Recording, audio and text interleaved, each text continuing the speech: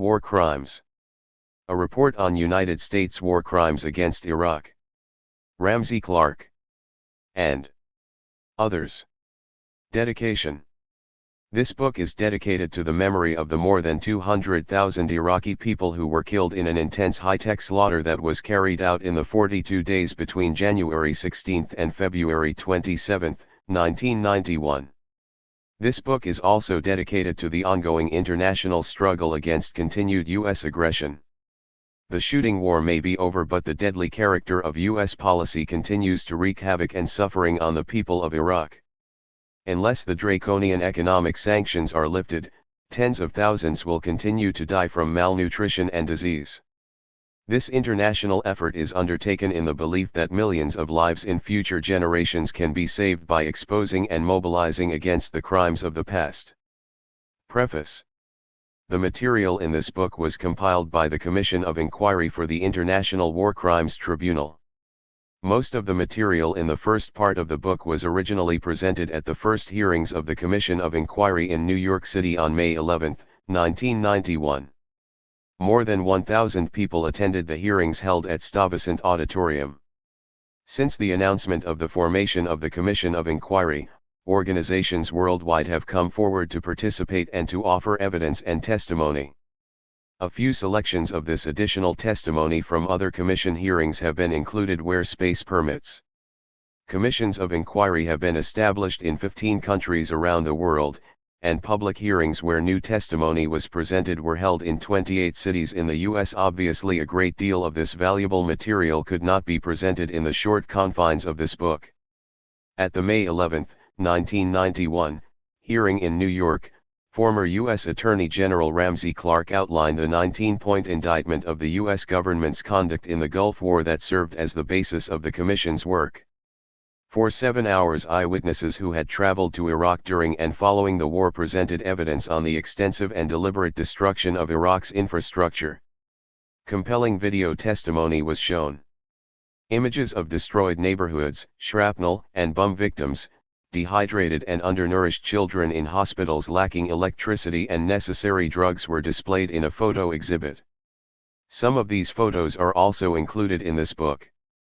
The Commission of Inquiry for an International War Crimes Tribunal was initiated by Ramsey Clark and the Coalition to Stop U.S. Intervention in the Middle East following Mr. Clark's February trip to Iraq. Accompanied by a video filmmaker and a photographer, Mr. Clark traveled 2,000 miles through Iraq during a time when the U.S. was running up to 3,000 bombing sorties a day. He first documented the systematic destruction of the civilian infrastructure, a view later confirmed by a number of other delegations and even by the United Nations' own team of investigators. The Commission of Inquiry was established to gather testimony and evidence on an international basis and to present the testimony in a series of public hearings. Evidence gathered at all these hearings is to be presented to an international tribunal of judges on February 27, 28, and 29, 1992 in New York, the one-year anniversary of the war. This book contains in the appendix the information detailing the extent of the destruction that Ramsey Clark originally presented in a letter to then United Nations Secretary General Javier Pérez de Cuellar and President George Bush and released to the world press. Other eyewitness reports and passages from several of the international laws and conventions along with U.S. Representative Henry Gonzalez's resolution of impeachment of President Bush on the basis of violations of the U.S. Constitution, the United Nations Charter and international laws have also been included. Acknowledgements. This book represents the combined efforts of many hundreds of people who have helped to present and publicize much of this material. The staff of the Commission consisted of Adib Abed, Teresa Gutierrez, Brian Becker, Gavri Gemma, Sarah Flounders, Bill Dors, Karen Talbot, and Phil Wilato. Special acknowledgement should be given to the New York Research Committee, which spent many hours filing reports, gathering the footnotes and checking facts. This committee was coordinated by Michelle L. E. Blanc and Barbara Nell Perrin and included Wallace Cheatham, Maggie L. Dominic, Chris Beecham, Kathy Avakian, David Finkelstein, Max Beecher, Andrea Robbins, Pat Hochmeyer, Brian Becker, Thelma Easy, Stephen Patty, Beth Barnsley, Vanna Whitten-Stovall and Patty Hopkins. We want to specially acknowledge the contributions of Professor Francis Boyle, M.A. Samad Matthias, Bob Schwartz, Yuriko Okawara, Joan Siekler, Samora Marksman, Jan van Erck, Hugh Steffens, Richard Becker, John Philpott, and David Jacobs. In addition, Betsy Jimble and Rosemary Niedenberg spent many hours transcribing tapes of talks and testimony. Help in editing this material was provided by John Catalinato and Gary Wilson.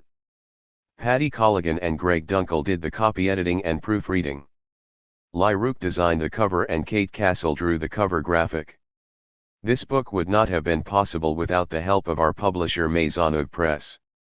Special thanks to Robert Merrill of Maisonneuve Press, who recognized the importance of establishing a permanent record of the work of the International Commission of Inquiry. His active participation and encouragement in each step and his final editing of the abundance of material made all the difference. Contents. Preface and Acknowledgements 7. The Tribunal's Final Judgment, February 29, 1992 1. Part 1, The Charges. Initial complaint charging George Bush, 9. J. Danforth Quayle, James Baker, Richard Cheney, William Webster, Colin Powell, Norman Schwarzkopf, and others to be named with crimes against peace, war crimes, crimes against humanity. Part 2, The Basis in International Law. Why an Inquiry Sarah Flounders 29.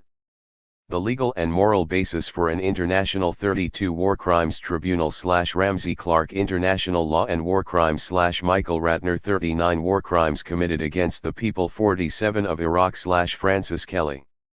Part 3, Testimony and Evidence 63. U.S. Conspiracy to initiate the war against Iraq Brian Becker 74 The myth of surgical bombing in the Gulf War Paul Walker 83 The massacre of withdrawing soldiers on the 90 Highway of Death Joyce Chediak The effects of the war on healthcare in Iraq 94 David Levinson. X. The impact of sanctions on Baghdad's Children's 99 Hospital and Montgomery The impact of the war on Iraqi society Adib Abed 102 and Gavri Gemma Eyewitness interviews 119 Crimes against Egyptian and Palestinian 139 Civilians in Iraq Mustafa el-Bakri Waging War on Civilization Fadwe el-Gindi 146 The attack on the women's peace ship Ife Williams 158 The truth behind economic sanctions. Report on the 164 Embargo of Food and Medicine Eric Hoskins. Part 4, The New World Order. The New World Order, What It Is and 173.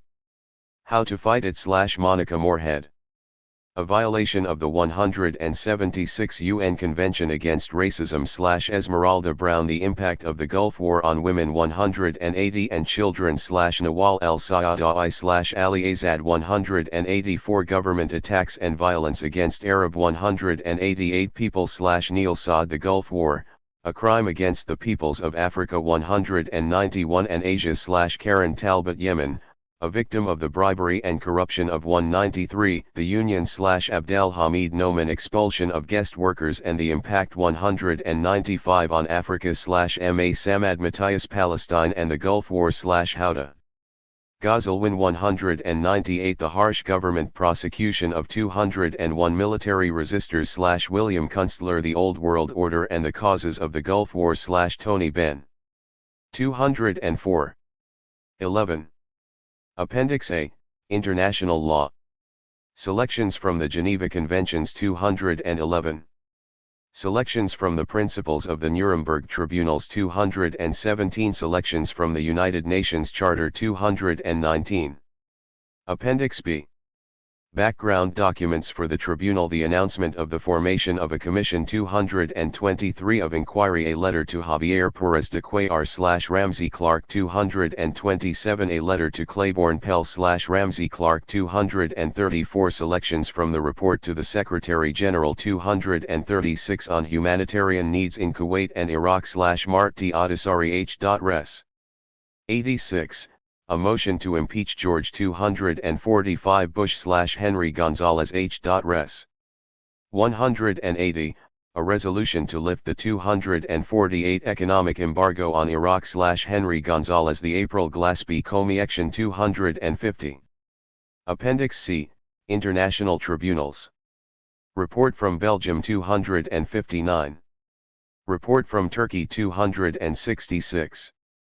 Report from East Asia 274. Index 277. 1. The Final Judgment. The International War Crimes Tribunal. The February 29, 1992, International War Crimes Tribunal was the culmination of one of the largest independent worldwide investigations into war crimes ever undertaken. Founded a year before, the Commission of Inquiry for the International War Crimes Tribunal issued a call to the people of the entire world to hold independent people's investigations into the causes of the Gulf War and the conduct of its participants. The charge of war crimes against the U.S. for its conduct in the war, made by political forces within the United States, inspired a wave of similar actions across the world.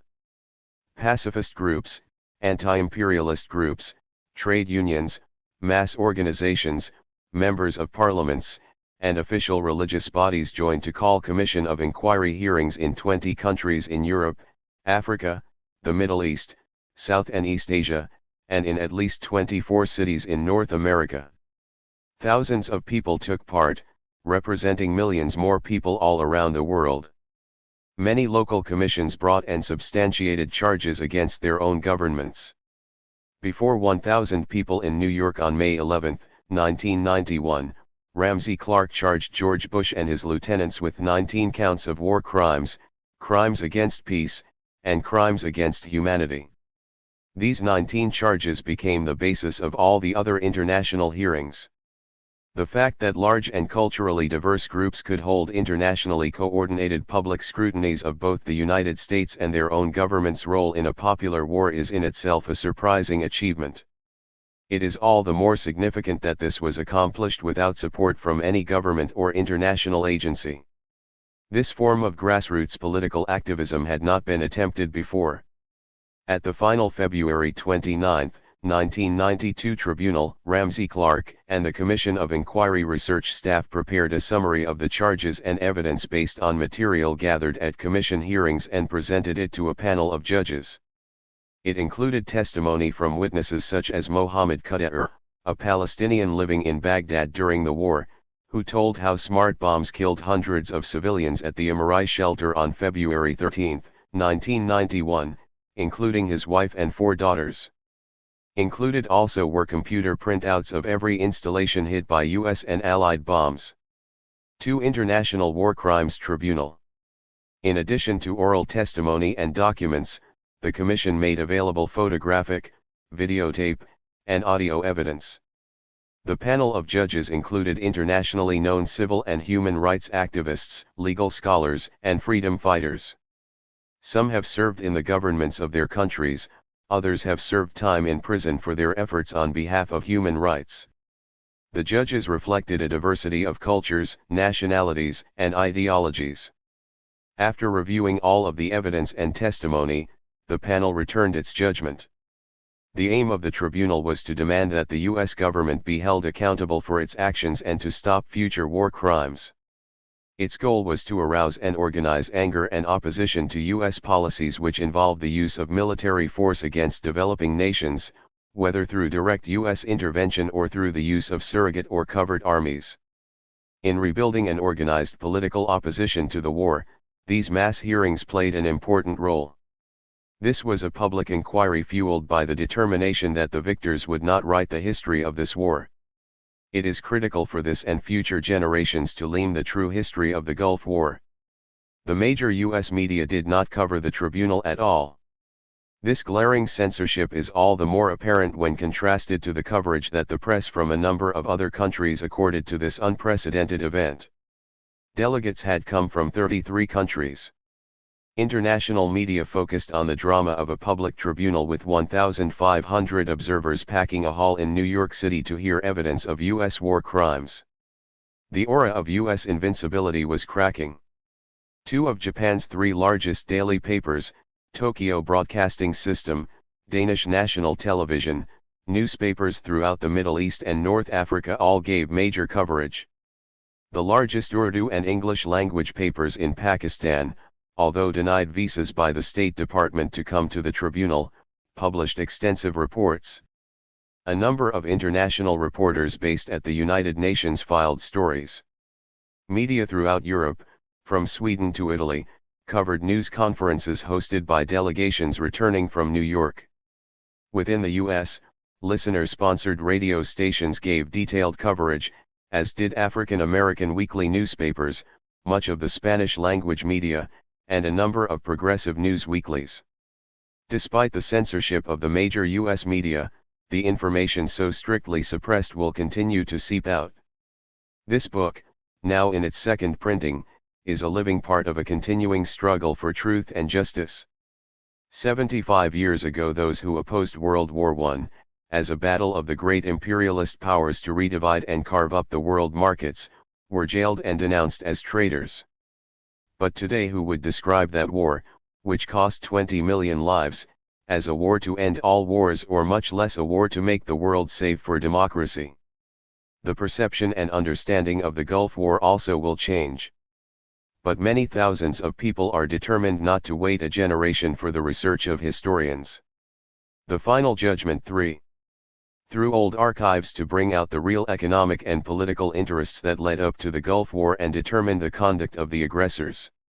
The policy must be understood and opposed now, because other U.S. wars and interventions are on the agenda of the New World Order. The panel of tribunal judges and the international delegates came not just to hear the evidence of a past U.S. war. They challenged the Commission staff to consider ways to continue their international collaboration and exchange of information. The first step was the founding of the new International Action Center in New York City. Truth is a powerful weapon. Heightened cooperation between international contacts could prevent further U.S. militarism, not just respond to it. The International Action Center will help to provide continuing opposition to U.S. intervention around the world. The center will help with organizing support on difficult international issues, such as the continuing attacks on Cuba, the CIA support of the military coup in Haiti, and the continuing Israeli occupation of Palestinian territory. This is the challenge in the work ahead, and it is the challenge in reading the testimony in this book. The world cannot be viewed in isolated, unconnected segments. Learning about these hearings and the judgment will help the reader develop a clearer understanding of the real issues behind the assault on Iraq and an appreciation of the international movement that organized a powerful struggle for truth. This the hope for the future. Adib Abed. Sarah Flounders. The Commission of Inquiry for the International War Crimes Tribunal. For International War Crimes Tribunal. Final Judgment, International War Crimes Tribunal. The members of the International War Crimes Tribunal, meeting in New York, have carefully considered the initial complaint of the Commission of Inquiry dated May 6, 1991 against President George H. W. Bush, Vice President J. Danforth Quayle, Secretary of Defense Richard Cheney, Gen. Norman Schwarzkopf, commander of the Allied forces in the Persian Gulf, and others named in the complaint, charging them with 19 separate crimes against peace, war crimes, and crimes against humanity in violation of the Charter of the United Nations, the 1949 Geneva Conventions, the first protocol thereto, and other international agreements and customary international law, having the right and obligation as citizens of the world to sit in judgment regarding violations of international humanitarian law, having heard the testimony from various commissions of inquiry hearings held within their own countries and/or elsewhere during the past year, and having received reports from numerous other commission hearings which recite the evidence there gathered, having been provided with documentary evidence, eyewitness statements, photos, videotapes, special reports, expert analyses, and summaries of evidence available to the Commission, having access to all evidence, knowledge, and expert opinion in the Commission files or available to the Commission having been provided by the Commission, or elsewhere obtained, various books, articles, and other written materials on various aspects of events and conditions in the Persian Gulf and military and arms establishments, having considered newspaper coverage, magazine and periodical reports, special publications, TV, radio, and other media coverage and public statements by the accused, other public officials and other public materials having heard the presentations of the Commission of Inquiry in public hearing on February 29, 1992, the testimony and evidence there presented, and having met, considered and deliberated with each other and with Commission staff, and having considered all the evidence that is relevant to the 19 charges of criminal conduct alleged in the initial complaint, make the following findings. Findings. The members of the International War Crimes Tribunal finds each of the named accused guilty on the basis of the evidence against them, and that each of the 19 crimes alleged in the initial complaint, attached hereto, has been established to have been committed beyond a reasonable doubt. The final judgment. 5. The members believe that it is imperative, if there is ever to be peace, that power be accountable for its criminal acts, and we condemn in the strongest possible terms those found guilty of the charges herein. We urge the Commission of Inquiry and all people to act on recommendations developed by the Commission to hold power accountable and to secure social justice on which lasting peace must be based. Recommendations.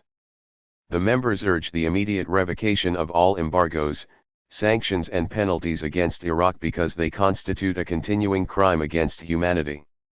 The members urge public action to prevent new aggressions by the United States threatened against Iraq, Libya, Cuba, Haiti, North Korea, Pakistan, and other countries, and the Palestine people, fullest condemnation of any threat or use of military technology against life, both civilian and military, as was used by the United States against the people of Iraq. The members urge that the power of the United Nations Security Council, which was blatantly manipulated by the U.S. to authorize illegal military action and sanctions, be vested in the General Assembly, that all permanent members be removed, and that the right of veto be eliminated as undemocratic and contrary to the basic principles of the UN Charter.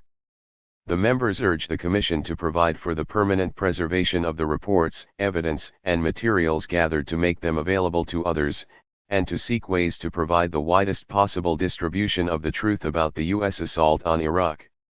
Charges of other countries. In accordance with the last paragraph of the initial complaint designated scope of inquiry, the Commission has gathered substantial evidence of criminal acts by governments and individual officials in addition to those formally presented here. Formal charges have been drafted by some commissions of inquiry against other governments in addition to the United States. Those charges have not been acted upon here. The Commission of Inquiry or any of its national components may choose to pursue such other charges at some future time. The members urge all involved to exert their utmost effort to prevent recurrences of violations by other governments that were not considered here. Done in New York, this 29th day of February, 1992. Olga Mejia, Panama, President of the National Human Rights Commission in Panama, a non-governmental body representing peasants' organizations, urban trade unions, women's groups, and others. Part 1. The charges. The civilian infrastructure was directly targeted. This photo shows the A1 Jisr al-Mu'allaq suspension bridge in Baghdad. 3 Baghdad bridges were destroyed. They are vital arteries straddling the Tigris River and linking a city of 3 million people. 61 bridges were bombed throughout Iraq, most of them several times. Bridges are essential for transporting supplies to the civilian population. Initial complaint. Charging: George Bush, J. Danforth Quayle, James Baker, Richard Cheney, William Webster, Colin Powell, Norman Schwarzkopf, and others to be named. With crimes against peace, war crimes, crimes against humanity and other criminal acts and high crimes in violation of the Charter of the United Nations, international law, the Constitution of the United States and laws made in pursuance thereof. Preliminary statement. These charges have been prepared prior to the first hearing of the Commission of Inquiry by its staff. They are based on direct and circumstantial evidence from public and private documents, official statements and admissions by the persons charged and others, eyewitness accounts, Commission investigations and witness interviews in Iraq, the Middle East and elsewhere during and after the bombing, photographs and videotape, expert analyses, commentary and interviews, media coverage, published reports and accounts gathered between December 1990 and May 1991. Commission of Inquiry hearings will be held in key cities where evidence is available supporting, expanding, adding, contradicting, disproving, or explaining these, or similar charges against the accused and others of whatever nationality.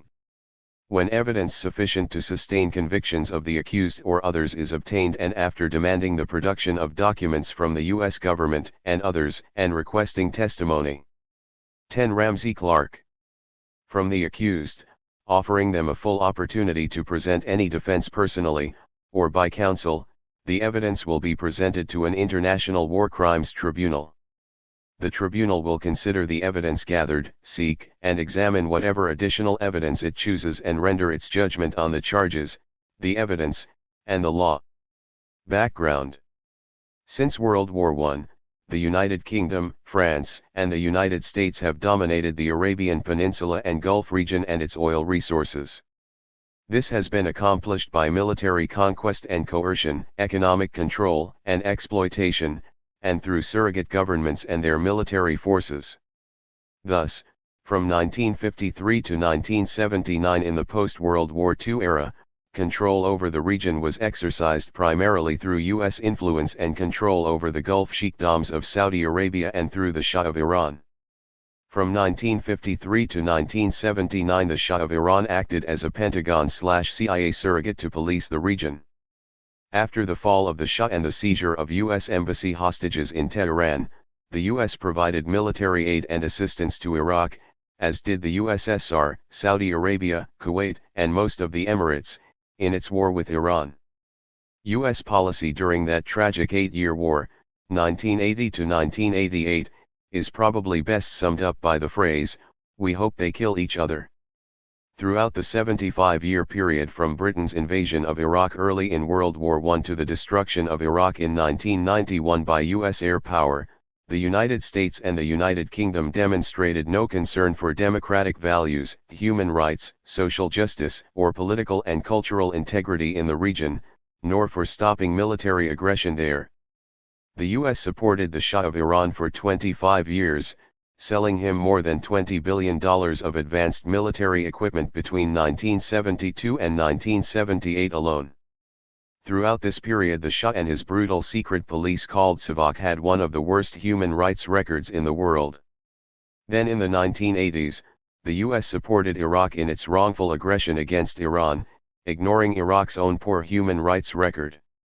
When the Iraqi government nationalized the Iraqi Petroleum Company in 1972, the Nixon administration embarked on a campaign to destabilize the Iraqi government. It was in the 1970s that the U.S. first armed and then abandoned the Kurdish people, costing tens of thousands of Kurdish lives. The U.S. manipulated the Kurds through CIA and other agencies to attack Iraq, intending to harass Iraq while maintaining Iranian supremacy at the cost of Kurdish lives without intending any benefit to the Kurdish people or an autonomous Kurdistan. 2. The U.S. with close oil and other economic ties to Saudi Arabia and Kuwait has fully supported both governments despite the total absence of democratic institutions, their pervasive human rights violations and the initial complaint. 11. Infliction of cruel, inhuman, and degrading punishments such as stoning to death for adultery and amputation of a hand for property offenses. The U.S., sometimes alone among nations, supported Israel when it defied scores of UN resolutions concerning Palestinian rights, when it invaded Lebanon in a war which took tens of thousands of lives, and during its continuing occupation of southern Lebanon, the Golan Heights, the West Bank and Gaza.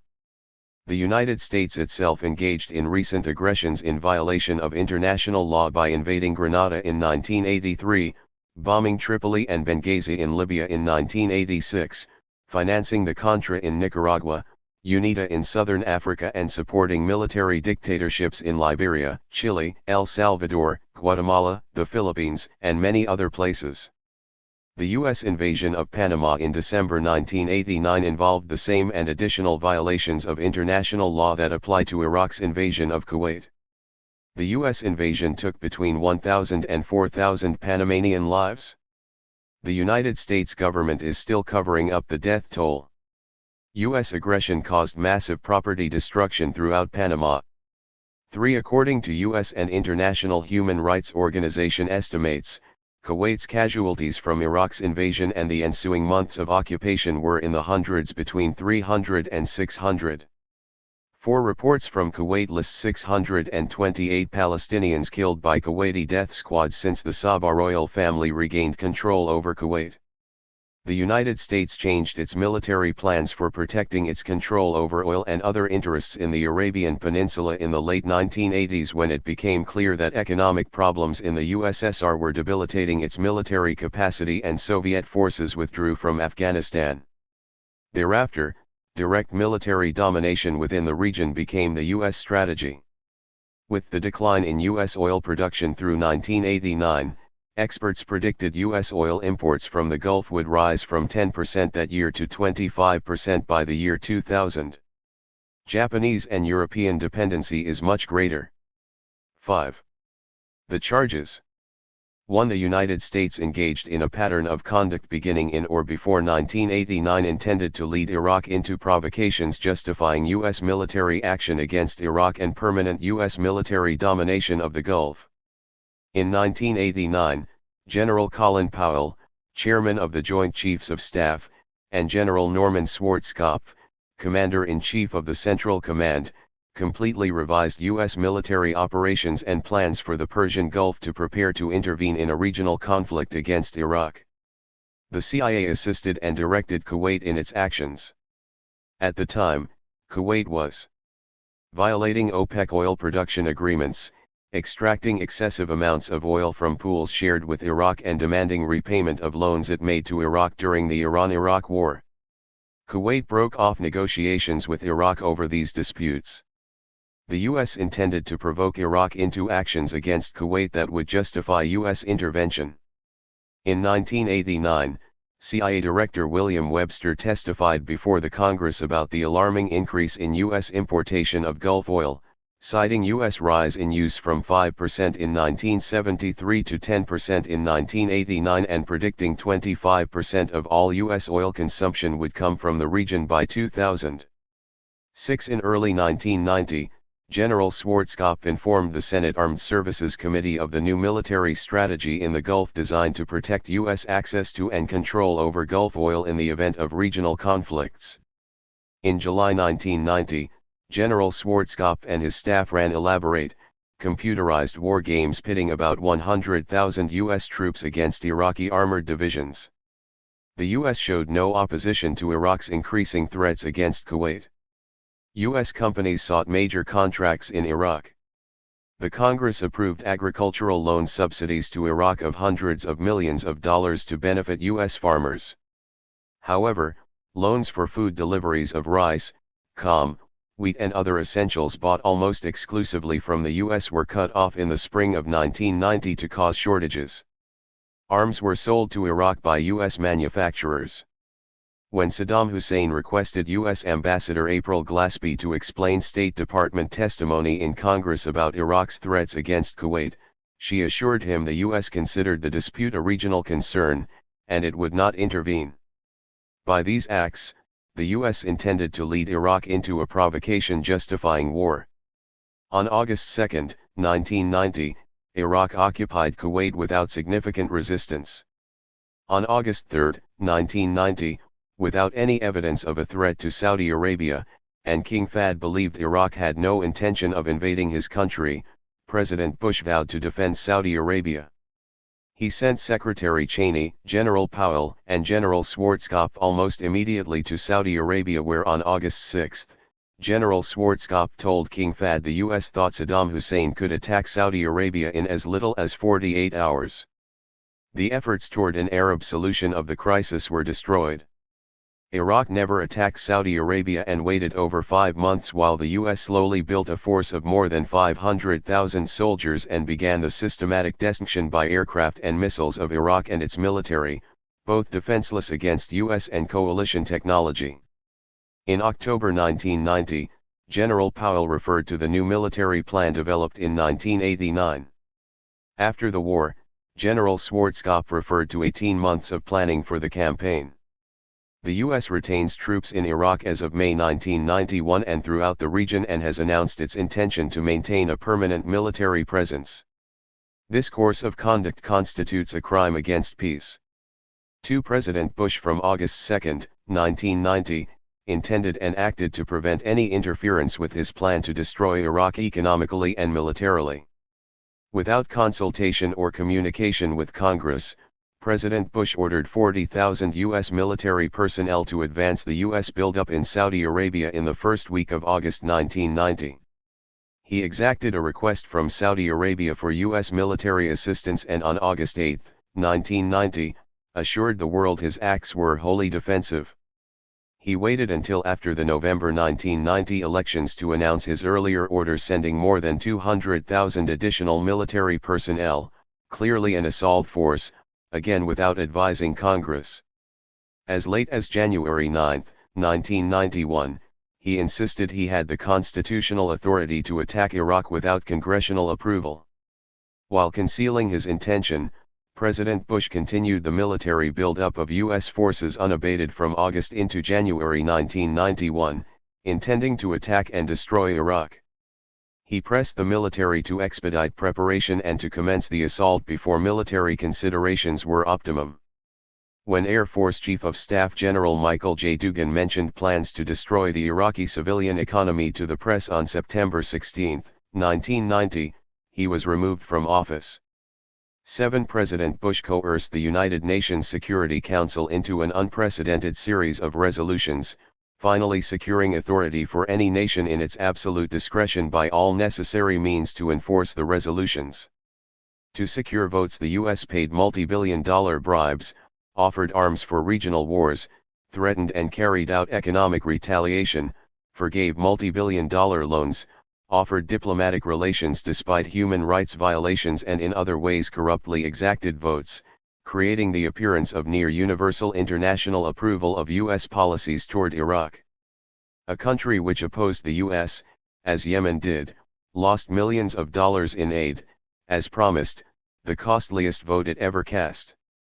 President Bush consistently rejected and ridiculed Iraq's efforts to negotiate a peaceful resolution, beginning with Iraq's August 12, 1990, proposal, largely ignored, and ending with its mid-February 1991 peace offer which he called a cruel hoax.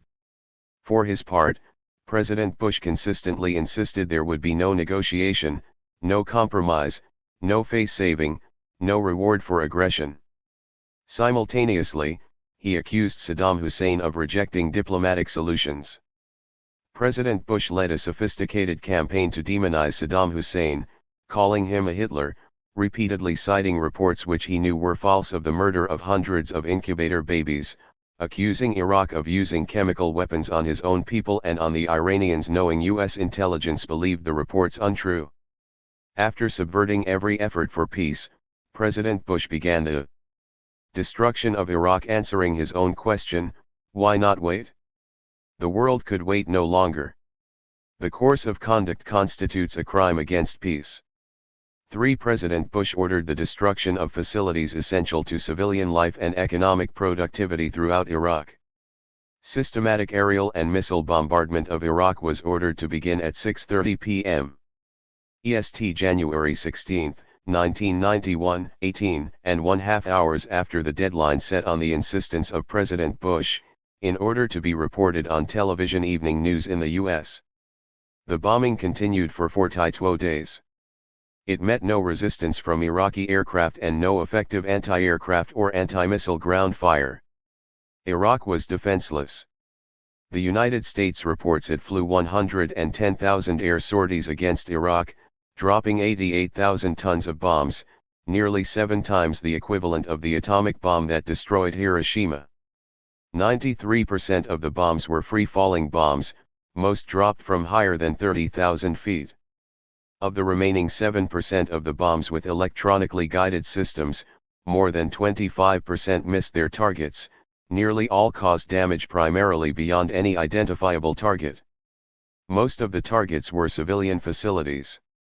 The intention and effort of the bombing of civilian life and facilities was to systematically destroy Iraq's infrastructure, leaving it in a pre-industrial condition. Iraq's civilian population was dependent on industrial capacities. The U.S. assault left Iraq in a near-apocalyptic condition as reported by the first United Nations observers after the war. 8 among the facilities targeted and destroyed were, electric power generation, relay and transmission water treatment, pumping and distribution systems and reservoirs, telephone and radio exchanges, relay stations, towers and transmission facilities, food processing, storage and distribution facilities and markets, infant milk formula and beverage plants, animal vaccination facilities and irrigation sites, railroad transportation facilities, bus depots, bridges, highway overpasses, highways, highway repair stations, trains, buses, and other public transportation vehicles, commercial and private vehicles, oil wells and pumps, pipelines, refineries, oil storage tanks, gasoline filling stations and fuel delivery tank cars and trucks, and kerosene storage tanks, sewage treatment and disposal systems, factories engaged in civilian production, example, textile and automobile assembly, and historical markers and ancient sites. As a direct, intentional, and foreseeable result of this destruction, tens of thousands of people have died from dehydration, dysentery, and diseases caused by impure water, inability to obtain effective medical assistance, and debilitation from hunger, shock, cold, and stress. More will die until potable water, sanitary living conditions, adequate food supplies and other necessities are provided. There is a high risk of epidemics of cholera, typhoid, hepatitis, and other diseases, as well as starvation and malnutrition through the summer of 1991 and until food supplies are adequate and essential services are restored. Only the United States could have carried out this destruction of Iraq, and the war was conducted almost exclusively by the United States. This conduct violated the UN Charter, the Hague and Geneva Conventions, the Nuremberg Charter, and the laws of armed conflict.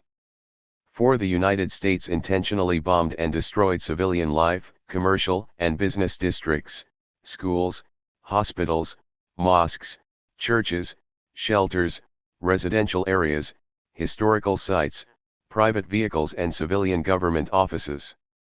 The destruction of civilian facilities left the entire civilian population without heat, cooking fuel, refrigeration, potable water, telephones, power for radio or TV reception, public transportation, and fuel for private automobiles. It also limited food supplies, closed schools, created massive unemployment, severely limited economic activity, and caused hospitals and medical services to shut down. In addition, residential areas of every major city and most towns and villages were targeted and destroyed. Isolated Bedouin camps were attacked by U.S. aircraft.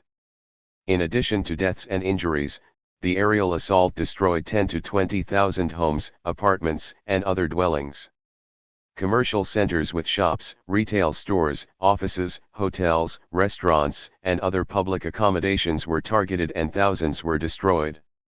Scores of schools, hospitals, mosques, and churches were damaged or destroyed.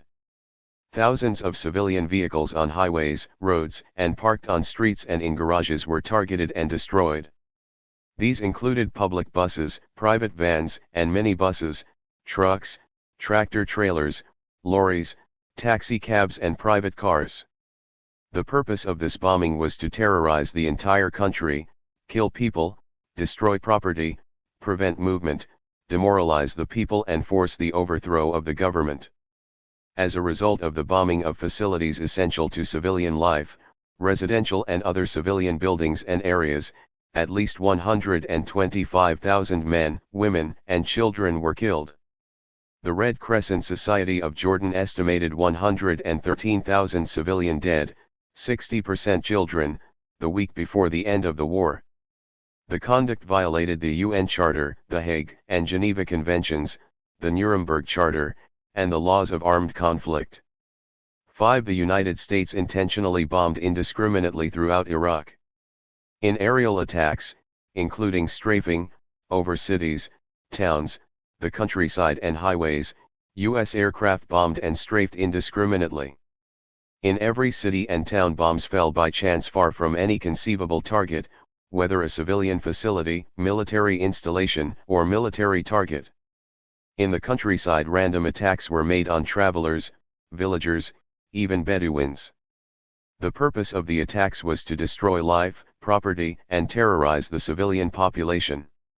On the highways, civilian vehicles including public buses, taxicabs, and passenger cars were bombed and strafed at random to frighten civilians from flight, from seeking food or medical care, finding relatives, or other uses of highways.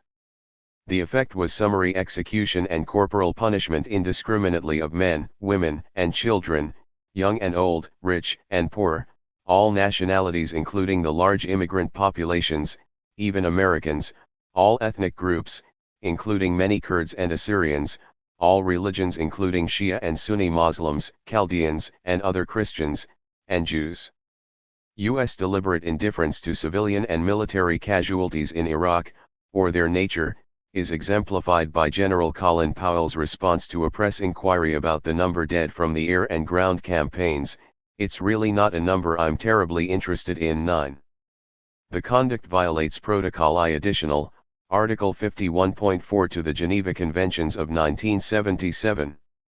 6. The United States intentionally bombed and destroyed Iraqi military personnel, used excessive force, killed soldiers seeking to surrender and in disorganized individual flight, often unarmed and far from any combat zones, and randomly and wantonly killed Iraqi soldiers and destroyed materiel after the ceasefire.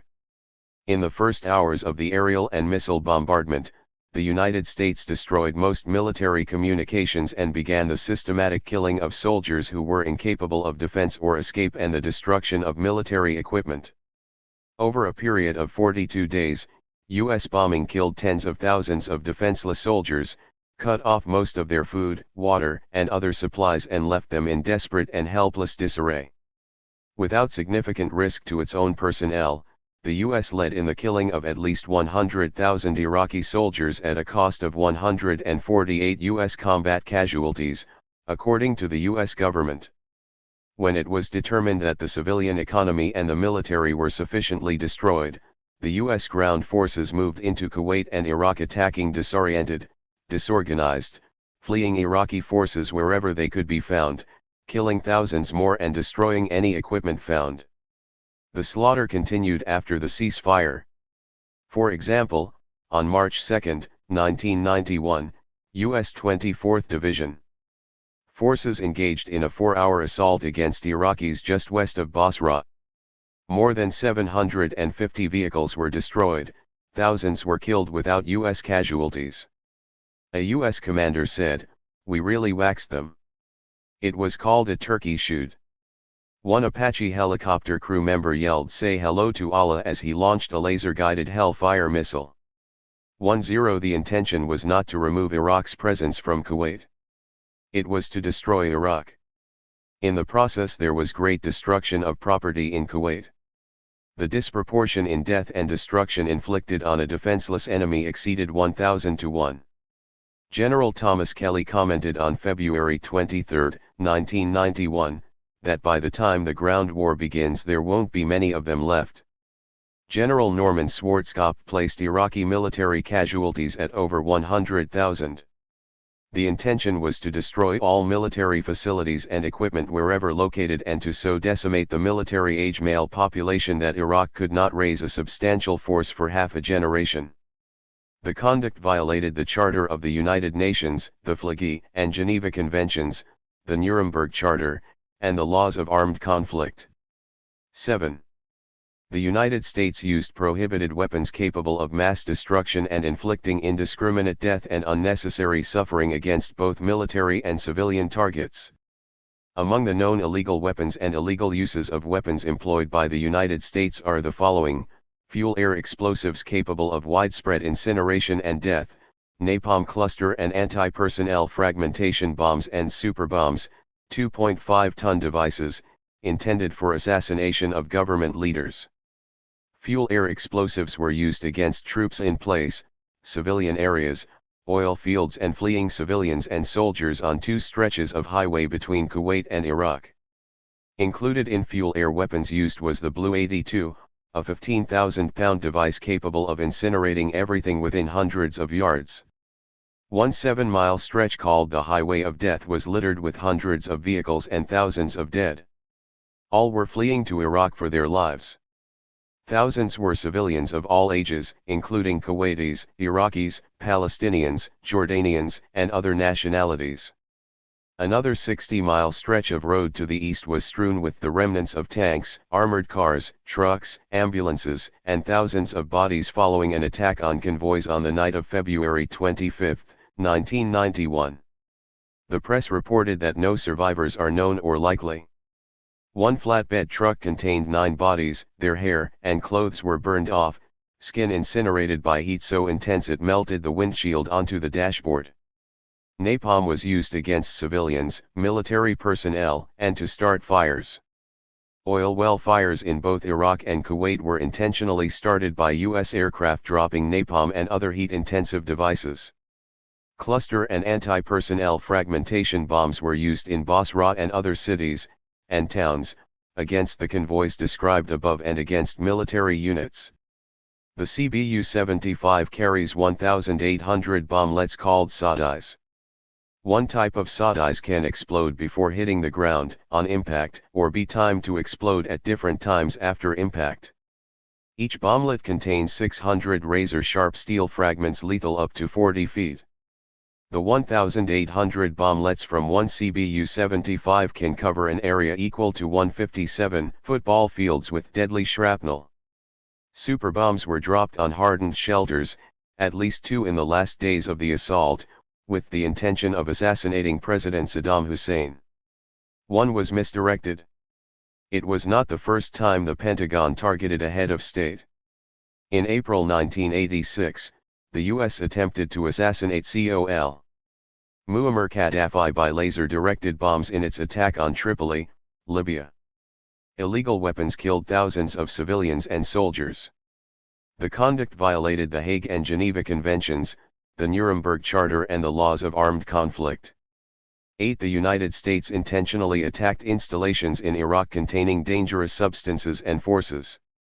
Despite the fact that Iraq used no nuclear or chemical weapons and in the face of UN resolutions limiting the authorized means of removing Iraqi forces from Kuwait, the U.S. intentionally bombed alleged nuclear sites, chemical plants, dams and other dangerous forces.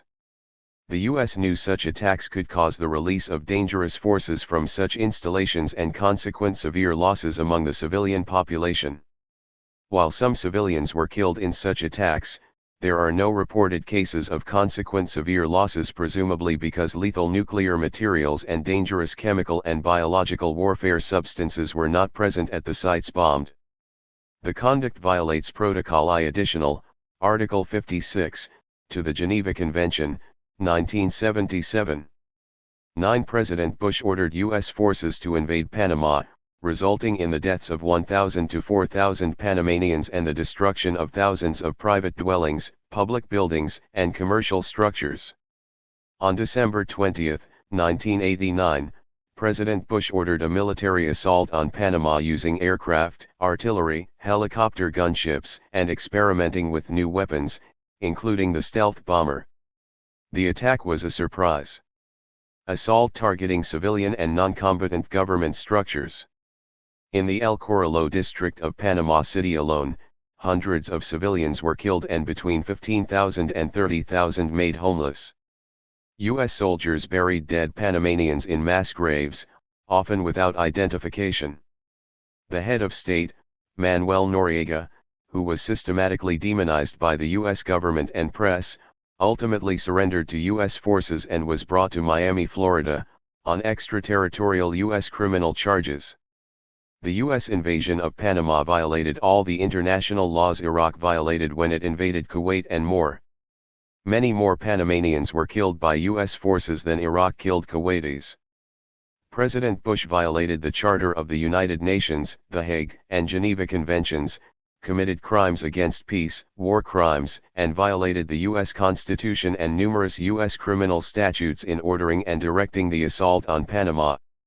10. President Bush obstructed justice and corrupted United Nations functions as a means of securing power to commit crimes against peace and war crimes. President Bush caused the United Nations to completely bypass Chapter 6 provisions of its charter for the Pacific settlement of disputes.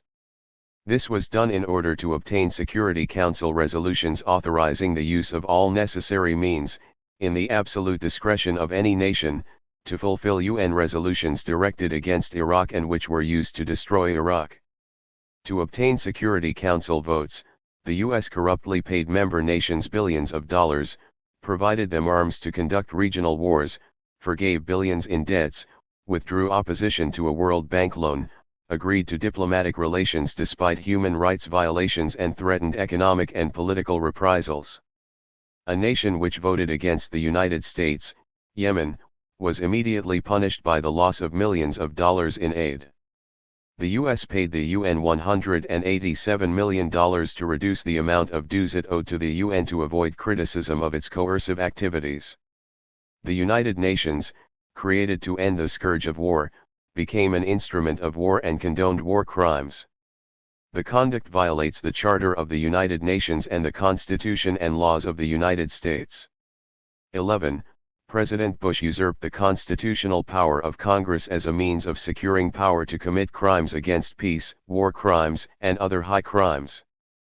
President Bush intentionally usurped congressional power, ignored its authority, and failed and refused to consult with the Congress. He deliberately misled, deceived, concealed, and made false representations to 20. Ramsey Clark. The Congress to prevent its free deliberation and informed exercise of legislature power.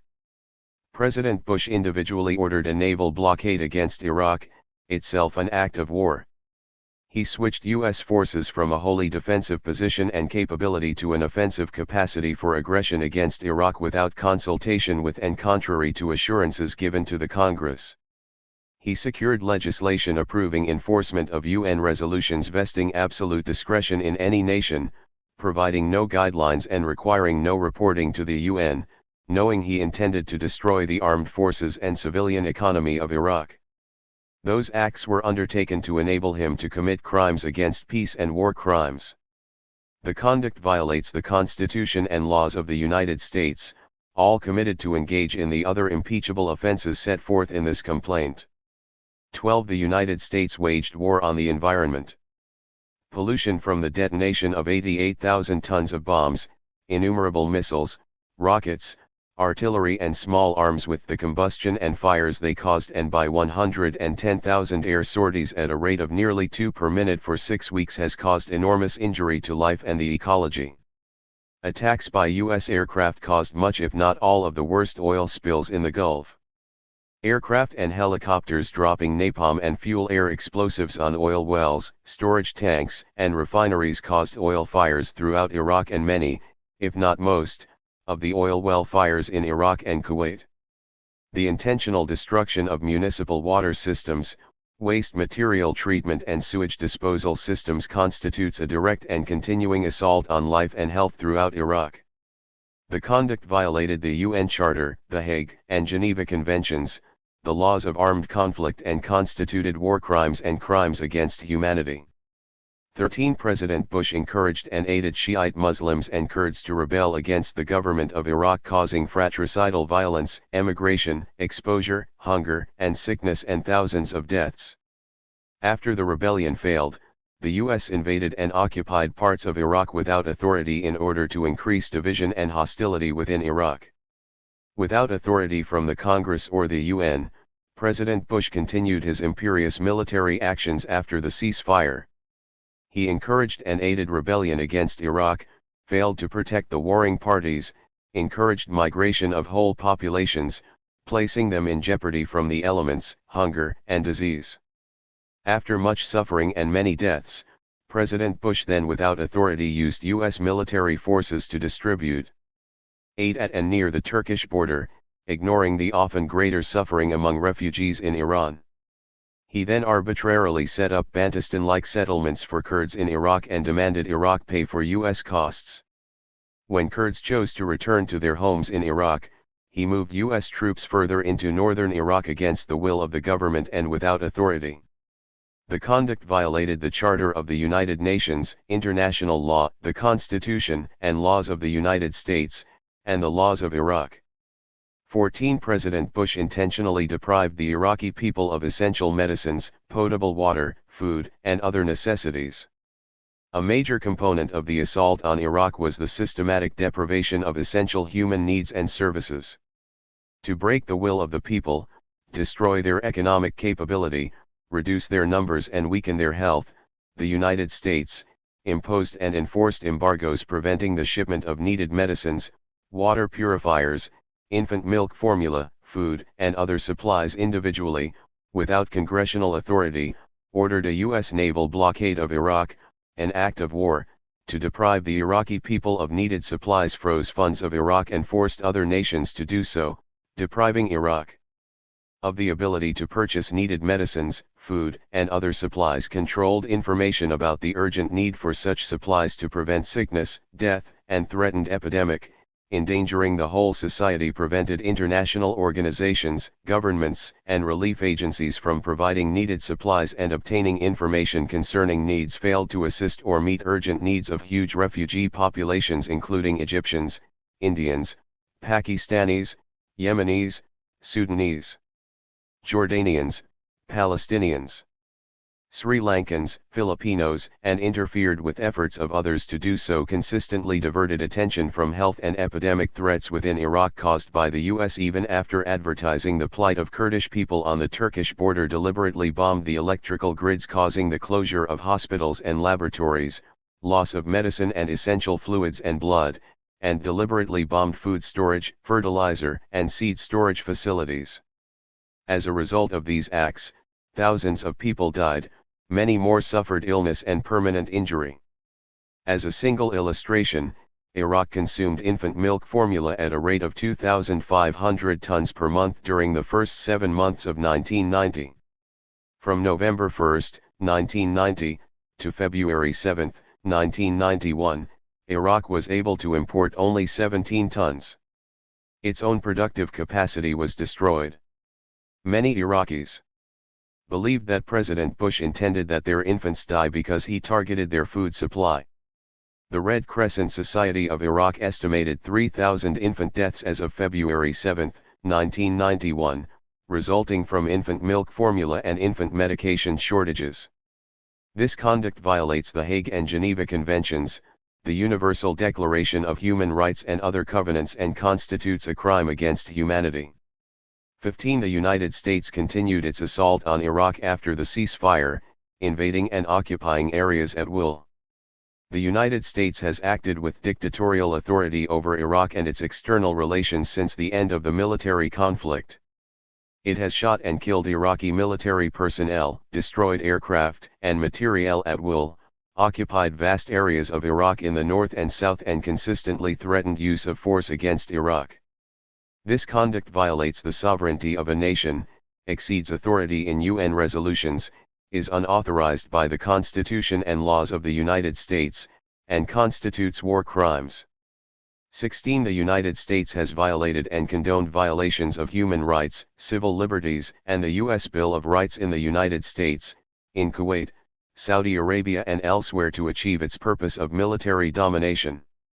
Among the many violations committed or condoned by the U.S. government are the following: illegal surveillance, arrest, interrogation, and harassment of Arab*American, Iraqi American, and U.S. resident Arabs, illegal detention, interrogation, and treatment of Iraqi prisoners of war, aiding and condoning Kuwaiti summary executions, assaults, torture, and illegal detention of Palestinians and other residents in Kuwait after the U.S. occupation, and unwarranted, discriminatory, and excessive prosecution and punishment of U.S. military personnel who refused to serve in the Gulf, sought conscientious objector status, or protested U.S. policies. Persons were killed, assaulted, tortured, illegally detained and prosecuted, harassed, and humiliated as a result of these policies. The conduct violates the Charter of the United Nations, the Universal Declaration of Human Rights, the Hague and Geneva Conventions, and the Constitution and laws of the United States. 17. The United States, having destroyed Iraq's economic base, demands reparations which will permanently impoverish Iraq and threaten its people with famine and epidemic. Having destroyed lives, property, and essential civilian facilities in Iraq, which the U.S. concedes will require $50 billion to replace, killed at least 125,000 people by bombing and many thousands more by sickness and hunger. The U.S. now seeks to control Iraq economically even as its people face famine and epidemic. 1-2 damages, including casualties in Iraq, systematically inflicted by the U.S. exceed all damages, casualties, and costs of all other parties to the conflict combined many times over. Reparations under these conditions are an exaction of tribute for the conqueror from a desperately needy country. The United States seeks to force Iraq to pay for damage to Kuwait largely caused by the U.S. and even to pay U.S. costs for its violations of Iraqi sovereignty in occupying northern Iraq to further manipulate the Kurdish population there. Such reparations are a neocolonial means of expropriating Iraq's oil, natural resources, and human labor. The conduct violates the Charter of the United Nations and the Constitution and laws of the United States. 18 President Bush systematically manipulated, controlled, directed, misinformed, and restricted press and media coverage to obtain constant support in the media for his military and political goals. The Bush administration achieved a 5-month-long commercial for militarism and individual weapons systems. The American people were seduced into the celebration of a slaughter by controlled propaganda demonizing Iraq, assuring the world no harm would come to Iraqi civilians, deliberately spreading false stories of atrocities including chemical warfare threats, deaths of incubator babies and threats to the entire region by a new Hitler. The press received virtually all its information from or by permission of the Pentagon. Efforts were made to prevent any adverse information or opposition views from being heard. CNN's limited presence in Baghdad was described as Iraqi propaganda. Independent observers, eyewitnesses' photos, and videotapes with information about the effects of the U.S. bombing were excluded from the media.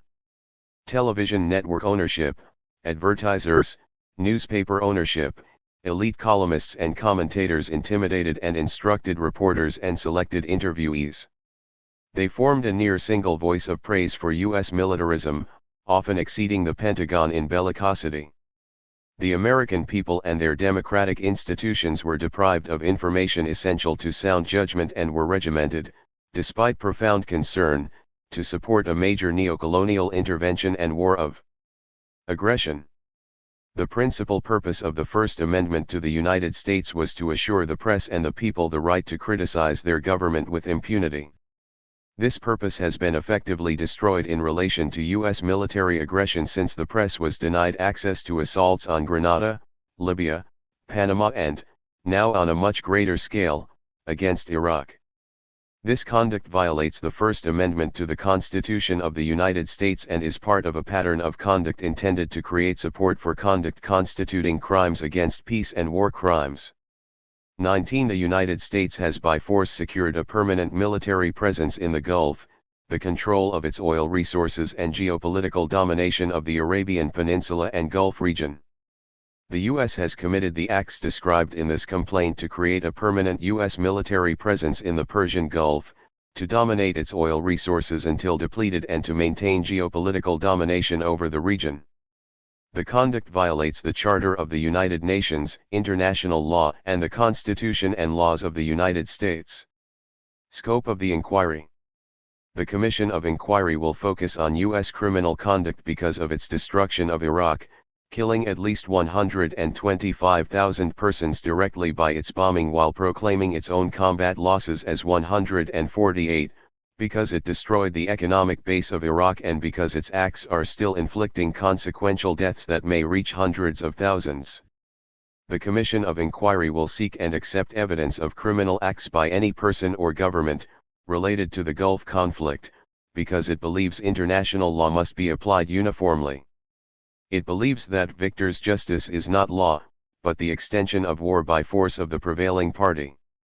The U.S. Senate, European Community foreign ministers, and the Western press, even former Nuremberg prosecutors, have overwhelmingly called for war crimes trials for Saddam Hussein and the Iraqi leadership alone.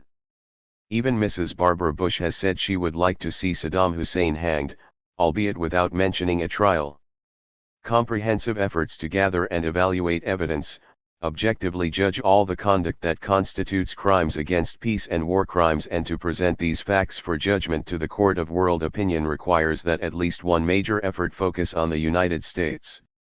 The Commission of Inquiry believes its focus on U.S. criminal acts is important, proper, and the only way to bring the whole truth, a balanced perspective and impartiality in application of legal process to this great human tragedy. Ramsey Clark. May 9, 1991. At the height of the Allied bombing of Iraq in early 1991, John Alpert, a longtime contributor to NBC News, shot the only footage of the war's impact not censored by either Iraq or the U.S. Traveling with former U.S. Attorney General Ramsey Clark, Alpert captured on camera what it was like to be on the ground during the Allied bombing. In an often harrowing journey, they witnessed widespread civilian casualties and extensive damage to homes, villages and markets, sometimes minutes after it occurred. In dramatic and often graphic scenes, Nowhere to Hide shows a far different reality than what most Americans saw on the nightly news. Part 2. The basis in international law. Why an inquiry? Sarah Flounders. We are beginning a worldwide series of public forums to uncover, to expose, to examine that which has been hidden, suppressed, and censored. This is the first in a series of public hearings on evidence of U.S. and Allied war crimes that will be held all across the U.S. and the world, from New York City to Cairo, from London to Manila, from Rome to New Delhi, from Toronto to San Francisco. Why is this so important? Since the days of the earliest societies, murder has always been considered a crime, in every society on the face of the earth, in every age. Long before there was any international order, any parliaments, any states, murder was considered a crime, and especially repugnant has been murder when the victim is defenseless. What do? We are witness to a collective crime against a portion of humanity. Life has the same value in Iraq as it does for all of us living in the United States. We have witnessed an unprovoked and cynical slaughter, a use of the most extreme form of terror against a community. Never in the history of the human race has so massive a concentration of military, economic, and political power focused on one small portion of the Earth's surface. In the essays which follow, there will be detailed accounts of this destruction that was wreaked on one country. There will also be provided material and evidence on its impact on the entire region and the rippling disruption through the developing countries of Africa and Asia. But perhaps the most important aspect of this crime that we all publicly witnessed is that it was done in contravention of the very laws of each nation that participated in the invasion. It's a crime not alone of the supreme military world power, the U.S. It was done collectively by the leading industrial powers. These leading industrial powers in their foreign and economic policy are regarded by the oppressed and exploited people of the world as imperialist powers. This was a crime done under the mantle of the UN Security Council, and there will be material presented on the United States' use of bribery and coercion to gain these votes and on the resolution of the UN Security Council and its use of military force. But despite all the countries involved, it was a decision of generals and rulers, corporate and industrial leaders, and not a democratic decision of the people, even in its form. This decision, momentous as it was not ratified nor ever even discussed in the UN General Assembly to this very day. Among the principal powers who participated, none of their parliamentary institutions were asked to decide. They were only given the opportunity to ratify a decision for destruction. This happened in the US, and it happened in every country. The papers presented here will begin to carry forward new material and new evidence, which grows every day. Some of it is even beginning to be recognized in the mass media. On May 8, 1991, an article appeared in New York Newsday by Patrick Sloyan, based on actual army footage of what he described as the largest battle of the war. The catch was that the battle occurred 2 days after Bush had ordered the final ceasefire, and 8 days after Iraq had announced its full withdrawal, and fighting had ceased. It was a violation even of the ceasefire guidelines. A division of the Republican Guard withdrawing on a long, unprotected causeway, high above a swamp, on Highway 8, was attacked. General Schwarzkopf himself ordered this attack, claiming that a single infantryman had fired a round at a U.S. patrol. We'll never know if Schwarzkopf told the truth. But the footage tells us what happened. The U.S. assembled attack helicopters, tanks, artillery, and opened fire with laser-guided weapons. The footage shows, and the commander describes, "We went right up the column like a turkey shoot, we really waxed them." That's on tape. Thousands of Iraqi soldiers were killed, not one U.S. soldier died. 1. The New World Order proposed by President Bush embodies the wish of the US, Britain, and France to return the world to the time a century ago, the 1890s, when they could sit down and carve up the entire world, when they could draw the lines through Africa and Asia. This is what the New World Order is all about. It's a restoring of the old colonial world order, and the colonial wars that they fought in the 19th century. The Great Battle of Omdurman in 1898 sounds a lot like the Iraq War.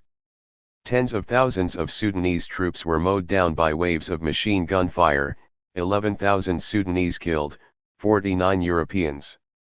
The US press, which during the Gulf War so demonized Saddam Hussein, did the same a little more than 100 years ago to Sitting Bull.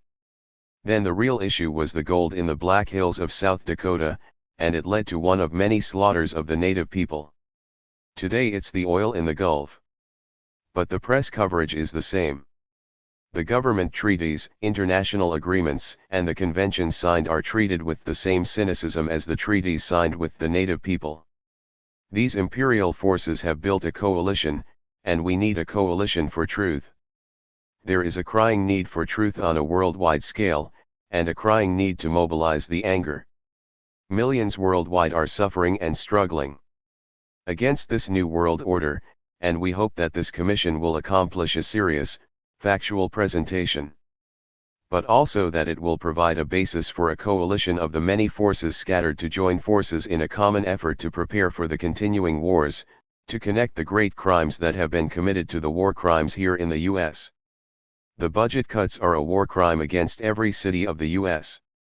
The 10,000 people who died here in the U.S. of AIDS during the 6 months of this war should also be considered casualties of the Gulf War.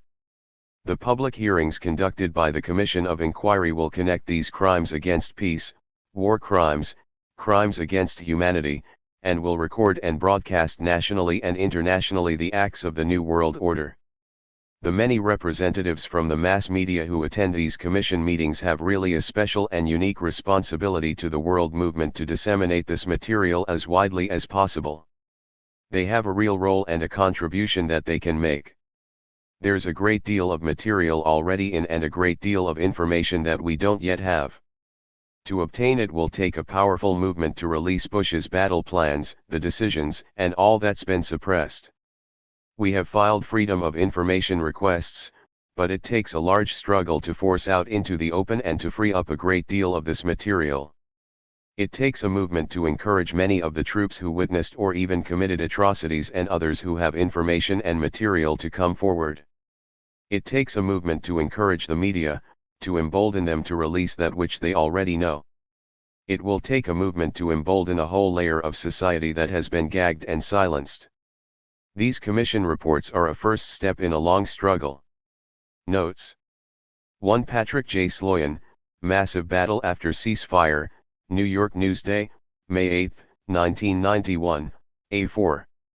Also, Pullback a Bloody Mismatch, Rout of Iraqi Became Savage Turkey Shoot, New York Newsday, March 31, 1991. Sarah Flounders is a member of the executive staff of the Commission of Inquiry for the International War Crimes Tribunal. The legal and moral basis for an international war crimes tribunal. Ramsey Clark. I'm a lawyer, and therefore, according to Franz Kafka, never very far from evil. I don't happen to share his philosophy of evil. I do recognize that nearly all lawyers are involved in misery, and that human rights lawyers are involved constantly in human tragedy. This commission is involved in the greatest tragedy that afflicts our species, war. It seeks to do something that has never been done before, but that is imperative to survival of life on the planet, and that is to hold governments that wage wars of conquest against others accountable to the people for their conduct. All governments now and forever hereafter. If the citizens of Greece had had the vision and the courage and the compassion to do it after the destruction of Melos, where all the men were killed, and all the elderly and women and children were sold in slavery, Athens could have prevailed. They pursued a policy, described by Thucydides, as one in which the powerful do as they will, and the weak suffer as they must. That is a policy that is impermissible by all human standards. Had the people of Rome demanded that their legions not ravage major parts of Europe and North Africa and the Middle East, there might have been peace at the time. Had the Mongolians contained the Khan so that they could graze in their own pastures, hundreds of thousands of people who met death at their hands could have raised their children in peace. If the Spanish conquistadors had been contained by their own people, the peers of Cervantes, if they just heard the voice of one man, Bartolomé de las Casas, whom, and we should never forget, said the Indians are human beings as worthy as any Spanish child and must be accorded full human rights, then the tens of millions, because that's the number that died in this hemisphere as a result of conquest and disease, would have been spared.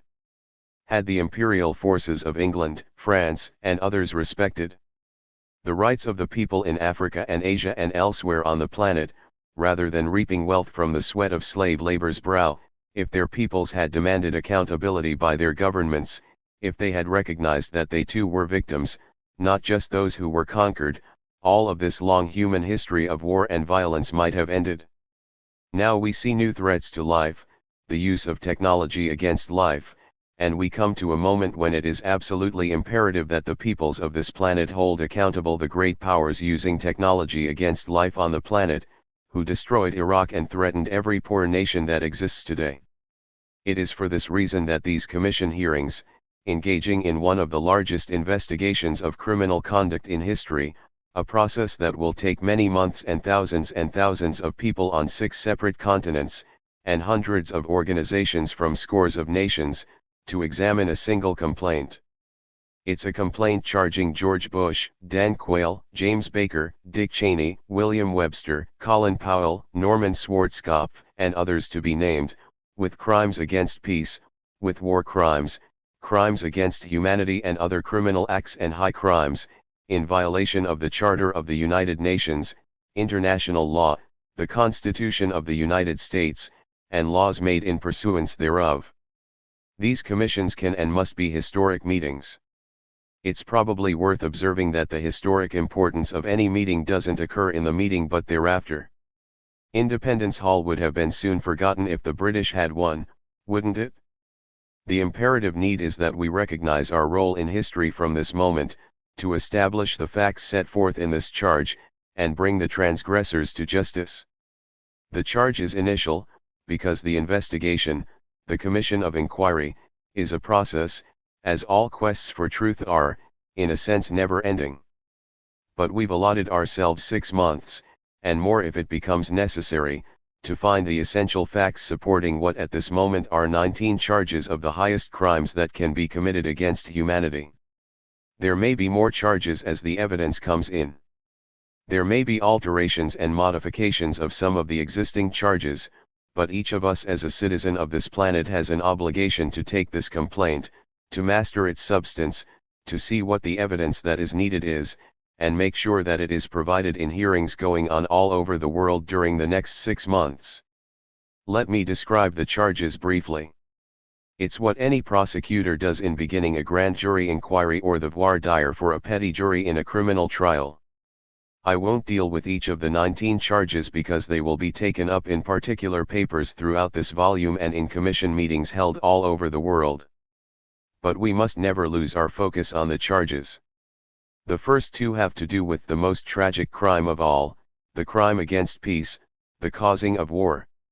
There are no war crimes until there is war, and in that sense, a preamble to every war crime is a crime against peace.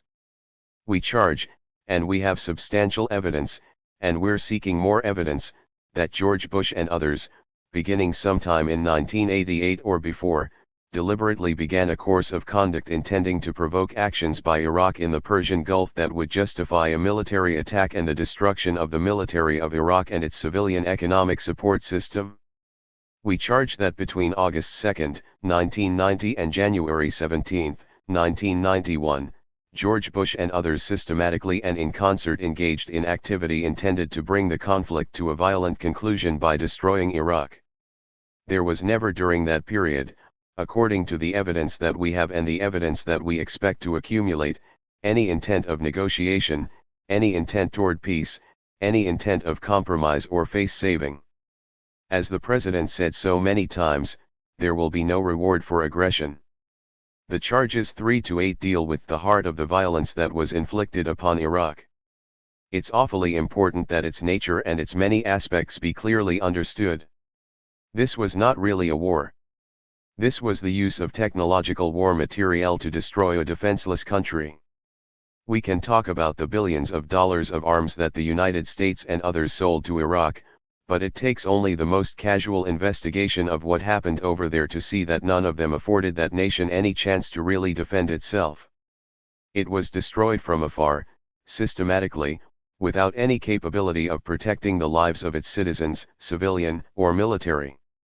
All you have to do to recognize this is look at the casualties. The United States is responsible for the deaths of at least 125,000, perhaps more than 300,000 by now, human beings living in Iraq between August and March of these past years. It claims to have lost 148 military people in combat, but in the type of war that it waged, it needn't have lost any, because it was destroying by aircraft, missile, and other devices the civilian infrastructure. We identify 8 essential elements of urban and rural life in a partially industrialized and largely agricultural and poor nation, 8 specific systemic parts of the economy that were destroyed throughout the nation. There was no running water, as we know. There was no electric power, and that means no heat and no refrigeration. There were no communications by any means other than voice and couriers carrying documents that could be read. There was no transportation other than that of a few vehicles, because systematically instruments of power, electric generation plants, oil wells, refineries, pipelines, storage tanks, down to the filling stations, were destroyed. The nation was rendered powerless even to function. It all came together in the hospitals, where there was no water to wash your hands with. There was no water to give to dehydrated people who were suffering from nausea and diarrhea. There was no heat, and it was winter, and even in the war, the temperature would be 50 degrees Fahrenheit or less. There was no light. Maybe 2 candles in a ward of 20 people. There was no anesthesia for an 11-year-old girl whose leg had to be amputated near the hip, and who was still delirious a few hours later when you talked to her. There was no anesthesia for a man who had to be held down by 4 people while you watched as radical surgery was performed on an arm. There was no painkiller to relieve the throbbing, aching pain of wounds from shrapnel. There weren't doctors who had equipment and hands that were clean that could heal the sick. There was a systematic destruction as well of civilian life itself. But we had found a new technique of war. You can cut off everything that people in the city need, and let them die on their own. You don't have to carpet bomb anymore, although the US military did a fair share of that, too. Our planes came in with bombs that destroyed residential areas in every city, every major town, and most villages. We destroyed the infrastructure there, and we destroyed residential areas, schools, hospitals, transportation centers, mosques, and all the rest. Even most of their military. U.S.-led coalition forces destroyed the capacity of the Iraqi military to function before they were ever engaged. We have to remember what we're told, because the context isn't clear at the time. General Kelly, when the so-called ground war began, said, "There aren't many left alive to fight."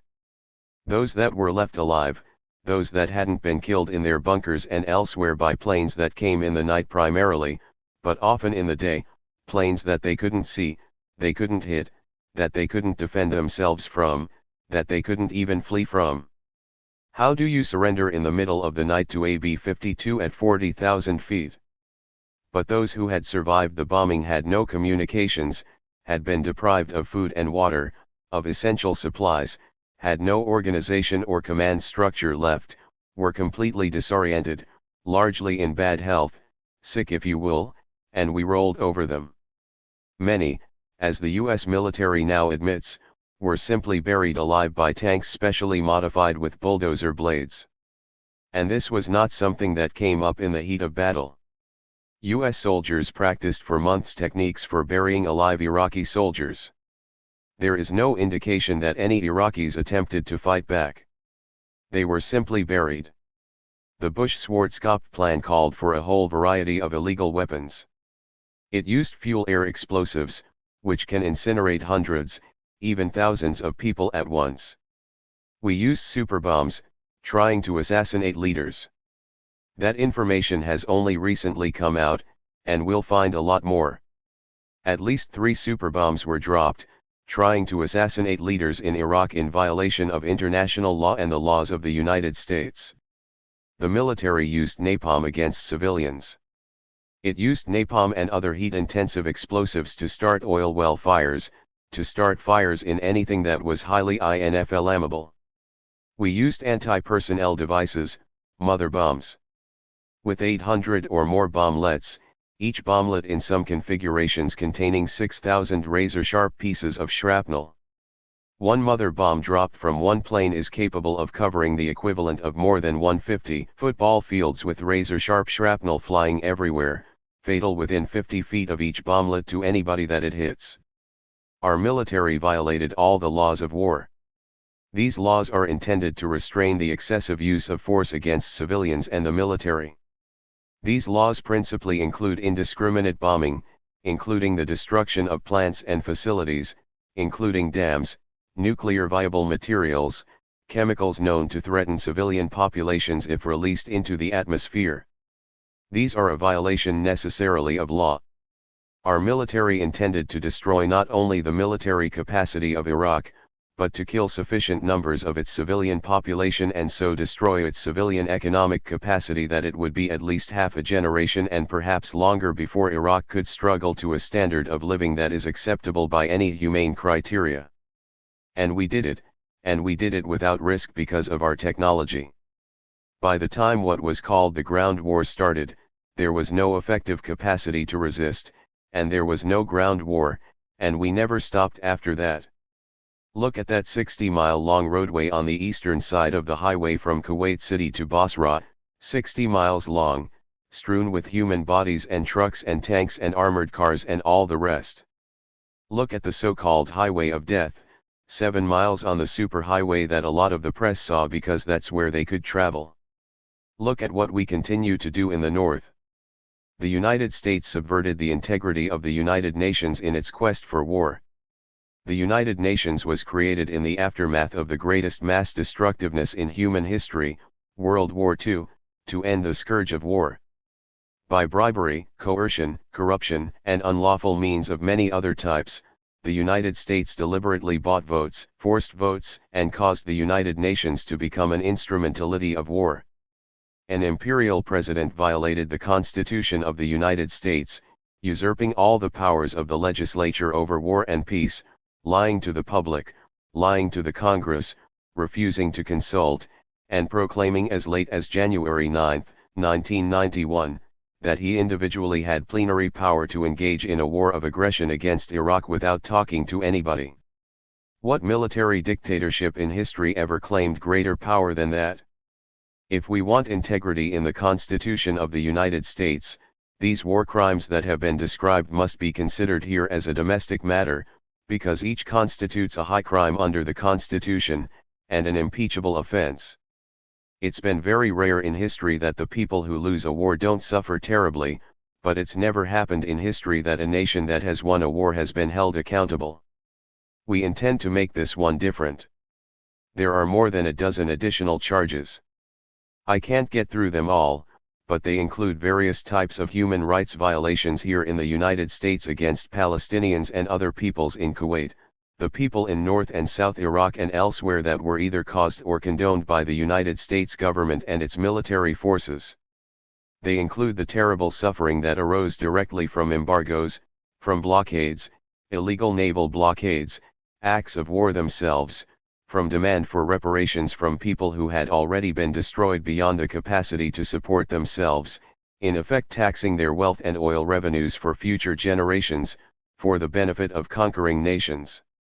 These have caused tens of thousands of deaths already, for lack of food, for lack of medicine, for lack of shelter. Just think of the refugees.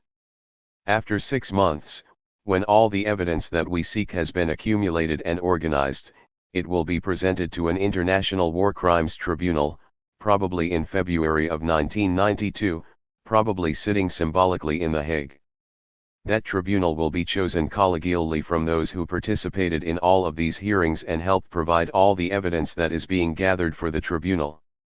The tribunal itself will be composed of international leaders who will render a judgment on the basis of the 19 charges and any others that have been developed in the interim. Then we begin the real effort, to take those reports, to take those charges, back to the people from which they came in the countries and the cities of 6 continents to demand action. The action will include the creation of an international court of criminal justice for the future, so that any nation hereafter that dares to violate these laws against war crimes and crimes against peace will be immediately accountable.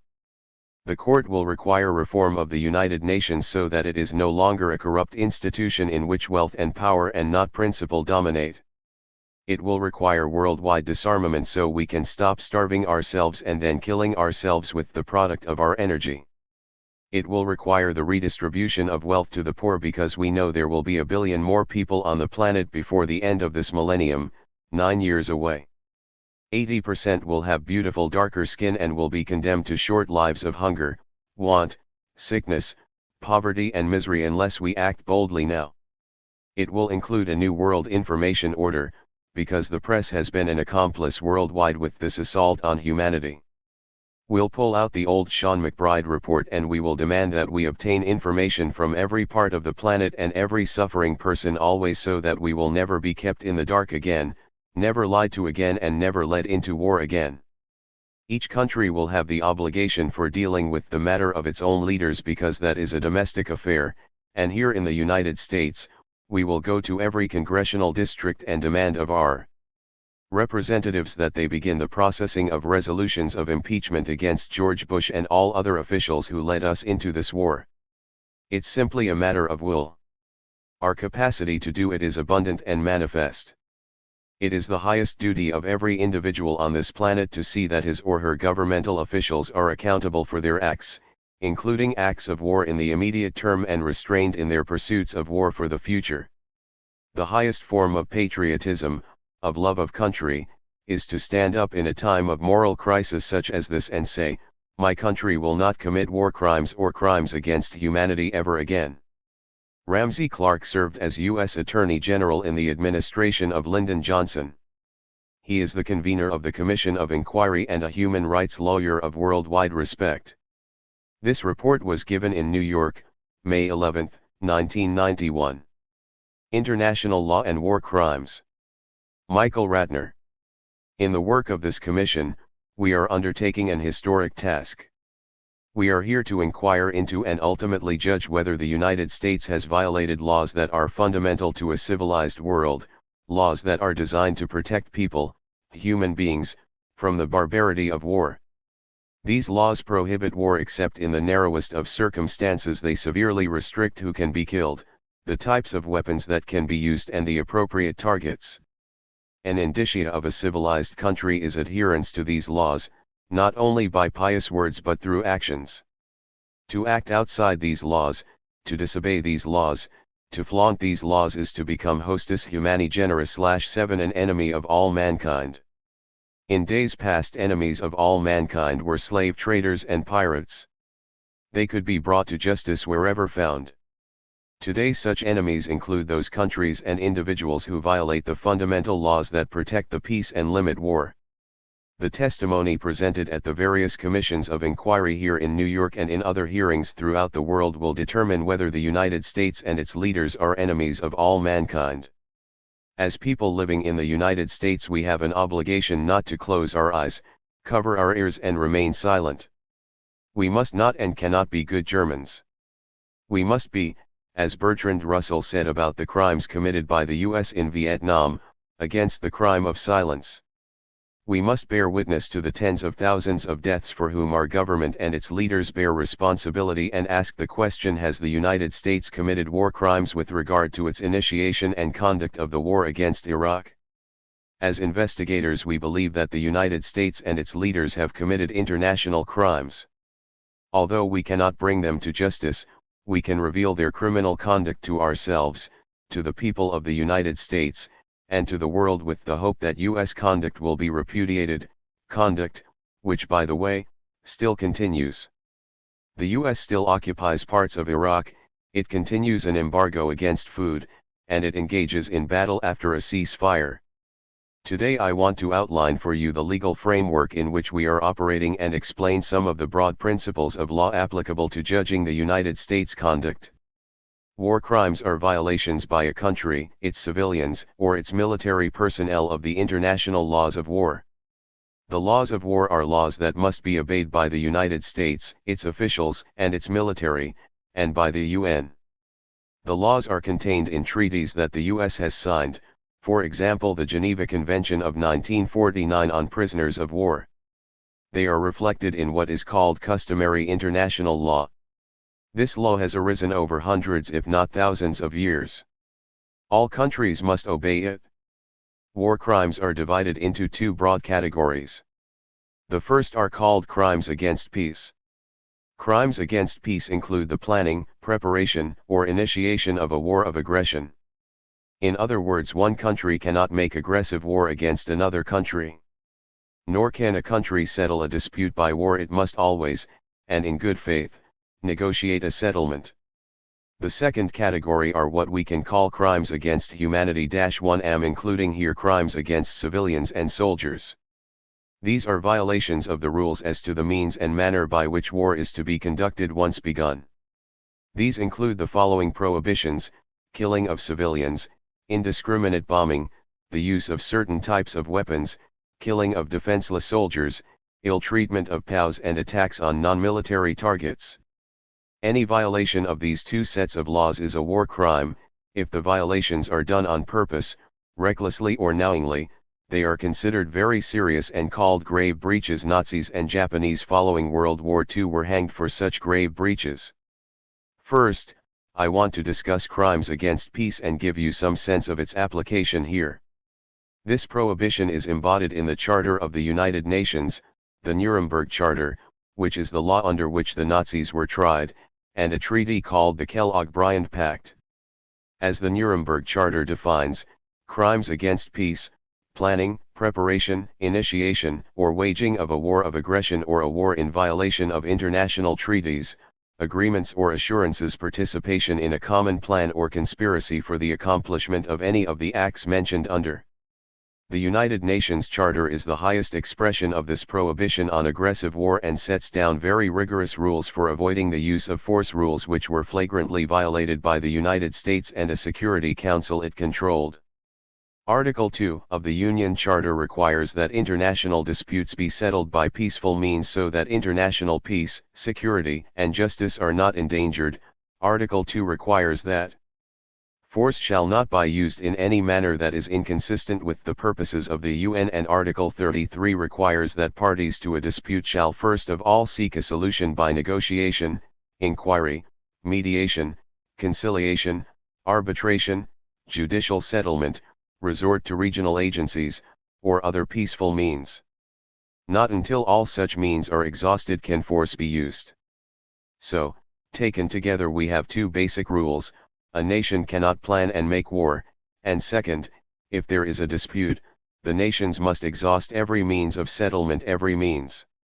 Even then, only the UN can authorize war. There is strong evidence, some of which is presented in the papers here, that the US violated both of these basic laws. These facts are not hidden. Much of the evidence indicating that the U.S. set up the war with Iraq is contained in U.S. Rep. Gonzales's impeachment resolution and brief in support presented to Congress and printed in full in the congressional record.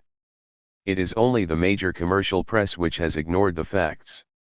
In part it includes the following revelations: as early as October 1989 the CIA representatives in Kuwait had agreed to take advantage of Iraq's deteriorating economic position to put pressure on Iraq to accede to Kuwait's demands with regard to the border dispute, encouraging Kuwait to refuse to negotiate its differences with Iraq as required by the United Nations Charter, including Kuwait's failure to abide by OPEC quotas, its pumping of Iraqi oil from the Rumaila oil field and its refusal to negotiate these and other matters with Iraq. Months prior to the Iraqi invasion of Kuwait, the United States administration prepared a plan and practiced elaborate computer war games pitting United States forces against Iraqi armored divisions. In testimony before Congress prior to the invasion, Assistant Secretary Kelly misleadingly assured Congress that the United States had no commitment to come to Kuwait's assistance in the event of war. April Glaspie's reassurance to Iraq that the dispute was an Arab matter and the U.S. would not interfere. Even if we suspend judgment and believe that the U.S. neither planned nor prepared this war, it had no right to initiate war until all means of negotiation were at an end. The U.S., however, never wanted to negotiate. It wanted war. According to the New York Times, the U.S. wanted to block the diplomatic track because it might defuse the crisis at the cost of a few token gains for Iraq. 1. Iraq at about this time made an offer to negotiate to settle the crisis. It offered to withdraw from Kuwait for some form of control over 2 uninhabited islands that would give it access to the Gulf and control over the Rumaila oil field. The offer was, according to some U.S. officials, serious and negotiable. Offers continued until the eve of war, and by that time Iraq was willing to withdraw totally from Kuwait. The U.S. instantly dismissed all offers to negotiate a settlement and refused to pursue them. No negotiations was the constant theme of U.S. President George Bush. 2. The U.S. and its allies wanted to see the crisis settled by force. It is the U.S. that chose war and not peace. It is the U.S. that committed a crime against peace. I want to say a word about the UN resolutions embargoing Iraq and supposedly authorizing the use of force. All of the UN resolutions were suspect because of what Rep. Gonzales called in his impeachment resolution the bribing, intimidating, and threatening of others, including members of the UN Security Council. Gonzales cites the following outright bribes: immediately after the November 29 vote in the UN authorizing force, the administration unblocked a $140 million loan for the World Bank to China and agreed to meet with Chinese government officials. The Soviet Union was promised $7 billion in aid from various countries and shipments of food from the United States. Zaire was promised forgiveness of part of its debt as well as military assistance. A $7 billion loan to Egypt was forgiven, a loan the president had no authority to forgive under U.S. law. Syria was promised that there would be no interference in its Lebanon actions. Saudi Arabia was promised $12 billion in arms sales. The U.S., which owes the most money to the UN, paid off $187 million of its debt immediately after the vote authorizing the use of force. The administration attempted to coerce Yemen by threatening the cutoff of U.S. funds. 3. But even were this not the case, can the UN apply measures of force such as the embargo, effectively a blockade and an act of war, and authorize all necessary means which the U.S. saw as war without negotiating first? It cannot do so according to the stipulations of its own charter. Nor was the UN permitted to embargo food and limit the importation of medicine. Neither the UN nor any country can take measures that intentionally or knowingly have the effect of starving and harming the civilian population. This is prohibited by every tenet of international law. It is well known that Iraq imports 60 to 70% of its food. As testimony presented elsewhere in book and in many reports from fact-finding missions to Iraq since the end of the war, many children died because of the lack of infant formula and adequate food and medicine. And what of this infamous resolution that authorized all necessary means to remove Iraqi forces from Kuwait? Did this authorize war? not by its own terms. The resolution was left specifically vague, stipulating only all necessary means. Nowhere did it mention war, and certainly many other means were readily available for achieving the goals of the UN resolutions. All other means were never exhausted. From the US standpoint, massively violent war was the first and only option. All other means had to be precluded at any cost. Finally, on the point of the US Commission of Crimes Against Peace, even if we get over all of the other illegalities and assume that the UN had the authority to authorize war and did so in this case, what did it authorize? It authorized the use of force only to obtain the withdrawal from Kuwait. It certainly never authorized the incursion into, much less the occupation of, Iraq and the total subjection of that nation to the dictates of the UN, acting out policies originating in the US government. No one has authorized the US to have even one soldier in Iraq. This is aggression in the classic sense. US forces moved in from the north down to the 36th parallel and have set up camps for displaced Kurds. Nor did the resolution authorize any bombing of Iraq, certainly not the bombing of Baghdad or Basra or the near-complete destruction of the economic infrastructure. The second broad category we are concerned with are what are referred to as crimes against humanity. By this I mean both crimes against civilians and combatants.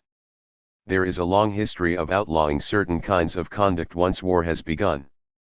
The principle is that the means and manner of waging war are not unlimited. In other words, while it is of primary importance to prevent war, once war has begun there are limits on the types of targets that can be attacked and the weapons that can be employed. Central to these laws of war is the desire to protect civilians, non-combatants, soldiers who are no longer fighting, and the resources and infrastructure necessary to their survival.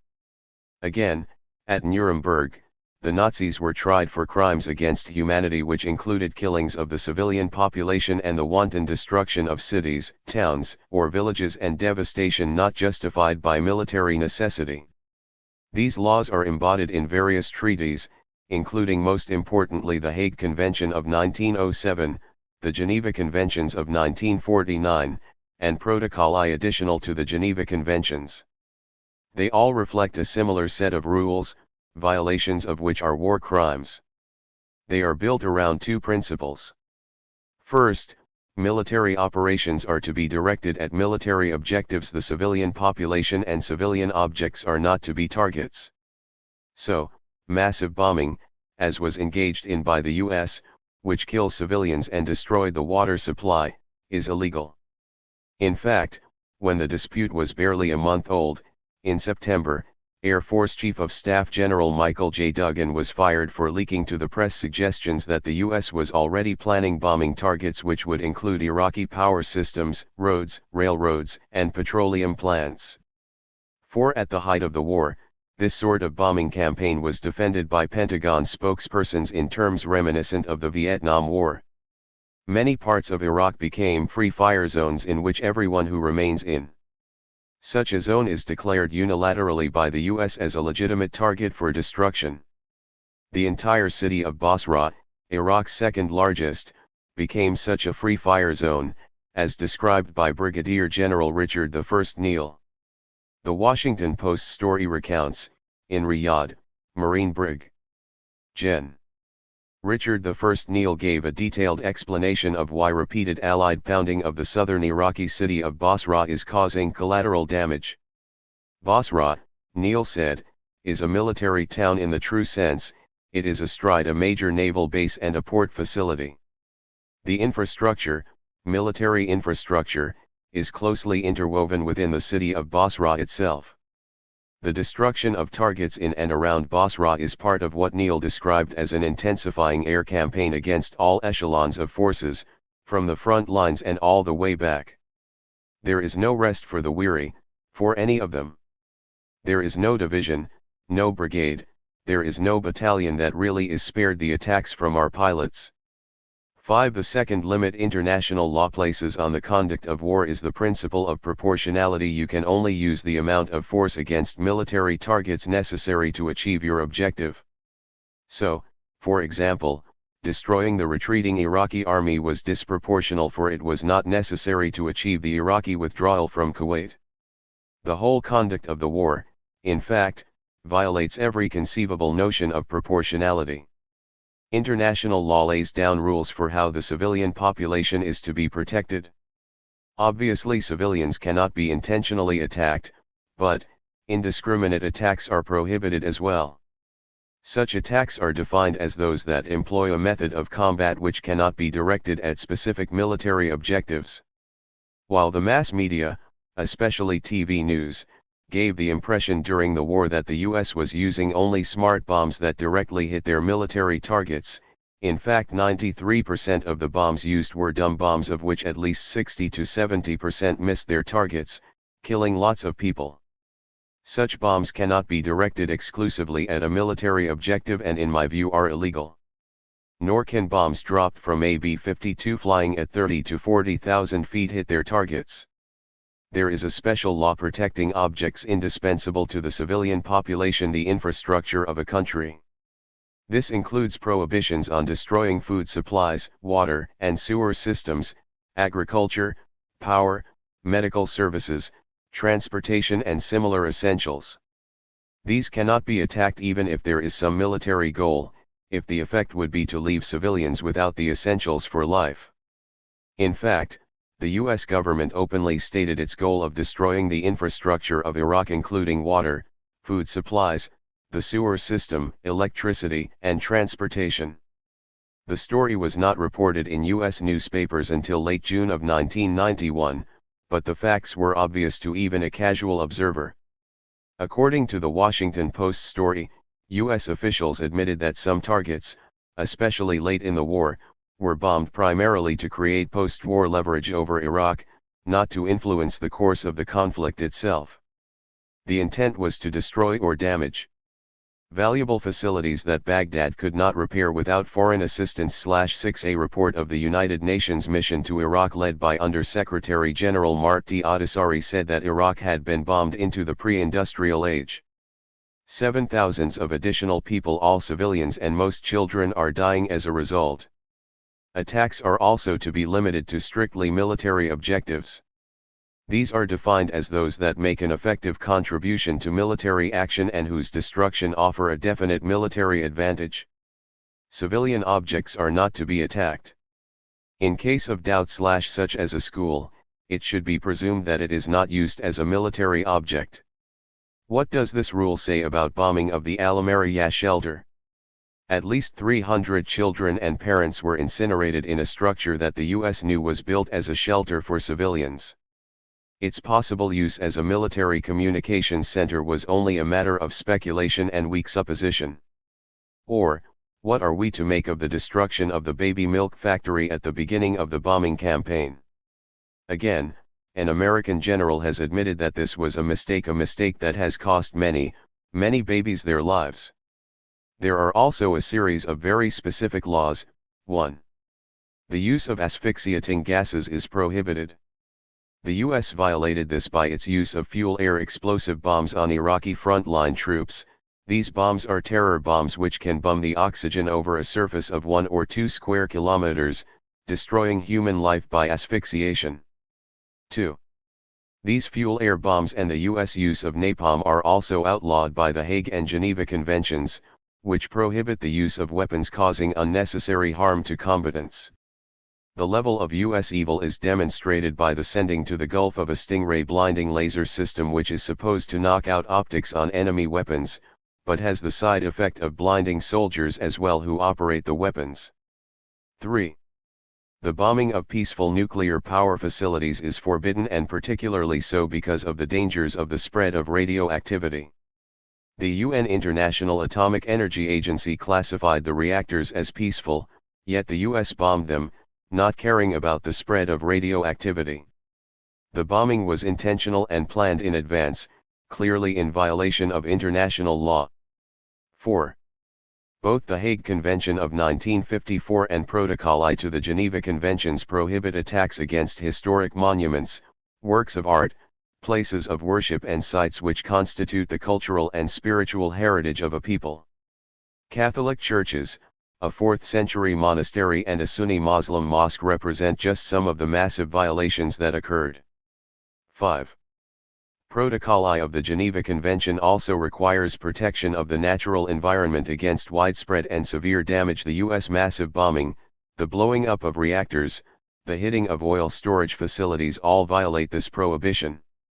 What I have tried to outline today is the broad framework in which we can evaluate the criminal conduct of the United States. I believe that these hearings will establish beyond doubt the criminal nature of American actions in this war. I want to close with the words of Bertrand Russell when he addressed the war crimes that had been revealed at the War Crimes Tribunal held in 1967 in Stockholm and in 1968 in Copenhagen to judge U.S. actions in Vietnam. It is not enough, however, to identify the criminal. The United States must be isolated and rendered incapable of further crimes. I hope that America's remaining allies will be forced to desert the alliances which bind them together. I hope that the American people will repudiate resolutely the abject course on which their rulers have embarked. Finally, I hope that the peoples of the Third World will take heart from the example of the Vietnamese and join further in dismantling the American empire. It is the attempt to create empires that produces war crimes because, as the Nazis also reminded us, empires are founded on a self-righteous and deep-rooted belief in racial superiority and God-given mission. Once one believes colonial peoples to be Untermenschengooks is the American term, one has destroyed the basis of all civilized codes of conduct. Michael Ratner is an attorney, former director of the Center for Constitutional Rights, and past president of the National Lawyers Guild. He has filed a lawsuit challenging the constitutionality of the Gulf War. This report was given at the New York Commission hearing, May 11, 1991. War crimes committed against the people of Iraq. Francis Kelly. On November 15, 1990, President George Bush declared, "Let me repeat, we have no argument with the people of Iraq. Indeed, we have only friendship for the people there." 1. President Bush's friendship found a peculiar variety of expressions. In the course of his brief war against Iraq, President Bush killed thousands of civilians, hundreds of thousands of Iraqi soldiers, and left the country in ruins. In a nation whose level of development was the envy of the region, the electrical system is now crippled, the sanitation system is gone, the communication system destroyed, and famine and disease claim hundreds of lives a day. Besides being offensive to any standard of civilized conduct, this campaign of systematic destruction also violated international law repeatedly by disregarding the rights of non-combatants, destroying Iraqi infrastructure, and using excessive force against Iraqi troops. President Bush popularized the myth of a clean war against Iraq and actively misinformed the public about what his policies really involved. While he asserted that he was at war with Saddam Hussein alone, and indeed, that the U.S. military was utilizing technologies that would spare the civilian population, the bleak reality in the cities and towns throughout Iraq offers a painful refutation of the president's claims. President Bush said of the Allied bombing raids, "This has been fantastically accurate, and that's because a lot of money went into this high-technology weaponry, these laser-guided bombs and a lot of other things, stealth technology, many of these technologies ridiculed in the past now coming into their own and saving lives, not only American lives, coalition lives, but the lives of Iraqis." 2. The air war against Iraq was accurate only insofar as the bombs always hit the ground. Any more stringent criteria makes the president's statement invalid. The Pentagon later conceded that only 7% of all bombs used against Iraq were the so-called smart bombs. These weapons hit their targets about 80 to 90% of the time, while their dumb counterparts missed their targets 75% of the time. In the end, 70% of the bombs dropped on Iraq missed their intended targets. 3 witnesses to the destruction said that the coalition bombing leveled entire blocks of civilian homes. 4. A group of refugees fleeing Baghdad early in the war claimed that the neighborhoods of Jadriyah and Qadisiyah were hit. The bus station in Dura was hit as well as a bus full of people. 5. In the city of Basra, Louise Kane Carr, the director of the Palestine Human Rights Information Center, reported visiting 5 different sections of Basra where bombs had struck civilian homes. She said that the residents of the Machel neighborhood reported that 400 civilians in that section alone had died from the U.S.-led coalition bombardment. 6. Although 80 to 90% of the smart bombs may have enjoyed a deadly precision, the remaining 10 to 20% did not.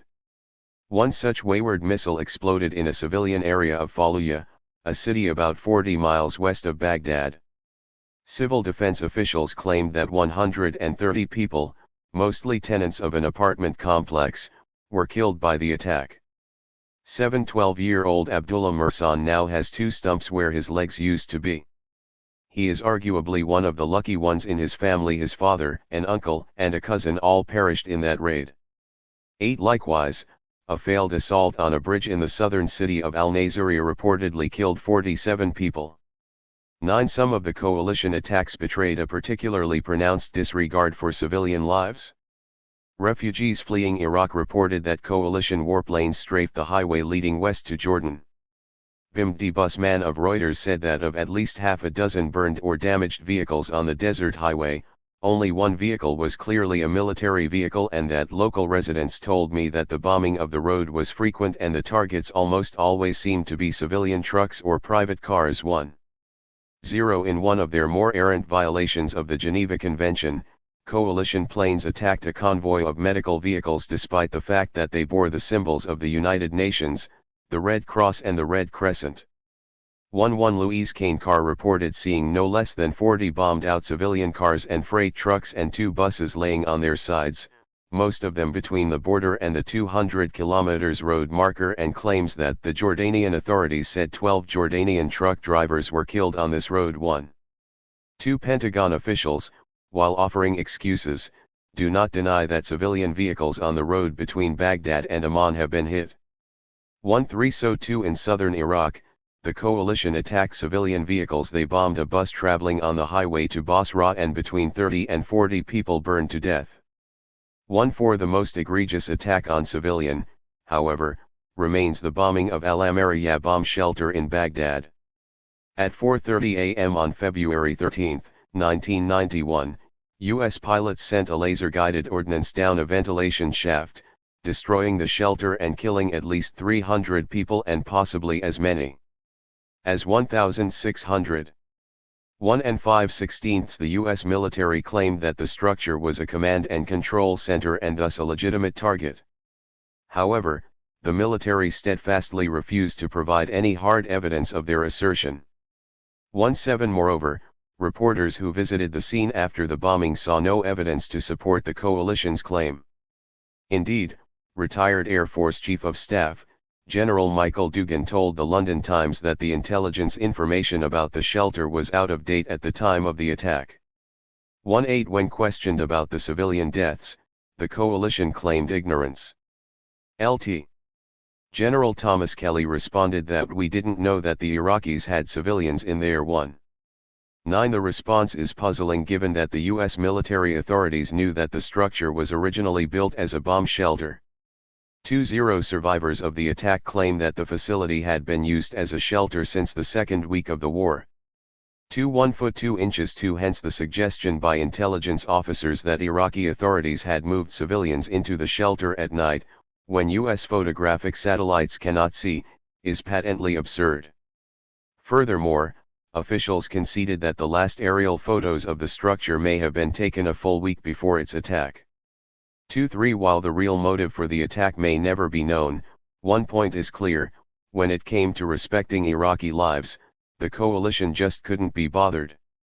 Louise Caincar estimates that in the end between 11,000 and 24,500 civilians died as an immediate result of the coalition bombing. 24 And the United Nations estimates that coalition bombing caused the destruction of 2,500 homes in Baghdad, leaving 20,000 people homeless.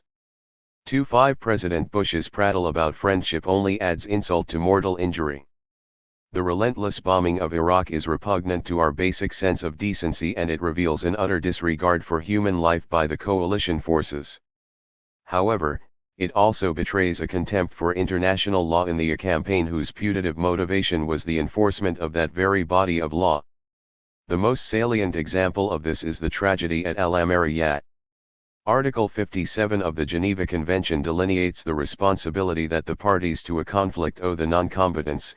It states that anyone conducting military operations must do everything feasible to verify that the objectives to be attacked are neither civilian or civilian objects and are not subject to special protections but are military objectives.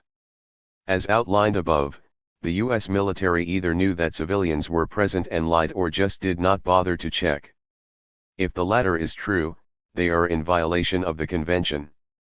If they did know that civilians were in the shelter, then while they might advance some specious argument that the military end justified the slaughter of innocents, nevertheless Article 57 mandates that they give advance warning of attacks which may affect the civilian population, which they failed to do. Given that survivors of the attacks spoke of listening to Voice of America, the coalition clearly had the option of saving those civilian lives. They simply chose not to exercise it. 2602 With the attacks on the highways, the coalition ignored their moral and legal duty. As a party to the conflict, they were under an obligation to make every effort to avoid civilian casualties and furthermore to abide by the Geneva Convention's restriction on indiscriminate attacks.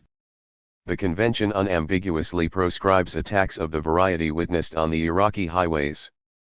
Indeed, Article 51 states that indiscriminate attacks are prohibited. Indiscriminate attacks are, a. those which are not directed at a specific military objective. 5.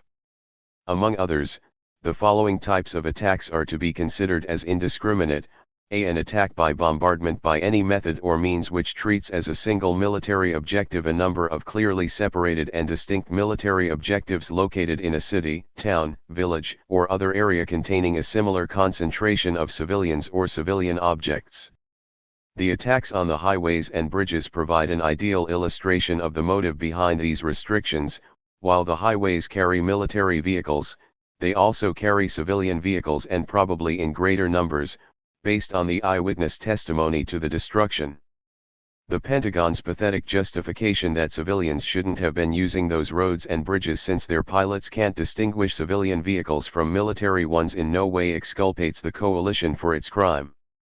In fact, it only further proves the guilt, since the Geneva Convention also stipulates that when doubt exists whether a potential target is civilian or military, the favor must go to the civilian use and the attack be cancelled.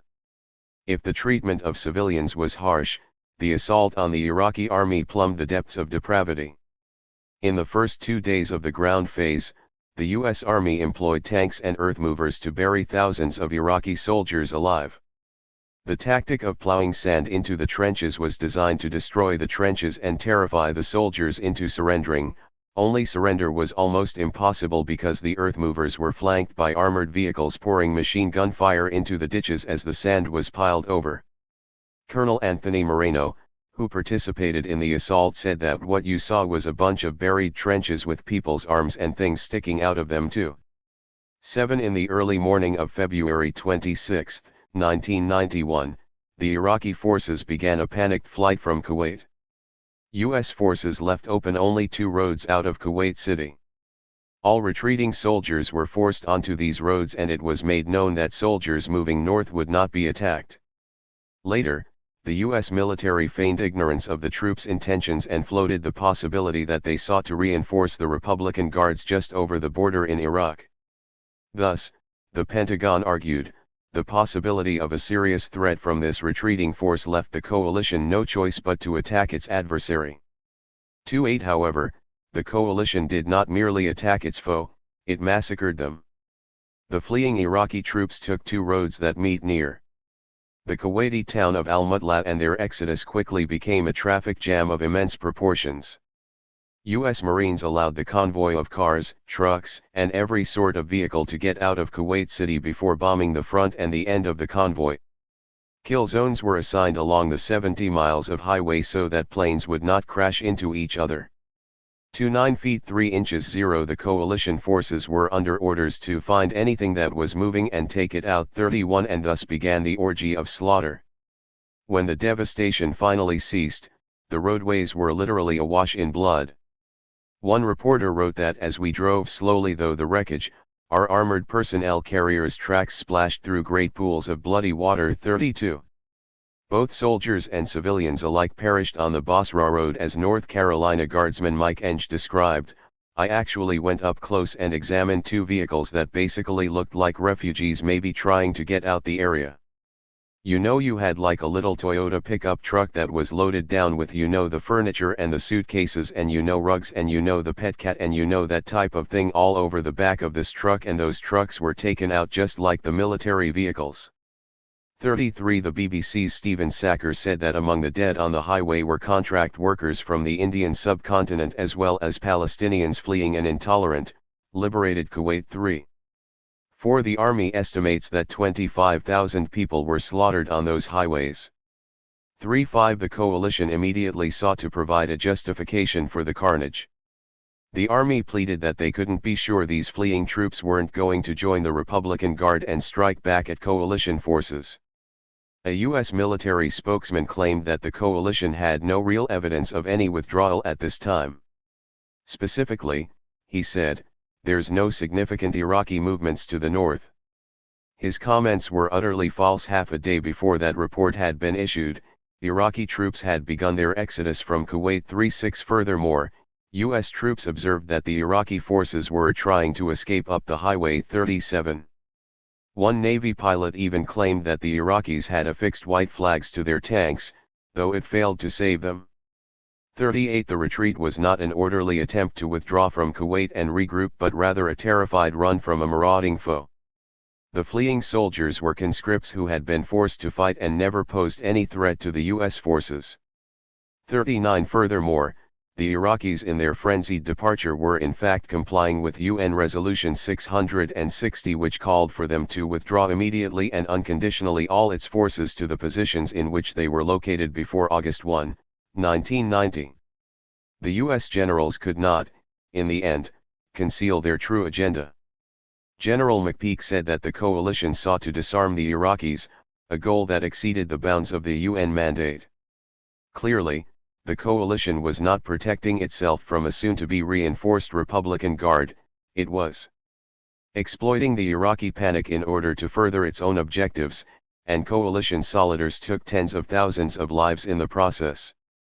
As McPeak put it when he spoke of the retreat, it's during this phase that the true fruits of victory are achieved from combat, when the enemy is disorganized. 40 Of course, the coalition later sought to soften the perception of the attack on the convoy as a massacre.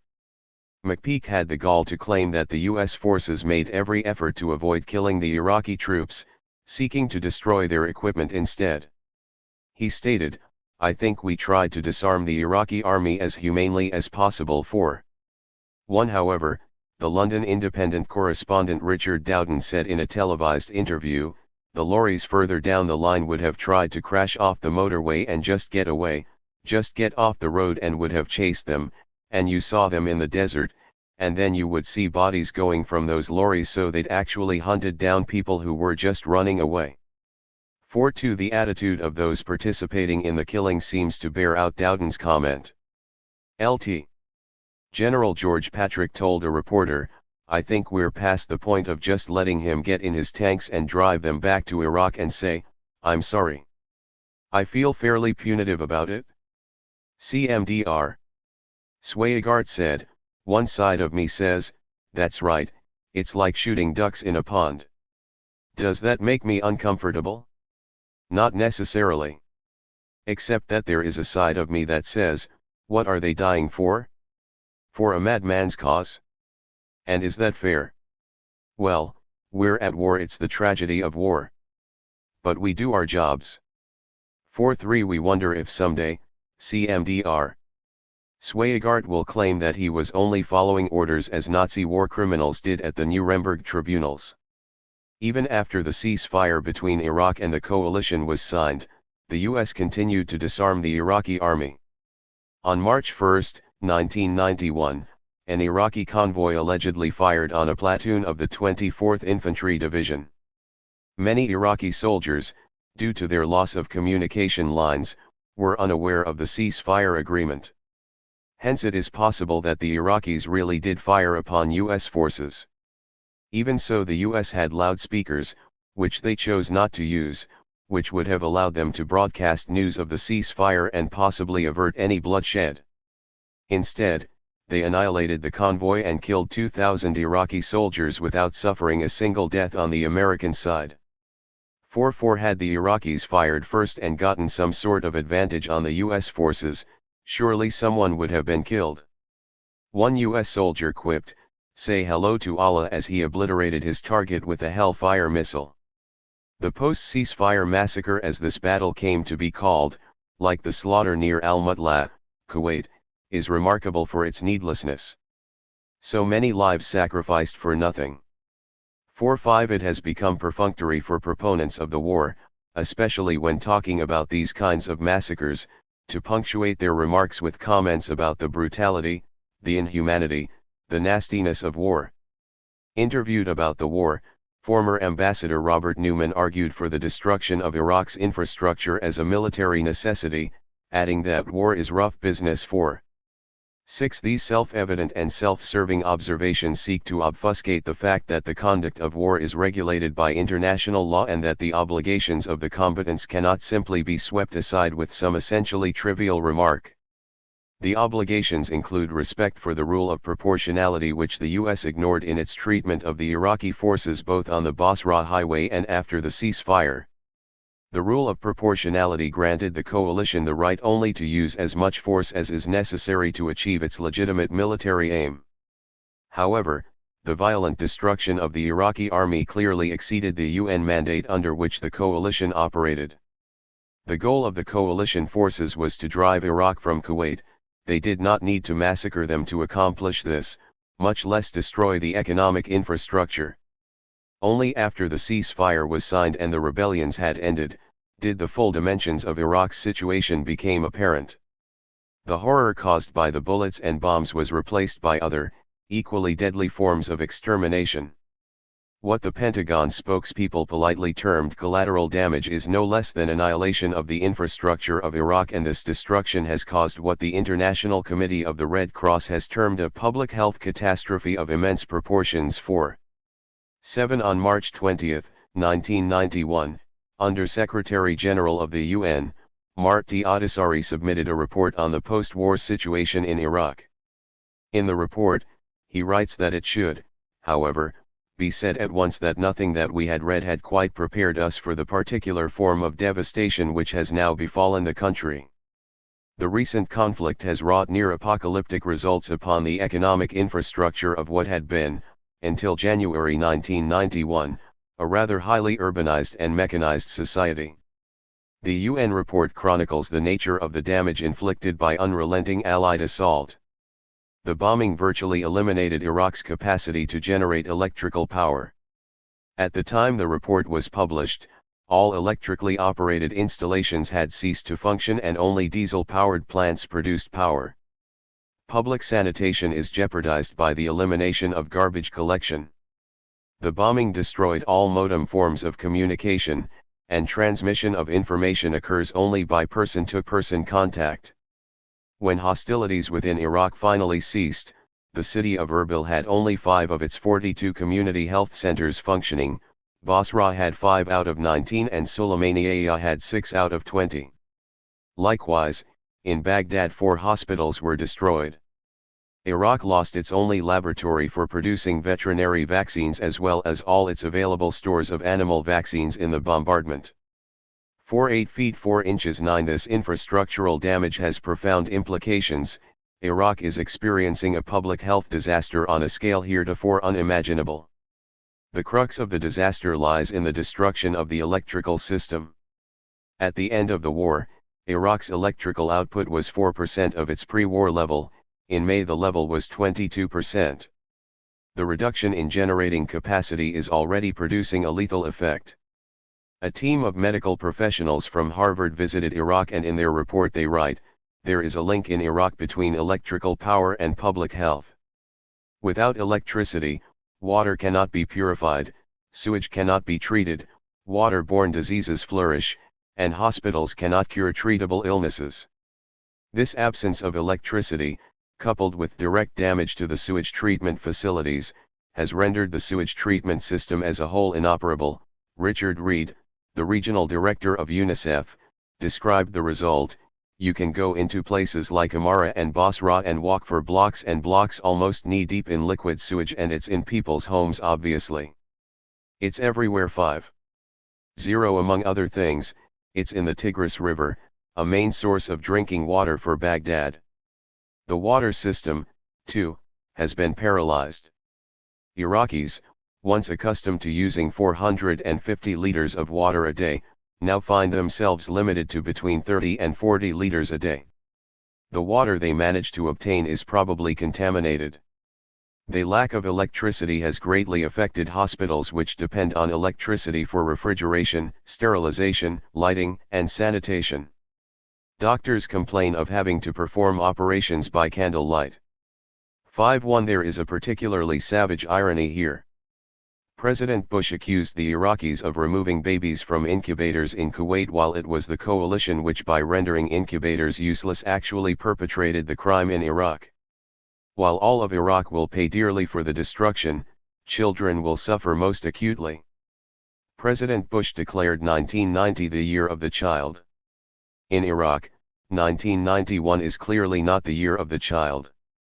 The Harvard report, in what it describes as a conservative estimate, claims that by May of 1992 170,000 Iraqi children under the age of 5 will perish from health problems directly related to the destruction of Iraqi society.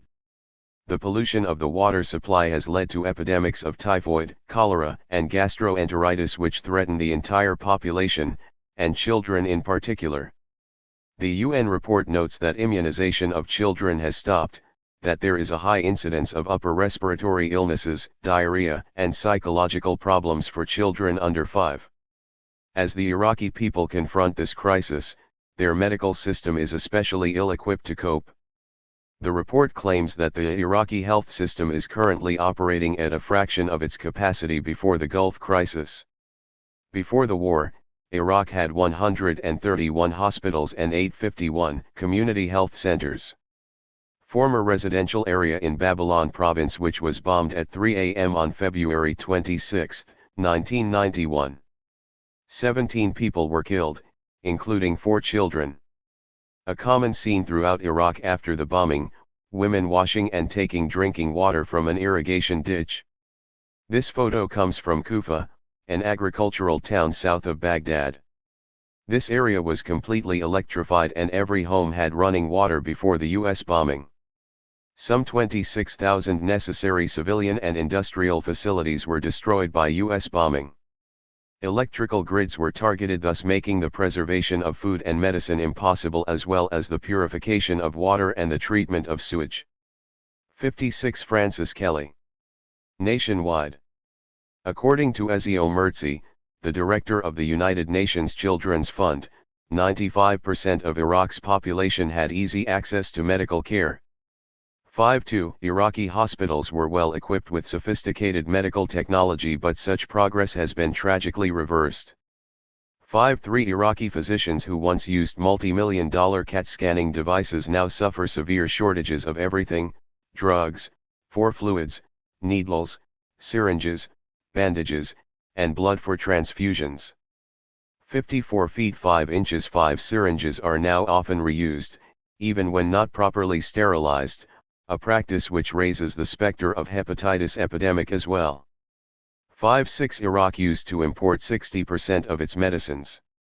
The trade embargo, coupled with inoperability of Iraq's only 2 pharmaceutical factories, means a severe shortage of drugs of any sort. Of course, this includes painkillers. One victim of an air raid reportedly had his leg amputated without anesthetic. 5.7 A whole range of medical practices have become impossible. Louise Kane-Carr reported that the necessity of using kerosene lamps has dramatically increased the number of burned children, but the normal treatment for bums has become unavailable. The standard procedure of bathing the children and applying a salve is impossible. Neither clean water, nor any kind of lotion is available. If the children can survive the risk of infections, which there are no antibiotics to treat, they will still be covered in scar tissue, as skin grafts have become infeasible. 5.8 In fact, the treatment of such victims usually extends no further than flapping a towel to keep away the flies. 5-9 A host of other problems has arisen. Women are suffering physical stress from carrying water, a chore imposed upon them with the dysfunction of the water system. 60 Dr. David Levinson cites anecdotal evidence that increased levels of stress are causing psychological problems.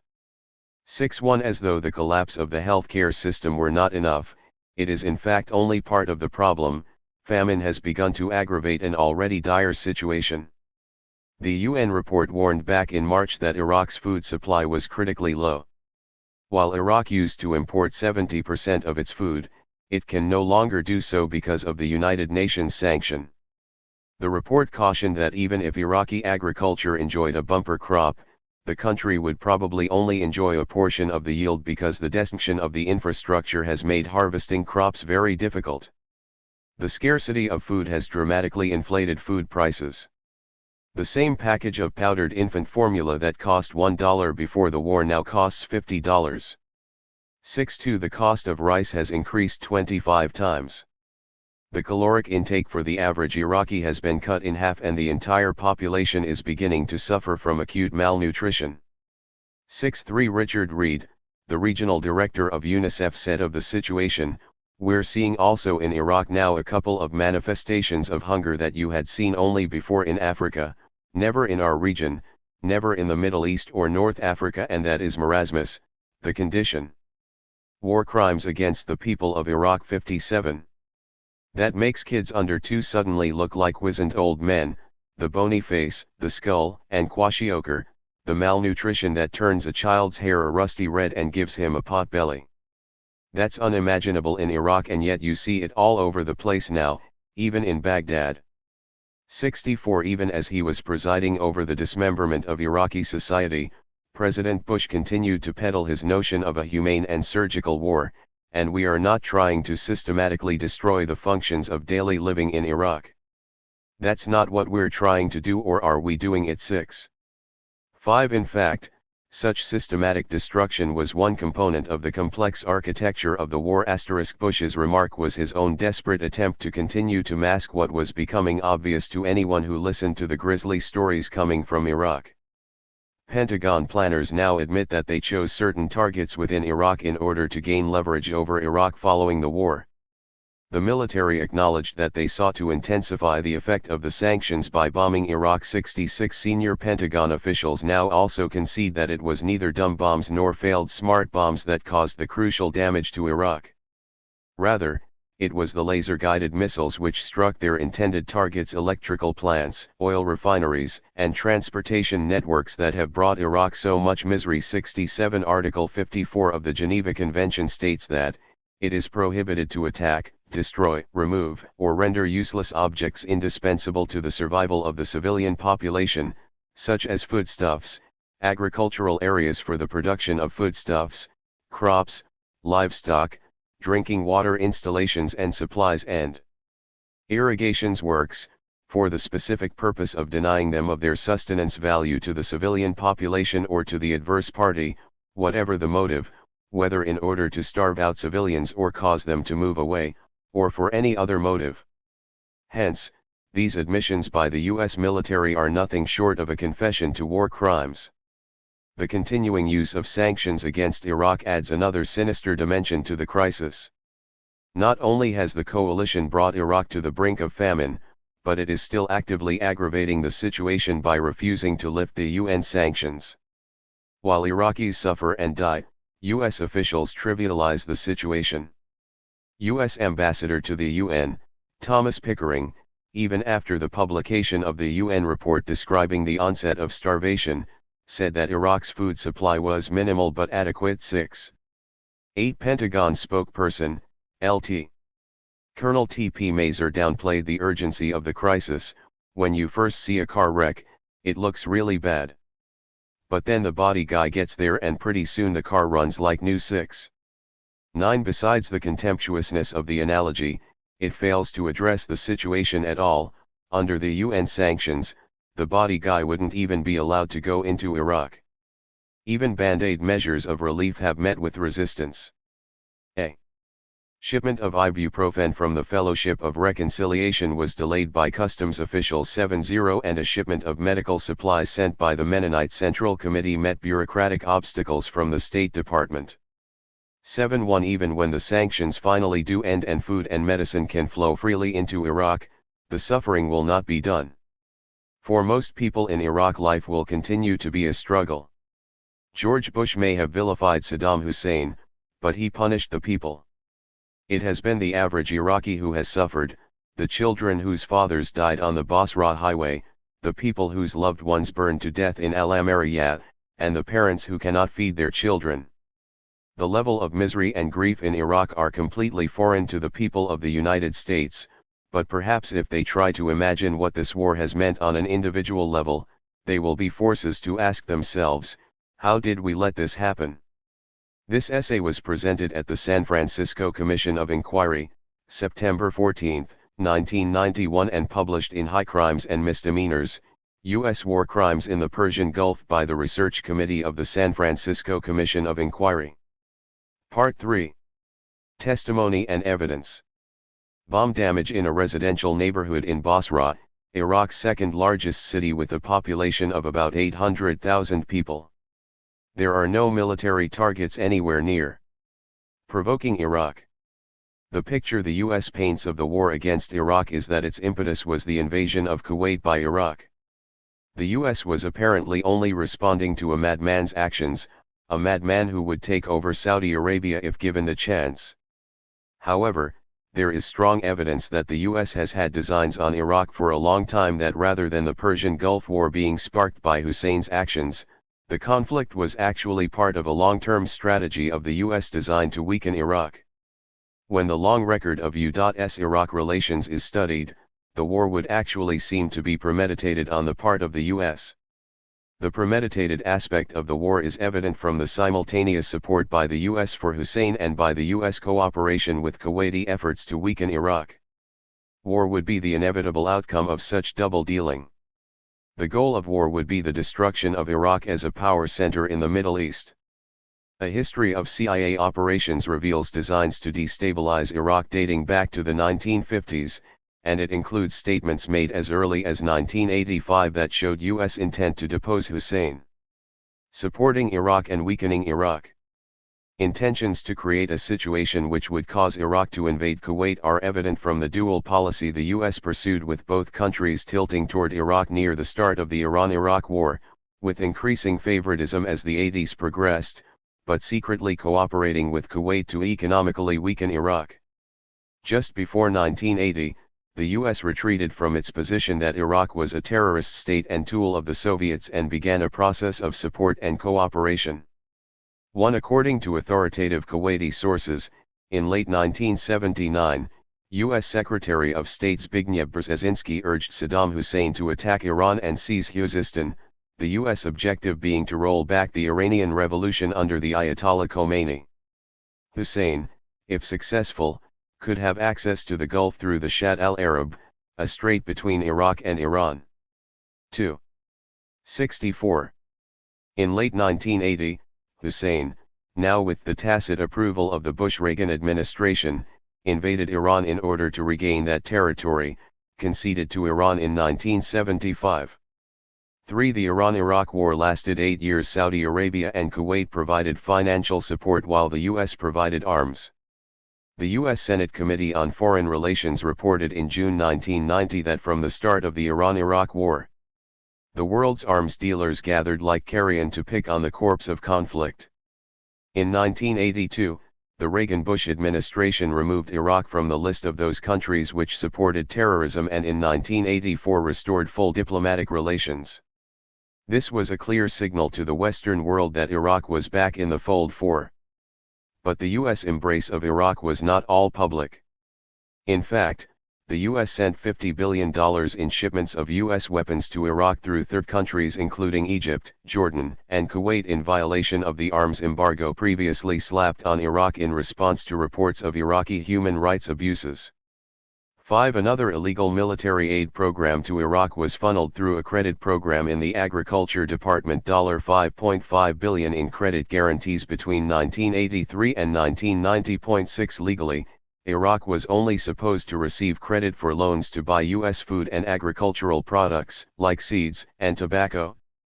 7. Most of the hardware shipped to Iraq was dual-use equipment, trucks, machinery, and parts easily used for either civilian or military purposes.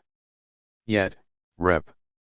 Charlie Rose, talking to the media about the program, said that there was evidence that some U.S. agriculture companies might have provided guns, ammunition, and other military aid.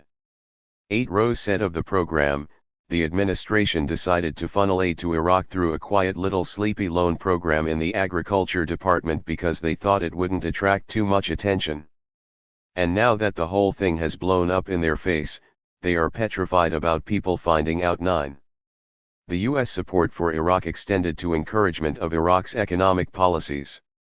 The London Observer reported on October 21, 1990 that at a secret meeting in early 1990 in New York between an Iraqi minister and a U.S. former ambassador, Hussein was advised to push for higher oil prices. Hussein, saddled with an $80 billion debt after the war with Iran, consulted the Center for Strategic and International Studies to determine an appropriate price. 10.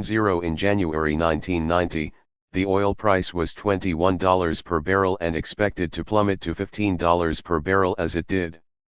The recommendation to Hussein by CSIS was to adopt an aggressive campaign to push the price of oil up to $25 per barrel.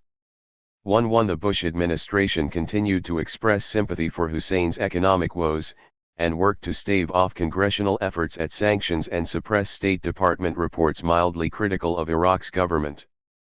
2. But Hussein's economic problems were steadily being 65. Worsened as a result of coordinated efforts by the CIA and Kuwait to glut the oil market.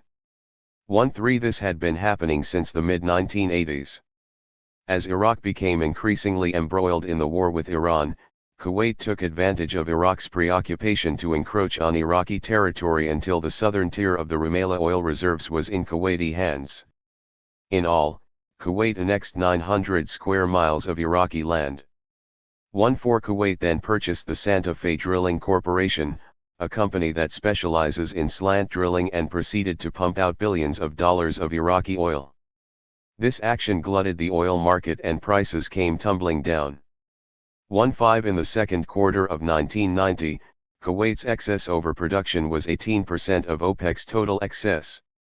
6. It was around this time that Hussein accused OPEC of waging economic war against him. Documentation for this claim does exist. A top-secret Kuwaiti intelligence memorandum described a meeting in November 1989 between Brig. Fad Ahmed Fad, the Director General of State Security in Kuwait, and CIA Director William H. Webster. It states the following: we agreed with the American side that it was important to take advantage of the deteriorating economic situation in Iraq in order to put pressure on that country's government to delineate our common border. The Central Intelligence Agency gave us its view of appropriate means of pressure, saying that broad cooperation should be initiated between us on condition that such activities are coordinated at a high level. 7. The above facts suggest that the U.S. was working with Kuwait to intentionally provoke Iraq. How else to explain the lack of concern by Kuwaiti government officials when Iraqi soldiers began massing on their country's northern border? Congress held hearings about the dangerous situation of the troop deployment. Only the Bush administration and the Kuwaitis seemed unconcerned. In a July 30, 1990, meeting between the Jordanians and Kuwaitis, Kuwaiti Foreign Minister Sheikh Sabah Ahmed Al-Jaber Al-Sabah, the emir's brother, wasn't the least worried about an Iraqi invasion. Instead, he was reported to be making sarcastic remarks: "We are not going to respond. If they don't like it, let them occupy our territory. We are going to bring in the Americans." 8. Later that week, the Crown Prince of Kuwait confirmed that Kuwaitis had known all along about American intentions. 9. He said he had told his senior military officers that if an invasion were to occur, their responsibility was to hold off the Iraqis for 24 hours and then American and foreign forces would land in Kuwait and expel them too. 0. In the months preceding the invasion, Hussein had grown increasingly hostile. On April 12, 1990, Hussein met with 4 senators, including Robert Dole and Alan Simpson.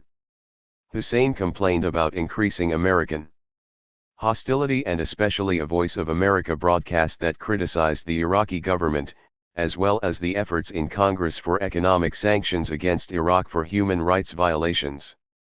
Dole and Simpson reassured Hussein that the U.S. press was spoiled and conceited, and that neither the VOA broadcast nor the congressional sanctions issues accurately reflected Bush administration sentiment. 2-1 Dole said that the VOA commentator had been fired, which turned out to be a lie.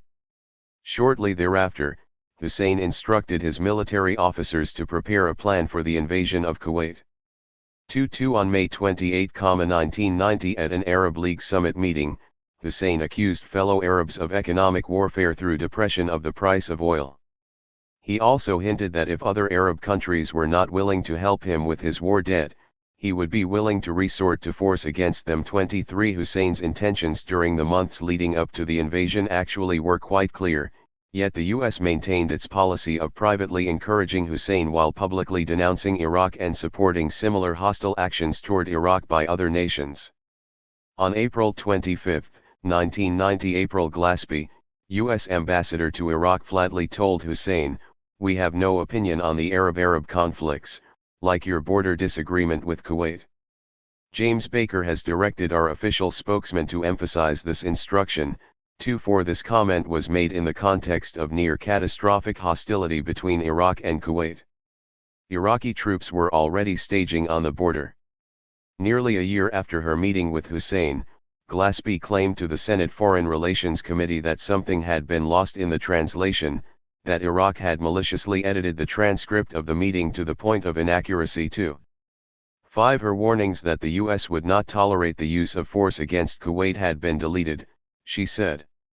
Later, however, when actual transcripts of cables Glaspie sent to the State Department immediately after the meeting were released, it became apparent that Glaspie lied to the Senate and that the original transcripts released by Iraq were quite accurate.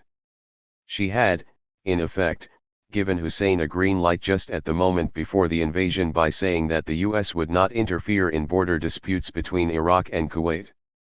2-6 If the Iraqi government had edited out Glaspie's warning, her positions would have been grossly out of sync with other official U.S. statements made to Iraq at the time. On the day before Glaspie's meeting with Hussein, State Department spokesperson Margaret Tutwiler told reporters at a press briefing, "We do not have any defense treaties with Kuwait and there are no special defense or security commitments to Kuwait." 2-7 And on July 31, 1990, 2 days before the Iraqi invasion, Assistant Secretary of State for Near Eastern Affairs John Kelly reiterated that the U.S. was uninterested. Questioned by Rep. Lee Hamilton in Congress, "If Iraq charged across the border into Kuwait, what would be our position with regard to the 67 use of U.S. forces?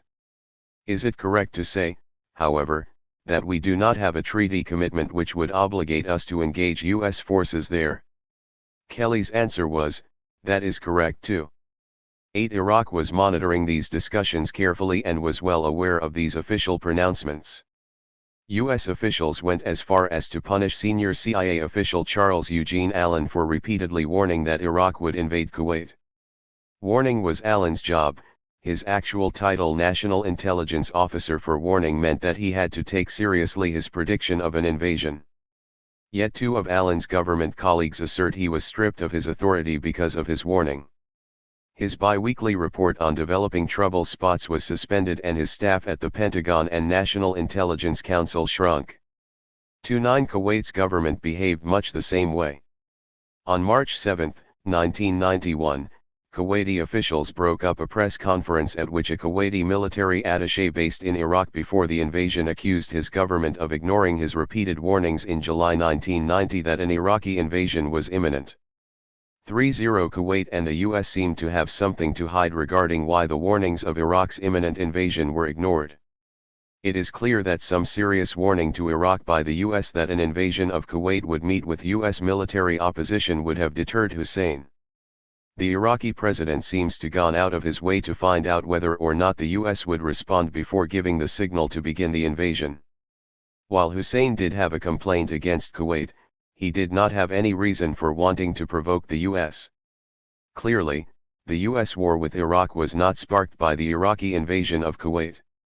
Rather, through cooperation with Kuwait that included economic pressure, provocation, and deceit, the U.S. worked to create the invasion as a pretext for a war against Iraq, a major war which General Norman Schwarzkopf had been planning and simulating for at least a year before it actually occurred. 30 years of anti-Iraq covert action. Since Iraq gained independence through the revolution in 1958, the U.S. has consistently engaged in covert operations designed to destabilize it. And these operations continue even now after the war has officially ended. In the Middle East the pattern is familiar. The democratic government of Iran in 1953 was overthrown by the CIA because it had nationalized its oil fields.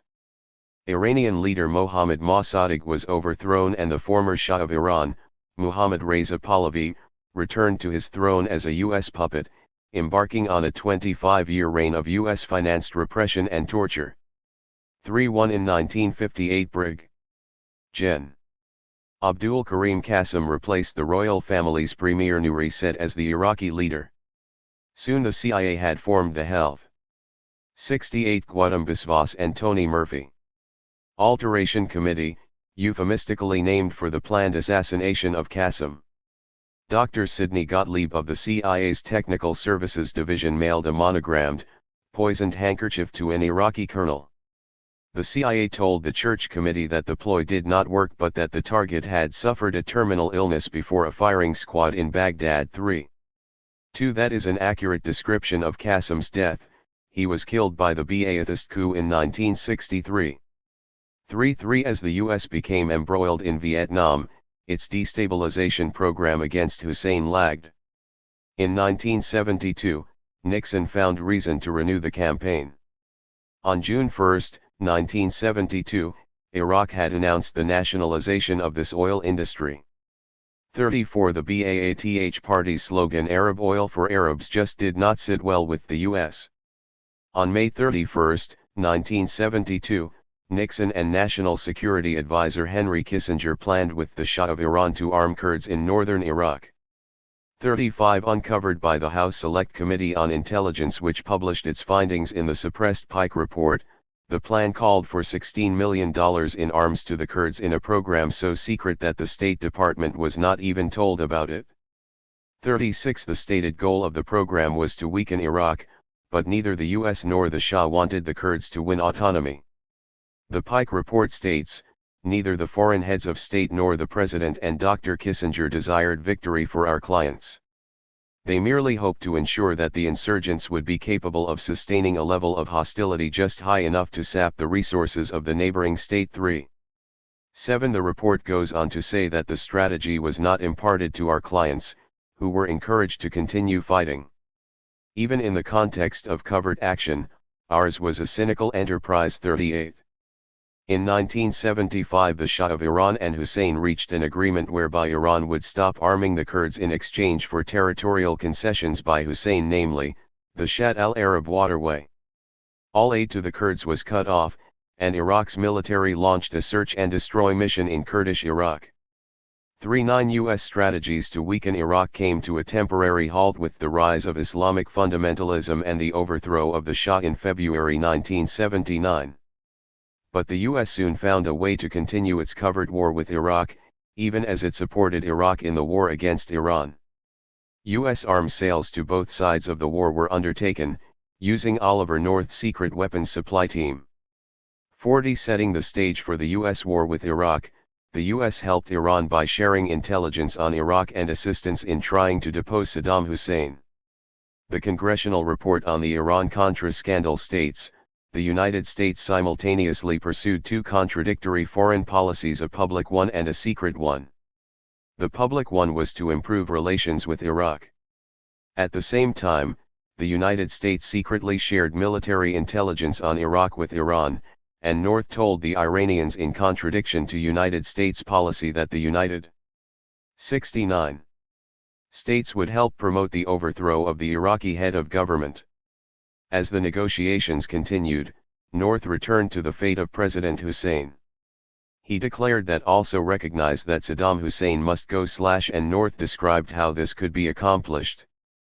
4-1 North elaborates during a conversation with Iran-Contra players Richard Secord, Albert Hakim, and an Iranian government official in Frankfurt in 1985, one of the things that we would like to do is that we would like to become actively engaged in ending this war in such a way that it becomes very evident to everybody that the guy who is causing the problem is Saddam Hussein. If I were to talk to any other Muslim leaders, they wouldn't say Saddam Hussein is the problem. They'd say Iran is the problem. What we're talking about is a process by which all the rest of the Arab world comes very quickly to realize that Iran is not a threat to them. Iran is not going to overrun Kuwait. Iran is not going to overthrow the government of Saudi Arabia. That the real problem in preventing peace in the region is Saddam Hussein, and we'll have to take care of that.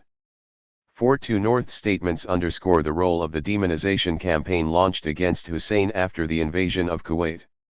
One of the effects of this campaign was to obscure to the U.S. public the true nature of Hussein's relationship with other Arab states. Jordan's King Hussein corrects that image in an interview about his stand on the Gulf War with author Michael Emery. Various leaders of the Arab states, even the Saudis, were worried about Iraq's strength. But I went and brought this question up with every single one of them. Look, had this country not defended you these last many years, the whole situation would be different. Their strength is for you. 4-3 Saddam Hussein was seen as beneficial to the region, not a threat. The U.S. portrayal of Iraq as ready to invade Saudi Arabia. The justification for the first deployment of troops there must be seen in the light of North's and King Hussein's statements. Defense Secretary Richard Cheney in a December 1990 speech explained that had Bush not moved aggressively as he did last August, Saddam Hussein would control not only Kuwait, but, my own firm conviction is, he'd also control the eastern province of Saudi Arabia. 4 Yet, a U.S. official who was closely monitoring intelligence reports from the CIA during the early part of the crisis concluded that, while the Iraqis possessed the capability of moving into Saudi Arabia, they never had 70. the intention of doing so. 45 Another intelligence official receiving daily intelligence briefings on the Persian Gulf crisis told New York Newsday on August 9, 1990 that the CIA was questioning whether they've got the intention. I tend to agree with them. I don't think it was their intention from day one to invade Saudi Arabia. 6 But U.S. administration officials claimed Iraqi troops were actually massing on the Saudi border. However, when independent sources examined satellite pictures of the border, they could find no evidence of troop buildup. When Defense Department officials were questioned about the discrepancy and asked to produce photographs showing the buildup, they refused. 4-7 It appears that the portrayal of Hussein as a threat had to be consciously manufactured by the U.S. in its latest phase of anti-Iraq activity. With the end of the Iran-Iraq War and the concomitant decline of the Soviet Union as a military presence, the U.S. was able to pursue its deceptive policy of encouragement/provocation in earnest. The U.S. was absolutely adamant about using force against Iraq. Any hint of compromise was summarily rejected. The Soviets proposed a plan whereby Iraq was to withdraw unconditionally, and in return the Soviets would guarantee that Iraq would maintain its present borders. In addition, there would be a comprehensive Middle East conference on the Palestinian question. According to the Soviet plan, after the pullout, there would be no sanctions levied against Iraq, and Saddam Hussein would not be punished. The Bush administration was not moved. It steadfastly maintained that unconditional withdrawal or war were the only two possible resolutions. 48 The evidence suggests, then, that the war against Iraq was pre-planned and premeditated. Far from being waged solely in reaction to Iraq's invasion of Kuwait, the U.S. war against Iraq was a continuation of a 30-year policy. The policy to weaken Iraq has been waged through covert activity, provocation, and dishonesty. The timing of the war has to do with the reduced role in the world of the Soviet Union as a military power. Many critics of the war with Iraq focus on Western dependence on oil as the reason for U.S. dishonesty about its motives in the Gulf. Indeed, the U.S. under Bush has weakened programs for the investigation of alternative sources even more than when Reagan was president. 4.9 But some argue that a more general U.S. policy of control of third world resources whether in Iraq or Latin America is the motive, that the decline of the Soviet Union as a military power has given the U.S. freer rein in the third world as an imperialist power and caused the U.S. military industry to reformulate its reason for existence, a refocusing from East-West conflict to North-South conflicts. In fact, Professor Michael Clare has documented the debate in 1989 that occurred as Gorbachev dismantled the Warsaw Pact. The military high command in the Pentagon saw the peace dividend as coming out of their pockets. The changes in the USSR prompted an intense discussion among provoking Iraq F. 71 members of the Pentagon, White House, and conservative think tanks as to how to maintain control over government funding. 50 It is important to note that one of the biggest products of the U.S. is military hardware. The Pentagon's spending on hardware and supplies represents more than 20% of U.S. manufactured goods. 51 In his article, Learning the Wrong Lessons from the Gulf Crisis, journalist William Grider notes that since the beginning of the Cold War, the defense budget has always served as a kind of backdoor socialism for patriots. Though no one would admit this, the federal government used national defense as the unassailable cover for massive intervention in the private economy, both by stimulating the economy through heavy spending and by choosing certain industries for subsidy and growth. 522 camps emerged from the debate over what to do with the money that had previously subsidized Cold War weapons. One side said that $300 to $500 billion a year should be given to private enterprise in order to strengthen productivity and competition with Germany and Japan. The other side, whose argument won out with Pentagon planners, said that military subsidies should be maintained but that military policy should be redefined. 53 The U.S. military will now be geared toward low-intensity conflict fighting capability. This will mean that the Pentagon's new mission is to protect continued access to strategic raw materials which are needed by northern industrial states, including the Soviet Union. Speaking in Santa Barbara about Michael Clare's research, Daniel Sheehan of the Christie Institute describes the stance of the northern industrial states.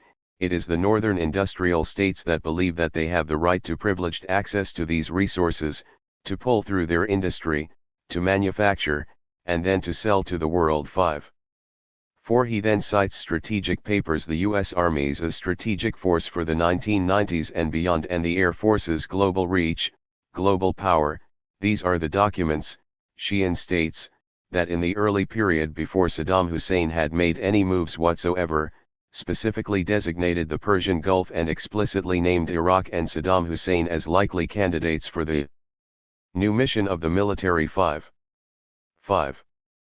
Provoking Iraq was presented at the San Francisco Commission of Inquiry of the International War Crimes Tribunal and originally published in the Commission's report, High Crimes and Misdemeanors, U.S. War Crimes in the Persian Gulf by the Research Committee, 2489, Mission Street No. 28, San Francisco, California, 94110.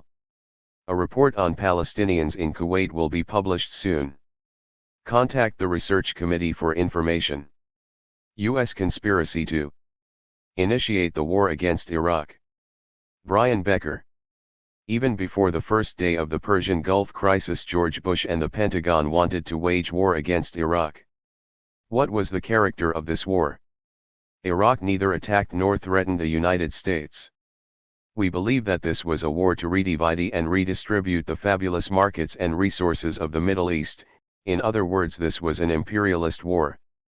The Bush administration, on behalf of the giant oil corporations and banks, sought to strengthen its domination of this strategic region. It did this in league with the former colonial powers of the region, namely Britain and France, and in opposition to the Iraqi people's claim on their own land and especially their natural resources. As is customary in such wars, the government is compelled to mask the truth about the war, both its origin and goals and the nature of the enemy, in order to win over the people of this country. That's why it is important to get the facts.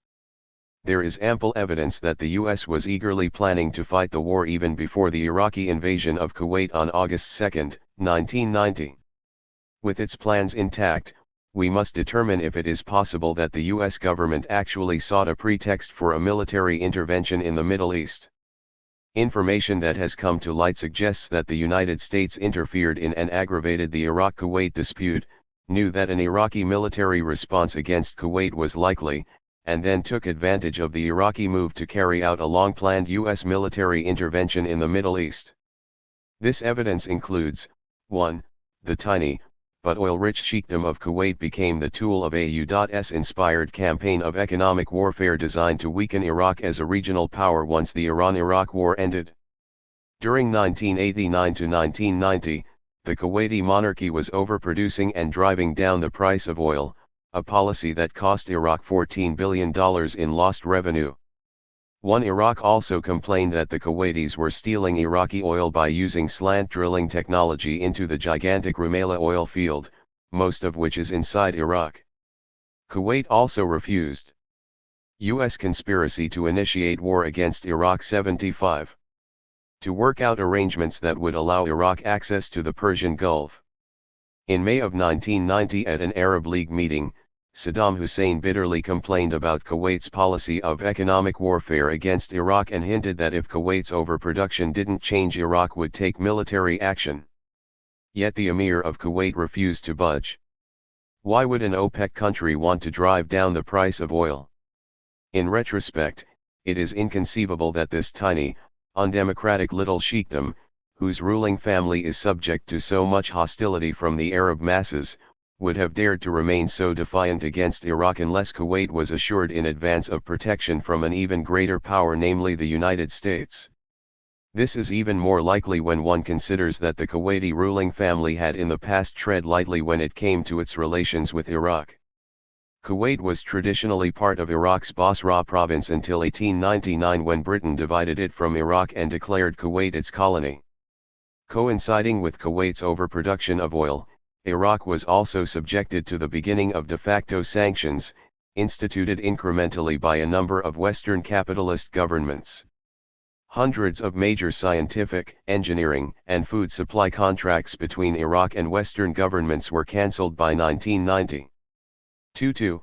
The U.S. policy to increase economic pressure on Iraq was coupled with a dramatic change in U.S. military doctrine and strategy toward Iraq. Starting in the summer of 1989, the Joint Chiefs of Staff revamped U.S. military doctrine in the Middle East away from a U.S. Soviet conflict to target regional powers instead. By June 1990, 2 months before the Iraqi invasion of Kuwait, General Norman Schwarzkopf was conducting sophisticated war games pitting hundreds of thousands of U.S. troops against Iraqi armored divisions. 3. The Bush administration lied when it stated on August 8, 1990, that the purpose of the U.S. troop deployment was strictly defensive and necessary to protect Saudi Arabia from an imminent Iraqi invasion. King Hussein of Jordan reports that U.S. troops were actually being deployed to Saudi Arabia in the days before Saudi Arabia invited U.S. intervention. 4. Hussein says that in the first days of the crisis, Saudi King Fahd expressed support for an Arab diplomatic solution. King Fahd also told King Hussein that there was no evidence of a hostile Iraqi build-up on the Saudi border, and that despite American assertions, there was no truth to reports that Iraq planned to invade Saudi Arabia. 5. The Saudis only bowed to U.S. demands that the Saudis invite U.S. troops to defend them following a long meeting between the King and Secretary of Defense Richard Cheney. The real substance of this discussion will probably remain classified for many, many years.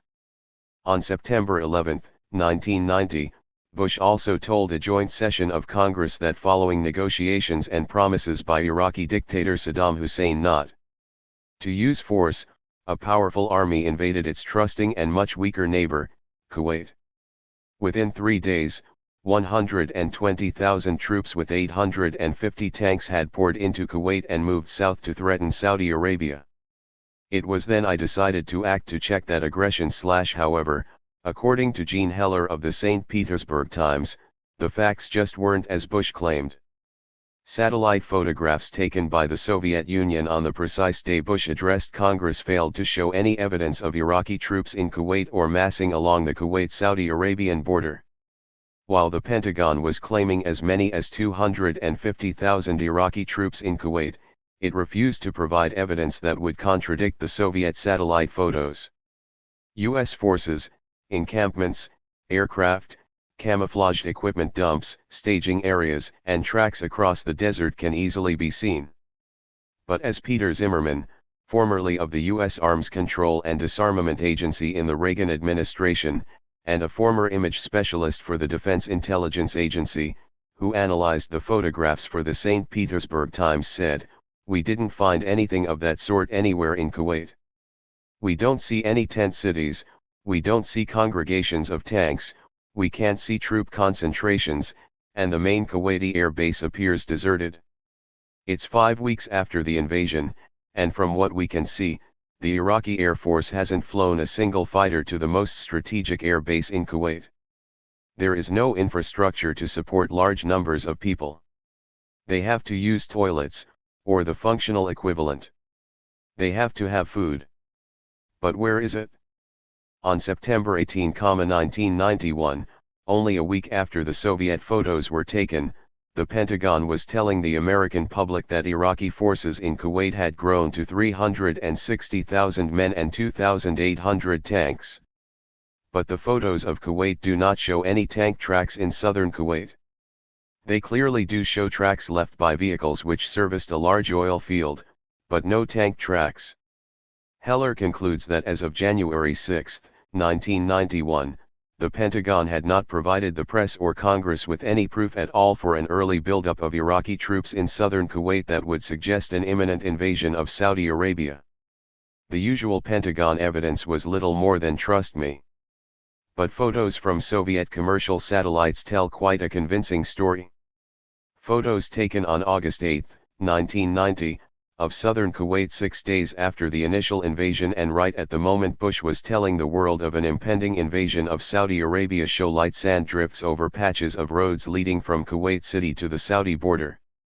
The photos taken on September 11, 1990, show exactly the same sand drifts but now larger and deeper, suggesting that they had built up naturally without the disturbance of traffic for a month.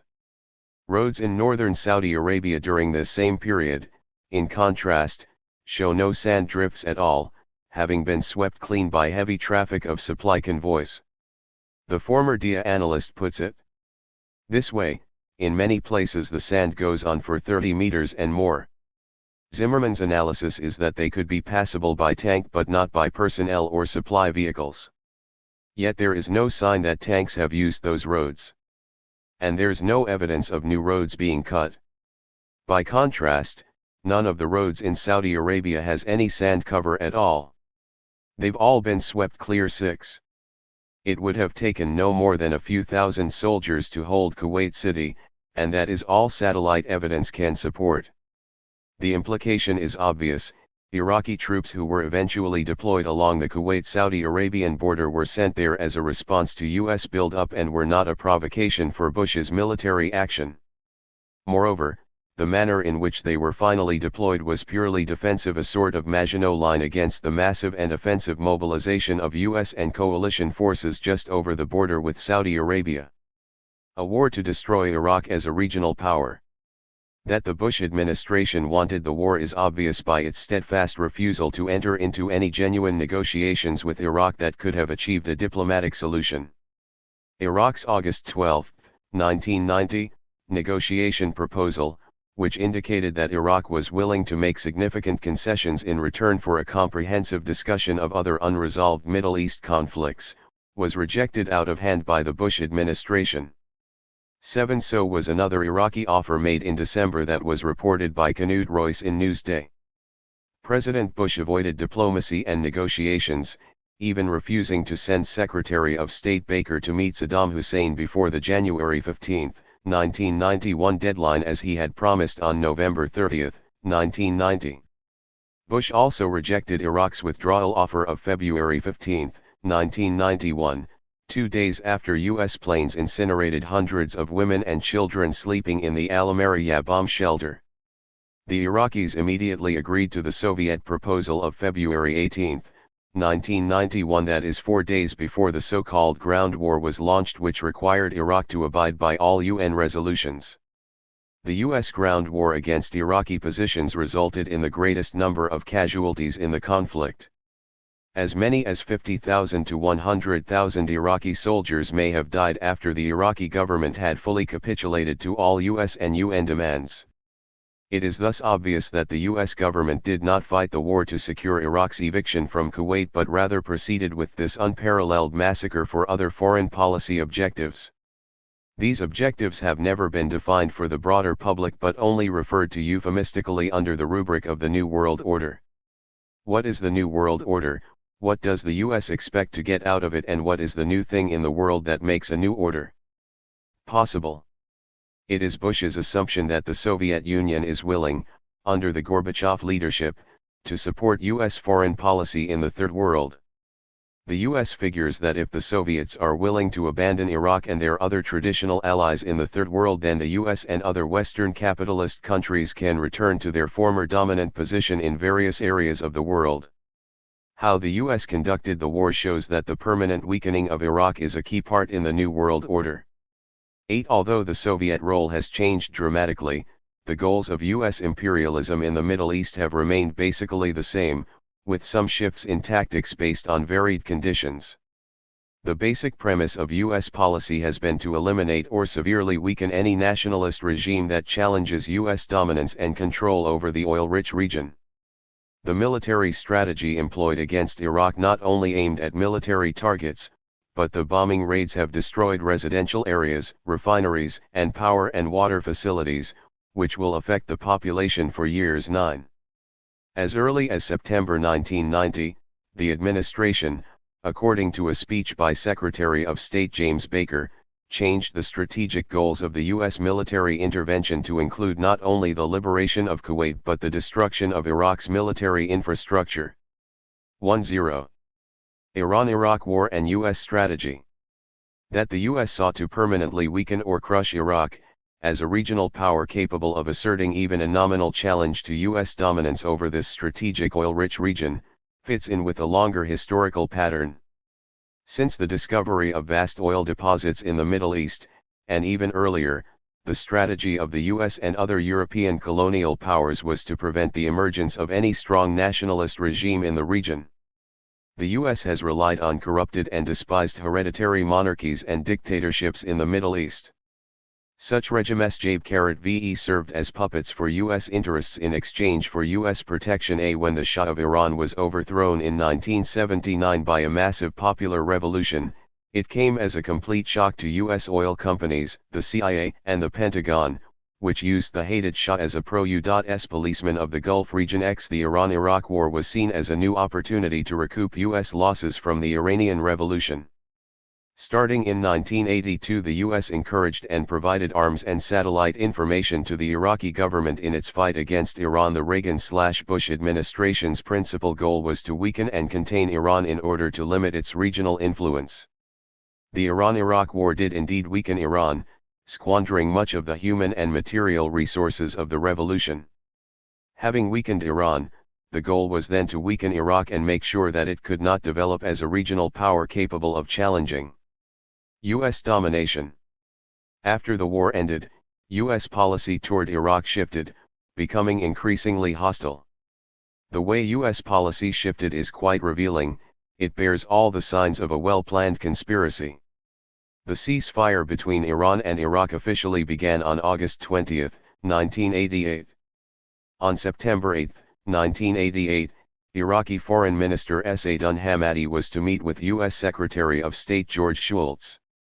The Iraqis had every reason to expect a warm welcome in Washington and to begin an era of closer cooperation on trade and industrial development. Instead, at 12:30 p.m., just 2 hours before the meeting and with no warning to Hamadi whatsoever, State Department spokesman Charles Redman called a press conference and charged that the U.S. government is convinced that Iraq has used chemical weapons in its military campaign against Kurdish guerrillas. We don't know the extent to which chemical weapons have been used, but any use in this context is abhorrent and unjustifiable. We expressed our strong concern to the Iraqi government, which is well aware of our position that the use of chemical weapons is totally unjustifiable and unacceptable. 1. One red man did not allude to any evidence at all, nor was the Iraqi government warned of the charges by the State Department. Rather, when Hamadi arrived at the State Department 2 hours later for his meeting with Schultz, he was besieged by members of the press asking him questions about the massacre. Hamadi was completely unable to give coherent answers. He kept asking the reporters why they were asking him about this. Needless to say, the meeting with Schultz was a dismal failure for Iraq's expectations of U.S. assistance in rebuilding after the Iran-Iraq War. Within 24 hours of Redmond's press release, the Senate voted unanimously to impose economic sanctions on Iraq, which would cancel sales of food and technology. Following September 8, 1988 is a 2-year record that amounts to economic harassment of Iraq by the American State Department, press, and Congress. Saddam Hussein alluded to this period many times during the lead-up to the war and the war itself. On February 15, 1991, in the preamble to his ceasefire proposal, he said the years 1988 and 1989 saw sustained campaigns in the press and other media and by other officials in the United States and other imperialist nations to pave the way for the fulfillment of vicious aims. 1. The Washington Post story on the ceasefire proposal of February 15, 1991 was titled simply, "Baghdad's Conspiracy Theory of Recent History 1. 3. Some conspiracies theories just happen to be true. The Bush administration has never presented any evidence whatsoever for its charges that Iraq used poison gas on its own citizens. Rather, it has simply repeated the charges over and over in the press. This event is analyzed in considerable detail in a study published by the Army War College called, Iraqi Power and U.S. Security in the Middle East. The authors of that study conclude that the charges were false but used by the U.S. government to change public opinion toward Iraq. They even go so far as to suggest a conspiracy against Iraq, the whole episode of seeking to impose sanctions on Iraq for something that it may not have done would be regrettable but not of great concern were this an isolated event. Unfortunately, there are other areas of friction developing between our two countries. 1. For if the first part of the strategy was to create hostility and economic hardships, then the war was the second phase. The massive bombardment of Iraq coupled with the continued economic sanctions after the war completes a 2-part strategy designed to leave Iraq both in a weakened state and dependent on Western aid and bank loans for any reconstruction effort. The U.S. will want to have a puppet government in Baghdad, and even if it is impossible to impose a Shah-type government on the Iraqi people, the Bush administration assumes that a war-ravaged country that is economically dependent on the US and European capitalist powers or on UN humanitarian aid will be forced into a subservient position. The New World Order and Big Oil.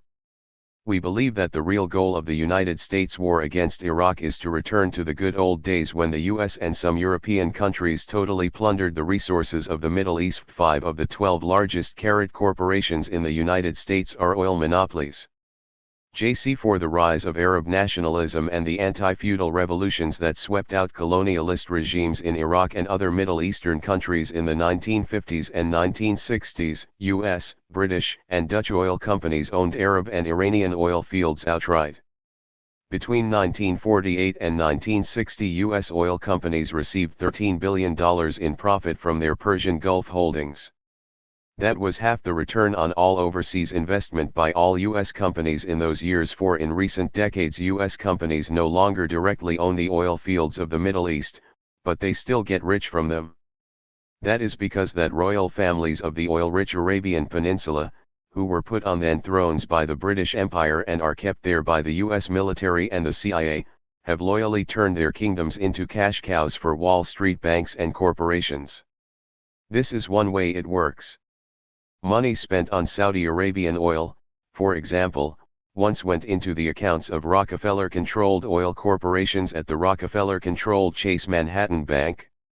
Now it is deposited in the Saudi king's huge account at Chase Manhattan, which reinvests it at a hefty profit to the Rockefellers. Chase Manhattan also manages the Saudi Industrial Development Fund and the Saudi Investment Bank. Morgan Guaranty Trust Company, which is linked to Mobil and Texaco, has a representative on the board of the Saudi Monetary Authority and controls another big chunk of the kingdom's income. Citicorp handles much of the Emir of Kuwait's $120 billion investment portfolio. 1.5 The total amount that the Gulf's feudal lords have put at the disposal of the Western bankers is conservatively estimated at $1 trillion. It is probably much more. While the big oil companies have a going partnership with the feudal rulers of Saudi Arabia, the United Arab Emirates, etc., they are relatively locked out of Iraq, Iran, Libya, Yemen, and Algeria. The goal of the US war is to roll back the Arab Revolution and all the other revolutionary movements that have swept the region since World War II. The New World Order that Bush has in mind is, in fact, not so new.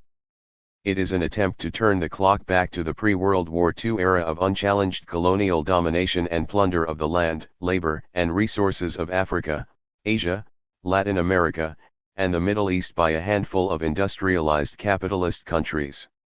Unlike the Old World Order of outright colonialism, the New World Order will be imposed by stealth aircraft, guided missiles, smart bombs, and tactical nuclear weapons, not 19th-century gunboats. This is based on grand geopolitical strategy that flows like water from Pentagon-sponsored think tanks in Washington.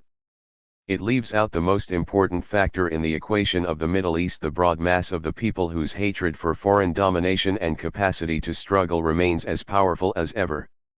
The US and its imperialist allies have won a temporary victory in the Middle East.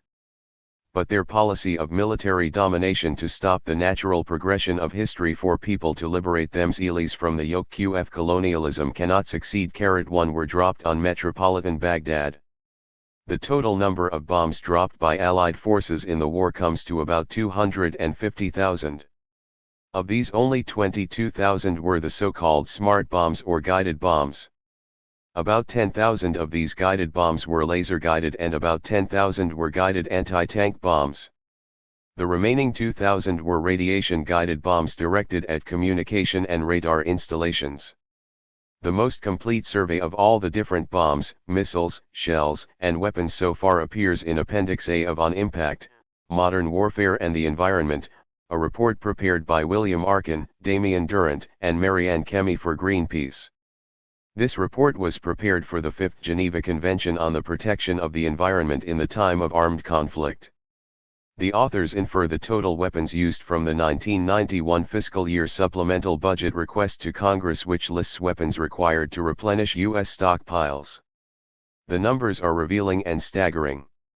In part, they include 2,095 HARM missiles, 217 Walleye missiles, 5,276 guided anti-tank missiles, 44,922 cluster bombs and rockets, 136,755 conventional bombs, 4,077 guided bombs. The conventional unguided bomb was the most commonly used weapon in the massacre.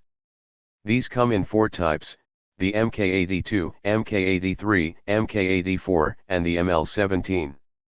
In all, some 150,000 to 170,000 of these bombs were dropped during the war. The U.S. arsenal contains 8 kinds of guided bombs: AGM-130, an electro-optically or infrared-guided 2,000-pound powered bomb; GBU-10 Paveway-2, a 2,000-pound laser-guided bomb based on a Mk-84; GBU-101 Paveway-2, a 2,000-pound laser-guided bomb with January 2000 hard target munition, employed exclusively on the F-117A and used in small numbers.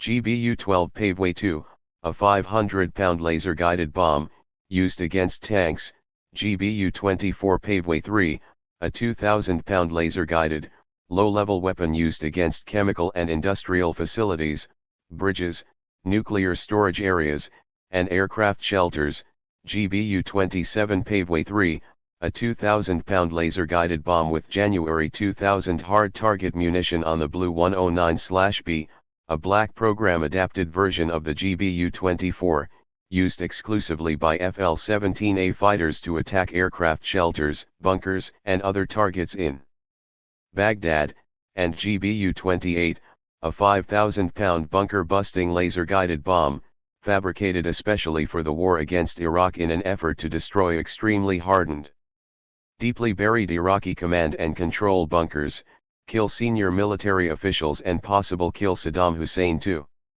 As if explosive bombs were not enough, the US used massive amounts of fire bombs and napalm, although US officials denied using napalm against Iraqi troops, only on oil-filled trenches.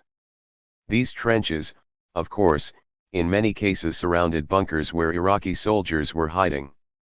Perhaps the most horrifying of all bombs was the fuel-air explosives which were used to destroy minefields and bunkers in Iraq and Kuwait. These fire bombs were directly used against Iraqi soldiers, although military spokesmen and press reports have consistently tried to downplay their role. 3. Perhaps this is only because press reports were too descriptive before the war, when the Pentagon was leaking stories about possible Iraqi use of phase, along with nuclear, chemical, and biological weapons, none of which ever appeared on the Iraqi side. The phase is composed of an ethylene oxide fuel which forms an aerosol cloud or mist on impact. The cloud is then detonated, forming very high overpressures and a blast or shock wave that destroys anything within an area of about 50,000 square feet. The US also used Daisy Cutters or the Blue 82, a 15,000-pound bomb containing GSX. This, too, is a concussion-type bomb which military spokesmen and the US press said was used to detonate pressure-sensitive mines. The mines, of course, surrounded Iraqi troop deployments, and the concussive force of the bomb would surely also rupture internal organs or eardrums of Iraqi soldiers pinned down in their bunkers. This is not even to mention incineration and asphyxiation, as the firestorm of the bomb sucks all of the oxygen out of the area. President Bush continually warned about Iraqi weapons of mass destruction, but it is clear that US forces alone used weapons of mass destruction against Iraqi troops in both Iraq and Kuwait. Among other controversial weapons are cluster bombs and anti-personnel bombs, which contain a large number of small bomblets inside a large casing. Upon impact, the little bombs are dispersed over a wide area and then explode. Using cluster bombs, a single B-52 can deliver more than 8,000 bomblets in a single mission. A total of about 60,000 to 80,000 cluster bombs were dropped. For what all of this means to anyone who thinks about the numbers is simply that the bombing was not a series of surgical strikes but rather an old-fashioned mass destruction. On March 15, 1991, the Air Force released information stating that 93.6% of the tonnage dropped were traditional unguided bombs. So we have something like 82,000 tons of bombs that were non-precision guided and only 7,000 tons of guided bombs. This is not surgical warfare in any accurate sense of the term, and more importantly in the sense that was commonly understood by the American public. Bombs were, moreover, not the only source of explosives rained down upon Iraq. Artillery shells from battleships and rocket launchers amounted to an additional 20,000 to 30,000 tons of explosives. While the F-117 stealth fighter captured the fascination of the news media, massive B-52s carried out the bulk of the work. Flying out of bases in Diego Garcia, Spain, United Kingdom, the United States, Saudi Arabia, and other places, B-52s dropped about 30% of the total tonnage of bombs. B-52s were used from the first night of the war to the last. Flying at 40,000 feet and releasing 40 to 60 bombs of 500 or 750 pounds each, their only function is to carpet bomb entire areas. General McPeak told Defense Week, "The targets we are going after are widespread. They are brigades, and divisions, and battalions on the battlefield. It's a rather low-density target. So to spread the bombs, carpet bombing is not my favorite expression, is proportionate to the target. Now, is it a terrible thing? Yes. Does it kill people? Yes. 5 B-52s were used against chemical and industrial storage areas, airfields, troop encampments, storage sites, and they were apparently used against large populated areas in Basra. Language used by military spokesman General Richard Neal during the war made it sound as if Basra had been declared a free fire zone, to use a term from the Vietnam War for areas which were declared to be entirely military in nature and thus susceptible to complete bombing.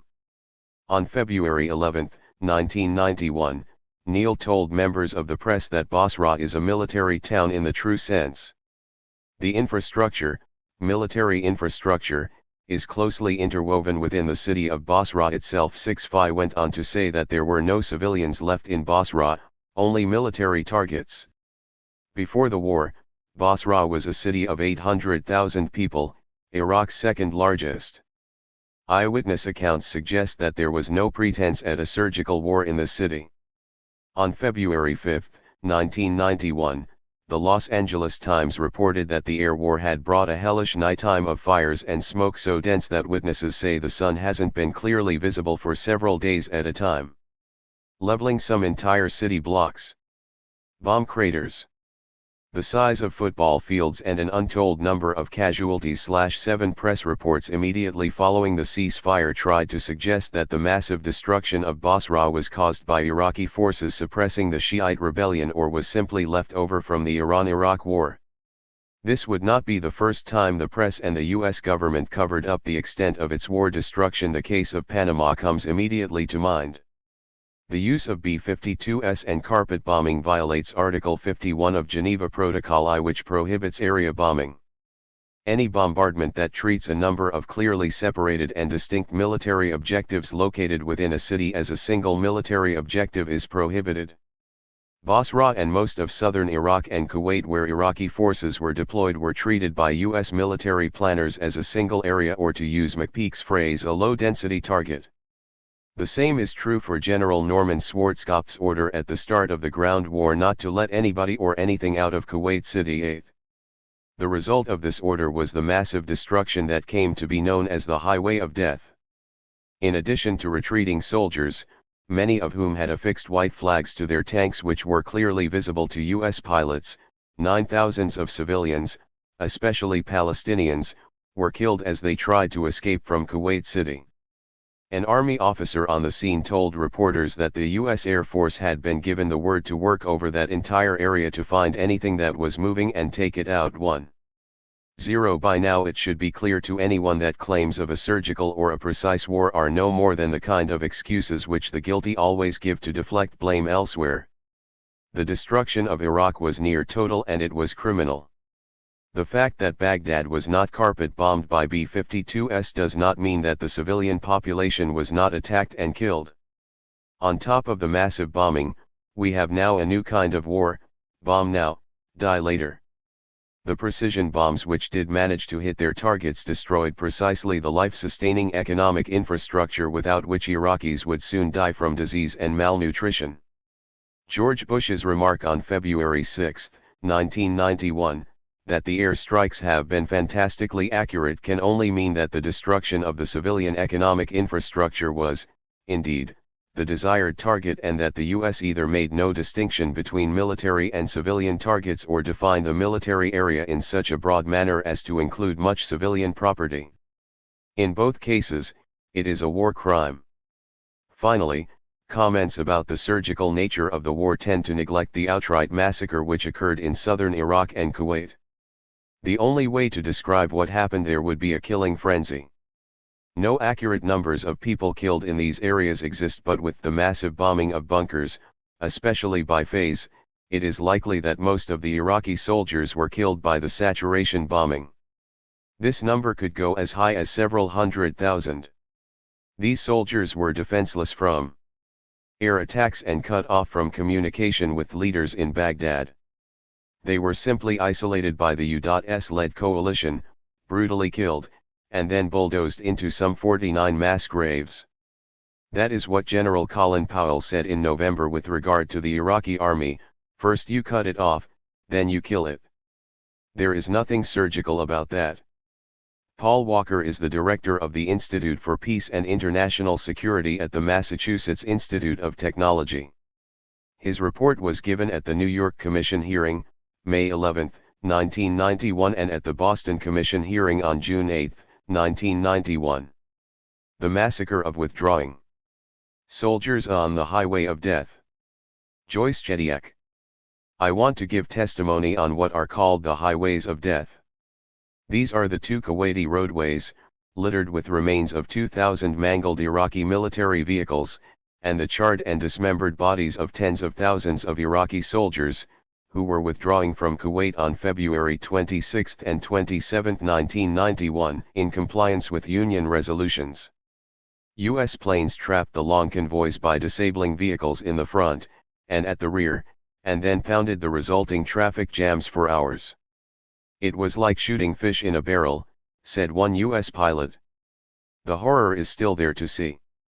On the inland highway to Basra is mile after mile of burned, smashed, shattered vehicles of every description: tanks, armored cars, trucks, autos, fire trucks," according to the March 18, 1991, Time magazine.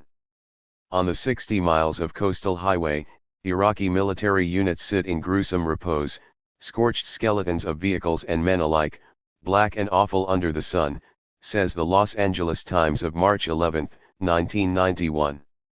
While 450 people survived the inland road bombing to surrender, this was not the case with the 60 miles of the coastal road. There for 60 miles every vehicle was strafed or bombed, every windshield is shattered, every tank is burned, every truck is riddled with shell fragments. No survivors are known or likely. The cabs of trucks were bombed so much that they were pushed into the ground, and it's impossible to see if they contain drivers or not. Windshields were melted away, and huge tanks were reduced to shrapnel. "Even in Vietnam I didn't see anything like this. It's pathetic," said Major Bob Nugent, an Army intelligence officer. "This one-sided carnage, this racist mass murder of Arab people, occurred while White House spokesman Marlin Fitzwater promised that the U.S. and its coalition partners would not attack Iraqi forces leaving Kuwait. This is surely one of the most heinous war crimes in contemporary history.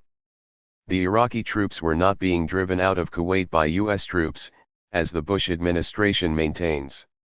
They were not retreating in order to regroup and fight again. In fact, they were withdrawing, they were going home, responding to orders issued by Baghdad, announcing that it was complying with Resolution 660 and leaving Kuwait.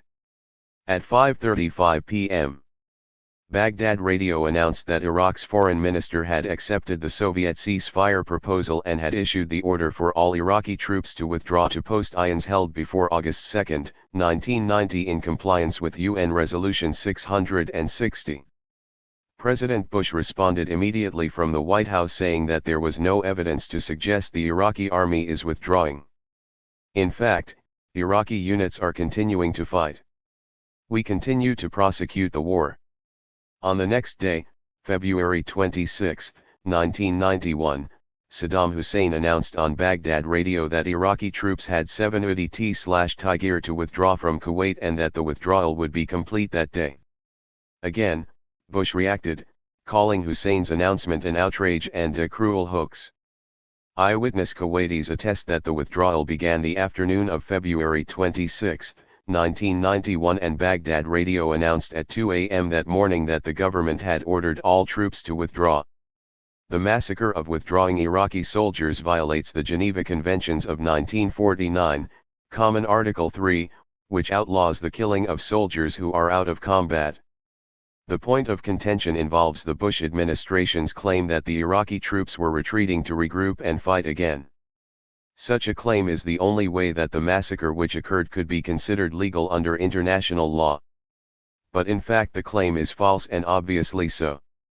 The troops were withdrawing and removing themselves from combat under direct orders from Baghdad that the war was over and that Iraq had quit and would fully comply with UN resolutions. To attack the soldiers returning home under these circumstances is a war crime.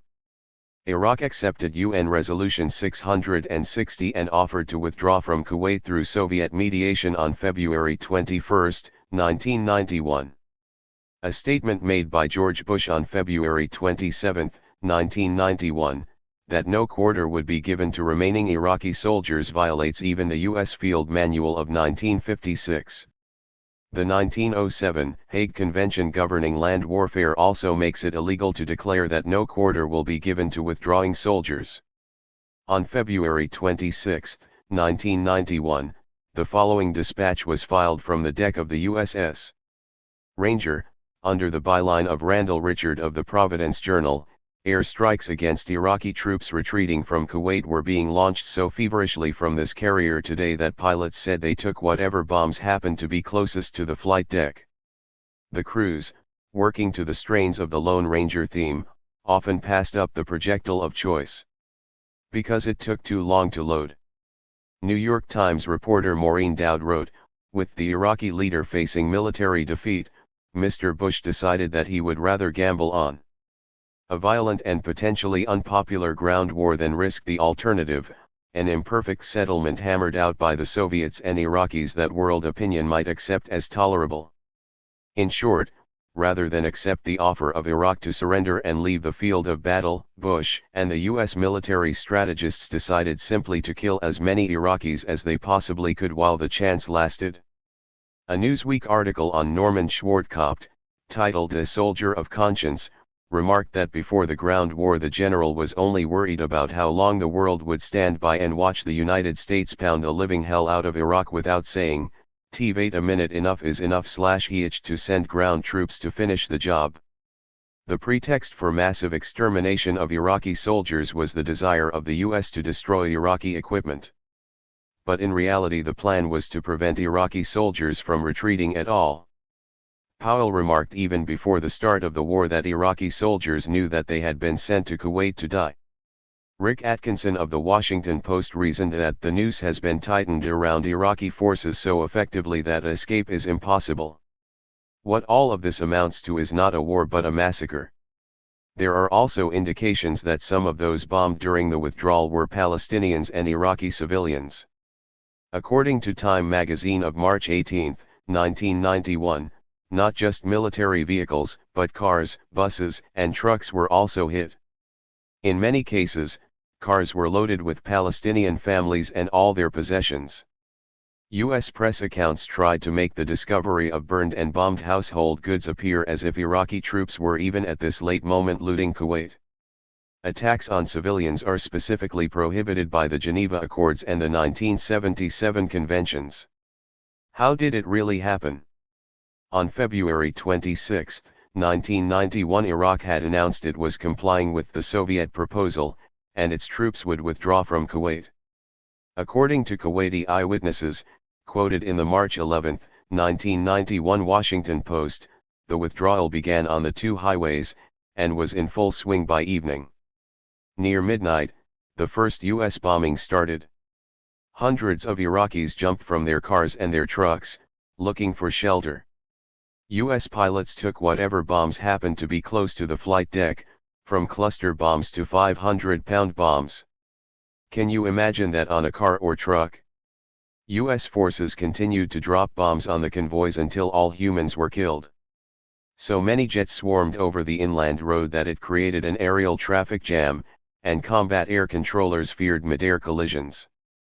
The victims were not offering resistance. They weren't being driven back in fierce battle, or trying to regroup to join another battle. They were just sitting ducks, according to Commander Frank Swigert, the Ranger Bomb Squadron leader.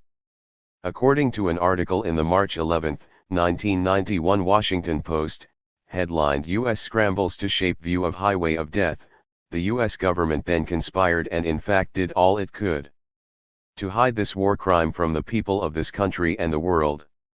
What the U.S. government did became the focus of the public relations campaign managed by the U.S. Central Command in Riyadh, according to that same issue of the Washington Post. The typical line has been that the convoys were engaged in classic tank battles as if to suggest that Iraqi troops tried to fight back or even had a chance of fighting back. The truth is that it was simply a one-sided massacre of tens of thousands of people who had no ability to fight back or defend themselves. The Washington Post says that senior officers with the U.S. Central Command in Riyadh became worried that what they saw was a growing public perception that Iraqi forces were leaving Kuwait voluntarily, and that the U.S. pilots were bombing them mercilessly, which was the truth. So the U.S. government, says the Post, played down the evidence that Iraqi troops were actually leaving Kuwait. U.S. field commanders gave the media a carefully drawn and inaccurate picture of the fast-changing events. The idea was to portray Iraq's claimed withdrawal as a fighting retreat made necessary by heavy Allied military pressure. Remember when Bush came to the Rose Garden and said that he would not accept Saddam Hussein's withdrawal?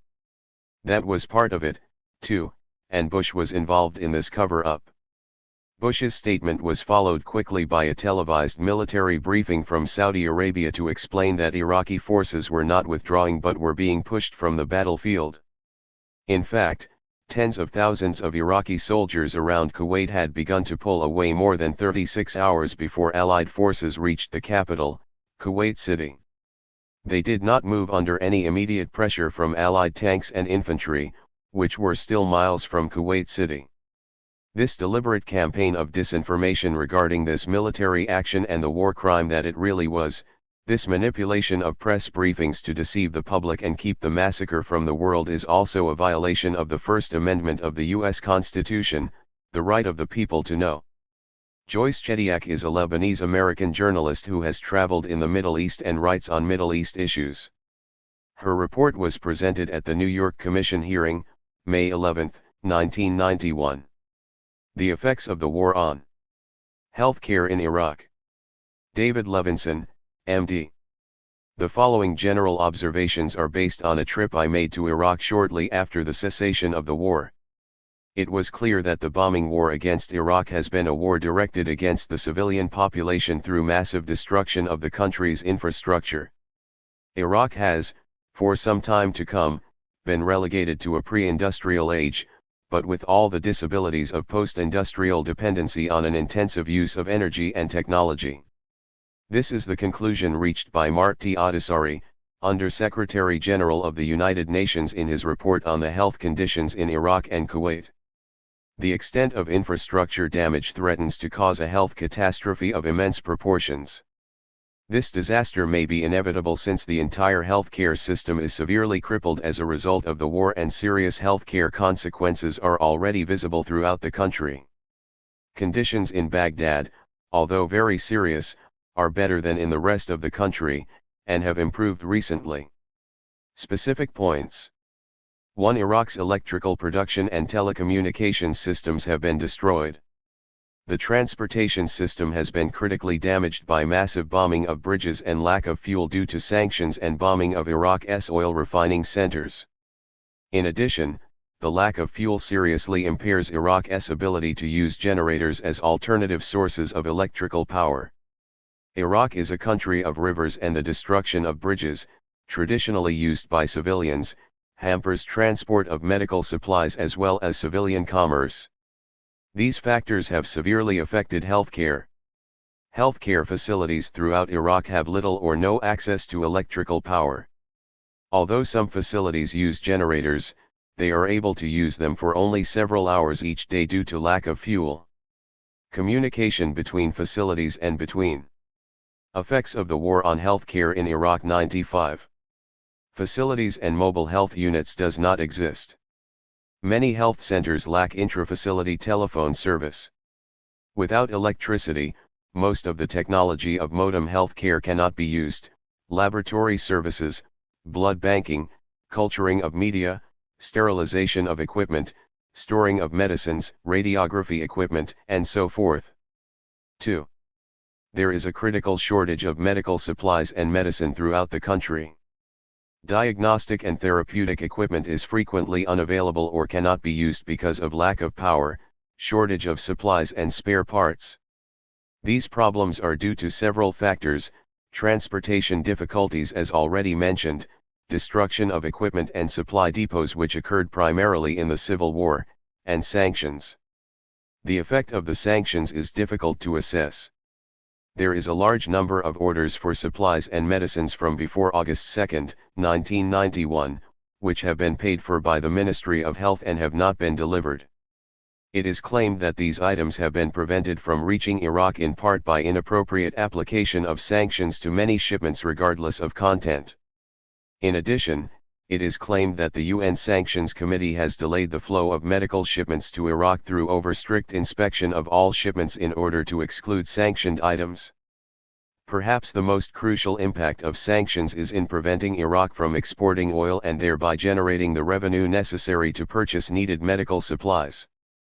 Medical supplies which are presently being received come entirely from donations from United Nations relief organizations and other non-governmental organizations such as the Red Cross and Red Crescent societies. According to the Ministry of Health, these donations supply only 2.5% of the country's medical needs. 3.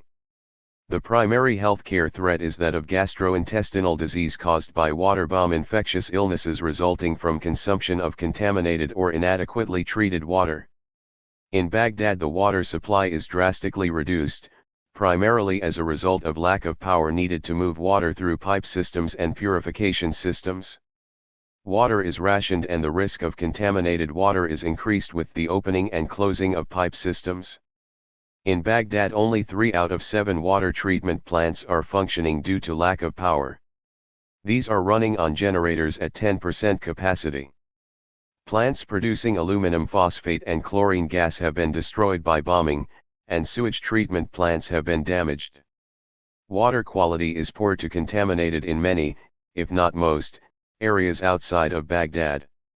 The ability to test water is limited or non-existent because of lack of reagents. Some neighborhoods in Baghdad and many rural areas are still without water after several months. In many areas, the people as well as healthcare facilities have to use unsafe water for daily needs. Despite urgent relief efforts in Baghdad which are producing running water to many neighborhoods for a few hours a day, the amount available to each 96.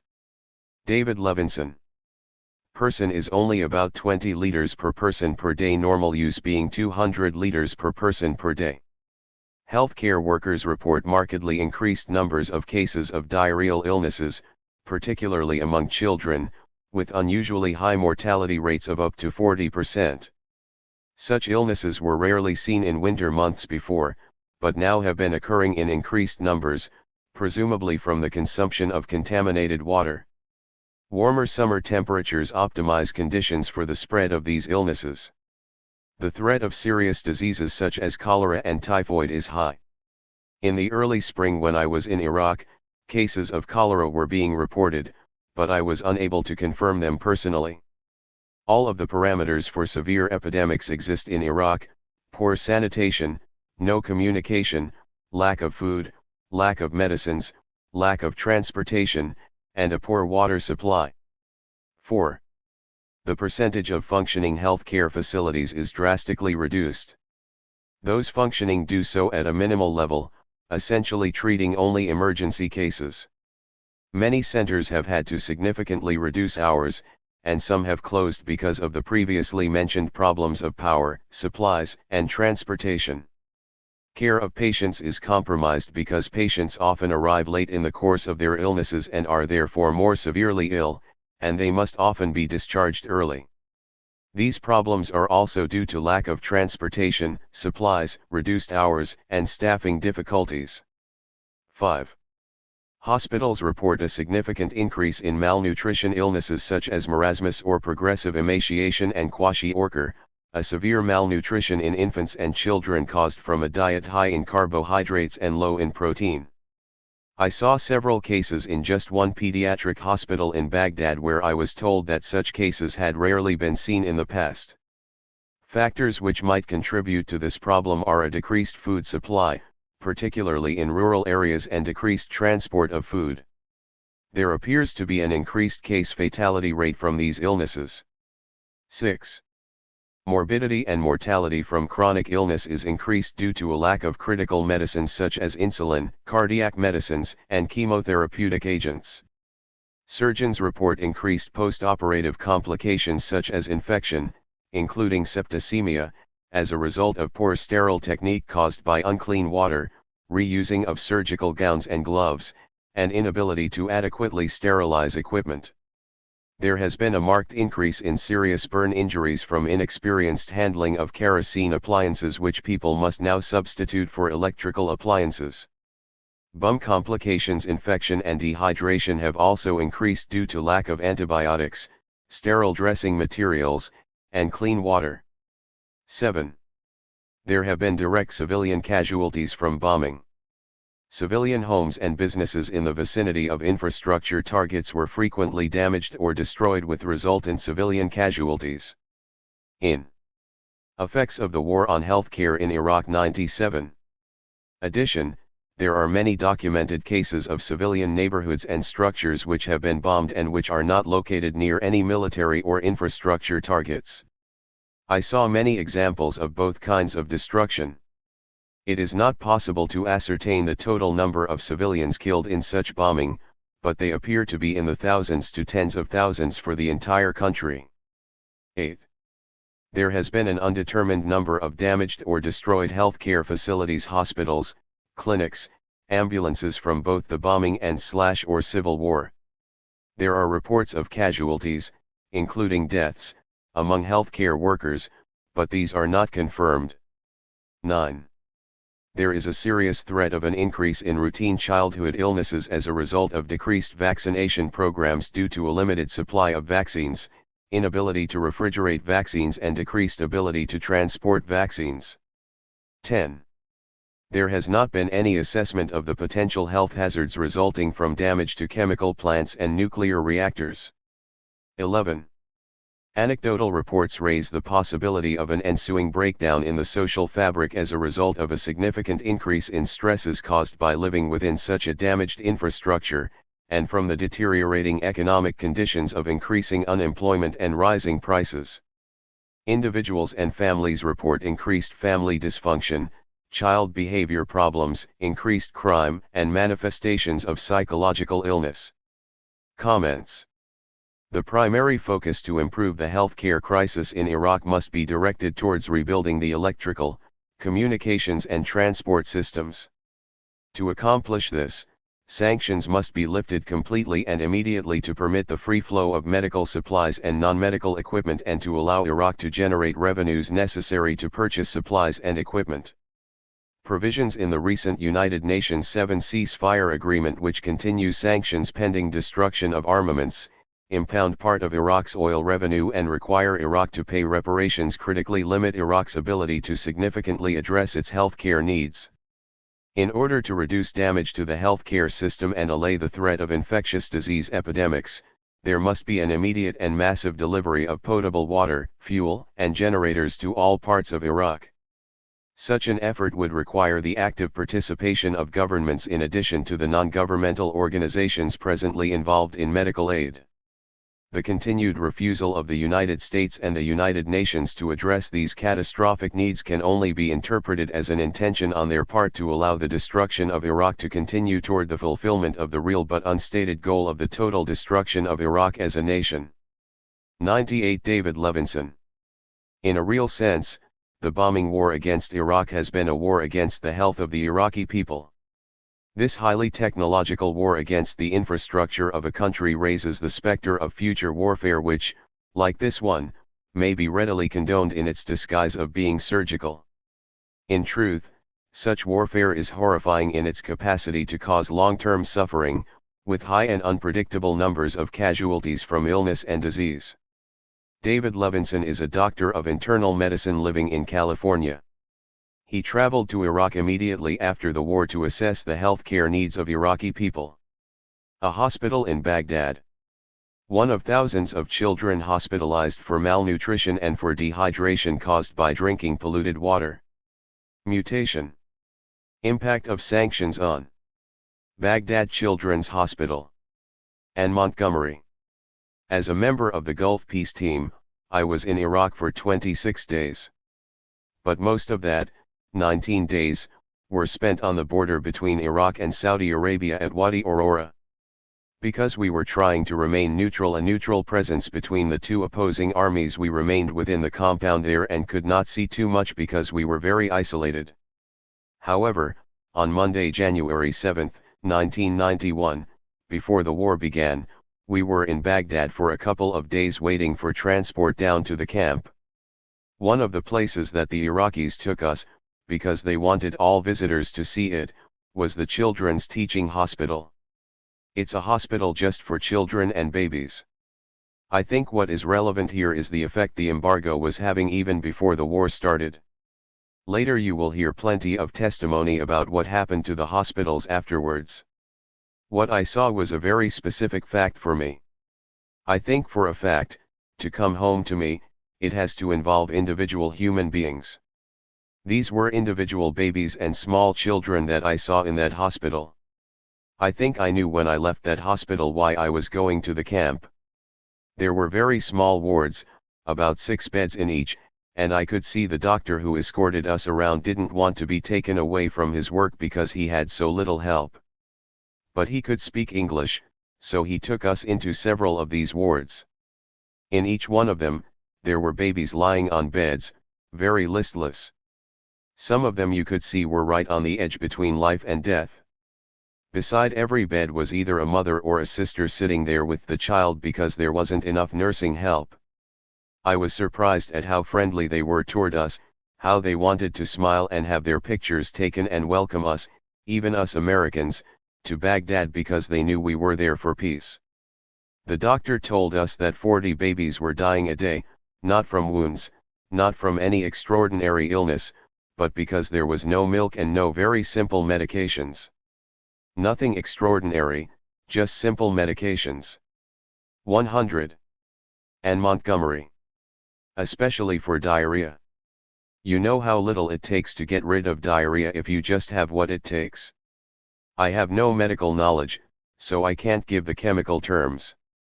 But the doctor was very angry, and his words to us were, "Please tell them not to make war on children." It was as plain as that.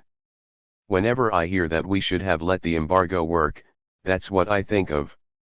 The embargo was war, the embargo still is war when you hear about these ships being stopped. For the sake of this investigation, I'd just like to read a couple of quotations to back up what I saw. This was from Ramsey Clark's letter to the Secretary General of the United Nations. Ramsey Clark arrived in Baghdad the day we left, so it was sort of a direct follow-up. Dr. Ibrahim Al-Nouri has been head of the Red Crescent and Red Cross for Iraq for 10 years. He is a pediatrician by training who interned at the Children's Hospital in London, later headed Children's Hospital in Baghdad, and served in the Ministry of Health for some years, rising to deputy minister. Dr. Al-Nouri estimates that there have been 3,000 infant deaths since November 1, 1990, in excess of the normal rate, attributable solely to the shortage of infant milk formula and medicines. Only 14 tons of baby formula have been received during that period. Prior monthly national consumption was approximately 2,500 tons. When we got back to Baghdad, 10 or 11 days after the war had started, we were taken to the infant milk factory. The milk was ground into the mud. The only milk we saw, even though we were staying in the El Rashid Hotel, was the milk we brought back from that milk factory. So we knew that if we weren't getting milk in the El Rashid, certainly nobody else in Baghdad was. The Gulf Peace Team report made after the war points out what is not generally reported in the press: despite being excluded from the sanctions embargo, medical supplies are being prevented from entering Iraq for civilian use. Over 50 shipments of paid medical supplies, ordered long before the sanctions were in place, remained locked in ports and borders because the governments involved refused to release the shipments for transport to Iraq. Many pharmaceutical companies continue to refuse to sell medicines to Iraq. All medicines originating in the United States require a license from the Treasury Department before they can be shipped via humanitarian convoys to Iraqi civilians. The volume of medicines reaching Iraq via humanitarian channels is perhaps 1/30 of that required by the Iraqi civilian population. I know when we got back to Amman, we were told by a pharmacist that medicines were piling up, waiting to go. So I think the image that stayed with me, because I think what touches us is the concrete, is that of one old grandmother. Apparently the mother couldn't be with the baby. She looked to me like the mother of sorrows. Impact of sanctions on Baghdad's Children's Hospital 101. One of those faces you would see in a portrait, a very wrinkled, lined face, very impassive, very stoic. She was sitting cross-legged on the bed with an infant, a very tiny infant between her hands. At first I could get no reaction from her. Finally she turned around and smiled. She couldn't speak any English. But I knew that she had been sitting there all day, and would probably sit there for the rest of the day, absolutely quiet. As we left, somebody said to the doctor, "You're always at war, how do you feel about it?" He said, "Well, it is our fate." I think that's what we felt from the Iraqi people. There's a sense of a very sad and tragic fate. And just sadness more than anger. So I think that is the picture that stays with me. Anne Montgomery was a member of the International Gulf Peace Team based in Iraq during U.S. led bombing. She delivered this testimony at the New York Commission hearing. Impact of the war on Iraqi society. Adib Abed and Gavri Gemma. Our delegation to Iraq included Adib Abed, National Coalition to Stop U.S. Intervention in the Middle East, and the Palestine Aid Society. Gavri Gemma, Coordinator, National Coalition, and Elisa Chavez, a videographer with Haiti Films. We were joined for 4 days by Dr. David Levinson. We were in Iraq from April 3, 1991 to April 14, 1991, and in Amman, Jordan, from March 30 to April 2 and from April 15 to 22. We went to every part of Baghdad, and went to Babylon, Najaf, Hilla, and Karbala in the south. Our trip was undertaken as part of a continuing investigation into the effects of the U.S.-led coalition bombing and sanctions for the Commission of Inquiry for the International War Crimes Tribunal. Our task was to assess the effects of the bombing and the condition of the population 1 month after the bombing had ceased, to acquire written and visual documentation and direct testimony, and to assess the effects on other countries, especially Jordan. Throughout the trip we had the cooperation of officials and spoke to whomever we chose. Our movement was hindered only by the time-consuming problems of procuring sufficient gasoline each day, inability to make appointments because there was no telephone or postal service, various offices had moved due to the bombing, and of course the intense, urgent work of surveying and repair that was being undertaken in the country by officials, experts, and the general population. Also, everyone had to spend long hours every day ensuring that their families had food and other necessities. All of our interviews were done directly, some in English but most in Arabic, by Adib Abed. This report's aim is to summarize our experience. The information it contains, including any historical background or opinions, was acquired directly in Iraq and Jordan. Only where such information was repeatedly told to us did we include it. We spoke to many government officials but concentrated on talking to the people themselves in neighborhood after neighborhood. Transcripts of interviews, video testimony, and photos wherein Iraqi, Palestinian, and Jordanian victims of the war speak directly are available from the Commission. Most importantly, we want to thank the Iraqi people for their kindness and assistance to us and their determination and courage in the face of the suffering inflicted upon them by the United States government. We arrived on April 3, 1991, in a car loaded with enough gasoline, water, and bread to last what we thought would be 4 or 5 days in Iraq. Given the difficult conditions, we extended that stay. At the time we arrived, some newspapers in the West had reported that life was back to normal in Baghdad. Nothing could be further from the reality we witnessed. The country was without electricity except for intermittent short periods of time in small sections of the city. There was no domestic or international telephone service, no postal service, trains, or Iraqi planes, passenger or cargo. Gasoline was scarce. Rationing was still in effect for almost everything. The majority of workers were unemployed due to lack of electricity, transportation, spare parts, and raw materials, and the destruction of facilities by bombing. There were no military targets in sight. The medical situation was devastating. The children who had survived 8 months of sanctions, bombing, and terror were getting sick in increasing numbers. In every city we visited we documented the destruction or severe damage to homes, electrical plants, fuel storage facilities, civilian factories, hospitals, churches, civilian airports, vehicles, transportation facilities, food storage and food testing laboratories, grain silos, animal vaccination centers, schools, communication towers, civilian government office buildings, and stores. Almost all facilities we saw had been bombed 2 or 3 times, ensuring that they could not be repaired. Most of the bridges we saw destroyed were bombed from both ends. It is important to know what social conditions were like before the embargo and bombing. Although it varied in different parts of the country, again and again people described to us the following: the entire country was electrified.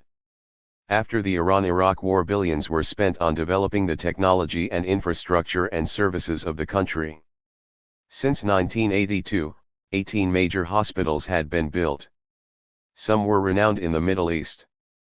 Medical care was basically free with a token payment of half a dinar upon admission and 1 dinar each day regardless of care. Illiteracy had been substantially reduced, education was universal and free through college. Water was supplied to all parts of the country. Prenatal and postnatal care and vaccinations for children were available throughout the country, including in rural areas. The social position of women was advancing. Food was abundant and inexpensive. People came from other countries to shop in Iraq, and baby formula and cooking oil were often transported to Oman. Low-interest loans for homes were provided by the government, which had also started a program to give land to people who promised to produce within 5 years. Doctors had not seen cases of malnutrition in Baghdad for over a decade. Although Iraq had a staggering debt, its oil production giving it direct income or allowing it to directly exchange oil to pay off debts enabled it to purchase advanced communications technology from foreign companies. In Baghdad, the public transportation system was cheap and widespread. Iraq was just beginning to develop its own manufacturing capabilities in technology and other production. Although it was 70% dependent on imported food, Iraq was making a priority of internal food production. While it was still emerging from colonial exploitation, and relatively poor, Iraq was developing rapidly, and its standard of living and extent of public services was among the highest in the Middle East. The functioning and well-being of society was dependent on technology. The embargo, freezing of Iraq's bank accounts, and bombing have not only destroyed between 125,000 and 225,000 lives, including those of thousands of children, they have destroyed all that the people were so enormously proud of wherever we went. The effects will last for decades. The Bush administration's claims that its bombing was solely directed at military targets was contradicted by everything we saw. In every city we saw civilian homes and stores bombed. Despite the high percentage of bombs the Pentagon admits missed their targets, the U.S. deliberately and with chilling and deadly precision bombed the entire infrastructure necessary to sustain life and society. As almost all facilities in Iraq were constructed by foreign companies based in countries that were part of the U.S.-led coalition, the plans and locations of these facilities were available to the Pentagon. We were told that altogether 26,000 facilities had been destroyed, including 61 bridges and 80% of oil refineries. Baghdad. It was an odd feeling to be in a major city, to look up into the sky and see no civilian aircraft, and to know that any time you saw a plane it was a U.S. military jet. Everyone would stop and look up with anger. On our second night there, and several other times, at about 2:30 a.m. U.S. jets flew low over the city, deliberately creating an enormous sonic boom that sounded as if the bombing had started again. The next morning people would describe how their children had awakened in terror. Families we spoke to everywhere described what it felt like for 40 days and nights to hear and see bombing. Before the bombing, Baghdad used 9,000 megawatts of electricity per impact of the war on Iraqi society 105 day. After the bombing it was reduced to 700 megawatts per day for more than 3 months. According to the Water Department, the complete cut-off of water and or potable water was due to the lack of electrical power and the scarcity of chemicals to treat the water.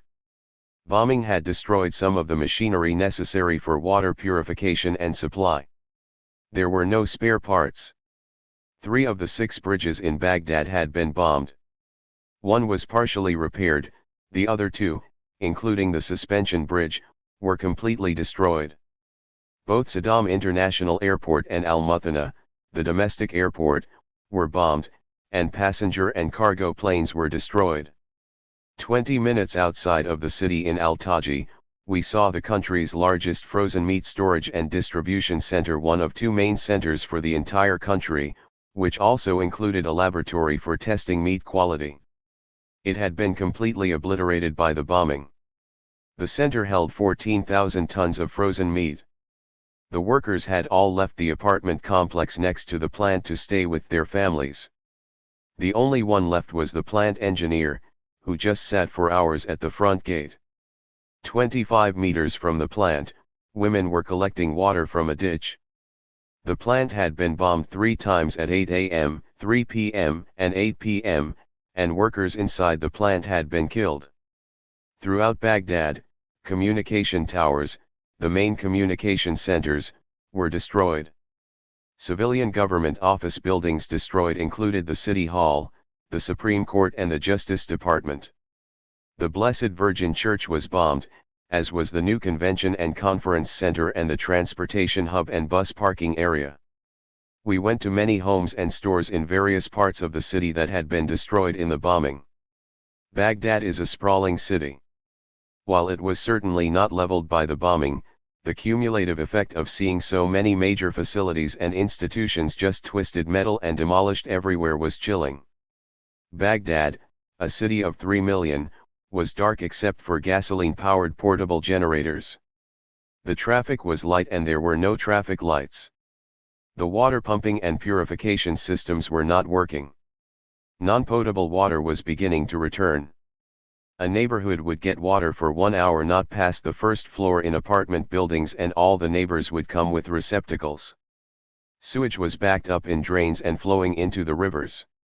We visited Al-Amariya shelter that was destroyed by 2 bombs in February 1991. You could still smell death inside and envision the terror and panic of people unable to get out. On one side of this shelter was a school, on the other a supermarket. Estimates of those killed on the night it was bombed, the majority of them women and children, range as high as 1,500 people. Only 11 survived, many of them severely burned. All through the surrounding completely residential neighborhood banners were hung outside of homes listing family members who died. One banner named 17 dead. We met in their homes with surviving family members who seemed to be still in shock. Once school had resumed, some classes had lost half their students. Outside the shelter, women still mourned at the gates for loved ones whose bodies had never been recovered or identified. The Bush administration and media had said they thought this was a military bunker. Anyone spending 5 honest minutes in this neighborhood would know that was untrue. Many expressed to us that this was a deliberate bombing to terrorize the population. Dr. Ibrahim al-Nouri, president of the Iraqi Red Crescent, gave us an overview of the medical situation. He said there were serious shortages of all medicines, including antibiotics and anesthetic drugs, surgical equipment, disposable gloves, antiseptics, face masks, intravenous fluids, whole blood and plasma. Incubators were useless because there was no electricity or no spare parts. Laboratory testing was basically unavailable, hemodialysis was impossible. Dr. al-Nouri stressed the necessity of repairing the electrical system and its link to providing health care. Clean water remained a major problem and he emphasized his fear that major epidemics of cholera and typhoid would appear as the temperatures climbed. As of April 13, 1991, the International Red Cross had brought in 1 million liters of purified water, 70 water trucks and 7 mobile water purification systems, which were mostly sent to the south. However, even combined with other efforts, water in Baghdad was limited to 1 liter per person per day. Hospitals had been closed in Baghdad due to lack of supplies. Polio, measles, hepatitis, diphtheria, meningitis, malnutrition, gastroenteritis, and nervous disorders were reappearing. Miscarriages and infant mortality were way up. On April 4, 1991, we visited Kindi Hospital, a neighborhood hospital in a working-class area of Baghdad. By flashlight we interviewed the head nurse, who reported that of the 1,000 people brought in during the bombing, half had already died. Dr. Saad Salal told us the hospital had been without electricity since the bombing, using generator power for surgery and emergency cases 12 hours a day. Because of the lack of insulin, amputations had been necessary for diabetic patients, and heart patients had died for lack of medicine. All specialty clinics were closed.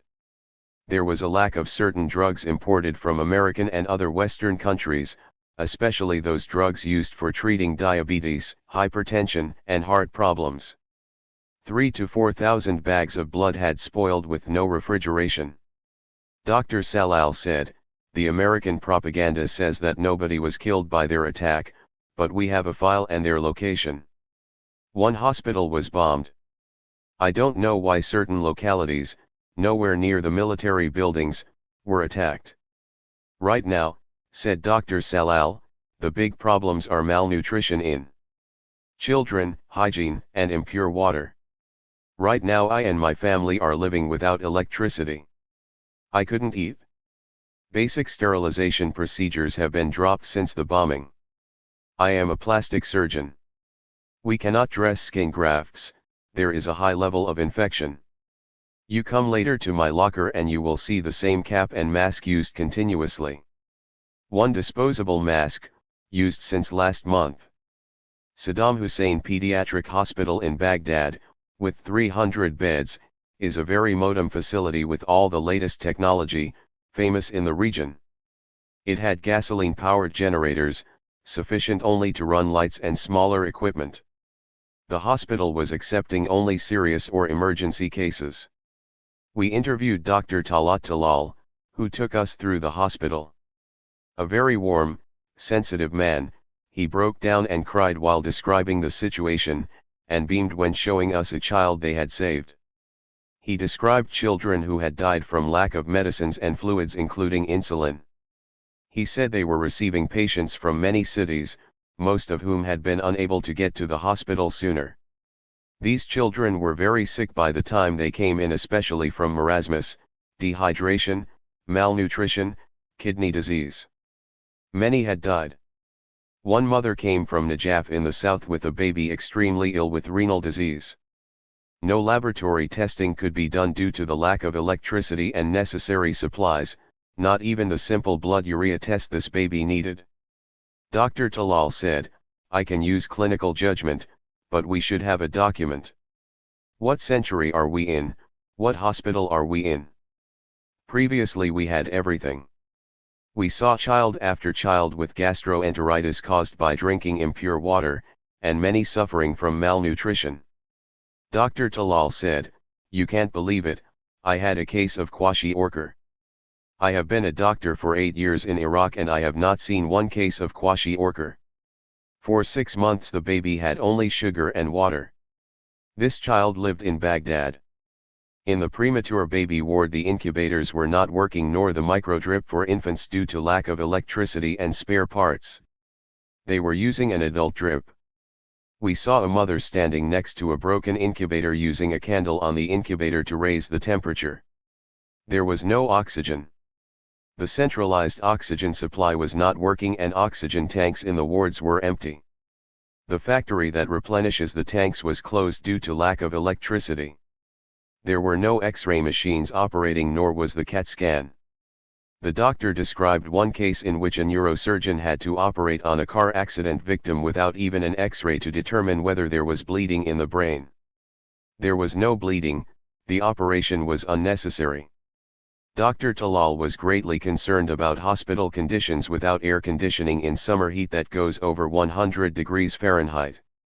Dr. Talal described the lack of even basic items such as disposable gloves. He said, "Gloves, we don't have gloves, imagine just with our hands we do. The puncture. It is a tragedy. We may save the life of a patient with meningitis and then induce infection. You know we have progressed a lot, really, in our country. Every woman, even in the rural areas, had pre- and postnatal care. We had reached a very high level. And now everything has changed. It had become a daily struggle to obtain the necessary items to sustain life. This was especially true for the women. Many people had to sell belongings to buy items on the underground market. Finding water, flour, or bread, cooking oil, gasoline or kerosene became an ordeal. On top of this, people were unable to learn whether family members were alive or dead in other parts of the country due to the lack of communications. Schools were closed for months, and when they reopened they were overcrowded and without electricity or potable water. Everyone spoke about how terrible it was that instead of the public buses they had used for decades, now people were forced to use open and crowded trucks. Although rationing was carried out on a widespread and fairly equal basis, the amounts available to distribute were insufficient to meet people's needs. Some items would run out completely. During our stay, the government cracked down on price gouging and prices of items were dropping fast. After we left, the gasoline refinery in Dura began operating to provide gasoline internally. This gasoline is now being given free, and also sent to the south. This is a great achievement and important for the Iraqi people's lives. There was much bitterness when we were there that Iraq, an oil-producing country, had no gasoline due to the bombing. Prior to the U.S. embargo, which started in August, and the freezing of Iraq's bank accounts, 3 Iraqi dinars equaled $1. At the time we were there it was 7D to $1. 1,000 fils equals ID. Average income was 100-150 a month. 1 liter equals about 1 quart, 1 kilogram equals 2.2 pounds.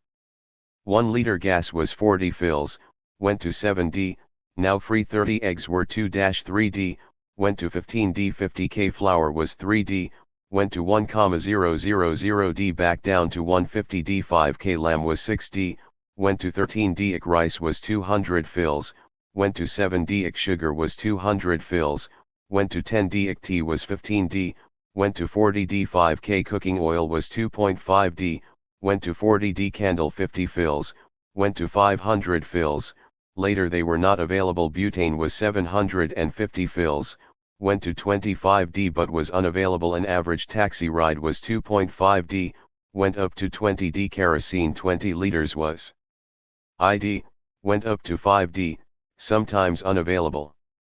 Rationing was organized through local merchants or the local People's Congress, which assigned them to merchants who received the rationed items. Water was distributed at 30 sites in Baghdad. The nationwide rationing system, which had taken 30 to 45 days to set up, had been disrupted by the rebellions in the north and south. The amounts, especially for baby formula and milk, were insufficient to prevent malnutrition. The items came partially from stores within the country, relief organizations, efforts by peace groups throughout the world, and general collections among the people, especially in Jordan. Once the bombing started, amounts were decreased as major food stocks, including baby formula, were destroyed in the bombing. Despite well-known shortages, Turkey refused to deliver 12,000 tons of nutrients and 32,000 tons of milk that had been purchased and paid for before the embargo, or to pay for 100 million barrels of oil already delivered. Ships and vehicles carrying medicine and food that was supposedly exempted from the embargo were bombed, confiscated, and prevented from entering Iraq. Many of the drivers carrying relief supplies were killed and wounded by U.S. bombing. In Jordan we met with the widow and 7 children of a truck driver who had brought UN-approved frozen meat into Iraq. His truck was bombed and his relief driver burned in the cab. When he fled the truck he was strafed and killed. Gas was rationed at 20 liters for 3 weeks at 10 dinars per liter on the market. Babies under 1 year received 3 cans of formula a month. Babies over 1 year received 2 sacks of dry milk per month. The ration of 1/4 of a kilogram of oil was decreased in March, 1 kilo of rice per person was decreased to 1/2 in March, 1.5 kilos of sugar was decreased to 3/4, 1 bar soap to 200 grams per month. People were out of work everywhere. The primary causes were lack of electricity, embargo on raw materials and spare parts, destruction from bombing, lack of transportation, and displacement. Many had turned to street sales, but this too became difficult because of lack of essential goods. An engineer turned to selling falafel, but had to stop because he could not get cooking oil. Many independent construction workers were unemployed due to the high prices of materials they needed. For example, lumber went from 7D to 1,700D, cement went from 2D to 250D. We were told many times by working-class Iraqis that before the war everything was plentiful and cheap. People from other countries used to shop in Iraq. They used to take oil and baby formula to Amman, Jordan. Again, medical care was a vast problem and heartbreak. One man described how his mother had a heart ailment, she was paralyzed and he carried her to a taxi, which was expensive. At the hospital, they could only give her one dosage and said she should come back 3 days later for another. She died. One man described the social breakdown. Theft became a new phenomenon. Iraq never had theft. My neighbor left because of the bombing and everything in his house was completely stolen. Food was stolen from houses. People sold furniture to purchase food, now there is nothing to sell. Now we see prostitution and gambling, new to Iraq. People described going to the river for water. One said, I went with a wheelbarrow rented for 5D. I took my son who almost drowned. Some young neighbors came by chance and saved his life. After all that, the water I brought back was barely enough to take a bath and get rid of all the mud on us. One family from Beldiyat in Baghdad went to the salt springs to drink and wash. The ponds are like swamps and their son slipped and drowned. Others got water from a swamp that stinks and boiled it for washing. We saw many people collecting branches and sticks they used to boil water. Even doing this, entire families had diarrhea. The bombing and hardships caused and still cause terrible psychological problems.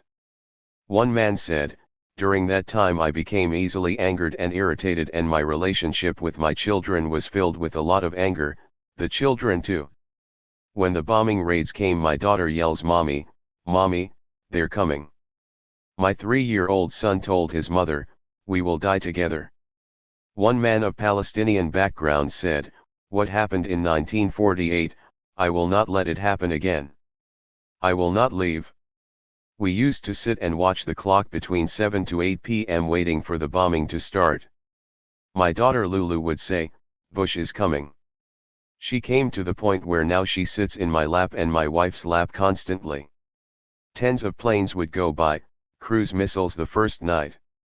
Everyone went outside to see what was happening. That one night was the equivalent of a lifetime. I live by Muthanna Airport. My house was shaking continuously. I have 11 people in my house during the bombing. Everyone was crying and screaming, huddled around mother. Now my daughter, she is wetting the bed. All the children say Bush is coming. Not America, Bush. Kerbala and Najaf. We visited Husseini Hospital in Kerbala, which was destroyed in the rebellion in the south. Medical personnel there said the rebels massacred wounded soldiers in their beds. Blood was all over the walls by patients' beds. 13 ambulances had been destroyed. Doctors there blamed the embargo and bombing for the deaths of many children due to deficiency in treatment. The holy shrines were used as headquarters for the opposition, and there was much damage to them. We were shown a room with ropes still hanging, said to be used to execute government officials, Sunni or Shiite. That had been rounded up. There were bloodstains everywhere. These shrines were over 1,100 years old. At the time of the rebellion, the government was renovating the shrine, making additions, remolding gold trim on the minarets and dome. At the time we were there, the shrine was guarded by soldiers. An intense cleanup and repair was taking place.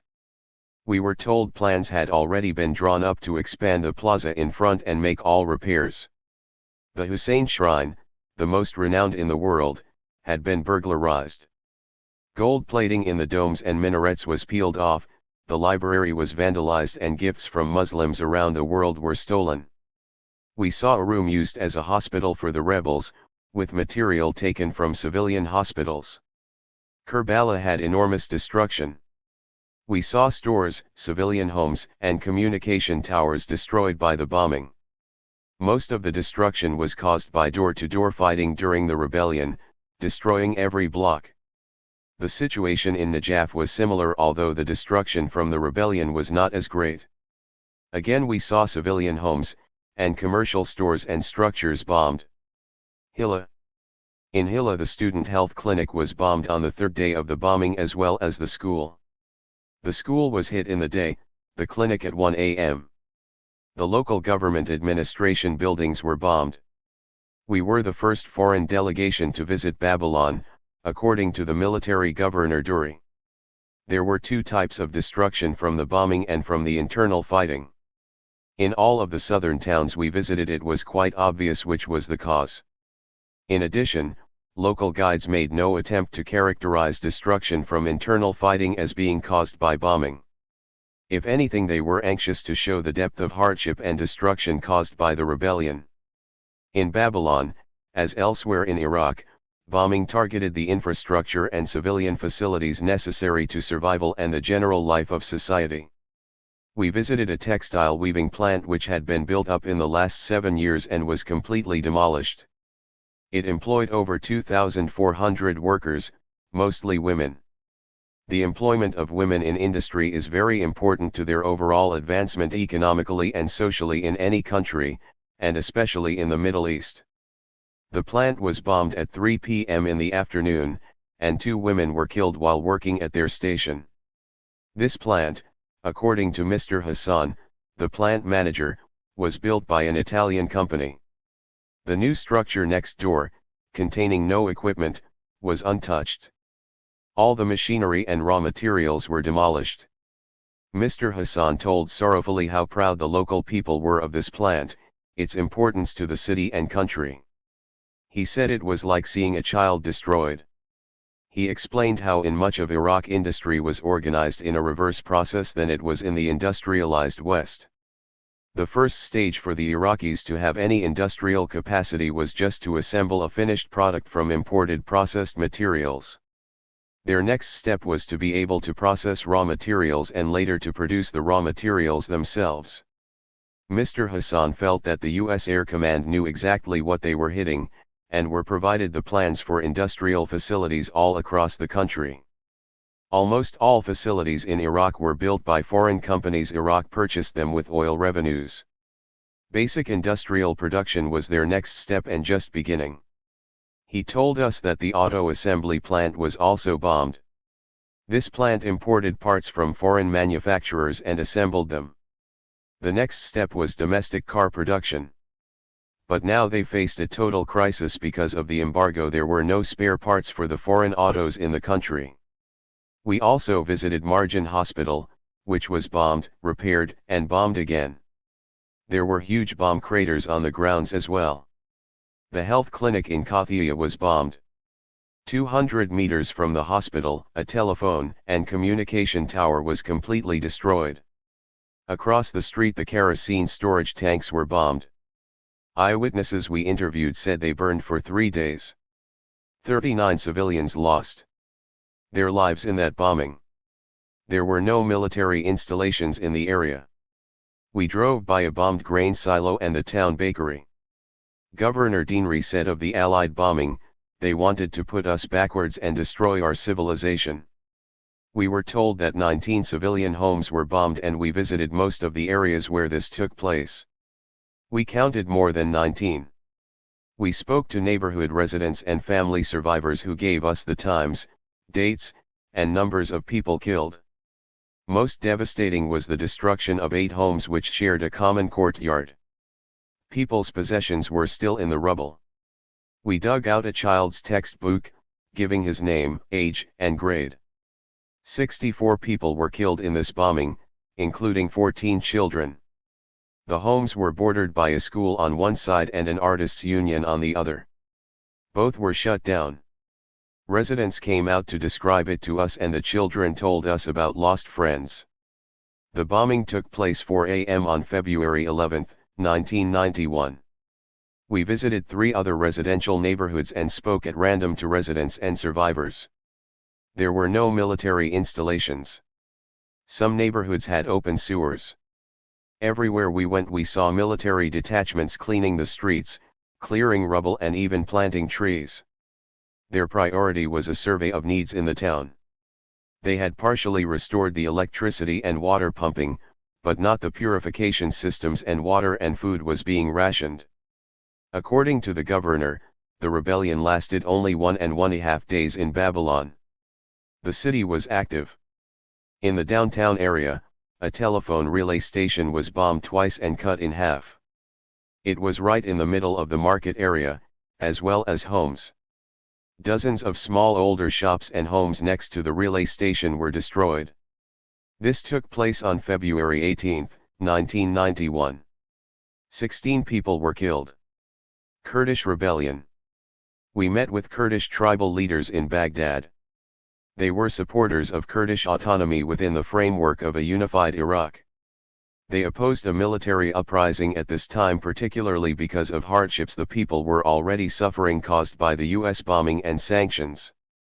They opposed leaving the towns and said the rebels had told people they would be killed by the army and threatened if they did not leave. There were no provisions made about how to feed them or protect them from the freezing cold in the mountains. According to reports we received in Iraq, the bombing had caused similar damage and conditions of deprivation in the north as in other parts of the country. Once the rebellion started, relief supplies that had been coming in from the government were unable to get to the people. Turkish troops had entered northern Iraq and reports were coming in of beatings and shootings of Kurds and the theft of their possessions by hostile Turkish troops. There are 12 million Kurds in Turkey, 7 million in Iran and 2 million in Iraq. The Kurdish language is banned in Turkey. In northern Iraq it is the official first language. By law in Iraq, a percentage of the parliament must be made up of Kurdish representatives, and a form of autonomy, however insufficient, had been developing.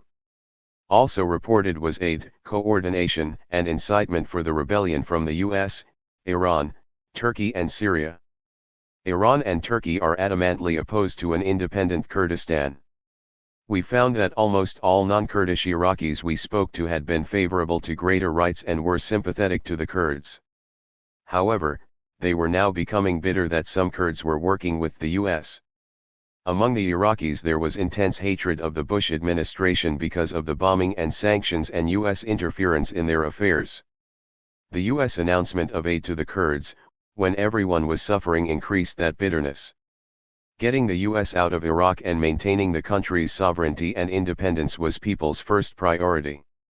While we were in Iraq, the government was attempting to set up meetings with all Kurdish political opposition leaders, even those with long-known links to the CIA, to attempt a settlement. An extended amnesty was announced. Convoys of trucks sent to the north carrying water, food, and medicine were turned back at the 36th parallel by the US. The widely held feeling in Iraq and among all progressive Palestinian, Jordanian, and Arab organizations and individuals was opposition to the armed rebellion, although all supported Kurdish self-determination, which they stressed could never come about by working with the US. As Taysir Zebri, General Secretary of the Jordanian People's Democratic Party, said, the main reason for the situation in the north and south of Iraq is directly the result of the coalition aggression against Iraq. The Kurdish and Shia communities were the victims of a conspiracy without knowing. The help that is being provided to the opposition forces is nothing short of a cover-up of the viciousness of the crimes against all the people of Iraq. It was understood by some that this was an attempt by the US to alienate and divide the people of Iraq on regional, religious, and tribal bases, enabling the US to extend its occupation of Iraq and ensuring its domination of the people of the region. It was pointed out to us that the main oil-producing centers of Iraq lie in the north, with major refineries and the oil pipeline through Turkey, and in the south, with major oil fields, refineries, and the oil pipeline through Saudi Arabia. It was felt it was also a goal of the US to control these areas. Minister of Trade Mohammad Mahdi Saleh said Iraq had $200 billion in damages inflicted by the US-led coalition and had lost $20 billion in oil revenues in 1990 alone. Minister Saleh described the recent history of trade relations with the US and its relationship to the war. He explained that from 1982 to 1987 trade with the US had grown from $300 million to $1.1 billion in 1988, almost all of it in food imports from the US. Iraq imported 100% of its needs in com and 90% of its needs in rice from the US. 70% of food in Iraq was imported. The US sold no technology to Iraq. The minister explained that their relatively high technology was purchased from other countries and that they were beginning to develop their own internal production of high technology items. The relationship did not change until 1990. On March 3, 1990, the U.S. canceled $500 million in credit to Iraq for food imports. Minister Saleh said, "Okay, we told them, we are going to buy food from other countries." They tried to interfere in the internal affairs of Iraq and passed a resolution on economic sanctions on Iraq before the Kuwaiti problem, in July. After August 2, 1990, they went further. It was well prepared, it was not born on August 2. Immediately after August 2, 1990, the U.S. got a resolution to boycott all trade and to freeze all financial assets in the U.S. The largest portion of Iraq's bank assets are in the U.S. Saleh said, "We have concluded that it was well prepared by the U.S. and it was a good chance for them to use the Kuwaiti problem to fulfill their objectives. Totally, it is not the question of Kuwait. If any other country, Iran or Saudi Arabia, had taken Kuwait, the U.S. would never move at all. They thought that because we are largely dependent on them in food, they had a good weapon to press on us." When Iraq told the U.S. they would buy elsewhere, Minister Saleh explained, then the U.S. went for a worldwide boycott to disable Iraq. Saleh went on, "Imagine capturing American people in a desert for 9 months and not allowing any new supplies of food or baby milk to their children in Arizona, the desert. So they kept Iraq, as it is in a desert, nobody can pass, nobody can talk, nobody. They analyzed what we have in our stock, then the destruction of Iraq would come 4 or 5 months from the beginning of sanctions. If it had been possible, the Bush administration would have prevented the air from coming in." The minister described as inhuman the U.S. decision to stop shipments of food and medicine that were purchased and paid for before the embargo. The U.S. allowed oil purchased before August 2 to enter the U.S. But they ordered Turkey to not deliver baby milk that had been bought from Nestle in Switzerland. As of April 1991, these items have not been delivered. Dr. Riyad Al-Kaisi, Undersecretary, Ministry of Foreign Affairs, said, "The attempt is to decrease the living standard of the people of the entire region, depress wages, create competitiveness for jobs, and chop off development, particularly of attempts for industrial capacity at home." Jordan. During our stay in Jordan, we met with a great many political, union, and professional leaders in the country who explained the following points. The effect on the economy of Jordan is considerable and has caused great hardships to the population. They were affected 3 ways. 1. The effect of sanctions against Iraq, which included cut-off of oil and non-delivery of raw materials. This closed factories or reduced their operating hours and led to layoffs of workers in Jordan. 70% of the shipping in Aqaba, Jordan's major port city, was to Iraq. Other commerce through Aqaba was hindered and discouraged by coalition searches of ships, which are still continuing, and by exorbitant insurance required on ships. The port is one of Jordan's main sources of income, adding $44 million to its annual income. Jordan's economy lost $1.5 billion in 1990 alone. Some 55,000 Jordanian workers lost jobs. Tourism practically ceased. The lack of oil from Iraq, which Jordan paid for by reducing Iraq's debt to Jordan, meant it had to purchase oil at higher prices with cash. According to a UNICEF report released in Jordan, what the Gulf crisis has done to Jordan is make it instantly a less developed country from a middle-income country. The second effect was the influx of refugees from Iraq and especially from Kuwait. It is estimated 250,000 refugees came, including Palestinians from Kuwait and an unknown number of returning Jordanians.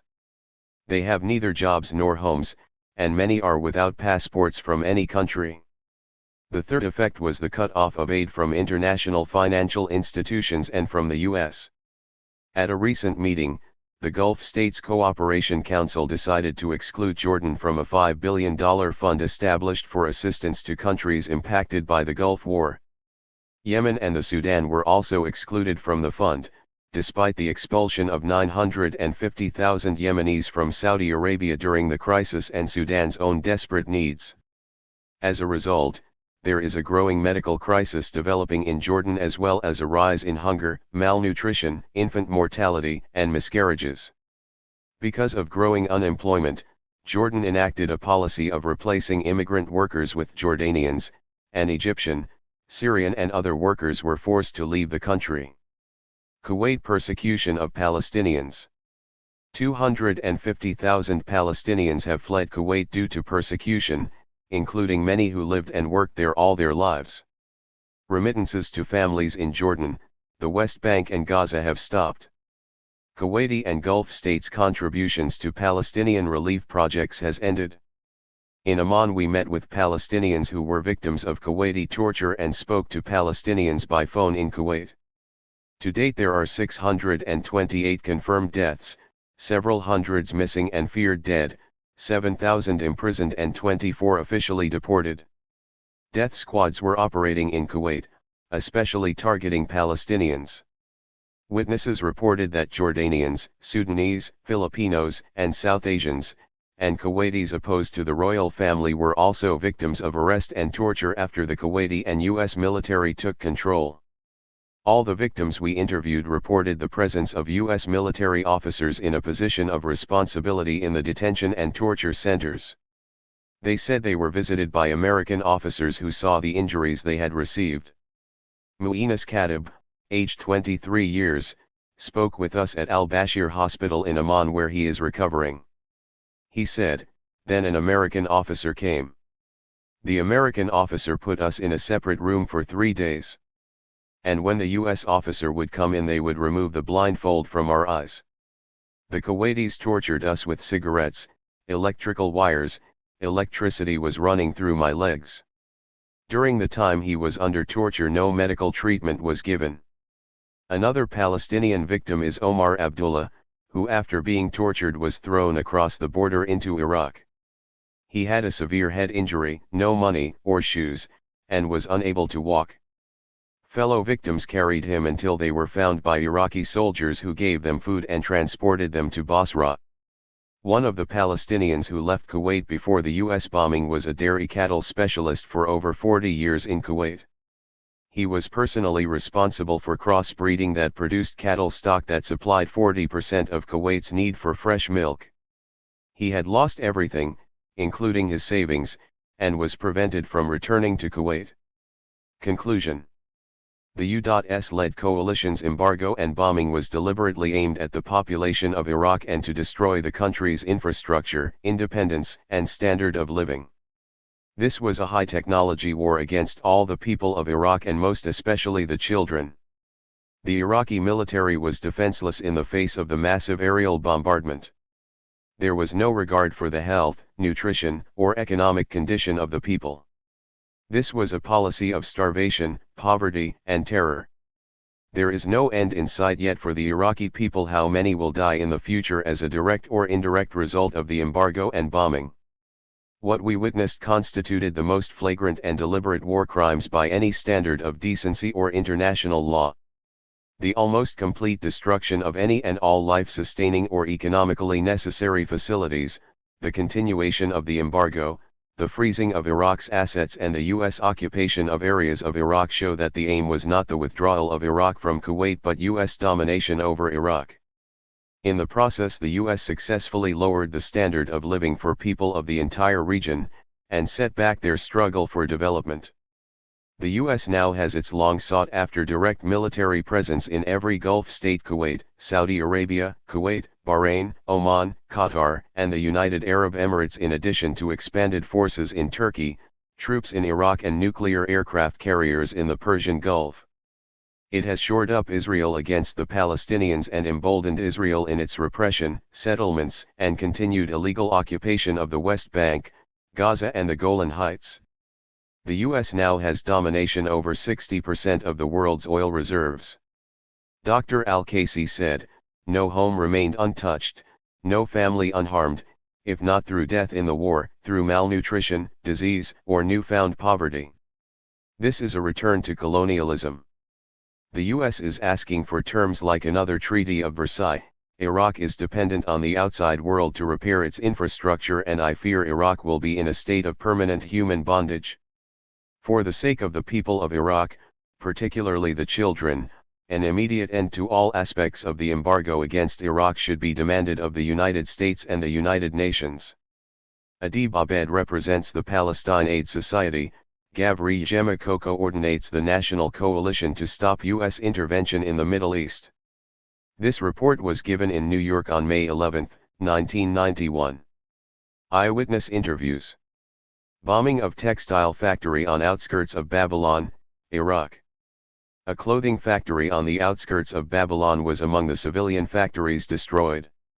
The plant was built by an Italian and English company, which means the Allies knew exactly what this plant manufactured: shirts and pajamas. It was bombed 3 times.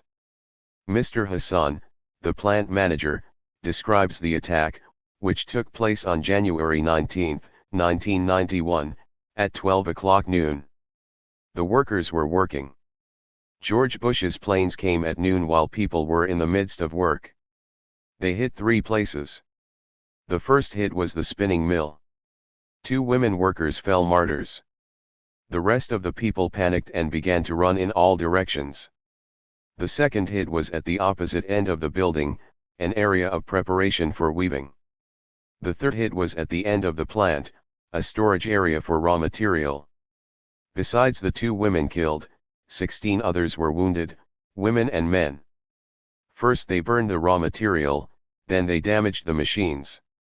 We need a lot of work to be done here and a lot of money to be spent, by foreign countries. Q. Are the materials and machines you need to rebuild prohibited under the US boycott/a? Yes. Q. How many people are out of work now because of this bombing and the sanctions/a? 2,800 people are out of work. And they need their jobs very much. The factory needs to be functioning again very quickly. Q. How many women work in this plant? 1. A. 450 women. Eyewitness report. The bombing of Al-Amariyah Shelter, Baghdad. Al-Amariyah Shelter and Community Center in Baghdad suffered a direct hit by 2 U.S. smart bombs on February 13, 1991. Smoke poured out of the shelter for days. The Bush administration claimed that it was a military command post. But neighbors explained to the commission team that Al-Amariyah served as a community center for neighborhood youth. The entire area is residential. According to the Iraqi government, 400 were killed, but neighbors interviewed said some 1,500 lost their lives in the bombing, mostly women, youth, and children. OJT. Banners outside of homes list family members killed in the Al-Amariyah shelter. In some school classes half the students had been killed. The commission's investigating team picked several houses and interviewed the survivors. Many lost entire families.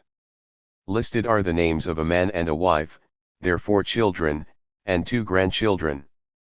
Every day these women come to the shelter to pray for family members killed there, but whose bodies were incinerated by the heat and never found or so badly burned that they could not be identified. 122. Adib Abed and Gavri Gemma. One of the 11 survivors of the U.S. bombing of the Al-Amariyah shelter. Charred bodies and pieces of bodies recovered from the shelter. A child burned to death. The Bush administration claimed the shelter was a military command post, but neighbors explained to the commission's fact-finding team that Al-Amariyah served as a community center for neighborhood youth. The entire area is residential. Eyewitness interviews 123. Eyewitness interview. Bus driver in Amman, Jordan. The Pentagon said the targets of attacks were only military. The following testimony, however, reveals a deliberate air assault on a clear civilian target, a passenger bus in Kuwait. The bus was hit by rockets, then planes returned to straf those fleeing the vehicles. A Palestinian bus driver was interviewed by the Commission April 2, 1991, in Amman, Jordan. He was traveling in a convoy of civilian vehicles, including other buses and cars, when the February 1, 1991 attack took place. Overall, some 200 civilians were killed. My name is Najib Tubaisi. I am 47 years old. I drive a bus from Kuwait to Amman. On February 1, 1991, at approximately 1:20 p.m., I took 57 passengers, all civilians, from Kuwait City. At 2:30 p.m., I was surprised by a hit to the rear of the bus. I had to stop and open the door. People were leaving the bus. Within a couple of minutes half the people were out of the bus. The area was called Mutla, about 20 kilometers from Kuwait. There were other civilian vehicles, but no military vehicles on the road. I was surprised by another rocket which hit the center of the bus. People ran to the desert, 200 meters from the bus. A third rocket hit in the midst of the people.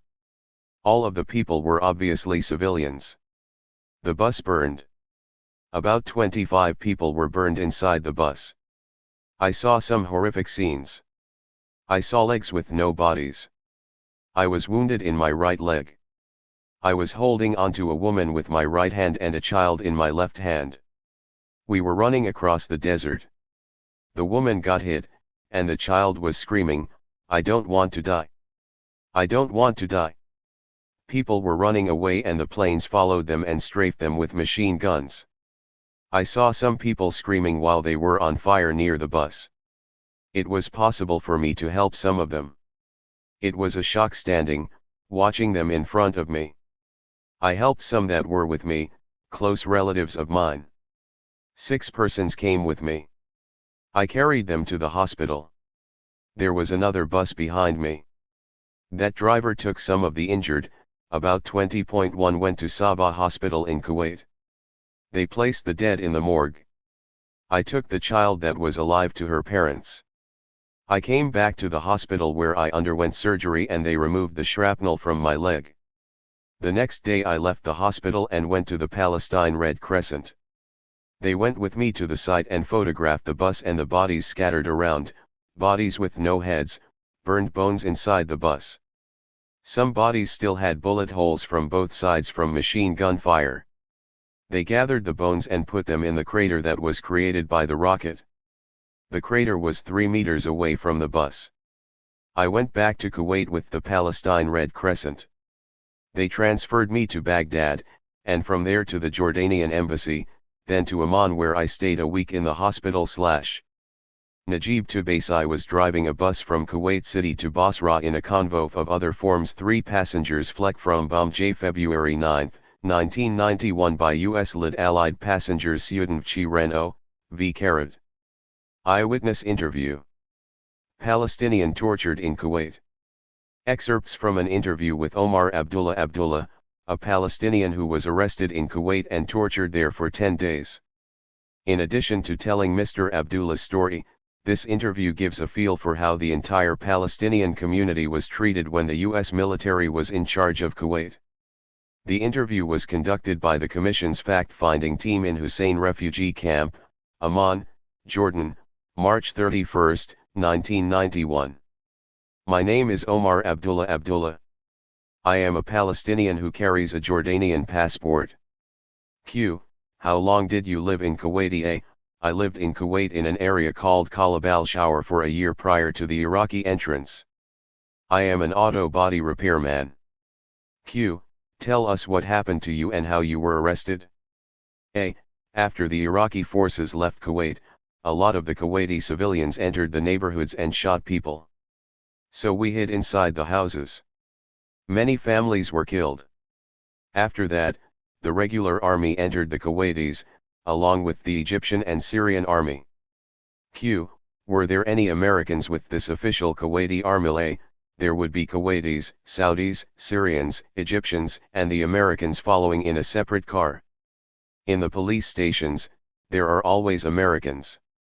There were American officers and soldiers in all the police stations where torture took place. Americans were present in the schools, where most of the torture took place. The Kuwaitis, along with the Egyptian and Syrian armies, set up checkpoints on the streets. If you were a Palestinian or Jordanian national, they would stop your car and search you. If you have Iraqi money, they took it and hit you. Specifically the Egyptians and the Syrians. They confiscated my car. Then they came to the homes with loudspeakers saying, "We captured the Kuwaiti resistance. Come out and things are safe." And because I heard that things were safe and calm, I left for work. They started coming to my place of work, to the garage. They would ask me, "Are you a Palestinian national carrying Jordanian papers?" I would say yes, and they would take me to the station. They would torture me for 3 or 4 hours, asking, "Who do you know from the Iraqi army, who do you know from the Palestinian movement?" And I would tell them that I know nothing. I just go from home to work. That has happened to me 2 or 3 days. After that I stopped going to work. The food ran out. They started to bring some food, distributing it only to the Kuwaitis, the Egyptians, and the Syrians. They would tell us, Palestinians, "Go back to your home," and we would ask them, "Open the border for us so we can travel. I want to go to my country. Just open the road, open the borders." This continued until the first day of Ramadan. The last time they came to our house it was Ramadan. I was fasting. Muslims mo not eat or drink in the daylight hours during the month of Ramadan. They blindfolded me and took me to an area that I did not know. I recognized the area after I left it. What's the name of the area? I found out later it was called Al-Abayli Station. They took me there and told me I was accused of knowing people. They didn't know exactly what they wanted to accuse me of. Sometimes they told me that I knew the PLO, sometimes that I knew Iraqi soldiers. They just took people for no reason. They started to come up with reasons before any interrogation. They put me inside a room with a Kuwaiti first lieutenant who had a crowbar. He told me, "You killed my brother, you killed my brother." Then he hit me on the head. He busted my head wide open. He hit me on the back, on the legs. All the marks are still visible. I passed out because of the very severe blows with that crowbar. Some of the other soldiers there said, "Have mercy on him. You should at least get him treated because he will die from the hemorrhaging." There was blood all over my head. He told them, "That's all right. Let him die. He's a Palestinian dog, let him die. He'll be just like the others before him." Then he hurled with an electrical cable. The American officer who was in charge came in. The Kuwaitis there apparently did not speak English. When the American officer came, they tried to hide me, and they spilled some water over the blood that was in the room. By that time I'd been bleeding for a full hour, and nobody bothered to look at me or give me first aid.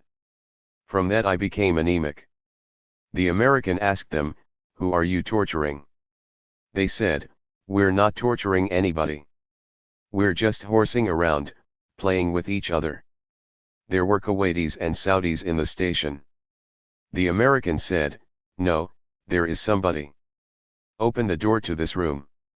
So they finally opened the door and he found me there bleeding. He did not come to my aid immediately despite the fact that he saw blood all over the room. He didn't try to give me first aid or to help me. He came in and started to interrogate me as well. He asked, "Did you collaborate with the Iraqis or not?" I told him, "Help me first, treat me, then I'll answer your questions." He wanted to bring a camera and photograph me. Then they brought in a Kuwaiti officer who was in charge of the area. The Kuwaiti colonel told me to tell the American officer that my head hit a wall and that, "We didn't hit you." I told him, "If you take my head off, if you kill me, I'll still tell him the truth that you're the ones who struck me." He got upset with me, and started cursing Yasser Arafat and King Hussein. But the American did not stay too long. He stayed with me for about a half hour. Then he left. It's a routine thing. He will come and then he will go, leaving you to the mercy of the Kuwaitis. The American officer told them that I must be taken to the hospital. They took me to the hospital. They apparently had an agreement with an Egyptian doctor there. The Egyptian doctor stitched my forehead without any anesthetics. Q. How many stitches were there? A. 12 or 15. I told the Egyptian doctor, I can't see. I have been bleeding for 2 hours and I'm getting dizzy. He told me, there is nothing wrong with you. You are fine. He wrote this in my report. He gave me some medication and told me to take it to stop the bleeding. I did not believe him. Later, when I got to Baghdad, one showed them the pills. They told me that the medication will make the blood thinner, and could make you bleed to death. They tied me with white plastic strips, real tight on my hands, and it stopped the circulation. They covered my eyes with a black blindfold. It was so tight that I felt it was going to go inside my eyes. They struck me in the car on the way back to the prison camp because I questioned the doctor. When we got back to the prison camp, I was told that those in charge lodged a complaint against me because I told the American I was hit by a crowbar and I did not fall against the wall. Since that time the American did not come back at all. He just disappeared. He abandoned me. Q. After you came back from the hospital, did you see the American officer in the prison? A. No. I did not see him at all. I heard that they had quarters below us, and they were aware of all that was taking place, and what was done to us. After I left, I saw the American vehicles, which were white. When I was tied and blindfolded, they made me get up, and pushed me to the left and right. My head would bump into various walls and into soldiers, who would strike me from different directions. I was tortured continuously. I'm a Palestinian peaceful person. I was just working and, besides, the point is not what my government or representatives in the PLO have done, it is not my responsibility. I was in Kuwait just to make a living. But they kept on insisting that we carried out activities against the Kuwaitis, that we supported the Iraqis and that we attacked their women and looted their homes. I kept telling them that I was in Kuwait just to work and support my family. They kicked us inside a room. Both my hands and legs were tied and I was blindfolded, so I landed on my head and I was bleeding profusely. In the same area with me were 38 Iraqi prisoners. They tortured us with anything that you can imagine until 2 o'clock in the morning. They struck us with their boots and with sticks. They gave us electric shocks to the ears and other parts of the body. They hit me to the point where I could not feel any more. After 2 o'clock, they took us to interrogation. After 9 hours of torture, fasting all the time, I begged them for a drink of water. They wouldn't give me any. The interrogator asked me, "What's your situation?" I told him, "I don't know, you brought me here, you know my situation." They started hitting me. "If you don't answer, you're going to get hit, and if you answer, you're still going to get hit." Those torturing us during the interrogation were both military and civilian. I was blindfolded, but I could see their feet, and the bottom of the white robe, the dist asha, on the civilian. The interrogator said, "I'm sure that you know some people who are involved in the Palestinian movement, or Iraqis." I told him, "I don't know anything. The only thing I do is walk from the repair shop to the house back and forth." Someone grabbed me and put my fingerprints on a piece of paper. I had no idea what he put my fingerprints on, and I asked him, "Why did you put my fingerprints on this paper?" He said, "You just sign this clean sheet of paper and we will decide what charges to put on it." This is a confession form. They took me back to the prison and I thought that there I would be able to relax, but the opposite actually happened. Every stage is more brutal and more difficult than the previous one. Someone asked me, "What are your charges?" I told him, "I don't know." He told me, "You're a Palestinian dog, you're brothers of whores," and kept cursing me. I couldn't respond to all these curses because it would bring more torture. They brought pictures of Yasser Arafat, they brought a Palestinian flag and asked me to step on it. I refused, saying, "What does the Palestinian flag have to do with it? The PLO maybe supported Iraq, but this is a symbol, the national flag, and I will not step on it." When I refused, the Kuwaiti officer took his hand and grabbed the stitches in my forehead and pulled them apart, tore them open with his hand. And I told him, "If you tear me to pieces, I will not step on the Palestinian flag." The Kuwaiti officer tells me, "You supported Saddam Hussein." Then one soldier started beating me for over a half hour, and then he said to me, "Why are you putting pictures of Saddam Hussein on cars in Jordan?" And I said, "What do I have to do with what happens in Amman? I'm here in Kuwait." He was just taking out revenge in a vicious way. I really couldn't deal with it anymore. I was praying that they would just shoot me and get it over with. Another time a soldier came and struck me on the head with his rifle and said, "You're a bunch of dogs, you plotted when Saddam came into Kuwait." I told him, "What do I have to do with it? I'm trying to make a living and that's all." And other soldiers would come and start beating us. How many Palestinians were in this camp besides y'all? About 20. I didn't know the total numbers in prison, but I know those who were in the same room and adjacent to me. We even heard women's voices nearby, but because we were in semi-isolation, we could not tell how many people were in the entire complex. This vicious torture continued relentlessly for 4 or 5 days, day and night. We couldn't go to the bathroom, we had to urinate in our clothes. They were just reducing us to something less than human. One guy came and asked me, "Are you fasting?" I said, "Yes." He said, "Well, get up then and do your prayers. It's okay for you to pray."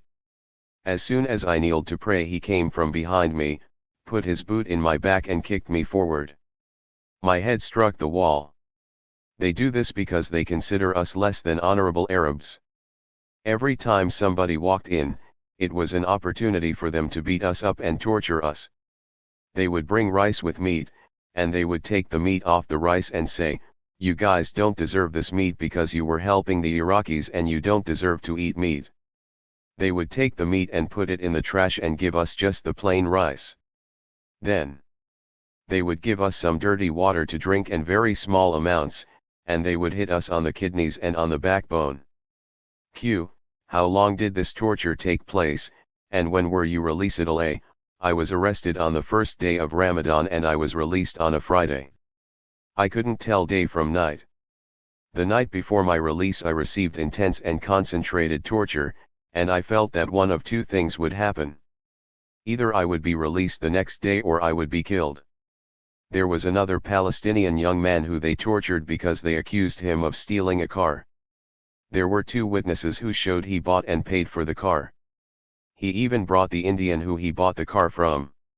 When the Indian told them that he sold the car to the Palestinian, to this young fellow by the name of Yasser, they told him to go and not come back, that they didn't need his testimony.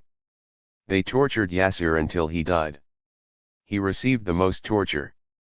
They tied him up, both hands and legs, and blindfolded him. 2 soldiers would carry him by the feet and lift him up and drop him on his head. They would just kick and beat him without paying any attention to where their blows fell. How were you released from Iha prison? Where did they take you? What did you do on the day of your release?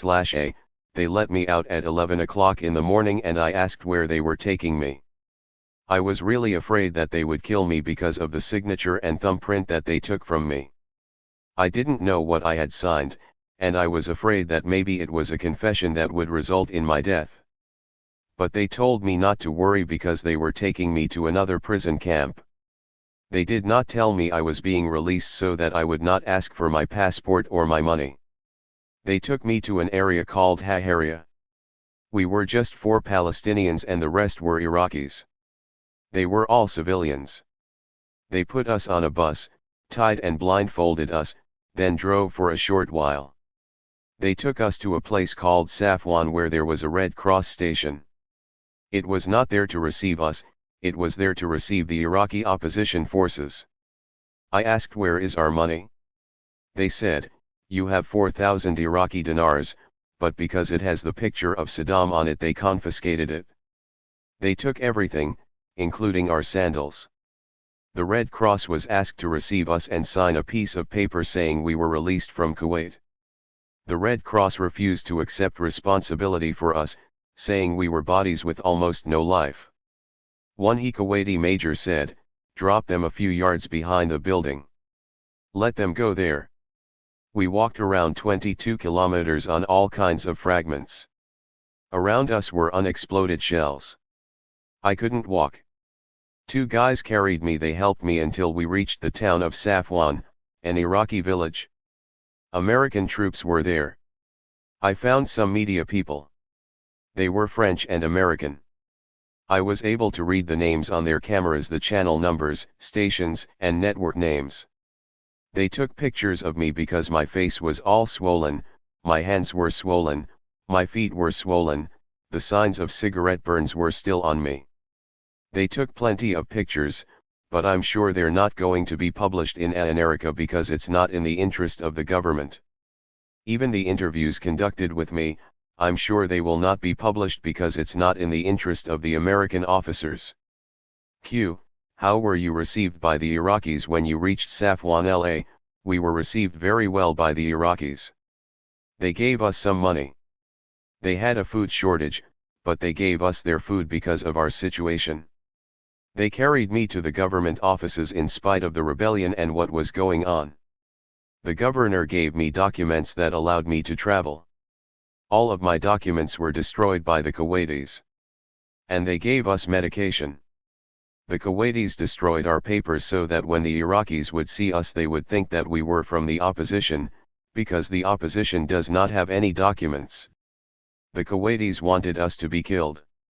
But the Iraqis treated us well and gave us documents that we were able to travel on. Eyewitness interview. Doctors in Baghdad hospitals. Before the Gulf War, Iraq had one of the best healthcare systems in the Arab world, available to the entire population at a nominal cost. Now, due to the war and the sanctions, people are dying for want of the most basic medicines. The following testimony was taken from doctors in Baghdadi Kindi Hospital and Saddam Hussein Pediatric Hospital. Kindi is a community hospital in a poor neighborhood of Baghdad.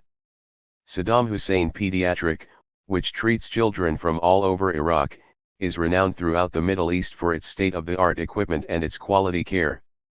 This testimony deals with the effects of the embargo and the war, the shortage of key drugs and the lack of electrical power in these modern medical institutions.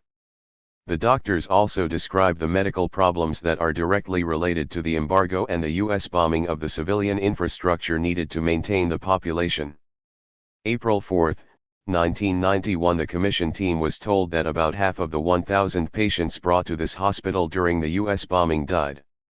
A significant factor was the lack of electricity in the hospital. The electricity in Kindi Hospital was knocked out the night of January 16 to 17, 1991, the first night of bombing. When the interview was conducted, Kindi was using a backup generator, but only had enough power for surgery and emergency cases, and then only for half the day, due to fuel shortages.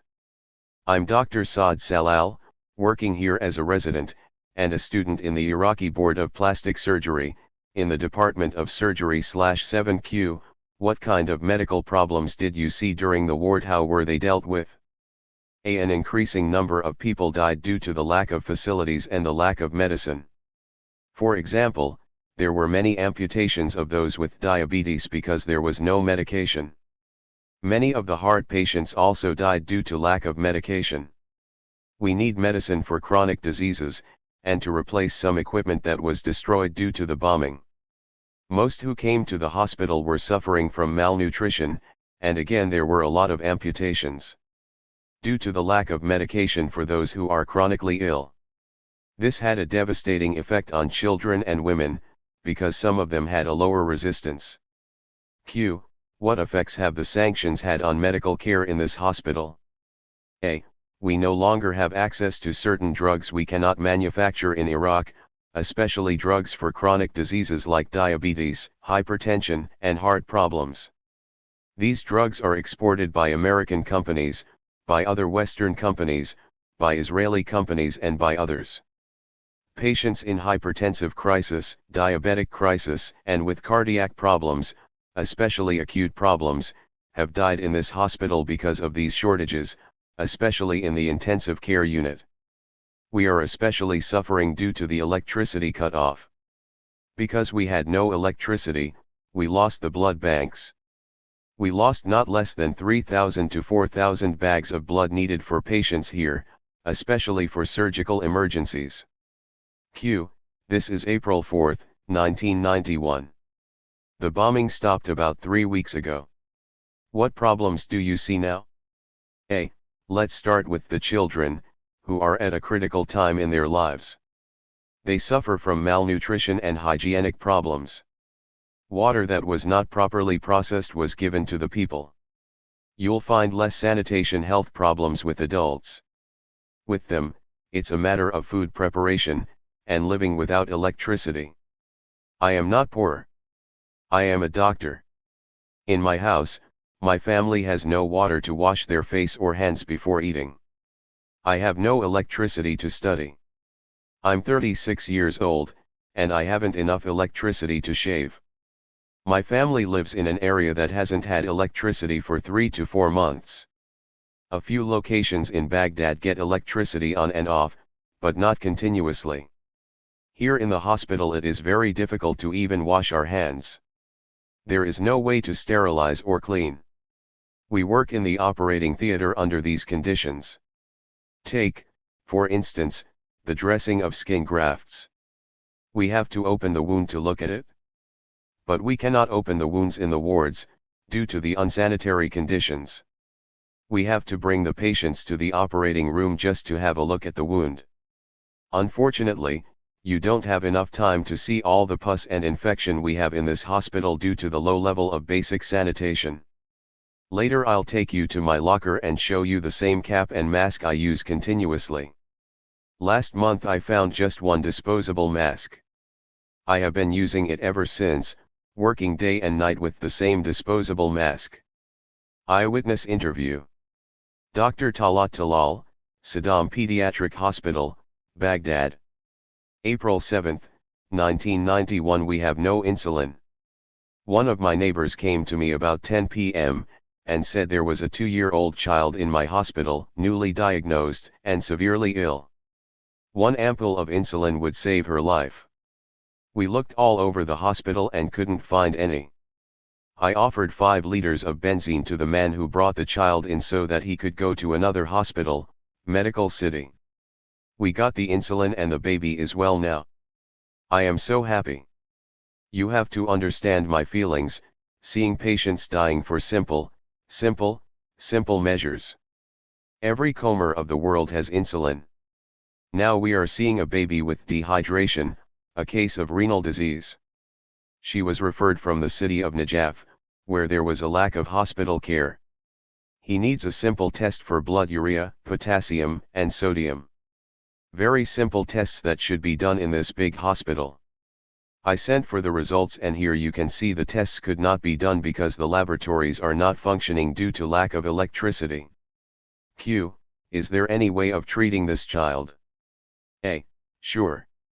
I will help. He's uremic, he's acidotic, his potassium is shooting up, in my clinical judgment. But we should have a lab report. What century are we in? What hospital are we in? Previously we had everything. We couldn't want to work better than we have in the last 2 years.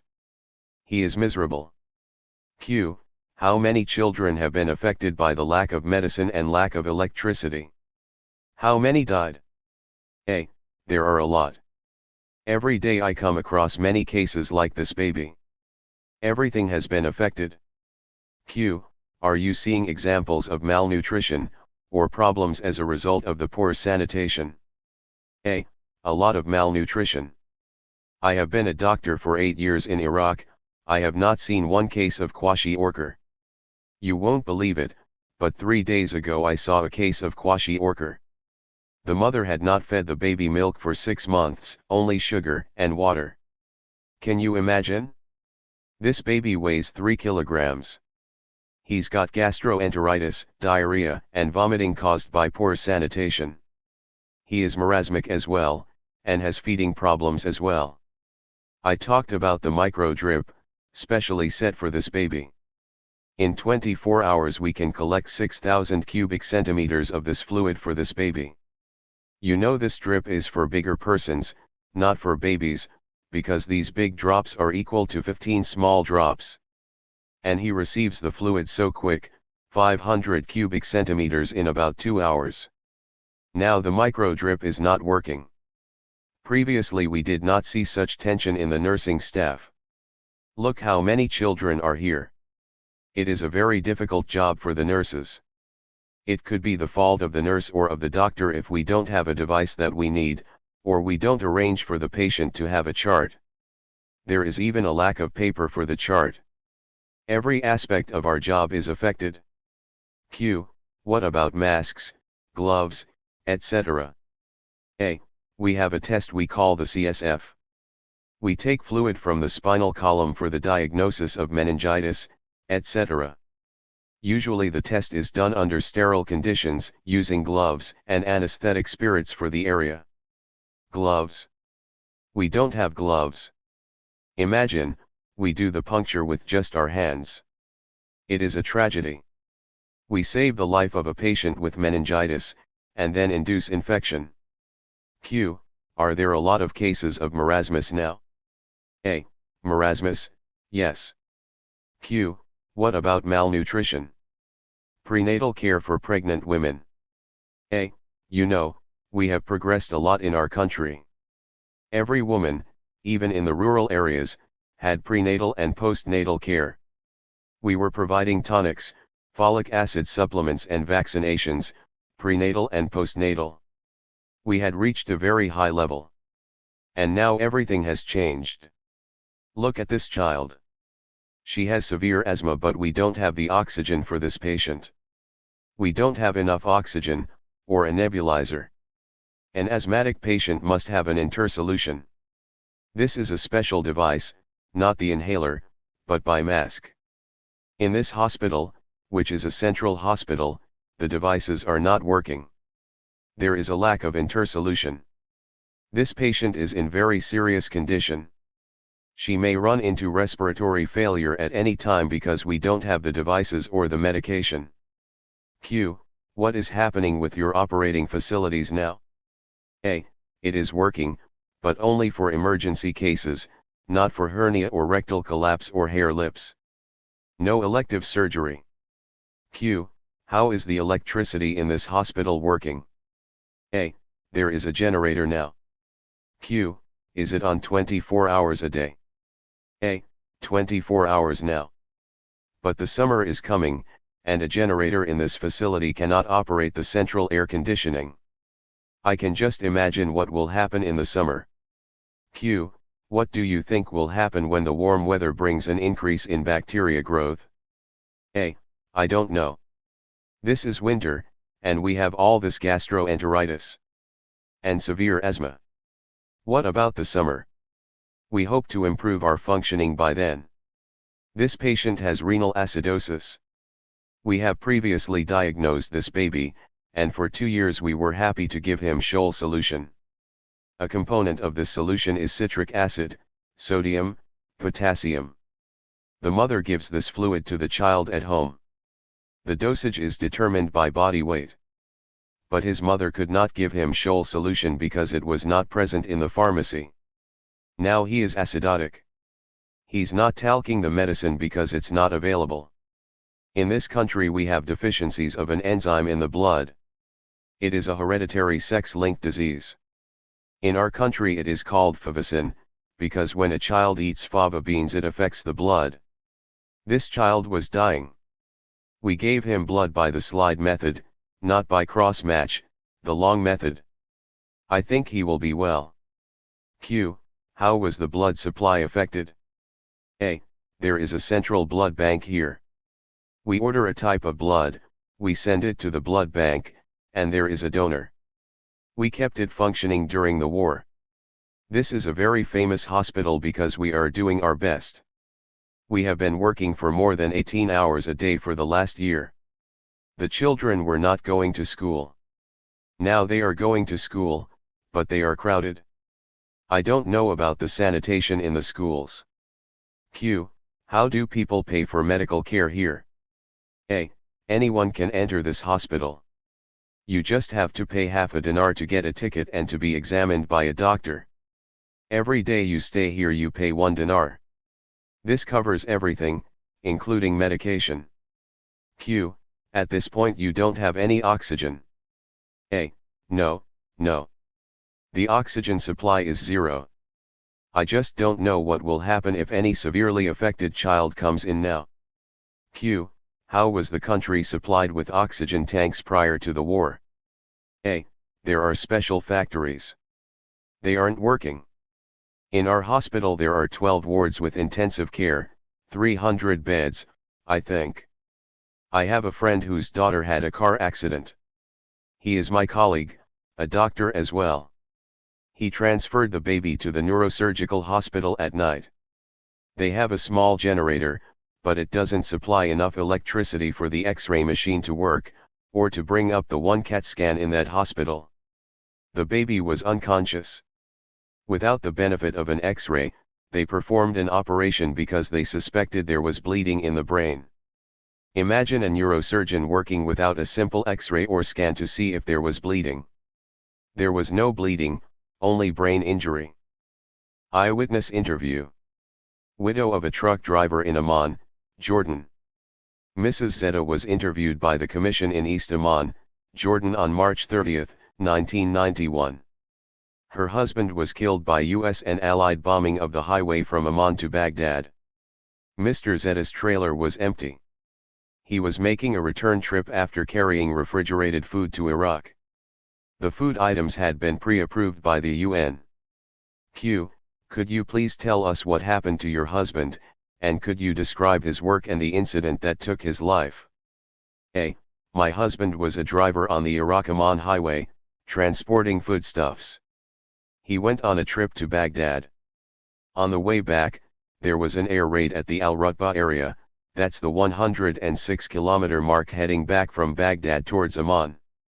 The air raid took place, and he was killed. Q. How many years had he worked on this line? A. He had been a driver on this line for 16 years. Q. The foodstuff that he was carrying, was it approved by the UN at the border? A. He had a permit from the United Nations observers at the border to carry it through. Q. What was his destination? A. To Mosul, Iraq. Q. Was he by himself in the cab of the truck, or had he somebody with him? A. He was driving along with another individual sitting beside him. The other person was burned totally, and there was nothing left of him except charred remains. My husband jumped out of the cab after the bombing, and then he ran about 25 meters from the truck. The planes came back and strafed him, and he was hit with machine gun fire. We have nothing to do with this war. The driver had nothing to do with politics. He was carrying normal foodstuff. He was not a combatant, he had nothing to do with the war. Q. How many children did he leave behind? A. 7 children, 4 boys, 3 girls. The oldest, 14, the youngest, 4. Mrs. Zahida, who is Palestinian, was interviewed by the Commission's team in East Amman, Jordan. His truck was bombed by US planes while he was returning from Baghdad. He ran out of the flaming truck, but the plane returned and killed him with gunfire. Crimes against Egyptian and Palestinian civilians in Iraq and Kuwait. Professor Mustafa El-Bakri. In its recent war against Iraq, the United States attacked civilians and destroyed non-military installations, including, specifically, those projects that constitute the infrastructure of Iraq. There is a considerable and varied amount of evidence to establish this fact, of which part has been revealed and a large part remains unrevealed. Salem Abdel-Hamid, an Egyptian citizen from Al-Minya province, has given an account of some of the incidents that took place before his eyes in Basra. He states that from the beginning of their attacks, coalition forces targeted water storage tanks and power stations, with the intention of paralyzing the city's life and forcing its inhabitants to flee towards Iran. He further states that he saw with his own eyes scores of corpses of civilians who perished inside water and power stations.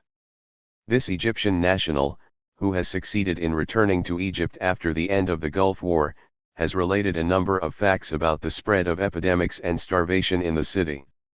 He stressed that American forces deliberately directed devastating attacks against food processing and medicine plants, thus deeply affecting the health of the population, hundreds of whom have fallen victim to the diseases that have spread as a result of the destruction of the sewage disposal plants in the city.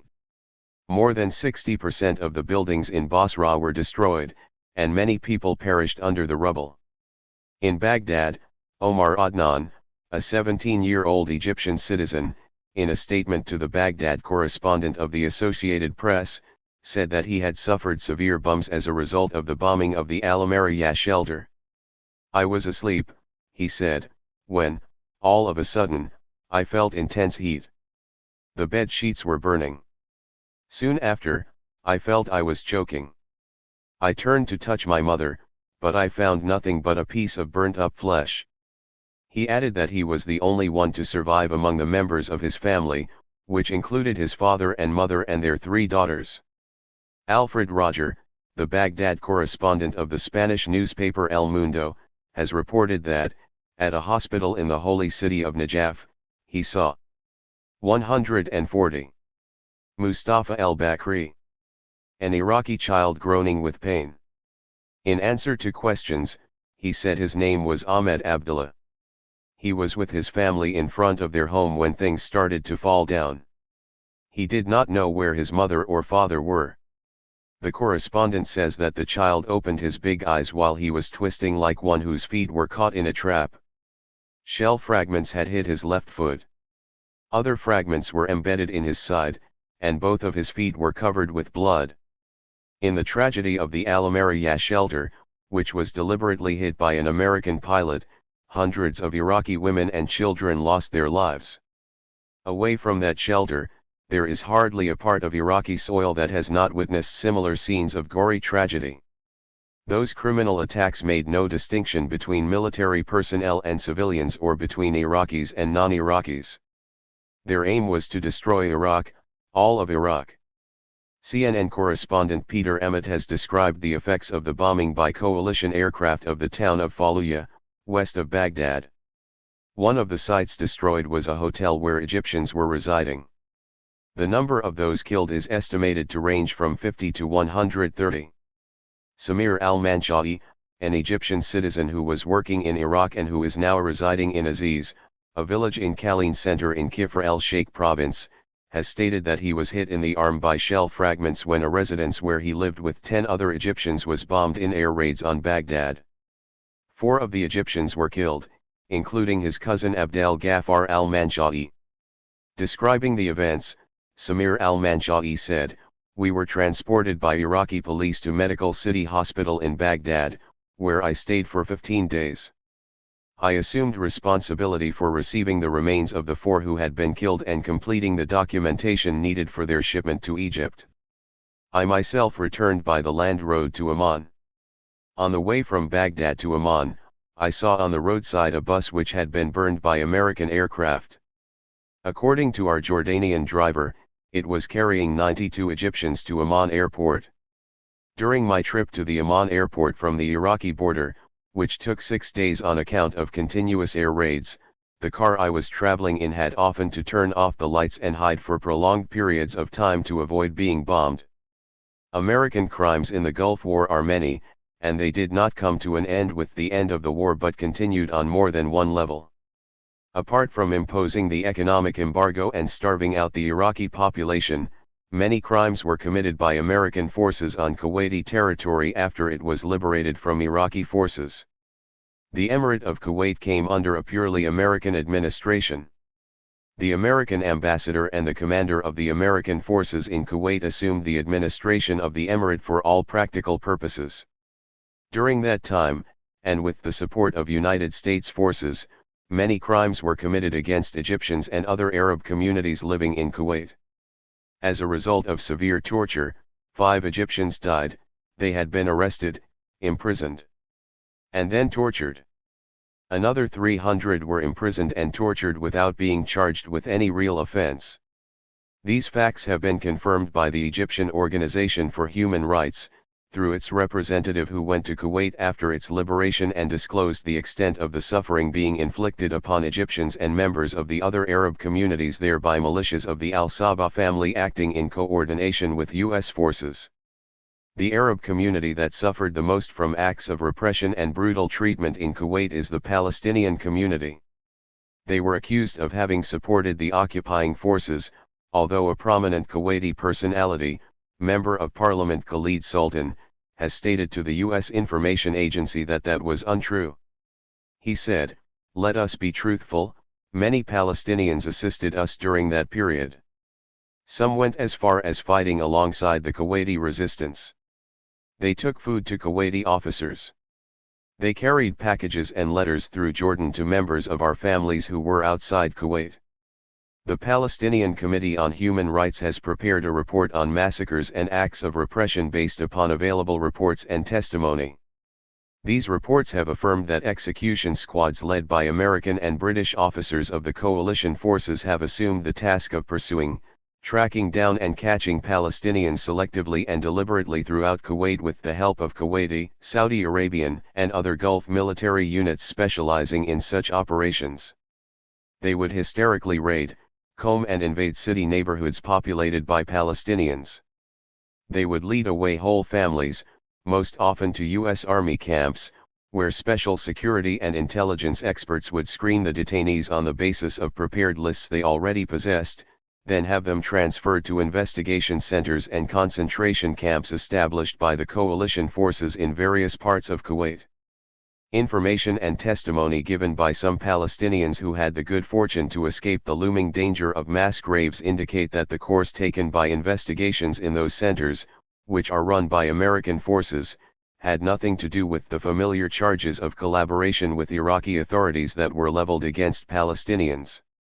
Rather, inquiries and interrogations accompanied by threats of death and physical liquidation as well as brutal torture to extract information by any means whatsoever focused on the relationship of these citizens with the Intifada and Palestinian organizational structures and institutions both in Palestine and in the Gulf and Arab Peninsula region. According to that testimony, many Palestinian detainees were transported by helicopter to a U.S. base, from where they were taken to occupied Palestine and further investigated by the Israeli occupiers on charges of participation in the Intifada, providing it with financial support or conducting military operations against Israel. The testimony published on March 26, 1991 in the Jordanian daily A1RAY by one of its senior editors, Mr. Sultan al-Hattab, on the basis of statements made by the Palestinian citizen Fuad, who had survived organized mass killings in Kuwait, will perhaps expose part of this hideous conspiracy launched by the coalition forces against the Palestinian people in Kuwait. Similarly, the series of reports published by the British Guardian under the bylines of its correspondents Kate Evans and Simon T. Stahl, although well within the limits of what is permitted to be published on the situation in Kuwait under coalition forces, would make one's hair stand on end. This testimony discloses part of what the Palestinians have suffered.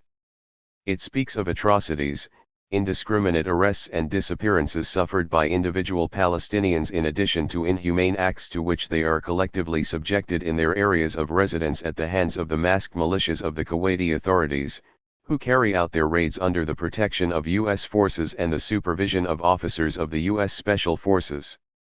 T. Stahl has further confirmed that there is a unit of the U.S. Special Forces which oversees acts of mass repression and terrorization inflicted on Palestinians. T. Stahl has pointed out that some of these American officers speak fluent Arabic, which makes it all the easier for them to carry out their horrible tasks.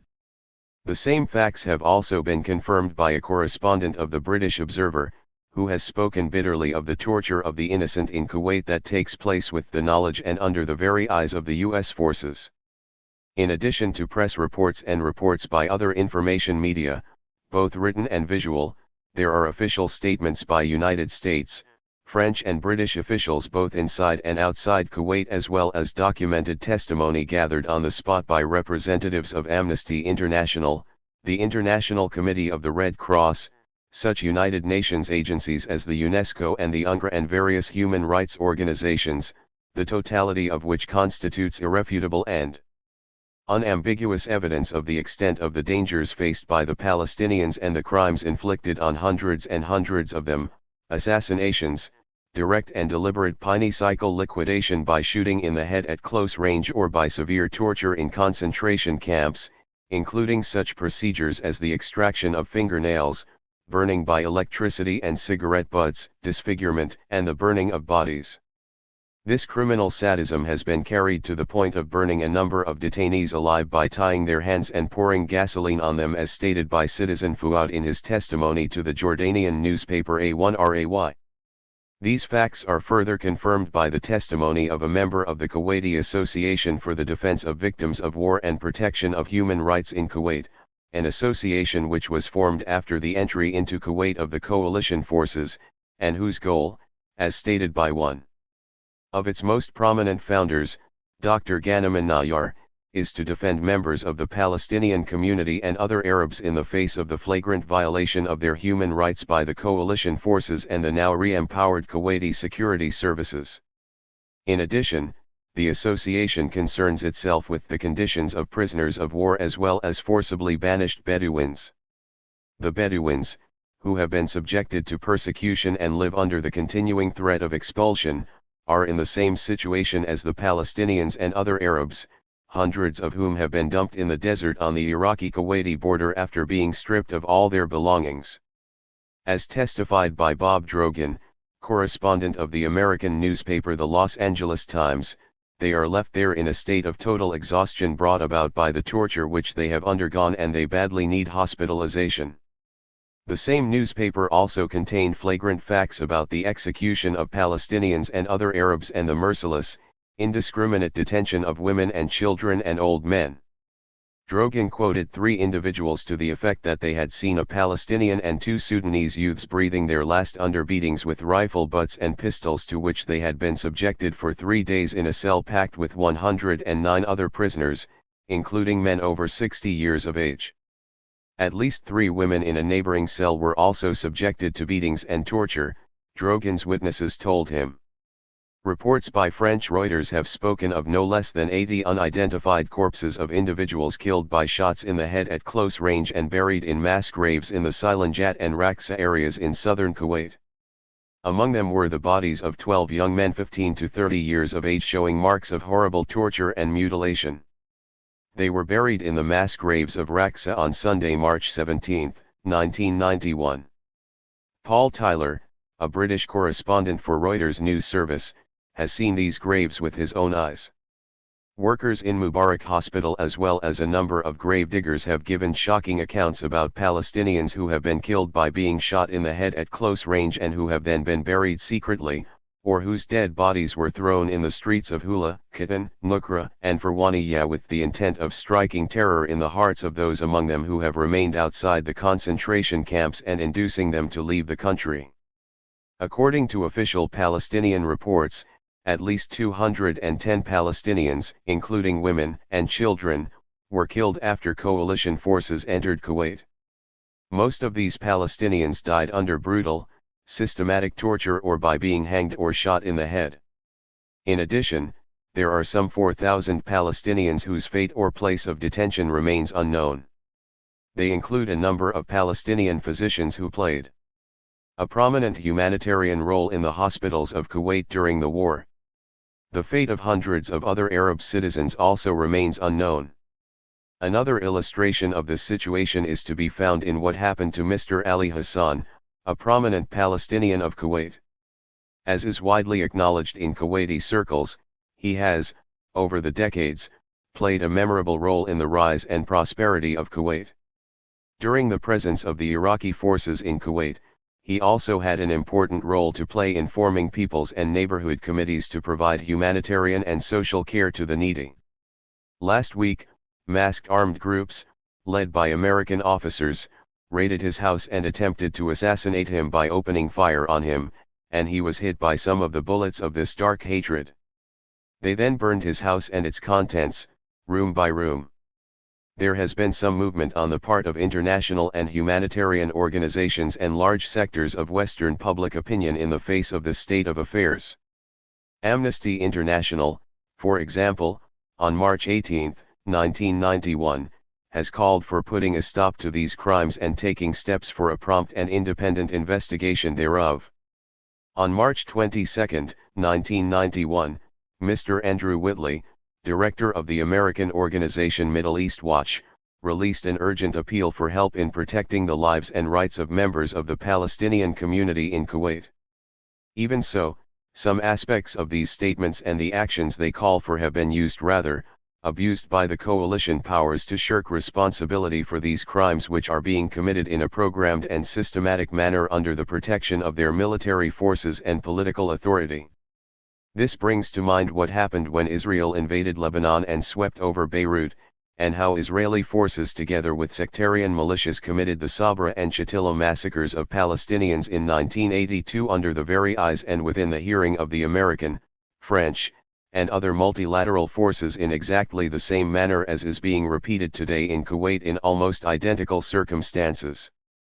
Of course, the atrocities I have discussed here are only a fraction of what the United States forces have perpetrated with the support of other coalition forces on Arab land. The massacres of civilians have not been committed for the sake of liberating Kuwait but to humiliate the Arab nation and make an example of Iraq for all those who wouldn't be warned.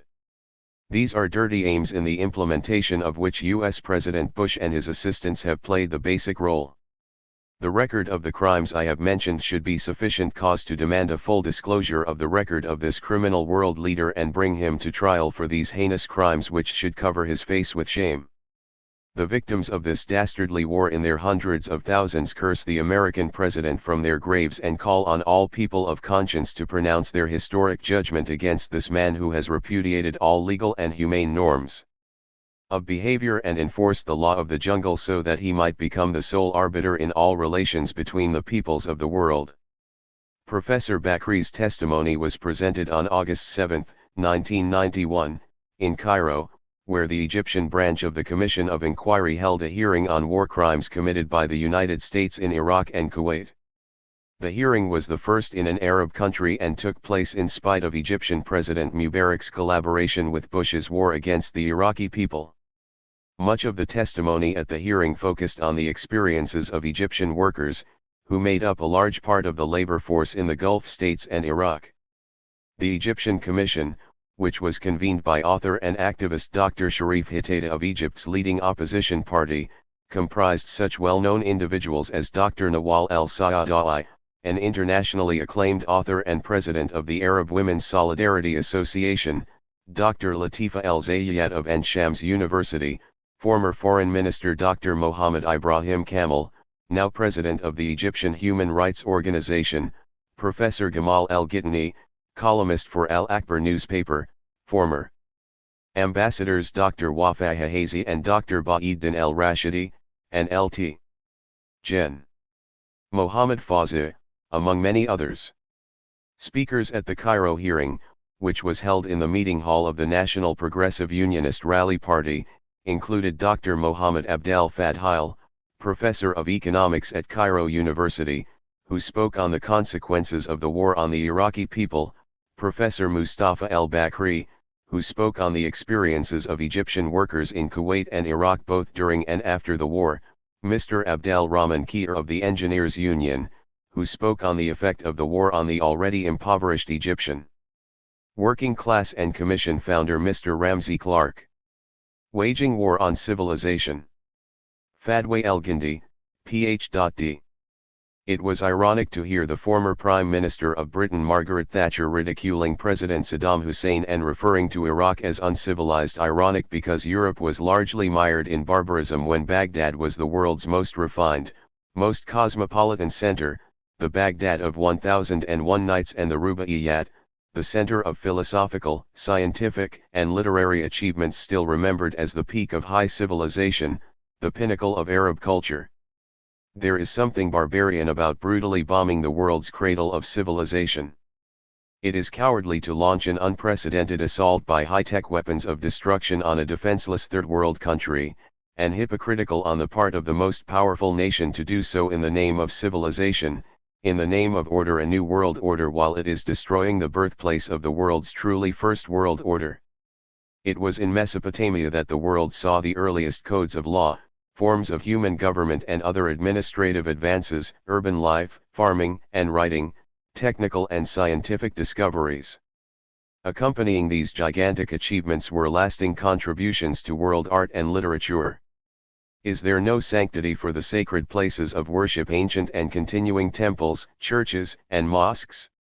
Is there no concern that this is the believed birthplace of the patriarch Abraham, the root of our heritage, that it is the home for extremely valuable human history, the guardian and keeper of knowledge about our history? Many people probably connect Iraq and ancient Mesopotamia, but most people may not know how much we owe to Iraq's ancient civilizations. Mesopotamia was the world's birthplace of urban, literate civilization.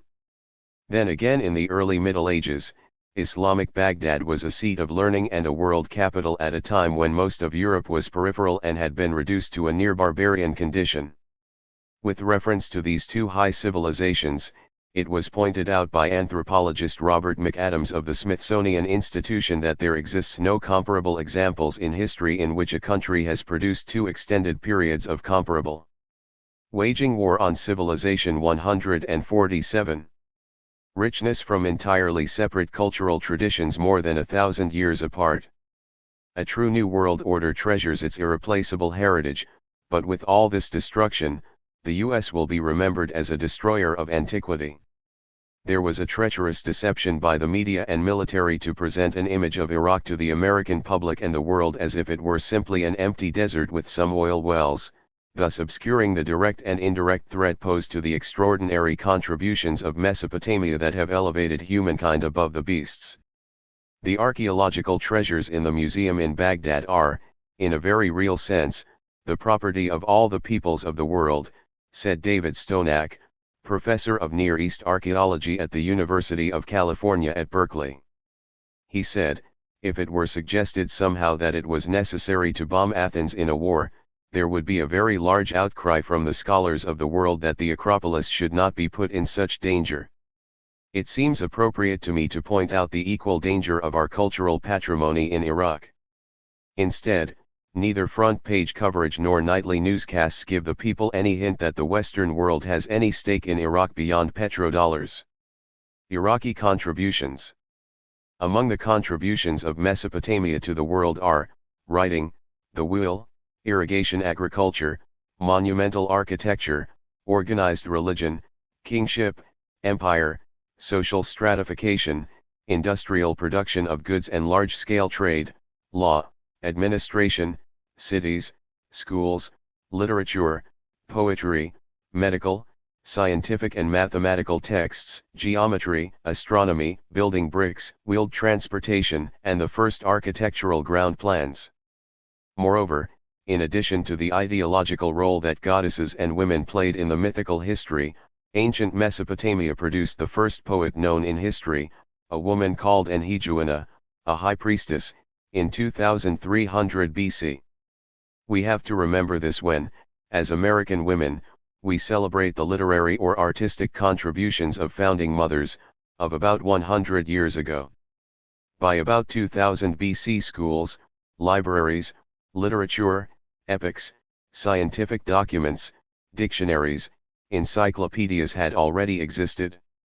Stone Age skeletons found in Shanidar Cave, in northern Iraq, show the earliest evidence of ritual burial. A 6,000-year-old temple unearthed at Abu Sharain, about 80 miles north of the Kuwaiti border, is the oldest religious structure known to us. Iraq, some scholars argue, even gave rise to the concept of the single God. Commerce, as well as religion, had its pioneering aspects in Iraq. Installment plan purchasing has been documented in clay tablets dated to 2500 BC and found near the Iraqi fighter base at Jaleba. Such achievements appear to have flowered first in the Fertile Crescent stretching along the mountains of Kurdistan to the Persian Gulf. According to Dr. Adams, they emerged due to the particular climatological and geographical features of Mesopotamia at that time. True, it was a very fertile area, but such achievements were possible only if people were cooperating, some irrigating the plains, some as shepherds in the steppes, that is, they had a division of labor and role specialization. And that required and rewarded social organization, writing, the accumulation and transfer of knowledge, a stratified social structure and the like. Less easily explainable and perhaps more wonderful, he says, is that these advances were not just linear and utilitarian. They were accompanied by tremendous creative surges in areas like sculpture, carpentry, ceramics, and architecture, the arts that evidence a flowering of the human spirit. This occurred from the emergence of the Sumerian civilization, about 3000 BC, to the overthrow of the Old Babylonian Empire about 1600 BC. Such learning as the world had achieved up to that time was to be found in the scribal schools and libraries of what is now Iraq. They were teaching the Pythagorean theories. They cautioned that at risk from bombing are standing archaeological monuments such as Samarra and the Arch of Ctesiphon. Of greatest concern are Iraq's museums, housing such treasures as Assyrian reliefs, royal tomb offerings from Ur, and an unsurpassed wealth of clay tablets with early cuneiform writing, many still unstudied. These remains constitute a priceless heritage of all humanity. Worried about damage to this heritage, some scholars appealed for restraint. Recognizing that accident, miscalculation and uncertainty play a major part in every war, we can only solemnly urge that all parties to the hostilities take every possible measure to protect them and to avoid military operations in their immediate vicinity. Intentional crime or careless error leading to their destruction would almost equally darken the record of any nation or individual responsible. As specialists in the antiquities and history of Mesopotamia, we share with scholars in many countries, including Iraq, a special responsibility for this crucial segment of our common cultural heritage. Dr. Robert Adams stressed that the situation in no sense diminished either our sense of responsibility or of colleagueship. Our collective inheritance of these creative accomplishments, and the meaning they still have for our lives, should not be forgotten even while this war is waged. When hostilities cease, safeguard Iraq's antiquities and restore the amicable and productive atmosphere of international study of them under Iraqi supervision. Steps should be taken immediately to ensure that these needs will be adequately met. In a call to preserve the cradle of civilization, Martha Sharp-Jakowski, president of the Archaeological Institute of America and associate professor at the Center for Old World Archaeology and Art at Brown University, raised the question, what is being done to preserve the cultural heritage of Iraq? Emphasizing both the biblical and archaeological heritage, she pointed to the cultural importance of ancient Iraq, referring to the first 11 chapters of Genesis. In the east, the land of Shinar; in southern Iraq, Eden was the name of a district in southern Sumer. She mentioned how the account of Noah's flood bears striking similarities to a Babylonian legend of a great flood, and added that according to Genesis, the first cities founded in Shinar after the flood were Babel, Erech, and Akkad, while the first cities in Assyria were said to be Nineveh and Kala. There are well-preserved remains of most of these cities in Iraq today. The Tower of Babel was the Great Ziggurat, or Temple Tower, of Babylon. Though dismantled by Alexander the Great, its foundations are still preserved. Ur of the Chaldees in southern Iraq, the believed home of Abraham, has spectacular remains, especially its huge ziggurat. On the outskirts of Baghdad are two ancient sites with well-preserved architecture, Kirkuk, with its great ziggurat, and Ctesiphon, with the immense vault of its Sasanian palace. In the heart of Baghdad is the Iraq Museum, with the most important collection of Mesopotamian antiquities worldwide. Throughout Iraq are old and beautiful mosques, and in the north are some of the oldest Christian churches in the world. The citadel town of Erbil, with its medieval city wall, high atop a mound that has been inhabited for thousands of years, is perhaps one of the most picturesque sites in northern Iraq. Virtually the whole country is an archaeological site. The Atlas of Archaeological Sites in Iraq, compiled by the Iraqi Department of Antiquities and Heritage, lists thousands of known sites, and many more yet to be identified. Archaeologists have had the time and resources to investigate only a small fraction of these sites, but even this limited sample continues to produce significant discoveries every year.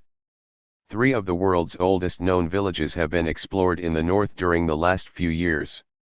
At Sippar, south of Baghdad, Iraqi archaeologists recently discovered an extensive library with hundreds of clay tablets still arranged on shelves.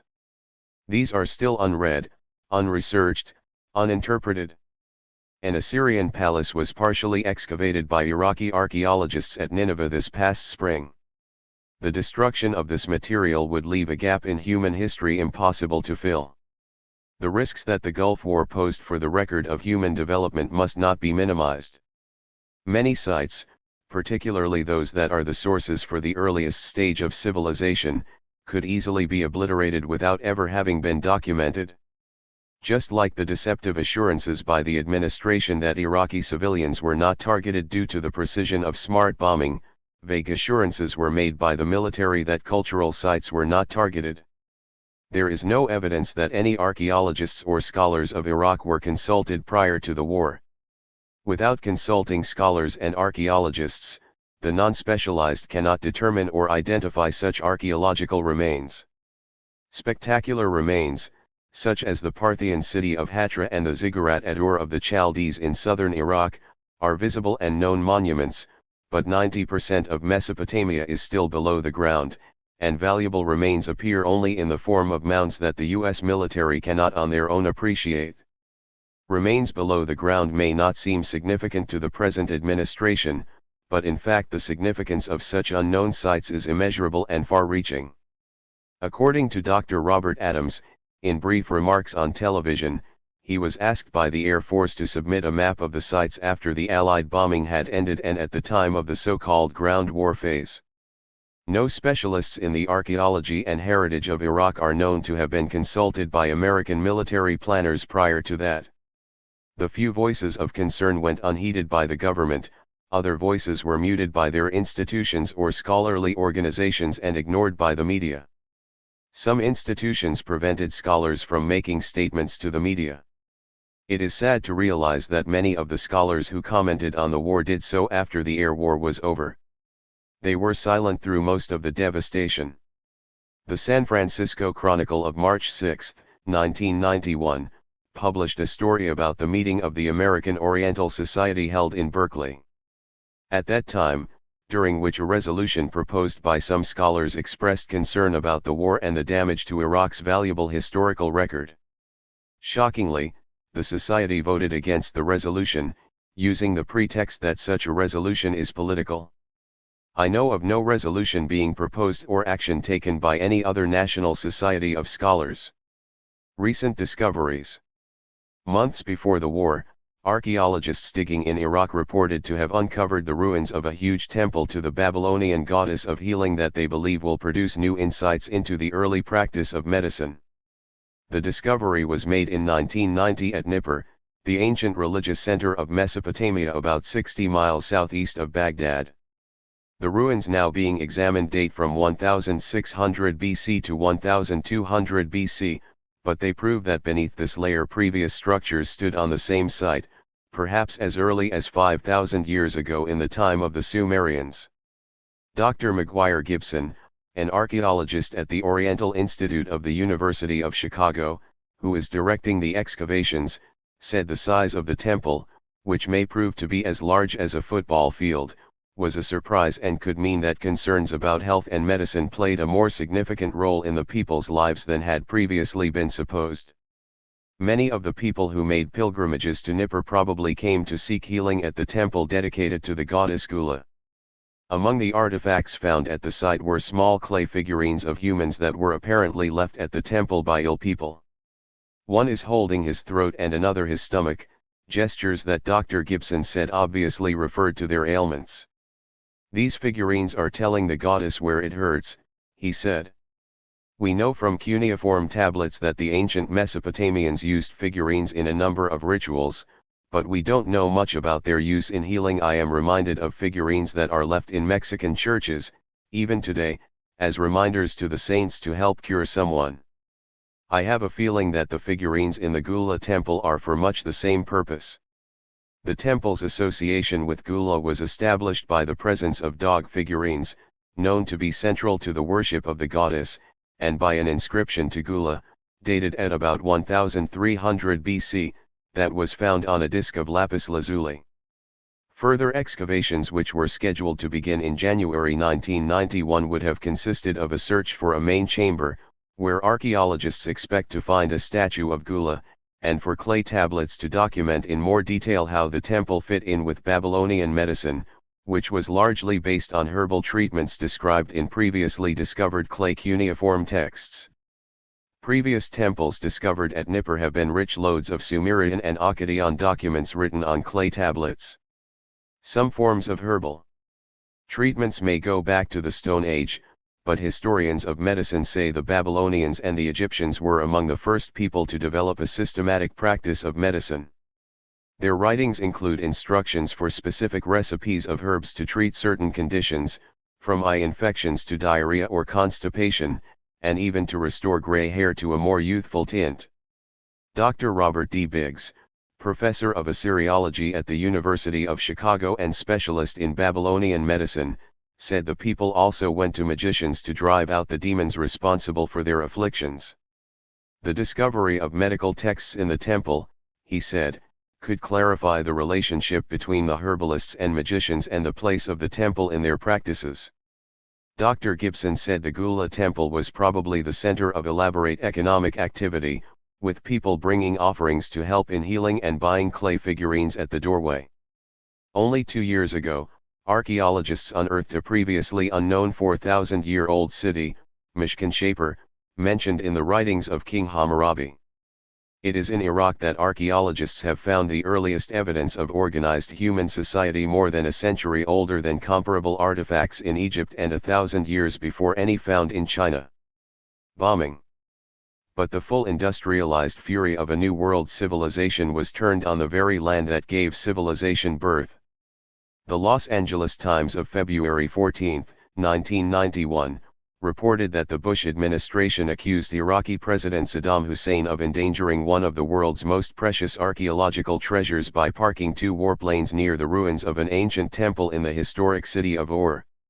Defense Secretary Richard Cheney said the Iraqi military command has placed the 2 Soviet-made MiG-21 fighter bombers right next to the pyramid at Ur, a reference to the famous temple of Ur-Nammu, the king who reigned over the city-state about 2100 BC. Defense Secretary Cheney's ignorance as to the difference between a pyramid and a ziggurat was evident. Also, in another television appearance, Cheney incorrectly stated that the pyramids of Iraq were older than the pyramids of Egypt.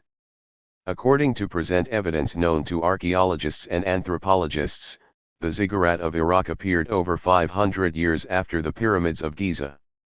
This is not the place to debate scholarly dating, but the evident ignorance of archaeology by the military and the administration has posed a serious threat to human knowledge and to significant human history.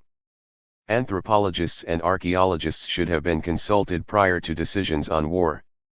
Instead, the only stated concern by the administration and the military was that civilization was an obstacle to their plans of destruction and that it was Iraq's fault that it was.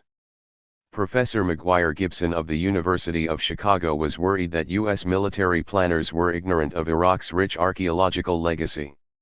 He and other archaeologists were explicit in their warning that all of Iraq is archaeologically significant. They expressed concern that the archaeological sites left by successive ancient civilizations that flourished in the area were at great risk during the bombing.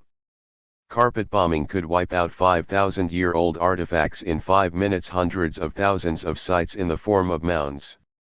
There are also Iraq's museums housing irreplaceable records. Some 100,000 cuneiform tablets in Baghdad museums have not been read. Some 10,000 archaeological sites in Iraq, out of possibly 500,000, exist among or near military targets. Basra, founded in 637, enjoys a strategic position close to the sea and the border with Iran, already ravaged in the 8 years of war with Iran, a war that has been supported and supplied by the US mythical Babylon, which reached the height of its splendor during the reign of Hammurabi around 1750 BC, is only 6.2 miles from Iraq's Hilla chemical arsenal. The modem city of Mosul has undergone waves of Allied air missions, because it contains missile ramps. It has not yet been confirmed whether the Nur ad-Din Mosque, built in 1170, and its 17-foot-high minaret are still intact. Experts have also worried about Nineveh, the third capital city of the Assyrians. This was surrounded with conventional weapons and chemical weapons plants. Nearby are 7.5 miles of wall that enclose Jonah's Hill, which is Jonah's burial place, where in 1990 a palace from the 7th century BC was discovered. Only slightly farther to the north is Khirsabad, the site of the best known of the Assyrian palaces. Also there is Nimd, some 20 miles from Mosul, and its famous palaces, such as that of Ashur-nazir-pal II. Under restoration, Nimd was recently the site of the discovery of untouched tombs of Assyrian queens and princesses and a tomb of the king's wife and her 3 ladies-in-waiting. Ur was a Sumerian capital and is believed to be the birthplace of the biblical patriarch Abraham. Its temple, or ziggurat, is perhaps the most spectacular archaeological relic in Mesopotamia, the area between the Tigris and Euphrates rivers known as the cradle of civilization. Ur may be the most significant city of Sumerian culture. It is close to the nuclear plant in the town of Nasiriyah, which has been bombed several times. Among other relics, Ur holds the royal tombs that have provided treasures for Iraqi and British museums. On the outskirts of Samarra, another target is a dam and a chemical weapons plant. 2 buildings of great importance to the history of architecture also are there, the Al-Jama Mosque and the Abu Dulaf Mosque, one of them crowned with a great spiral minaret. Cheney said the decision to park the planes by the temple shows that President Hussein should bear the blame for unintended destruction by Allied bombers of civilian neighborhoods, cultural sites, and other non-154. Fadwe El-Gindi. Military facilities. Speaking to the U.S. Chamber of Commerce, Cheney said the 2 MiGs were spotted by satellite imagery and blamed President Hussein for using the archaeologically significant facility to protect his military capabilities. The same Los Angeles Times story claimed that Near Eastern specialists confirmed that Hussein has placed military installations near ancient sites. Independent communication with archaeologists led me to the fact that this statement was a misrepresentation and that the military bases had been built by the colonial British deliberately over archaeological sites for defense purposes. It is not uncommon for developing nations to continue to use the colonial military bases. Damage. It is still uncertain how much damage was inflicted on archaeological and cultural sites in Iraq during the unprecedented, relentless Allied bombing. It is significant to mention that the Iraqi government had requested from UNESCO that a group of scholars go to Iraq to assess damage, but that the UN Sanctions Committee had voted against it. There has been talk, according to the Office of Dr. Robert Adams and observations by Professor Maguire, about a team of UNESCO observers to be dispatched to make an investigation of damage to cultural sites, but so far this has not happened. It has been confirmed that the Iraqi Museum in Baghdad and the 900-year-old Church of St. Thomas in Mosul in northern Iraq were hit during the first 5 days of the bombing. Reports trickling out of Iraq suggest that Allied bombers did strike in areas around important archaeological and cultural sites. According to Maguire Gibson, professor of Mesopotamian archaeology at the University of Chicago's Oriental Institute, these sites include Samarra, home of a 9th-century mosque and minaret tower, the ancient city of Nineveh, in northern Iraq, and Ctesiphon, situated 18 miles southeast of Baghdad. The famous 100-foot arch at Ctesiphon, the world's largest single-span vault, a fragment of a 1,400-year-old royal palace, is reported still standing but precariously, Gibson says.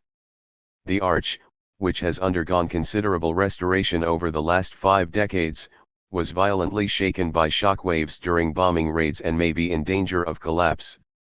In the World Press Review of April 1991, there are reports from the news magazine Cambio 16 of Madrid of assaults on the Iraq Museum in Baghdad, on the Tigris River, and on some sacred cities, such as Al-Kufa, on the west bank of the Euphrates where Ali, son-in-law and cousin of the Prophet Muhammad, made his home in the 7th century Kerbala, the seat of Shia sacred shrines, and Najaf, where Ali was buried. Allied troops bombed Kirkuk, in northeastern Iraq, a city that has been inhabited since the 2nd millennium before Christ. Kirkuk, an artificial hill formed by waging war on civilization 155. The superimposition of cities from different eras is a living archaeological document, says Spanish archaeologist Joaquín Córdoba, a professor of Eastern history at the Autonomous University of Madrid. The loss of the museum's artifacts would mean the loss of an irreplaceable resource for the preservation of Mesopotamian culture. According to the New York Times of May 5, 1991, Iraq reported that priceless artworks and artifacts, some of them Islamic but many dating back thousands of years to the ancient civilizations of Babylon, Nineveh, and Ur, have been looted from Iraqi museums. Iraq's Director General of Antiquities, Dr. Muayyad said, suspects that these treasures may soon appear on the international art market in Europe and the States. Among the stolen arts in southern Iraq are illuminated Islamic manuscripts, gold and silver coins and jewelry and statues, pottery and carvings in stone and ivory that were excavated from the ancient cities of Mesopotamia and Sumeria. These were reported stolen from the museums of Basra, Kufa, and other southern cities. In northern Iraq from the museums of Kirkuk, Dohuk, and others, similar ancient objects were missing. Also a local museum in the town of Nasiriyah was looted. Dr. said reported the good news that they succeeded in preserving contents of the Iraqi National Museum in Baghdad, which housed one of the finest collections of ancient Sumerian and Mesopotamian art. These were removed and hidden, and the most famous pieces have survived, such as the 4,000-year-old golden harp from ancient Ur, and the headdresses of golden myrtle leaves found in the royal tombs, and a strikingly realistic bronze head of King Sargon, who founded the Akkadian dynasty in Mesopotamia around the year 2334 BC. This is critical since it was reported that the National Museum building was damaged by nearby bomb explosions during the Allied air raids, including a direct hit on the telephone exchange across the road, damaging windows. Other than broken windows, the main door of the museum was blown in and parts of the roof were destroyed. The safety of the artifacts mentioned above is due to Iraqi efforts and measures of precaution prior to bombing. Unfortunate for the world, however, some of the ancient Assyrian bas-relief carvings that were built into the museum's walls were cracked and shaken loose. Furthermore, Dr. said reported that several famous monuments suffered strain and damage from the effects of nearby bomb explosions, causing cracks in the walls and roofs of ancient buildings including the Mastansiriya School, the university founded by the Abbasid Caliph al-Mastansir Billah in 1226, which helped keep alive the learning of the ancient Greeks until it was rediscovered by Western Europe at the time of the Renaissance. The nearby Abbasid Palace, built by the Caliph al-Nasir Lidnala around the year 1179, has also developed cracks and structural weaknesses. The bombing of a nearby central bank building has caused flooding to develop in the basement of the Khan Merjan, the largest covered caravanserai in existence, serving as a marketplace, where Arab traders once gathered with their camels to prepare caravans across the desert, and where important goods were exchanged. Outside Baghdad, bombing resulted in cracks and other damage in the walls of the Assyrian royal palace at Nimrud, usually known as the Northwestern Palace. At Ur, the reconstructed stairway of the Great Ziggurat was also said to have been damaged. At Ctesiphon, about 30 miles south of Baghdad, the great 3rd century brick arch, the largest such structure in the world, was damaged by the blast from Allied attacks supposedly on a nearby Iraqi nuclear installation and is in danger of collapse. Bricks have started falling down from the top of the arch, and without urgent repairs, the whole thing could soon fall down. In addition to the direct destruction, the economic embargo and military blockade of Iraq can only hasten the process of destruction of hundreds of archaeological sites, Because food shortages are driving Iraq to cultivate more land in places that could have been avoided under normal conditions. The situation will further be aggravated because the destruction of the infrastructure has caused a shortage of labor power and technology that is necessary for the Iraqi Antiquities Department to document the disappearing sites prior to emergency cultivation. In other words, even after the direct threat from the bombing, the inhumane sanctions against Iraq continue to cause direct destruction of antiquities and are a factor in obliterating a priceless record of human achievement. Effect and action. Iraq today is a demoralized nation with a demoralized people who are devastated by destruction and death and threatened by famine and disease. But also less stressed is the fact that Iraq is the culmination of this rich heritage and a guardian of its knowledge and evidence. The Iraqi people are proud of the archaeological heritage, which stretches back to the time it was the center of the Islamic world in the Middle Ages, as well as to the ancient civilizations that flourished between the Tigris and Euphrates rivers at the dawn of history. Knowledge of these shining episodes may well be a strengthening and unifying element for the Iraqi people today. Consciousness of their rich past is part of the psychological makeup of their character. Iraqis are enriched by an identity that stretches deep in history and civilization. Other than the loss to the entire body of humanity, the destruction, or the threat of destruction of such heritage shakes the fundamental sense of their identity, the very essence of who they are. Americans rightly deserve to be informed about Iraqi civilian casualties. But scholars find it urgent that a full account be made of the steps and measures that have been taken or, as evident, not taken by the United States to protect our irreplaceable cultural patrimony. Dr. Fadwe El-Gindi is a well-known anthropologist with the El Nil Research Foundation in Los Angeles, California. This paper was presented at the Los Angeles Commission of Inquiry hearing on September 15, 1991. The Attack on the Women's Peace Ship. E. Faye Williams. My testimony is the narrative of a sea voyage I began in early December 1990 prior to the start of the war the United States waged against Iraq. For nearly 6 weeks I was a peace messenger on a ship that sailed from Algeria in the Mediterranean Sea to Basra, Iraq, in the Gulf. Together with 200 women from around the world, I joined in an effort to prevent the United States from launching that war. Our immediate mission failed. War began on January 16, 1991, on the day after the voyage ended. But the mission was a failure only in the narrowest sense. The women messengers of peace added to the growing cry of all the peoples of the earth, there must be, and there is, a better way than war. Each voice raised brings us closer to that day when even the most powerful military force will yield before a greater power, the power of people who will see through the lies and myths of our warrior leaders. On that day, we will no longer obey without question the command to kill other human beings just because someone above us tells us they are the enemy. On December 3, 1990, one received an invitation to join an international delegation of women to travel by sea to Iraq.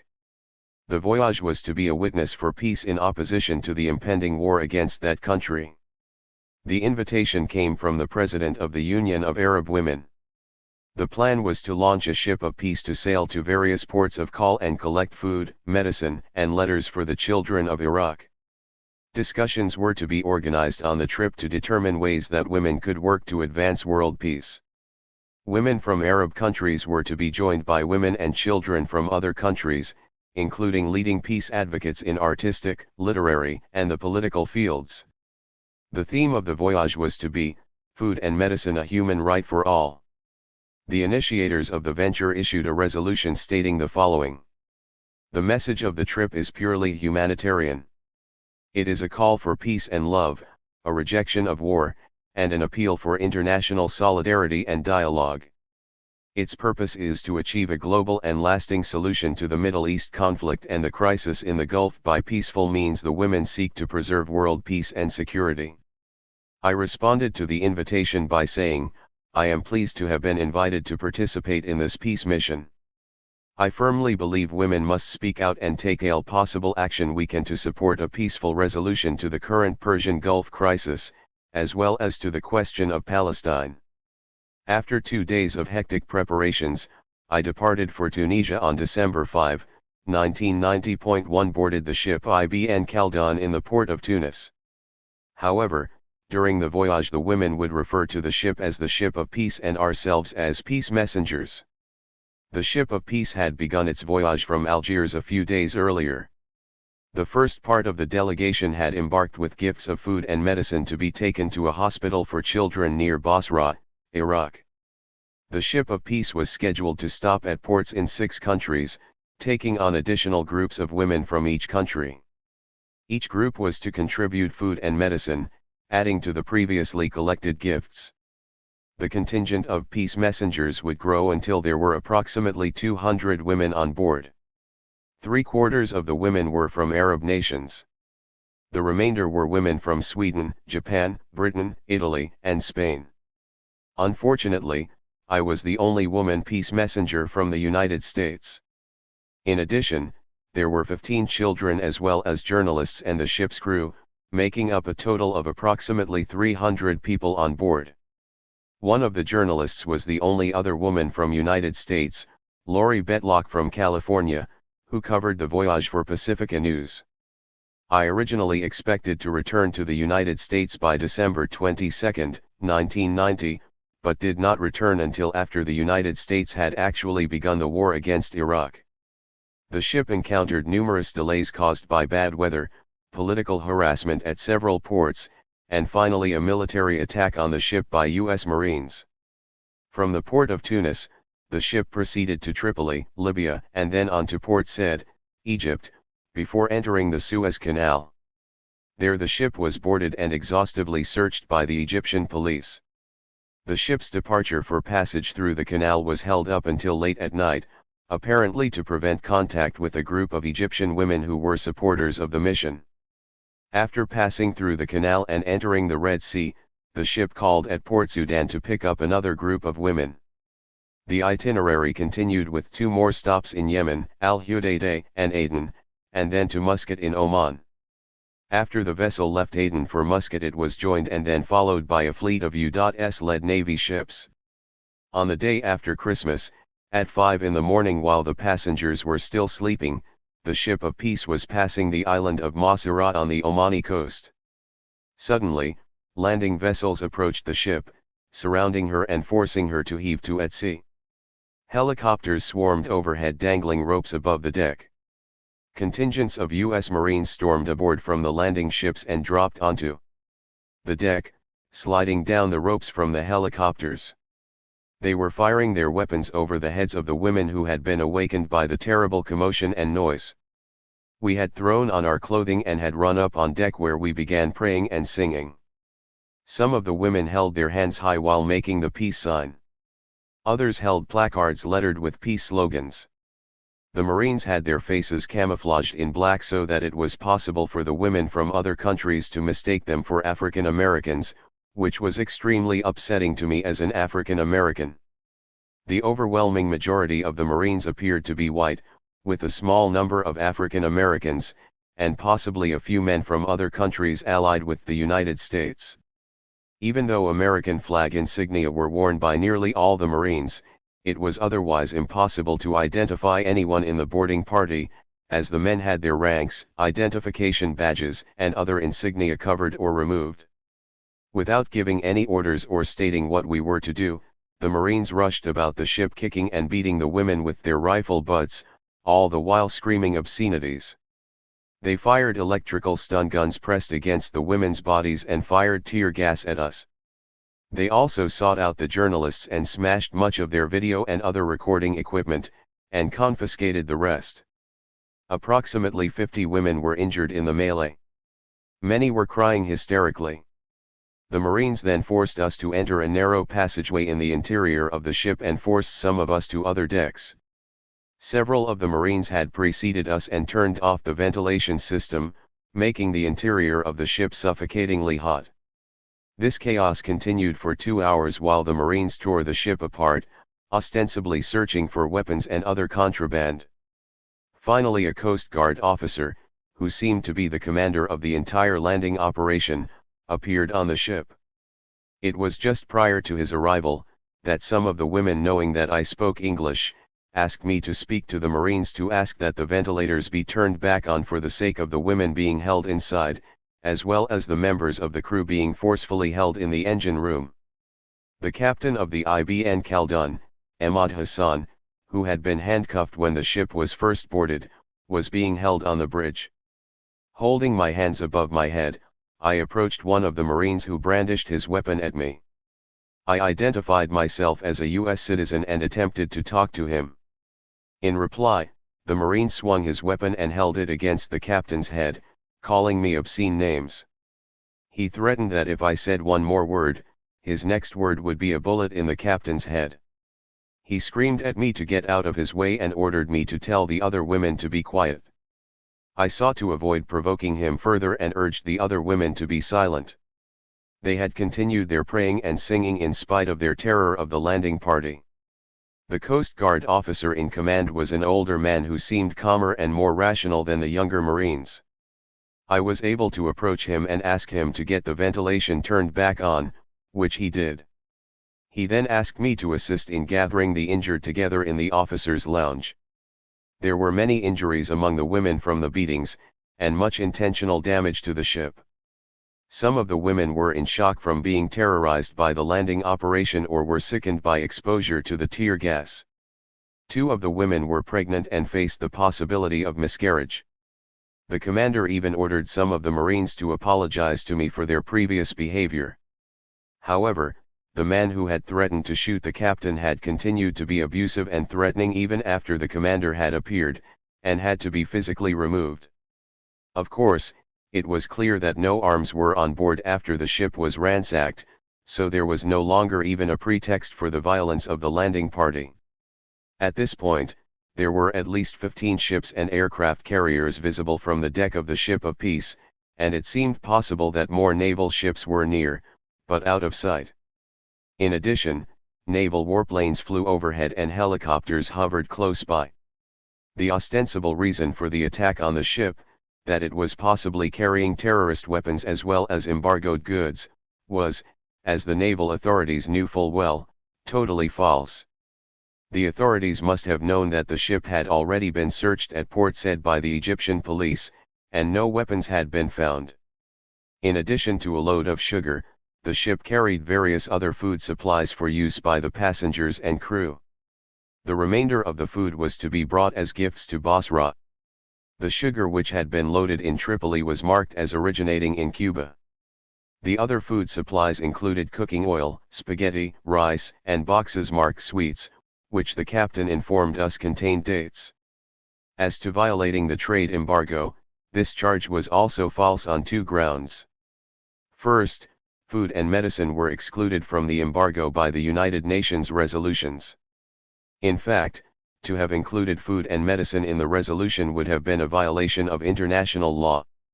Second, the embargo was against commercial trade with Iraq, and the cargo of the ship of peace was being delivered as a gift. No commercial transaction was involved. On the day after the attack and boarding of our ship, newspaper articles quoted United States Navy spokespersons as making generalized statements that we were carrying contraband goods, but never mentioned what specific goods were in violation of the embargo. Nevertheless, the Coast Guard officer who commanded the landing operation informed us that we would not be allowed to take the sugar to Iraq. He mentioned no other item.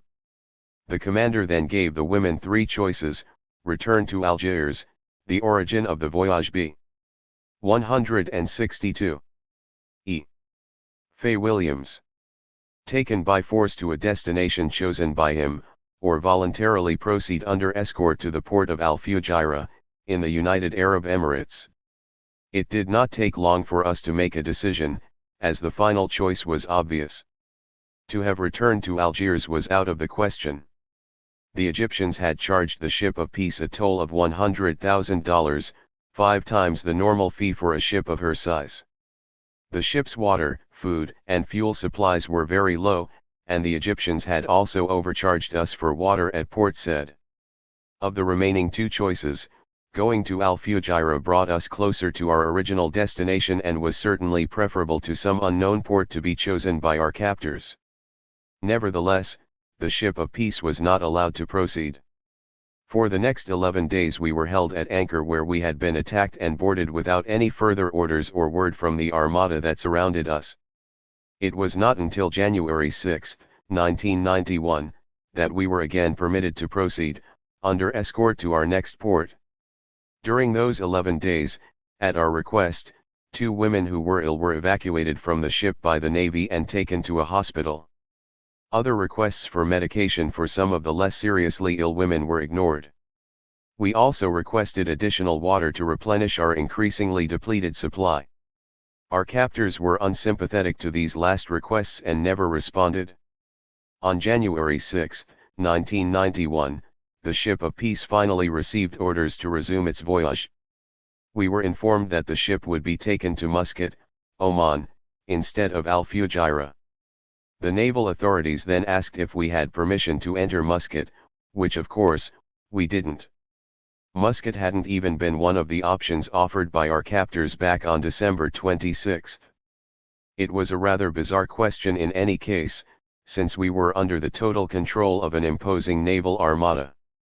We assumed that the detail of obtaining permission to land would be requested by and granted to our escort. We finally arrived offshore from the port of Muscat, unable to enter the harbor because nobody had requested the required permission. We met to discuss what to do and decided to contact any Arab ambassadors we could reach in Muscat. We managed to call ashore by radio telephone and did reach several ambassadors, who managed to obtain permission for the ship to enter the harbor. Eventually, an Omani police boat approached and 5 or 6 Arab ambassadors from various countries came aboard. The ambassadors were appalled by the condition of the ship, as well as the many injuries inflicted on the women. They were also extremely surprised at how many days we had been held. Apparently, the U.S. authorities had intentionally led them to believe that there were no passengers injured and had not mentioned our long detention at sea. They were then informed by the local U.S. embassy that we could depart from Muscat only if we unloaded our entire cargo of sugar and retained only a reasonable amount of other food sufficient for use by the passengers and crew. The orders had mysteriously been changed and made more onerous. Attack on the women's peace ship 163. Since the first day of our captivity, we discussed the problem with the Arab ambassadors and decided to offload the specified food gifts. The ambassadors guaranteed that the food would be delivered to Sudan, since it would be put to good use in that country which was suffering from famine. The ship of peace, with permission to depart, sailed for Basra at around 2 o'clock in the afternoon of the 13th of January. We arrived in the evening of the next day. The war was to start approximately 48 hours later. The Iraqi government personnel were very concerned for the safety of the peace messengers and anxious that they leave Iraq before President Bush's deadline for starting the war. Still, several of the women on board the ship, who were physicians and nurses, told the Iraqi authorities that they would be willing to stay behind in case war broke out. They knew their skills would be needed. The Iraqis refused their offer, however, since they felt it would be too dangerous. All the women were immediately flown to Baghdad that night, and then via Oman, Jordan, on to Tunis. I arrived in Tunis, where I boarded a connecting flight back to the United States on January 16, 1991. The first bombs were already falling on Iraq before I landed in Washington, D.C. Faye Williams is staff counsel for the House Committee on the District of Columbia and an aide to U.S. Representative Mervyn Dimely. She has twice run for Congress in her home district of Alexandria, Louisiana, where she narrowly lost after an intense sabotage campaign by the National Republican Party. This testimony was presented at the New York Commission hearing, and Ms. Williams has authored a book, Peace Terrorist, on her experiences during the Gulf War. The Truth Behind Economic Sanctions. A report on the embargo of food and medicines to Iraq. Eric Hoskins, M.D. Resolution 661, passed by the United Nations Security Council on August 6, 1990, states that the following items are exempt from the economic embargo of Iraq: supplies intended strictly for medical purposes, and, in humanitarian circumstances, foodstuffs. Resolution 661 also calls for the establishment of a sanctions committee to clarify and implement the terms of the sanctions resolution. 1 month later, on September 13, 1990, Resolution 666 was passed by the Security Council, further defining the conditions under which food and medicine would be permitted to enter Iraq.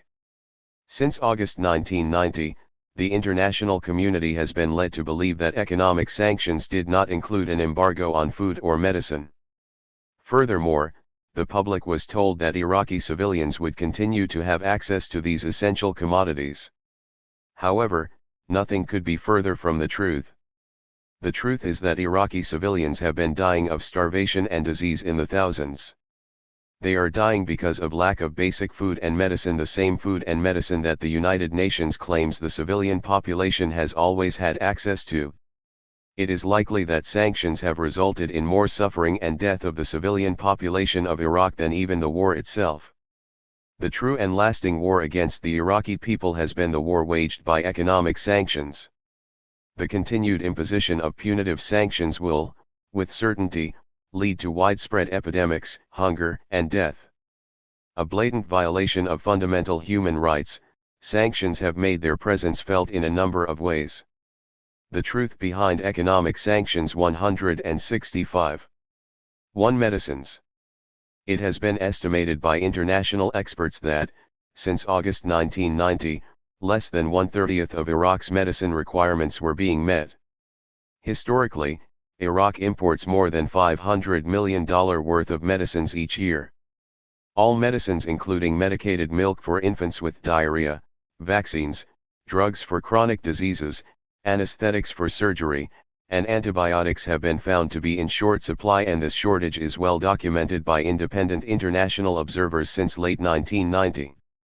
Medical supplies, syringes, intravenous fluids, spare parts for incubators, X-ray equipment, surgical supplies either ran out or are in short supply.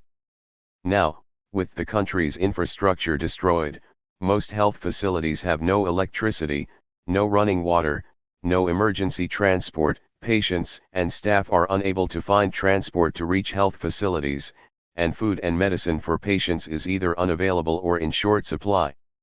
Despite access to health care being a fundamental human right, the following methods were used to effectively prevent medicine from entering Iraq.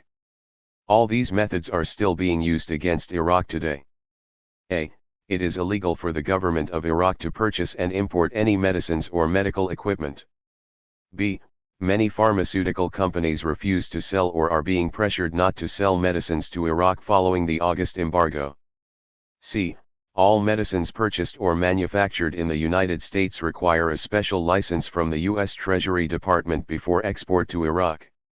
This is true for any humanitarian aid sent to Iraq and results in many delays and refusals. D. More than 50 separate consignments of medicines and thousands of tons of infant formula and milk powder were purchased by the government of Iraq prior to August 1990. Governments of the countries where these consignments are being held still refuse to forward them to Iraq. E. Only those items which the Security Council has deemed supplies intended strictly for medical purposes are allowed under the sanctions restrictions. All materials, spare parts, transport, and other paramedical items essential for the operation of a healthcare system are still prohibited except on a time-consuming and unreliable case-by-case basis involving application to the Security Council. Following 2 extensive health assessments carried out in Iraq by Gulf Peace Team health and relief experts during March and April 1991, it is clear that the healthcare system in Iraq is almost totally non-functioning. 166. Eric Hoskins. The simpler truth. The Gulf Peace Team carried out an extensive health assessment in Iraq over a 4-week period ending April 24, 1991. Health experts visited 14 towns, including Basra, Nasiriyah, Najaf, Kerbala, Baghdad, Kirkuk, Sulaymaniyah, Erbil, Mosul, Dohuk, and Al-Amadiyah. The team's findings include: 1. In all parts of the country, critical shortages of clean drinking water have led to epidemic levels of gastroenteritis. Thousands have died. Already at this early date over 50 cases of cholera have been confirmed by laboratory diagnosis.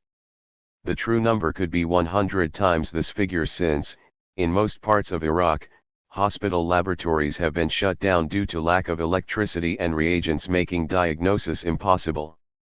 In Nasiriyah Pediatric Hospital, 98% of admissions are children with diarrhea. Infants as young as 2 months old are admitted badly malnourished and dying from diarrheal disease. A lack of infant formula and contaminated water are responsible. Now these babies, in hospital, are given only an intravenous drip of fluid since doctors have no drugs with which to treat the diarrhea, and no medicated milk with which to feed them. 2. Hospitals have been reduced to mere reservoirs of infection since most medicines are in short supply, laboratories cannot function, operating theaters have no supplies, and basic services are unavailable. In Kirkuk Hospital, an old man lay dying at the entrance to the emergency ward. Suffering from a potentially fatal exacerbation of his chronic high blood pressure, there were no medicines to give him. Inside, the 400-bed hospital's only physician explained how she had just completed an emergency caesarean section, with flies swarming over the incision because operating room windows had been shattered during bomb blasts and sanctions will not allow their replacement. 3. Food throughout the country is prohibitively expensive and generally in scarce supply. Agricultural production has been halted due to a lack of inputs, all prohibited under the sanctions resolutions. Between August 1990 and January 1991, food prices had gone up by as much as 1,000%. For the first time in history, a government has been prohibited from purchasing and importing food and medicine for its own people.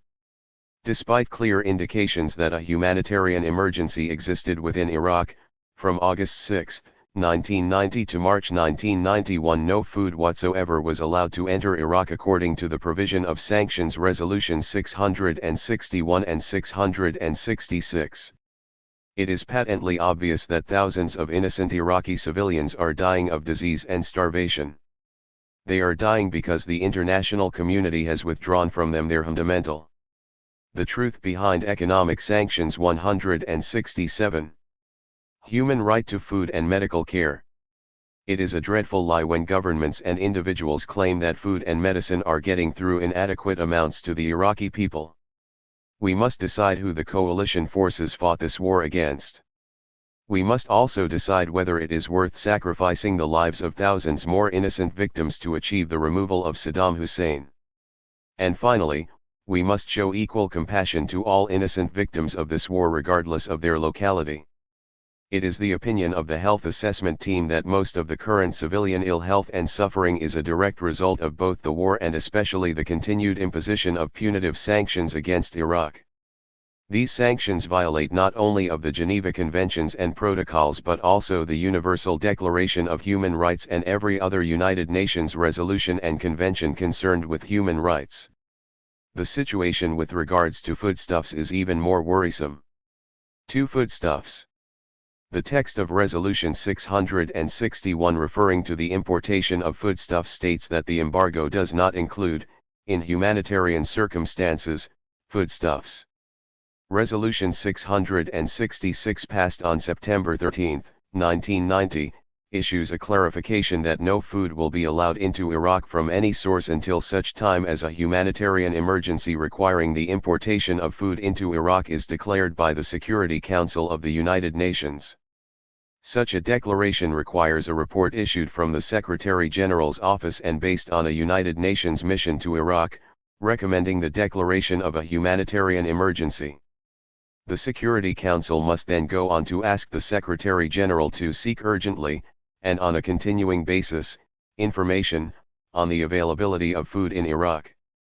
However, no such information was gathered until February 16, 1991, when the first United Nations mission entered Iraq to assess the humanitarian situation. Despite clear indications that a humanitarian emergency existed within Iraq, from August 6, 1990 to March 3, 1991, no food was allowed to enter Iraq according to the provisions of Sanctions Resolutions 661 and 666. In early March, after considerable pressure by humanitarian organizations and non-aligned governments, a humanitarian emergency was finally declared by the United Nations Security Council and food was allowed into Iraq subject to the following stringent conditions. A. All foodstuffs should be provided through the United Nations in cooperation with the International Committee of the Red Cross or other appropriate humanitarian agencies. 168. Eric Hoskins. B. Iraq would continue not to be allowed to purchase or distribute its own foodstuffs. Up until this point in time, only 2 humanitarian agencies had been declared appropriate by the Sanctions Committee of the Security Council, the United Nations itself and the International Committee of the Red Cross. For all anticipated shipments of food, candidate humanitarian agencies would have to submit in advance to the Sanctions Committee a detailed application requesting approval to import and distribute specific food items. The truth is that this is a mechanism guaranteed to obstruct the movement of even small quantities of food, since many agencies either had no knowledge of the application procedure required, had no access to the Sanctions Committee in New York, were unable to draw up detailed lists weeks in advance of predicted convoys, or were unlikely to gain approval as acceptable to the Security Council. More to the point, Iraq historically imports more than 70% of its foodstuffs. As a result of war, agricultural production had ground to a halt. This meant that Iraq had become almost totally dependent on food obtained from abroad. With a population of 18 million persons, Iraq's daily food requirements amount to approximately 10,000 metric tons per day. From August 1990 to April 1991, the total amount of food provided by the international community was less than 10,000 metric tons, enough for only a single day's ration for the Iraqi people. Distribution of this token amount of food has been limited to hospitals and orphanages with no general ration distribution using these foodstuffs. Not only is the international community entirely incapable of responding to Iraq's food requirements, it seems totally unwilling to try.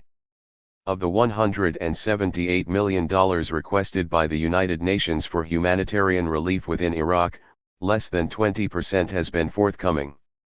Meanwhile, aid continues to pour in for Kurdish refugees in Turkey.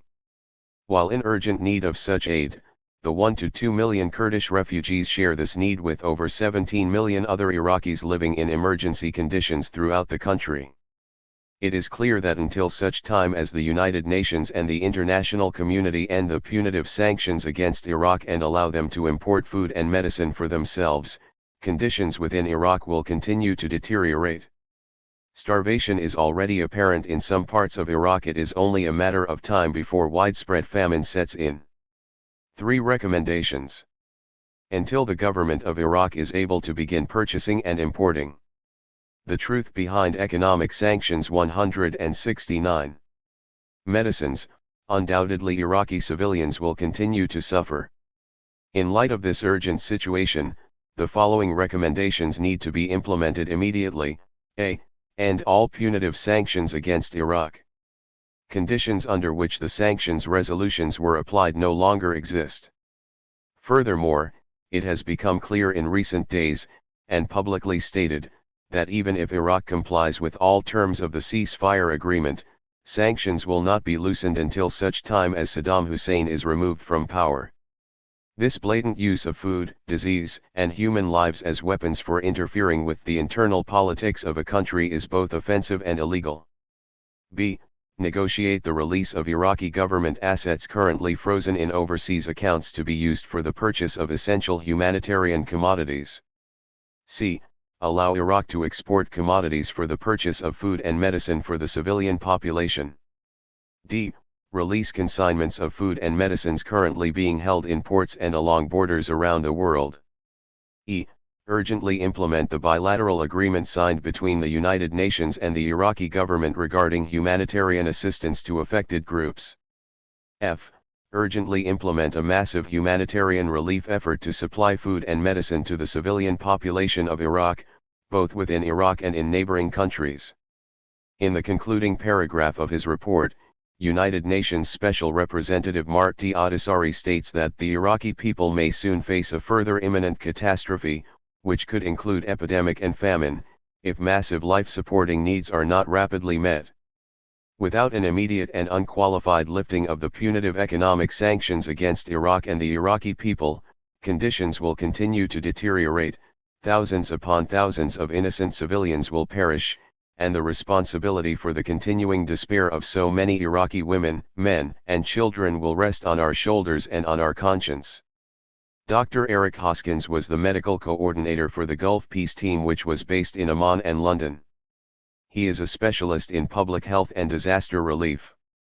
This report is based on travels in Iraq during March and April 1991. His testimony was presented at the Belgian Commission of Inquiry held in Brussels between June 13 and 15, 1991. Part 4. The New World Order. The New World Order. What it is and how to fight it? Monica Moorhead. All of the international hearings will seek to uncover the truth as to the extent war crimes were committed before, during, and after the bombing of Iraq and Kuwait by the US and its allies. The Commission intends to expose this truth to the world, and especially in this country, the United States, where all the war atrocities committed have been hidden in a sea of nauseating flag-waving and yellow ribbons. There are, however, many bits and pieces confirming the nature of this war that we have been cognizant of for some time.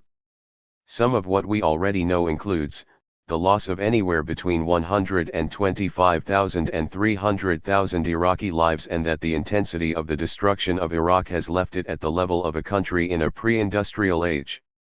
Bush and his Pentagon war planners said that this war, which was really a mass slaughter, was justified in order to rid Iraq and the Arabian Peninsula of a madman, a tyrant, and a demon in the form of Saddam Hussein.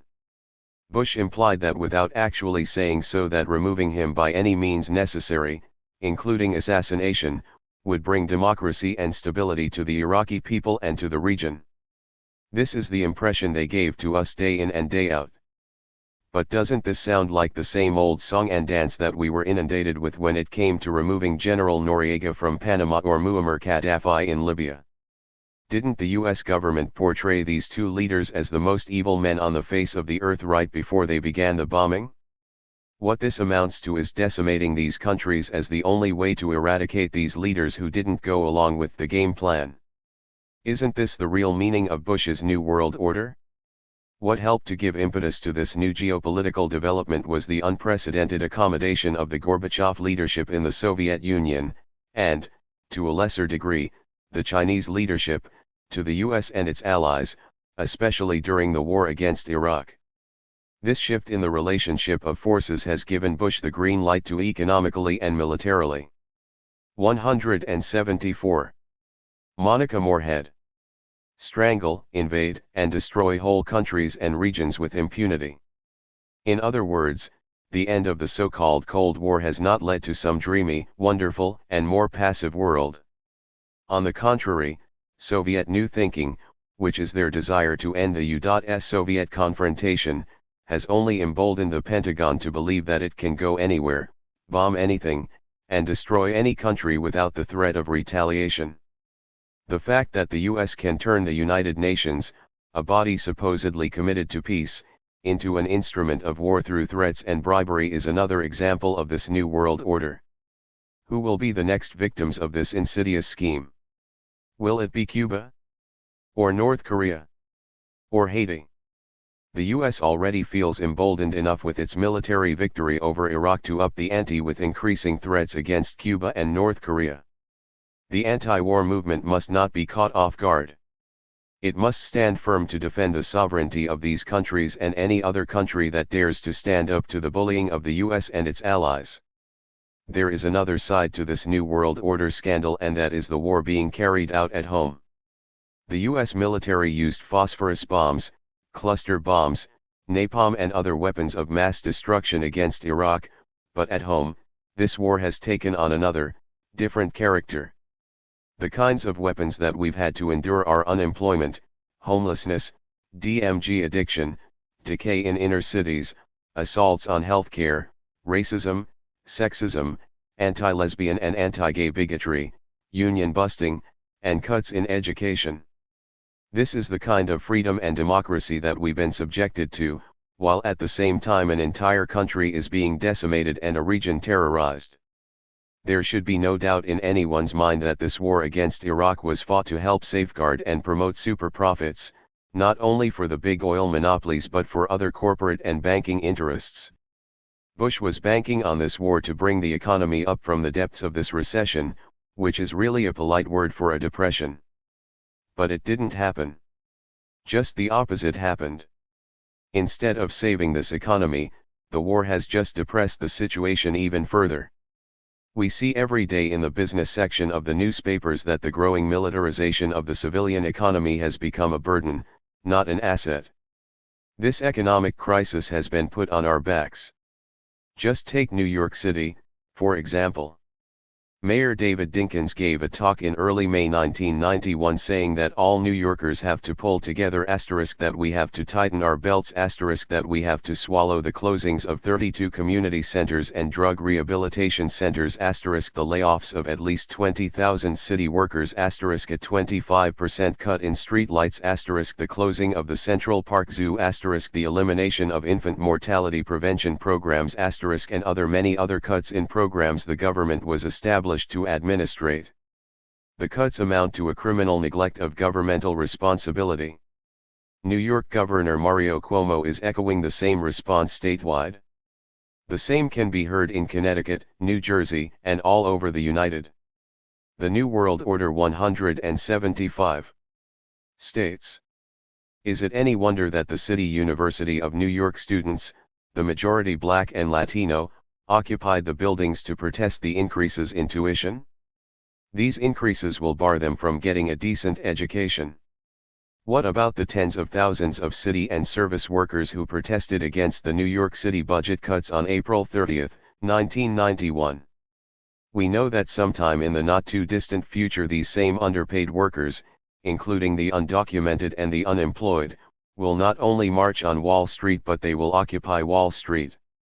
If these budget cuts and layoffs weren't enough, the war makers actually celebrated their massacre with a war parade right here in New York City. Can you imagine a war parade, a parade to celebrate the mass slaughter of Iraqi people, a parade to honor the engineers of mass killing like Powell and Schwarzkopf and Cheney? Just as importantly, it was a parade to divert attention away from the economic crisis and the rising racism in the city. This parade should have been cancelled. What did any American have to celebrate? More budget cuts? More assaults on our living standards? For Dinkins and Cuomo, the local bosses, and the big real estate developers, this parade was timely, for it helped to dilute any mass anger and frustration that people were and are feeling now more than ever. I want to end by saying that just as the war in the Middle East goes through various phases, so does the struggle here. By holding this commission hearing, we are in essence putting unbridled U.S. militarism on trial for crimes against humanity and crimes against peace. We are showing that it can be done and it must be done in the midst of rabid political reaction. But we cannot forget the crimes against humanity that go on every day in this country. From the police shooting of a Salvadoran man in Washington, D.C., which sparked an heroic rebellion in Washington on May 5, 1991, to the utter decay of our cities, the rulers of this country have the same old answers to their crisis: more cutbacks, more layoffs, and more racism. But if they don't have the answers, we certainly do, and that is to continue to organize the workers of all nationalities, the students, lesbians, and gay men, women, the seniors and disabled into a mighty movement that will put an end once and for all to imperialist war, poverty, and unemployment. Monica Moorhead is a co-coordinator of the National Coalition to Stop U.S. Intervention in the Middle East. She presented this report on May 11, 1991 at the New York Commission hearing.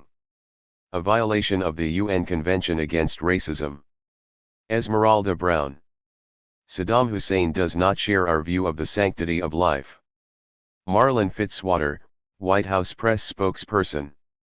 While peoples in European-dominated countries and the United States, which have traditionally operated on foreign policies rooted in the doctrine of manifest destiny and superiority based on racial, language, religious and cultural differentiation, celebrate the mass destruction of the nation of Iraq, the rest of the world is somber, saddened and reflective. As part of this reflective process, and instead of folding our tents because US soldiers have come back home from the scene of massacre, we have gathered here today as peoples of conscience to make sure that the peoples of the United States, as was also done with the Nuremberg trials and Bertrand Russell tribunals, remember and learn from the crimes committed against humanity by the government of the United States of America. As part of this effort, I have explored the racial implications of these war crimes, and the extent to which those implications are violations of international conventions. Any policy of demonization as a tool and mechanism of international aggression is contrary to the International Convention on the Elimination of All Forms of Racial Discrimination, adopted by the General Assembly of the United Nations in Resolution 2106A of December 21, 1965. The Charter of the United Nations is based on the principles of the dignity and equality inherent in all human beings. All member states, including the United States, have pledged themselves to take joint and separate action in cooperation with the organization for the achievement of one of the purposes of the United Nations, which is to promote and encourage universal respect for and observance of human rights, and fundamental freedoms for all without distinction as to race, sex, language or religion. Demonization is an incitement of discrimination whose purpose is to create an irrational hatred of an individual or nation in order to make it easier to invade that nation, or to utilize mass destruction techniques against the peoples of that nation. When analyzing demonization activity to date, in each instance race, ethnic origin, religious differences, and racial superiority have been tied in with a large dose of negative disinformation to generate hatred. That is in contradiction to the findings in the resolutions of the Convention on the Elimination of All Forms of Discrimination that states, convinced that any doctrine of superiority based on racial differentiation is scientifically false, morally condemnable, socially unjust, and dangerous, and that there is no justification for racial discrimination, in theory or in practice, anywhere, reaffirming that discrimination between human beings on the grounds of race, color, or ethnic origin is an obstacle to friendly and peaceful relations among nations, and is capable of disturbing peace and security among peoples, and the harmony of persons living side by side, even within one and the same state. Convinced that the existence of racial barriers is repugnant to the ideals of any society. The resolution then goes on to define what is meant by racial discrimination. 1. In this convention, the term racial discrimination shall mean any distinction, exclusion, restriction, or preference based on race, color, descent or national or ethnic origin which has the purpose or effect of nullifying or impairing the recognition, enjoyment, or exercise on an equal footing of human rights and fundamental freedoms in the political, economic, social, cultural or any other field of public life.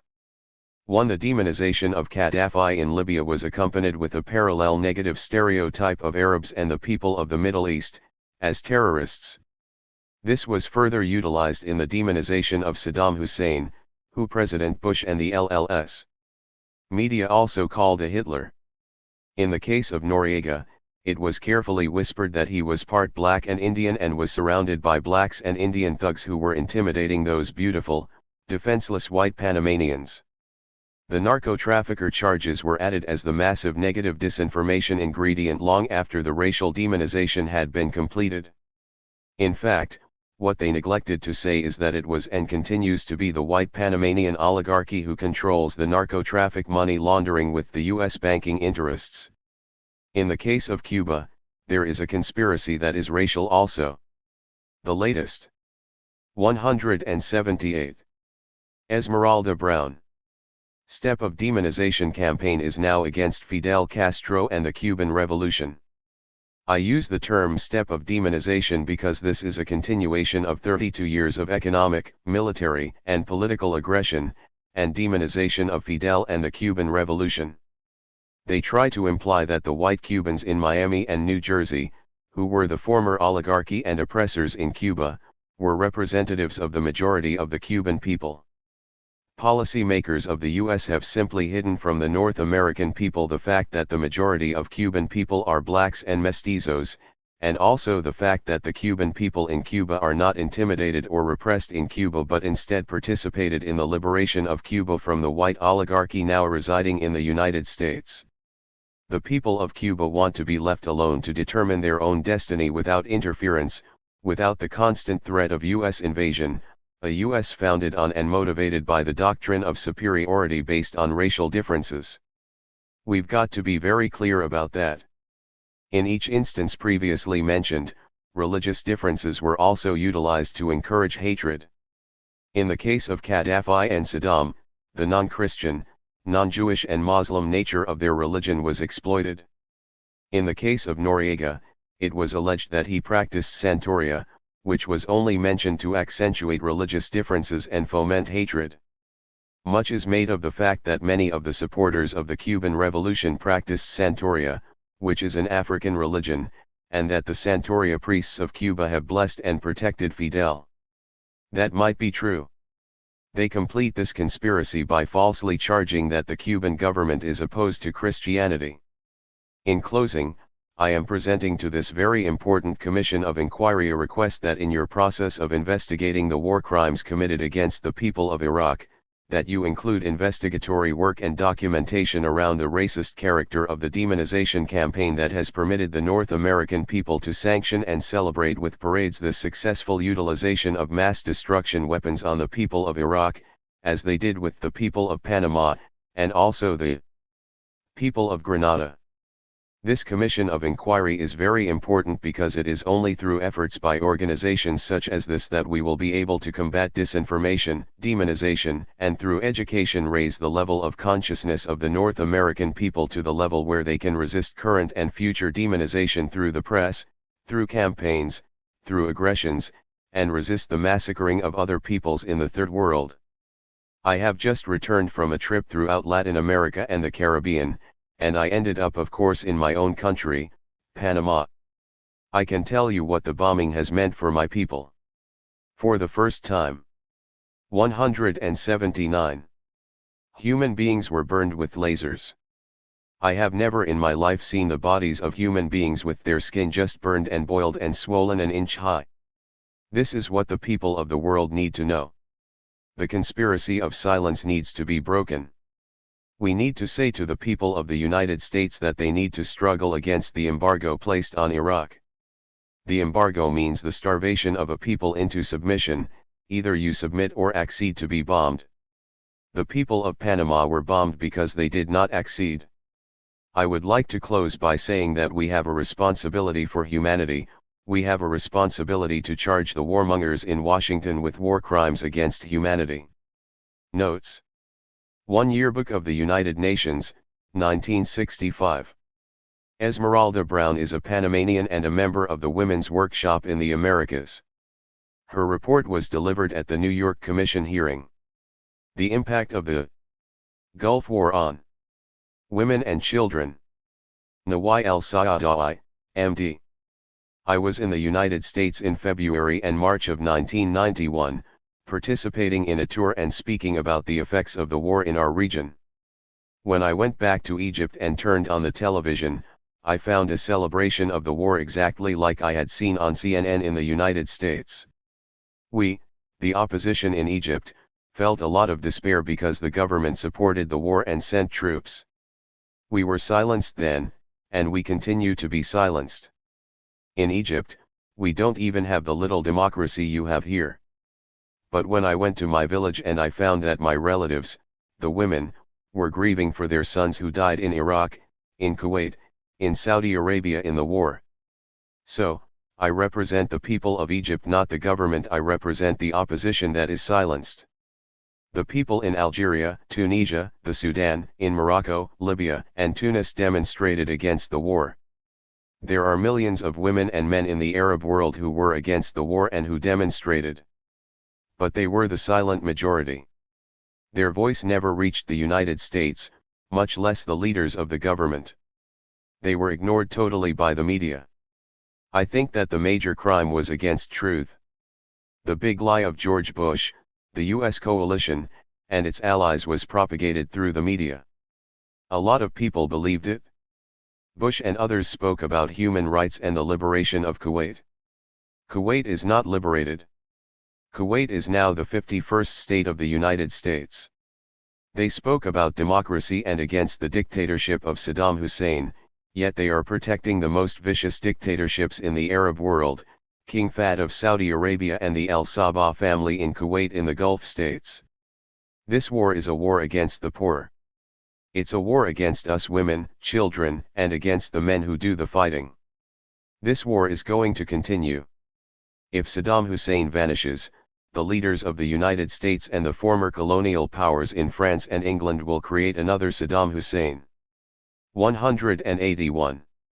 Against which they can wage wars as a pretext for continuing the colonization of resource-rich areas of the world. The military-industrial machine cannot survive without wars. They profit from war. They need it to sell their weapons, to test new weapons, to control the world. Only the US and Israel have nuclear power in the region, power to kill the Palestinians and all the other people who are resisting for justice and freedom. So the war will continue. That's why I'm speaking out now. Because we need international solidarity. I am here to speak about the effect of the Gulf War on women and children. War usually impacts more on the poor and the weak and has a greater effect on women and children. You have heard that most of the people who suffered in Iraq and in the Gulf War were women and children. That's why women are a big force against war. War is created by this class, the patriarchal system, the system that's dominated by men and a ruling class, in the state and in the family. That's why women suffer most. The war has had a very negative effect on us women in the Arab world, on Iraqi women, Kuwaiti women, Saudi Arabian women, Egyptian women, Algerian women, and women all over the region. This was colonial war waged by the stronger, richer countries like the US and Britain, with financial backing from Japan and Germany. Basically it was the imperialist countries against their former colonies fighting to deprive us of our resources, our oil, our money. The war was not waged to create a new world order but to preserve the old colonial order. We women are made poorer by the war. This is the feminization of poverty. They try to deceive us in our region. They tell us that they are developing us. The war is military and then economic. After the military war, the World Bank came into Egypt and for the first time the Egyptian government submitted to all of its conditions.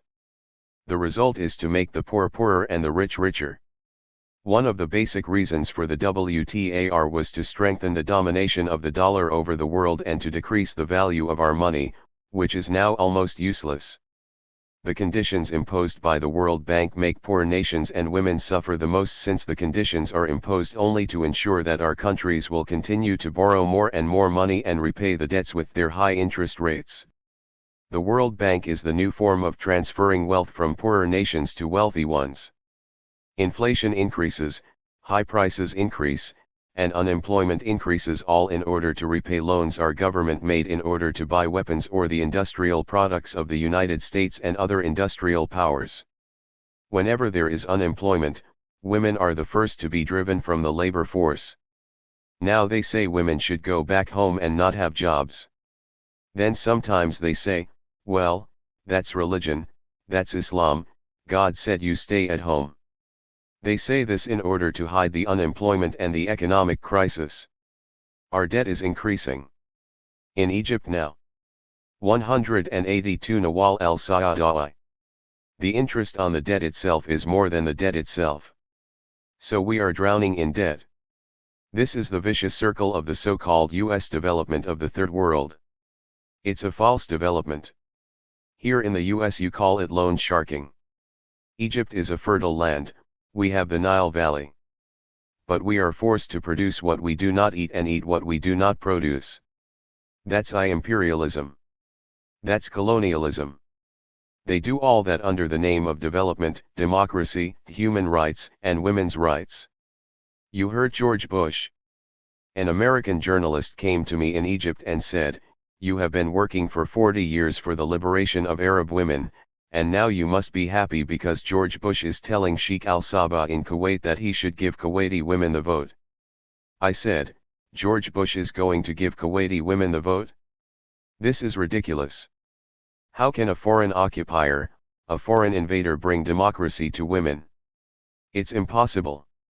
This is the big lie meant to deceive women. The colonial powers say they are coming to give women the vote, to develop us, to give us loans, to give us some funds. But all these financial institutions, the so-called World Bank, and International Monetary Fund, are colonial institutions. They deceive the Third World, but the people are not deceived. It's our governments, our allies who benefit, not the people. I would like to give you some statistics on the wealth of the sheiks in the Gulf countries. This war took place to protect those people. The ruling family in Kuwait has $100 billion in Britain alone. Sabah alone has $50 billion himself. King Fahd has $18 billion in US banks. The ruling class in Saudi Arabia has $680 billion in Western banks. There are 6 Gulf states: Kuwait, Saudi Arabia, the Emirates, Bahrain, Oman, and Qatar. Those 6 countries were created by the British colonial powers. There are only 10 million people in all 6 countries, yet they have $850 billion in Western banks. They invest only 7% of this money in the Arab countries, and for luxury goods, never for serious development. There are 190 million people in the Arab world. They have a debt of $208 billion. Starvation is the biggest killer of our children. You see, that's the situation. US troops hurried in to protect those sheiks. They are protecting the petrodollar and their own allies in the Arab countries, rulers who oppress us. They are responsible for the poverty, hunger, unemployment, and diseases suffered by millions of women, men and children in the Arab countries. They impose the dictatorships, where the people are unable to express themselves. And now with Saudi Arabia taking over, we have so-called Islamic fundamentalism. Many people here in the West think that the US invasion of the Arab world will create a war against fundamentalism. This is not true. In fact, in Saudi Arabia fanatic fundamentalist Islamic groups are supported by US troops. We are now facing most vicious Islamic fundamentalist groups supported by Saudi Arabia in all our region. This 183 has a negative effect on women. More women are veiled, more women are compelled to stay home in the name of God and Islam. So that's how we live, and we expect to have more and more problems. But our hope is that with each crisis, something happens that will bring the poor and women out. And there is a positive element along with all the negative military, economic and social effects. Saudi Arabian women demonstrated to have the right to drive cars. All of them were dismissed from the work. Their husbands were put in jail, but still they are resisting. People in Egypt are resisting. The Arab Women's Solidarity Organization started the resistance after the war began. We traveled to Baghdad and to Geneva and here and elsewhere, and we fought against this war. So with each crisis there is an awakening of the Arab women and men in our region. That's our hope, and our hope also is this: unity between the progressive people in our region, and you here, progressive people in the West. We need a world front. It's no more an East-West, or a North-South division. We need another division. We need the progressive people in the world, men and women, to unite, and to come together and fight against this new imperialist order.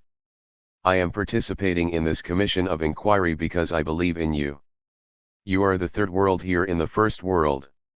We in the Arab world, men and women, and the poor, and you here, we must to fight together against this new colonial period. Dr. Nawal El-Saadawi is a prominent author and convener of the Egyptian Commission of Inquiry. She is president and founder of the Arab Women's Solidarity Association, a pan-Arab group with over 2,000 members. She spoke at the New York Commission hearing on May 11, 1991. The Continuing War and the Kurds. Ali Azad. As an Iranian who was one of the millions who successfully battled the Shah's tyranny, I've learned from our forerunners in the struggle for social and political justice in the Middle East.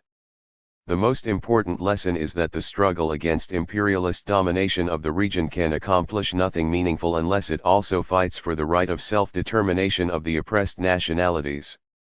With one fist, you have to punch the imperialist reaction with the other, the racist foundation of the oppressor nation. For the better part of this century, Iraqi, Iranian, Syrian and Kurdish anti-fascists and freedom fighters have been integrated. Many have been in the forefront of the Kurdish people's struggle. Thousands have been executed, and many are languishing in the prisons of these regimes, most notably in Turkey. The bond between the Kurdish and non-Kurdish movements of the Middle East is strong and unchallengeable. On some occasions this bond has been betrayed, mainly as a result of imperialist manipulation. This has been only an aberration, and not the norm. In 1990–91, the Bush administration policies in the Persian Gulf and the invasion of Iraq resulted in two immediate catastrophic calamities: first, the genocide and economic suffocation of the Iraqi people; second, the painful and horrific exodus of the Kurdish people of northern Iraq, resulting in thousands of deaths and injuries. The first of these two equally barbaric crimes was conducted under the guise of liberating Kuwait. However, the findings and expositions of many groups, and the anti-war demonstrations of millions of people of the international community, have shown the deception of this policy. The second crime, the atrocious situation of the Iraqi Kurds, has been concealed in a more sophisticated shroud of lies and demagoguery.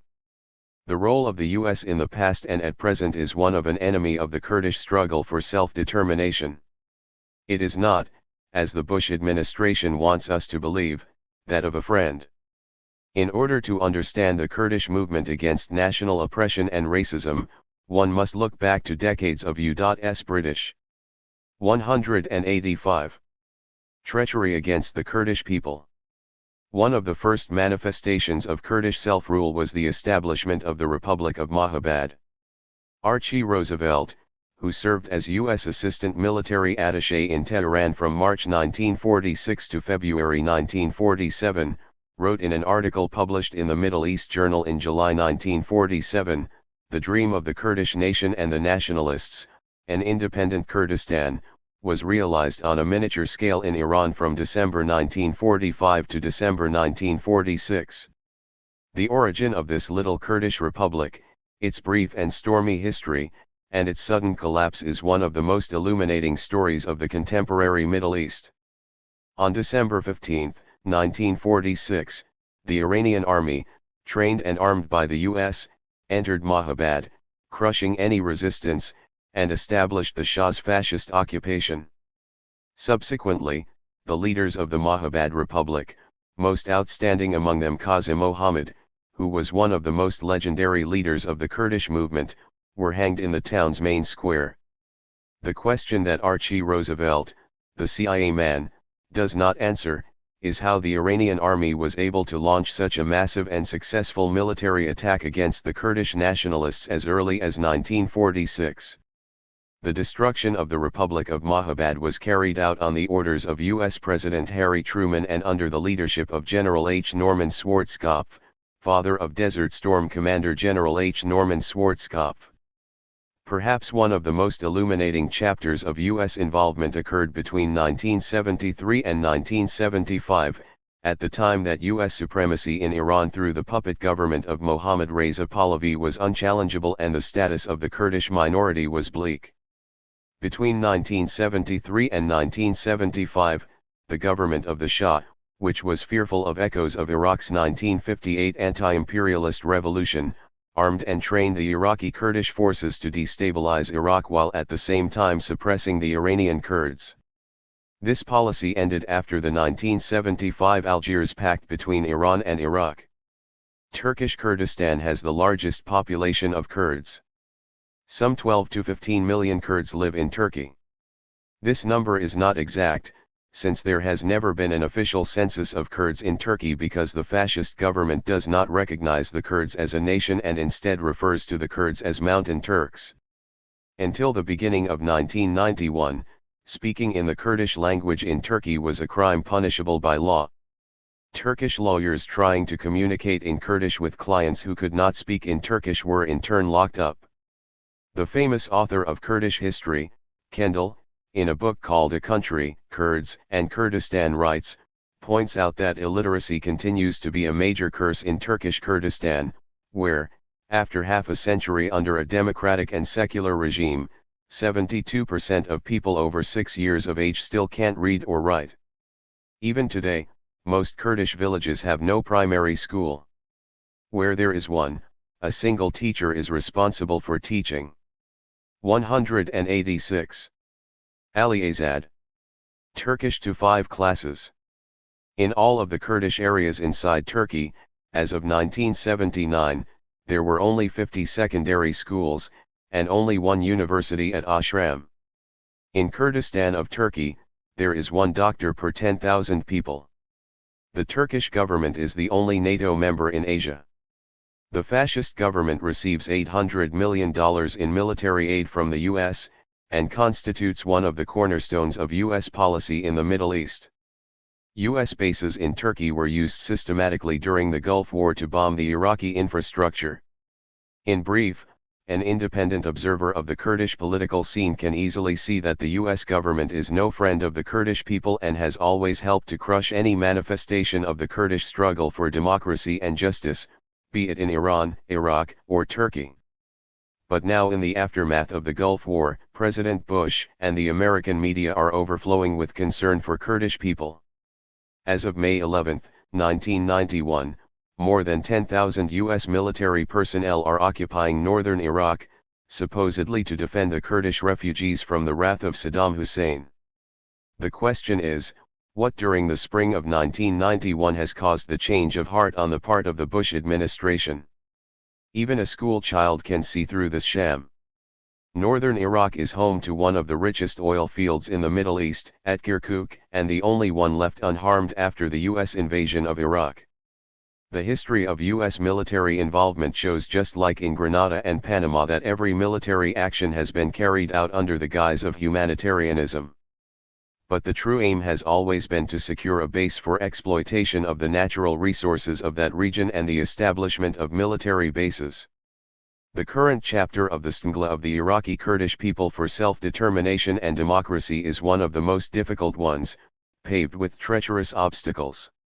Iraqi Kurds, who have been systematically suppressed under the government of Saddam Hussein, a government which in part was strengthened and solidified as a result of military purchases from the US and its allies, are being told that the US and Britain are their saviors and that's who they have to rely on for salvation. This is one of the biggest shams ever concocted by the White House. The bulk of the Kurdish refugees of 1 million have left for Iranian cities and towns. However, the bulk of US aid to refugees has been concentrated on the Turkish borders. The disregard of the Kurds by the Bush administration is best illustrated by his answer to a reporter's question. "Why aren't you sending aid to the Kurds in Iran?" Bush replied, "You've got to be a realist. I mean, the Iranians have strained relations with the United States of America." This statement by itself has to be an eye-opener for all those misinformed and misled who had hope in the White House generosity. The U.S. occupation of Iraqi Kurdistan is not going to bring freedom and democracy and justice to the Kurdish people, the goals that the Kurdish 187 masses for almost a century have been fighting for. At best it can yield a puppet fascist government like so many others that the US has installed around the world, the Shah, Pinochet, Zia in Pakistan, just to name a few, with the aim of suppressing the struggle of neighboring Kurds in Turkey and Iran, and furthermore to threaten the nationalist movements in the Middle East and the whole region.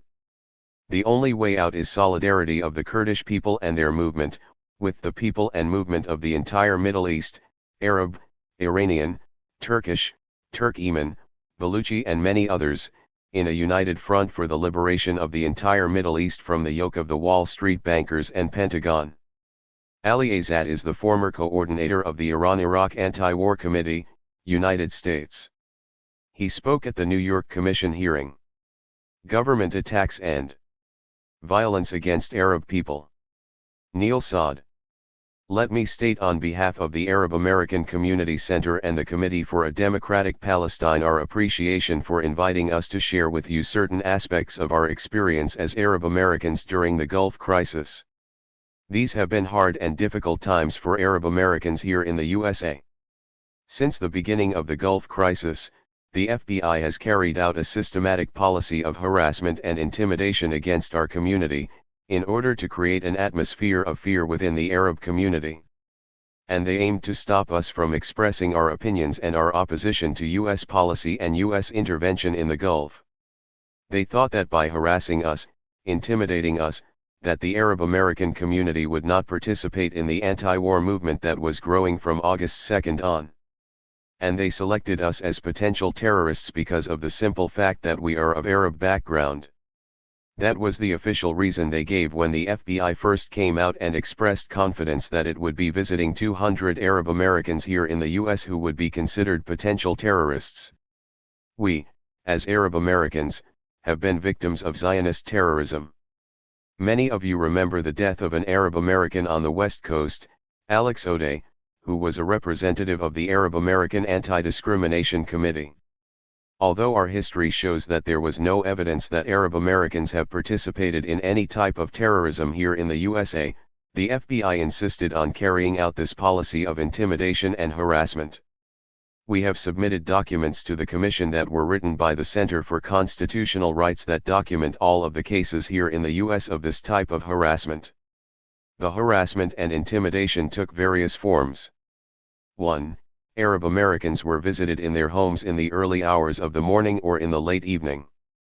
2. Arab Americans were visited in their stores. 189. 3. They stopped Arab Americans in the streets, in airports, and public places. And 4. They attempted to hire informers in our communities. An FBI agent would visit, and would knock at the door, say at 6 o'clock in the morning. He would introduce himself as an FBI agent. He would then state that he is there in order to protect the community from any types of terrorism, and that he wanted to ask certain questions. These questions basically were related to the person's political view. For example, are you a supporter of the PLO? Do you support U.S. policy in the Middle East? Do you know of any terrorists? What takes place in the community centers? Certain members of our community experienced the FBI questioning in the early hours of the morning. They would knock on your door. You would open the door and here you would wake up. Your family was inside and here was the FBI asking you questions about terrorism. Can you imagine the impact that it has on someone who is a normal member of the community? Most of these people have children in the house. What kind of vibration does this send into the community? The FBI made the message clear, because the visits were fairly open. Beyond the home visits, we had various members of our community visited in their stores. We have a case here in New York in which the FBI went to an Iraqi Arab store and asked for him. They introduced themselves as the FBI. They took him. They didn't tell him why they were taking him. They had no warrant for arrest or anything. They brought him to Manhattan. He spent 4 hours, and no reason was given why that Iraqi American was taken. They would stop us in the streets and at airports. And all of you know about Pan American Airlines. Pan Am made a decision not to allow Arab Americans to fly in their planes.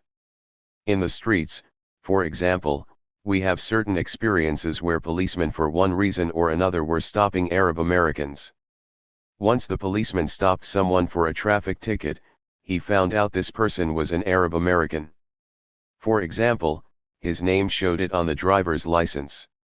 Then the policeman would give him another ticket and said, "This is for Saddam Hussein." Another important aspect of intimidation is the attempt by FBI agents to hire informants in our communities. There were a few cases in which they would look for those in our community who had certain legal problems.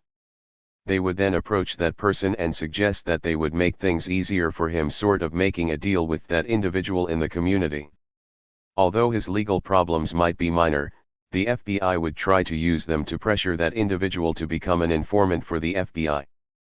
And we had various cases where we were also in contact with the Center for Constitutional Rights. This type of policy had a direct effect on the social level. Many of you saw the different cases where mosques were burned, and stores that were owned by Arabs were burned. Homes of Arabs were being attacked. These 190 Neil Saad kinds of attacks basically originated in a policy by the US government and were encouraged by it.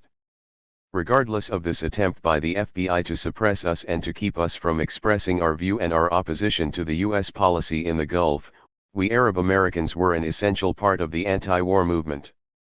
We did not allow this FBI harassment to affect us in any way, and we also effectively became involved and became part of the leadership of the anti-war movement.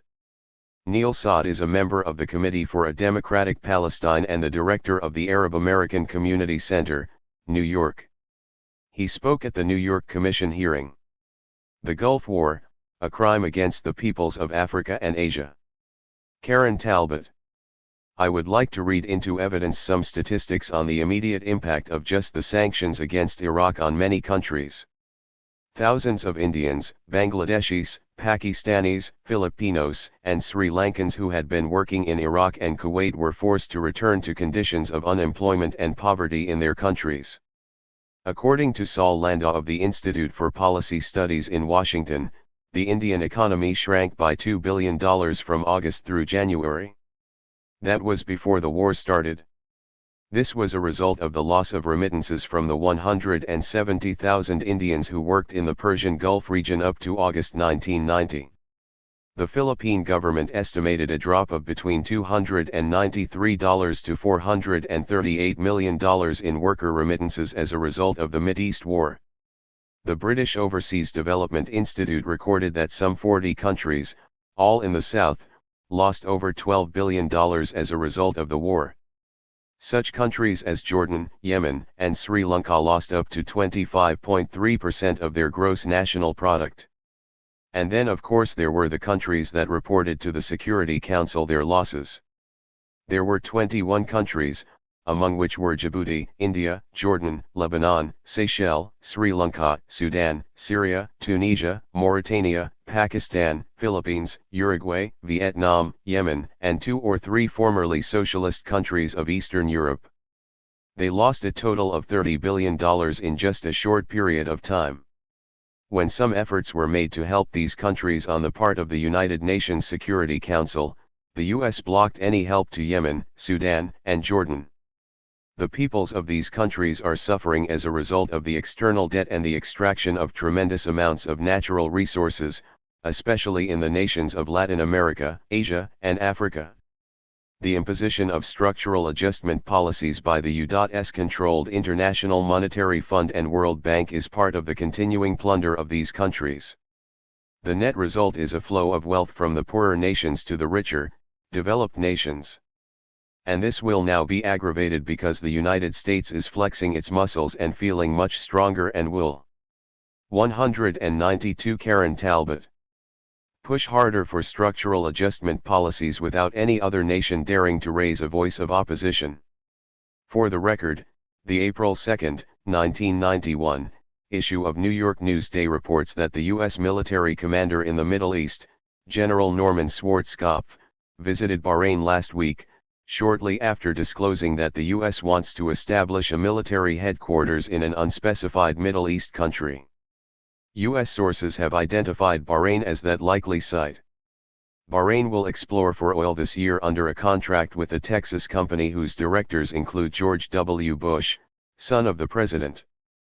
Bahrain has provided docking, refueling, and other facilities for U.S. and European Navy ships since World War II.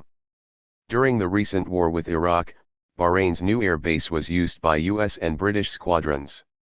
The United States sold Bahrain 12 F-16 fighter jets in 1987 during the Iran-Iraq War after Vice President George Bush visited Bahrain to reaffirm U.S. support for its defense. And one could go on about the super profits being made as a result of this war. An article in the San Francisco Chronicle on March 3, 1991, revealed that defense contractors in the United States are likely to enjoy fatter order books as a result of the Allied victory over Iraq. As the US military pummeled Saddam Hussein's army in Iraq and Kuwait, it also was showing off advertising, literally the latest high-tech American weapons to attentive foreign buyers. And that article goes on to enumerate the contracts that are in the making. James Grant, executive director of the UN Children's Fund, said that hundreds of thousands of children could die as a result of this war. And Dr. Jacques Labus, a French specialist in infectious diseases and a member of the medical delegation to Baghdad, said, "What is happening now in Iraq has never been observed before at such a scale. The epidemics and disease will not be confined to the borders of Iraq but will surely spread to other parts of the region and beyond. The peoples of the Third World are also facing, more than ever, the threat of a military attack against them, such as was waged against Iraq. They are very fearful about the continuing and intensifying destabilization efforts against them. And as far as the threat to the Third World countries from US military attacks, we need only to turn to the official US government strategy, which was revealed by the press in August 1990. The keystone of this strategy is a massive, rapid deployment and permanent establishment of US forces, particularly in Third World areas where there is a perceived threat to US interests, unrest, drug trafficking, and terrorism. Karen Talbot is the director of the International Center for Peace and Justice.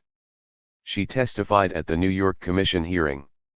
Yemen, a victim of the bribery and corruption of the UN. Abdelhamid Noman. As a Yemeni living in the United States, I have a conscientious obligation to the innocent workers of Yemen who were displaced from the Arabian Peninsula, the Kingdom of Saudi Arabia. The Republic of Yemen took a neutral stand on the Iraq-Kuwait conflict in both the United Nations and the Arab League. According to the official Yemeni interpretation, this stand was taken to enable Yemen to pursue a peaceful solution to the conflict. This interpretation was conveyed to U.S. Secretary of State James Baker by Yemen's representative to the UN, Mohammed Al-Ashtal, in the Security Council meeting on November 29, 1990, at 3 p.m. The Yemeni government did not condone the Iraqi invasion of Kuwait. They condemned it. But they did not support the unjust economic embargo against Iraq. At that time, the government of Saudi Arabia was dissatisfied with the Yemeni position, and its reaction was to mend the lives of 900,000 Yemeni workers. These workers were helpless, politically restrained and, due to their emigration and absence from their homeland, had no influence on the policy of their government. The Saudi government's actions persecuted the Yemeni workers living in Saudi Arabia. These inequities are listed below. 1.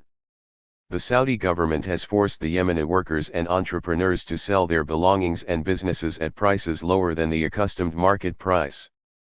In consequence, these Yemeni immigrants also had to helplessly abandon compensation and ownership rights that they had acquired over decades. They did this without complaint. As their tradition dictates, they left their fate to God. 2. Before their departure, the Yemeni immigrants were interrogated and harassed by the Saudi officials, police officers, reactionary citizens. Soldiers at the Saudi-Yemeni border pushed people through at gunpoint. The Yemeni immigrants' pride was marred before the eyes of the world. Adolescents and children heard name-calling and slurs against their families made by the Saudis. In the month of September 1990 alone, 140,000 workers. 194 Abdelhamid Noman, including 13 pregnant women, were dumped in the desert under the supervision and mercy of His Majesty King Fahd ibn Abdulaziz Al Saud. As of November 1990, Yemen was already in debt for $7 billion. An additional $2 billion in remittances from workers in Saudi Arabia is gone with the wind, and so are the remittances from workers in Iraq and Kuwait. The annual grants provided by Iraq and Kuwait in support of the Yemeni budget have ended. Of course, some $95 million in aid from Iraq is gone. Another $17 million in foreign exchange from tourism has likewise vanished. The $370 million in loans from both the Arab Fund for Economic and Social Development and the Kuwait Fund for Arab Economic Development were also aborted. Abdelhamid Noman is a member of the General Association of Yemeni Immigrants in the United States. He spoke at the New York Commission hearing.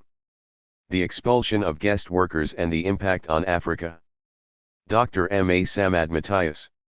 The Gulf crisis also affected 2 to 3 million so-called guest workers, whom we might more readily call exploited migrant workers. They came into the Gulf region and have been working there for several decades, building its infrastructure, cleaning its homes, digging its ditches, and in some cases, performing in a professional capacity. They came from the Middle East, North Africa, the Eastern Horn of Africa, Sahelian countries, and Asia. Just about all of them were tossed out of Saudi Arabia, Kuwait, and Iraq after August 1990 by this crisis. Many of them lost their lives. Those who survived lost everything else. Many have disappeared and are still missing. Many lost their health or are incapacitated. Others left whatever properties or savings they may have had in Kuwait, Saudi Arabia, or Iraq. In most cases, they were forced to leave with nothing but what they were wearing on their backs. They were forced out, in some cases, into refugee camps or refugee ships. Some are still in those camps, mostly in Jordan. Some of the ships remind us of ships during World War II which went from port to port and were not allowed to dock. Many came from countries such as Sudan, Ethiopia, and Somalia, countries which in themselves are in a state of war and chaos, a condition overshadowed by this Gulf War. I should say that the wars in those countries are also escalated by the same forces that were involved in the Gulf War, powerful nations which make money out of selling them arms, tanks, and so on, and playing one group against the other. Less than 5% of the guest workers were allowed to stay in the Gulf countries. Some of them stayed in the parts of Iraq later taken over by the U.S. In Kuwait, after the U.S. took over, Palestinians, Jordanians, Sudanese were beaten and tortured, some were castrated, some had their eyes gouged out because they were accused of having collaborated with the Iraqi occupation.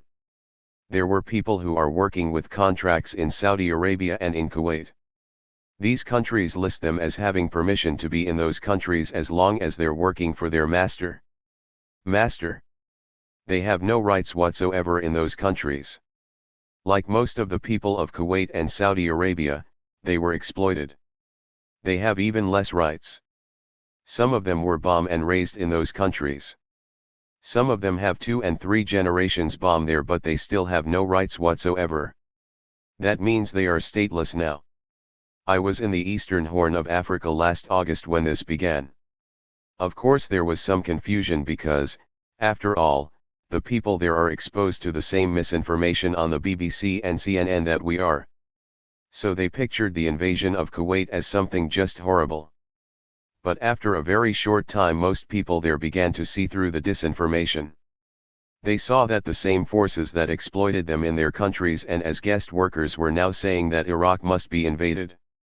The people clearly began to see that this is just the latest in a whole string of historical invasions by various imperialist countries, especially the United States, to take over any resources, any strategic locations, and to kill anyone who got in the way. I saw much clearer understanding in East Africa, and in Latin America, where I was in December, in Cuba, about this question, than we have here in the US. Here the people are very confused about the true nature of this war. Why do you think these people from Africa and the Middle East would go to Kuwait or would go to Saudi Arabia, if they're such horrible countries? Because despite the exploitation by the corrupt imperial milers in those countries, their economies are much greater than the less developed countries the workers come from. The workers have very little choice.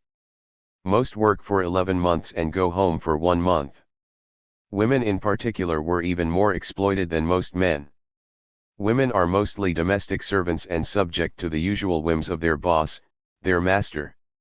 Many of them, especially the Jamaicans, the Filipinos, some of the East Africans might have gotten pregnant after being raped. They have no rights. If there's any problem, they're just deported with nothing. To give you an example of how many people from these countries were there. From Egypt, in Kuwait were 215,000 people. In Iraq there were 900,000 Egyptians. I don't have the figures for Saudi Arabia for the Egyptians. North African Arabs were 130,000 in Kuwait and 22,000 in Iraq. Africans from the Eastern Horn of Africa were 15,000 in Kuwait and 33,000 in Iraq. A total estimate for the number of people from Africa in both countries who were displaced by this crisis would be 375,000 in Kuwait and 1,555,000 in Iraq. Iraq, despite its shortcomings, was one of the most developed countries of this region. It had also one of the best infrastructures, one of the best facilities for healthcare and for education that sent thousands of people, not just Iraqis, abroad to study. The guest workers did not want to leave Iraq, but when Iraq was embargoed and attacked, the people from all the other countries that I've mentioned and others were subject to the same situation that affected the Iraqis. So there were Iraqis there and many others who had been given work there for years, where they were much less exploited than their brothers and sisters in Kuwait and Saudi Arabia. To quote from an International Monetary Fund report, 65 nations of the world were negatively affected and impacted by the crisis. And sub-Saharan African countries, being the poorest, were among the worst affected.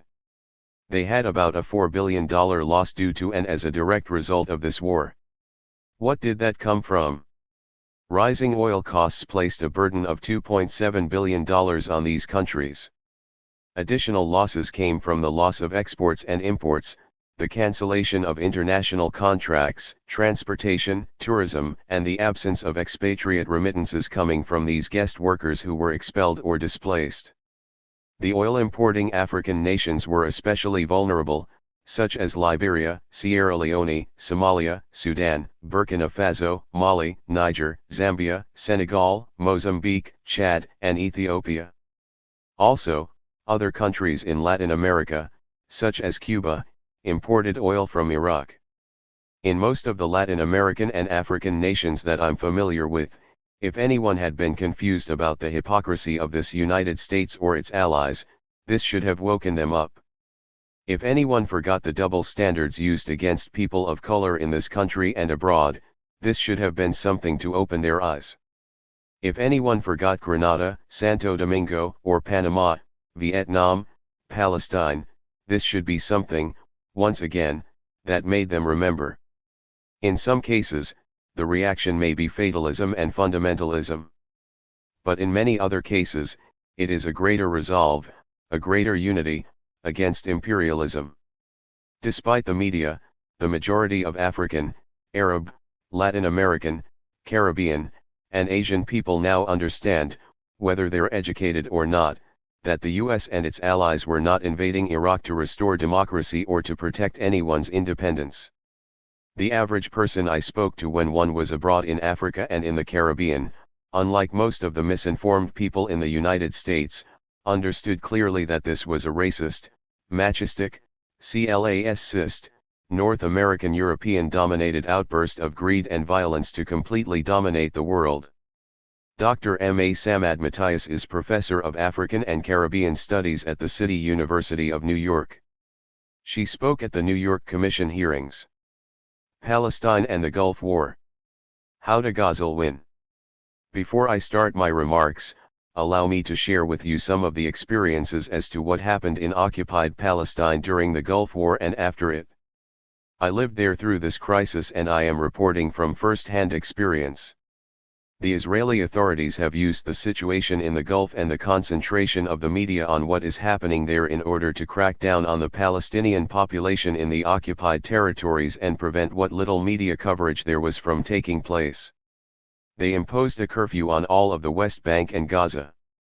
The curfew was total with the exception of Jerusalem, which they considered to be an Israeli territory, and they forbade anybody that carried West Bank or Gaza papers from traveling anywhere through Jerusalem, thereby dividing the country. Whoever violated this order would face a prison sentence of 3 months and a very heavy fine. Thus the Israeli government was able to divide the various sections and separate them, because Jerusalem represented the link between all the various sections of the country. During the curfew there were many instances where they would attack people in their homes, and they would beat up women, children. Young men especially would be arrested under the excuse that they violated the curfew. Their objective was to empty the Palestinian neighborhoods of the young men and women, therefore limiting the resistance activities. The plan was carried to a point where the Israeli prison system was unable to accommodate all the Palestinian prisoners, and many of them would be left in police stations and holding areas, handcuffed and naked. As for the curfew, it would be lifted for 1 to 2 hours in some areas per week.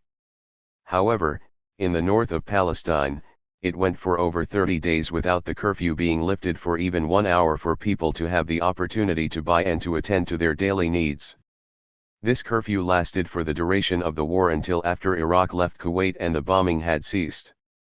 The curfew was lifted from some of the villages during the day. However, it continues at night in all parts of the West Bank and Gaza. The Palestinian people lived through very hard economic conditions, and this was intensified due to the Israeli order not allowing Palestinian workers to travel inside Israel for their work without receiving permits which are good for 1 day only. Any Palestinian worker who had a relative who was imprisoned in the Israeli prison system would be denied the daily work permit that he needed. Therefore, that limited the numbers of those who can seek work to a very small percentage of the Palestinian workforce. This was in addition to the economic hardship and was produced as a result of the Gulf crisis because many of the Palestinians have family members who were supporting them and who lived in Kuwait and the Gulf states.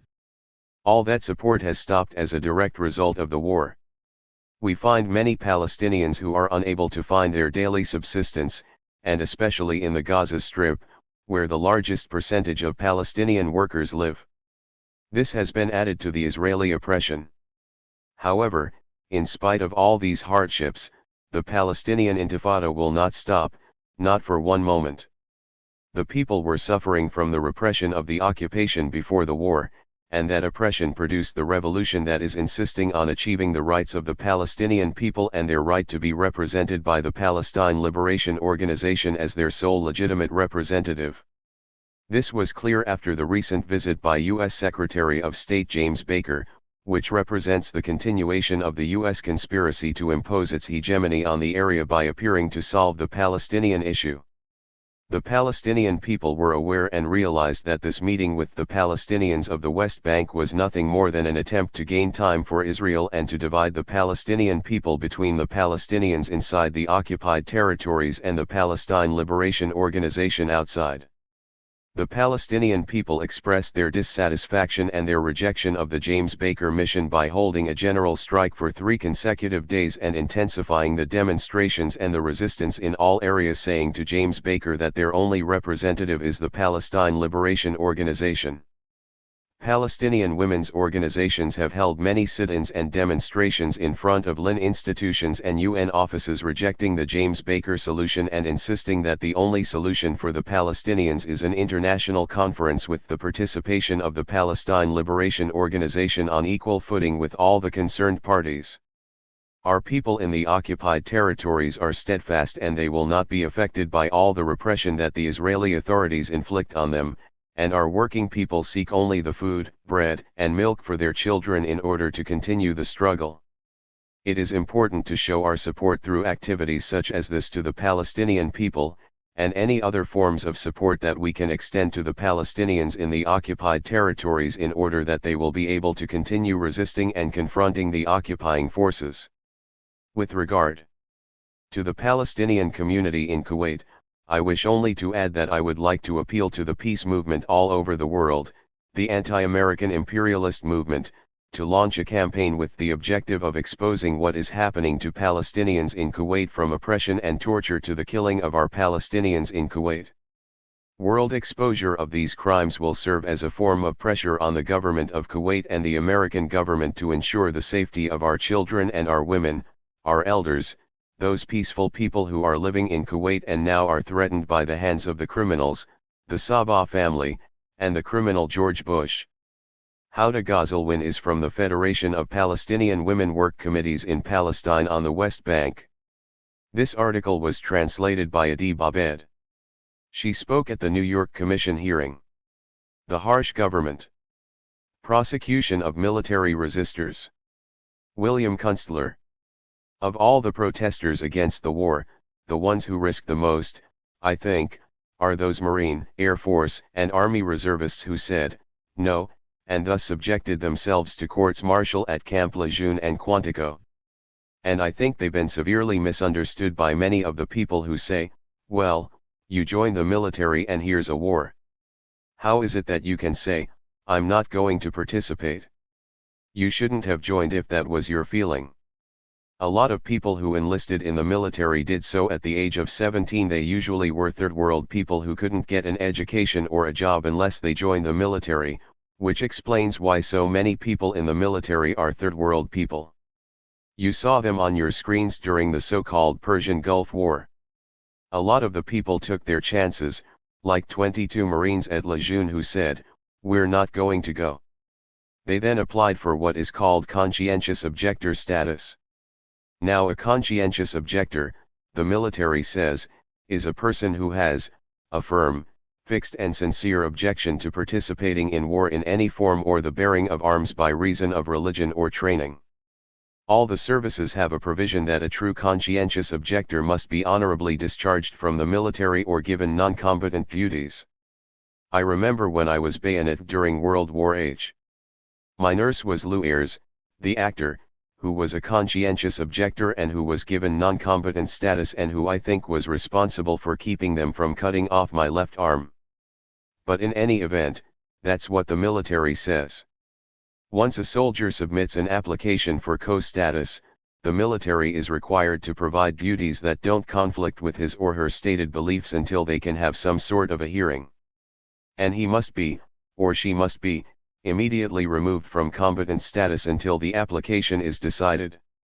Now a soldier or a reservist who seeks CO status must demonstrate an opposition to all wars, not a particular war. Frequently, the investigator.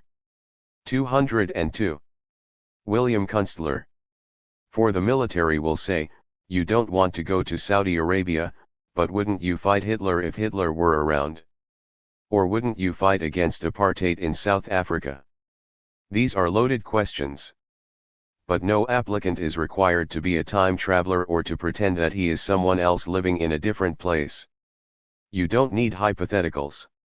And you shouldn't need hypotheticals to give you conscientious objector status. A conscientious objector doesn't have to be a pacifist. Indeed, few really are.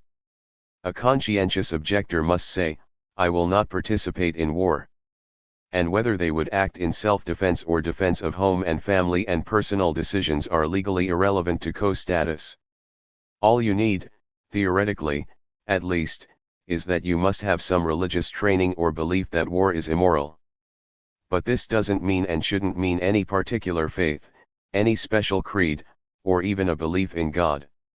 A belief that life is sacred, that war is immoral constitutes a legally sufficient religious belief, and the training is merely life experience that gives rise to the belief, not formal instruction in any particular religion. Everybody that enlists in the Army, Navy, or Air Force must certify in the application that they are not conscientious objectors. It's a condition of acceptance.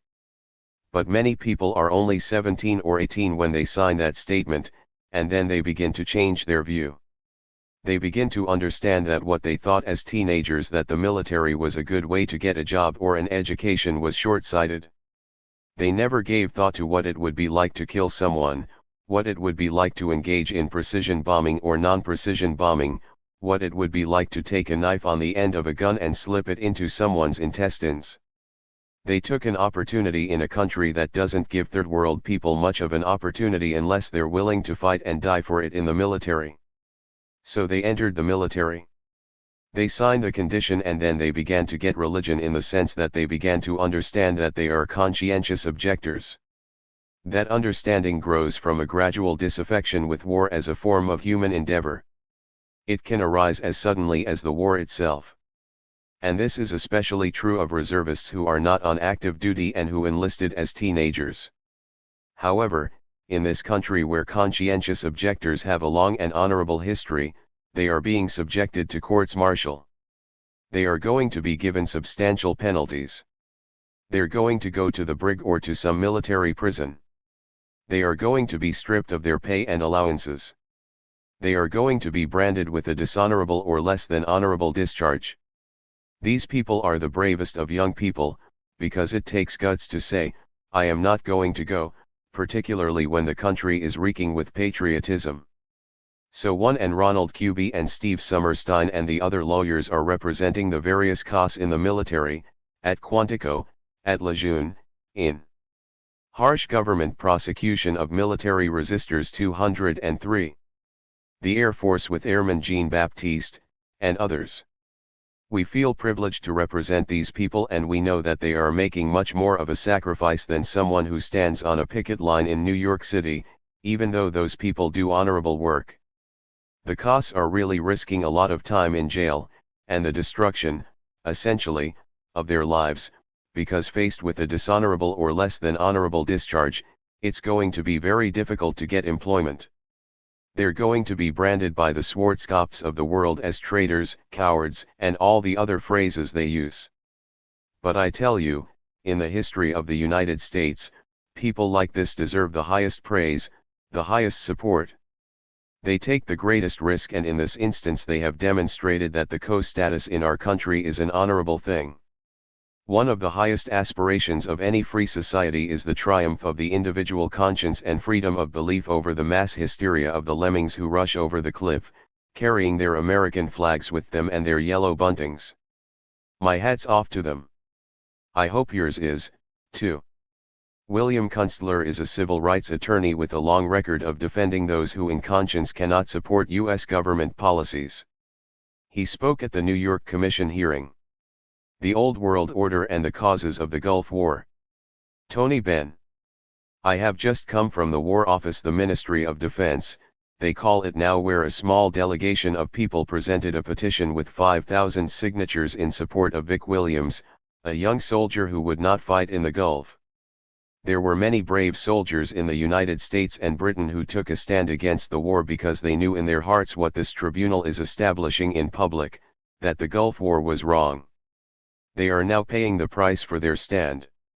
The importance of the War Crimes Tribunal is that it provides us all with an opportunity to look back at the horrors of the Gulf War and to see through the smokescreen which said it would pave the way for a new world order that would safeguard peace, democracy, and human rights under the United Nations. This tribunal is not a search for individual scapegoats upon whom all the blame for the slaughter of innocent people can be heaped, but an effort to remind us of the grave moral responsibility that lies upon all those in politics, in the media, in the military, and in the general public that went along with this war. To be effective, we have to look back at the causes of the war, the conduct of the war, and the consequences of the war in order to reduce the likelihood of a repetition in the future. To start with the causes of the Gulf War, you have to go many centuries back into history. For over many centuries the West has tried to dominate the Middle East in its own strategic and economic interest. Sometimes wars were made in the name of religion, as during the Crusades. I learned when I was in Algiers, from a former foreign minister, that during the Crusades European arms manufacturers supplied weapons both to King Richard and to Saladin, so the military-industrial complex always gains out of that type of conflict. If you go back into the 19th century, it was the British who tried to establish themselves in the Middle East to dominate it in their own interest, and even the word jingoism goes back to the middle of the 19th century when Queen. The Old World Order and the Causes of the Gulf War 205.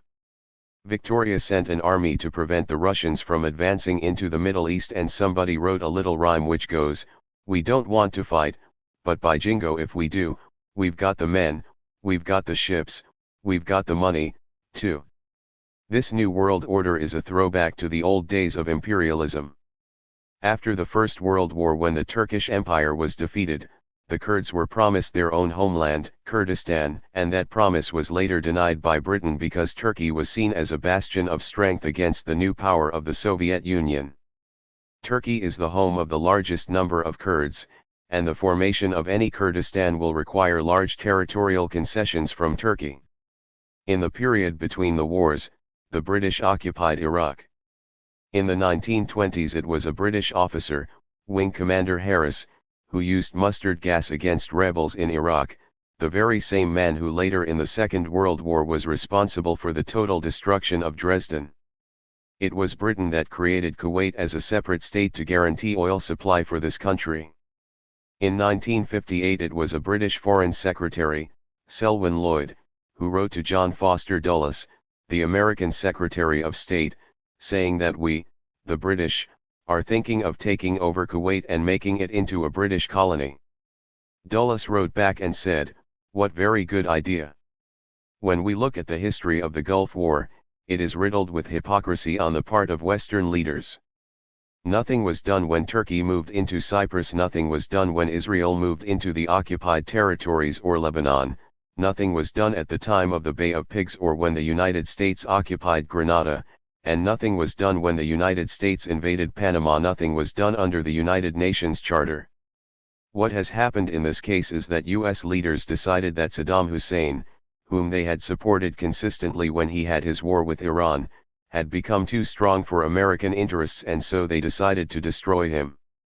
I do not believe that Iraq's invasion of Kuwait, which I totally opposed, was the real reason for the war. You just have to look at how the war was conducted to see that the liberation of Kuwait was not its main purpose. Clearly, the destruction of Iraq was the sole underlying purpose of the war. Kuwait was only the pretext. During the occupation of Kuwait by Iraqi forces, I traveled to Baghdad to express my opposition to Saddam Hussein. I had 3 hours with him arguing about the occupation, and the one thing he said to me time and time again, which I didn't believe at the moment but I do believe it now, was that even if he withdraw his forces from Kuwait, the United States would destroy Iraq. I believe he was right, at least in that analysis of the situation that confronted him concerning the causes of the American build-up to war and the American intentions. The war against Iraq was really about the determination of the United States to control the Middle East and the oil there, and to assert its military ascendancy over its client states. 206. Tony Benn. Now let me turn from the causes of the war to the conduct of the war. The conduct reveals all the ruthlessness of which modern military machines are capable, especially in the destruction of lives, even of innocent children, during and after the war. The destruction of the economic infrastructure of Iraq was designed to cripple that country for a generation or more and was to be a warning to others not to challenge the power of the United States of America. I was listening late on the night that the war began, and I heard the broadcast on CNN and the BBC from Baghdad when that horrific bombing occurred. What was being portrayed to us was a high-tech precision attack upon a war machine. It was no such thing.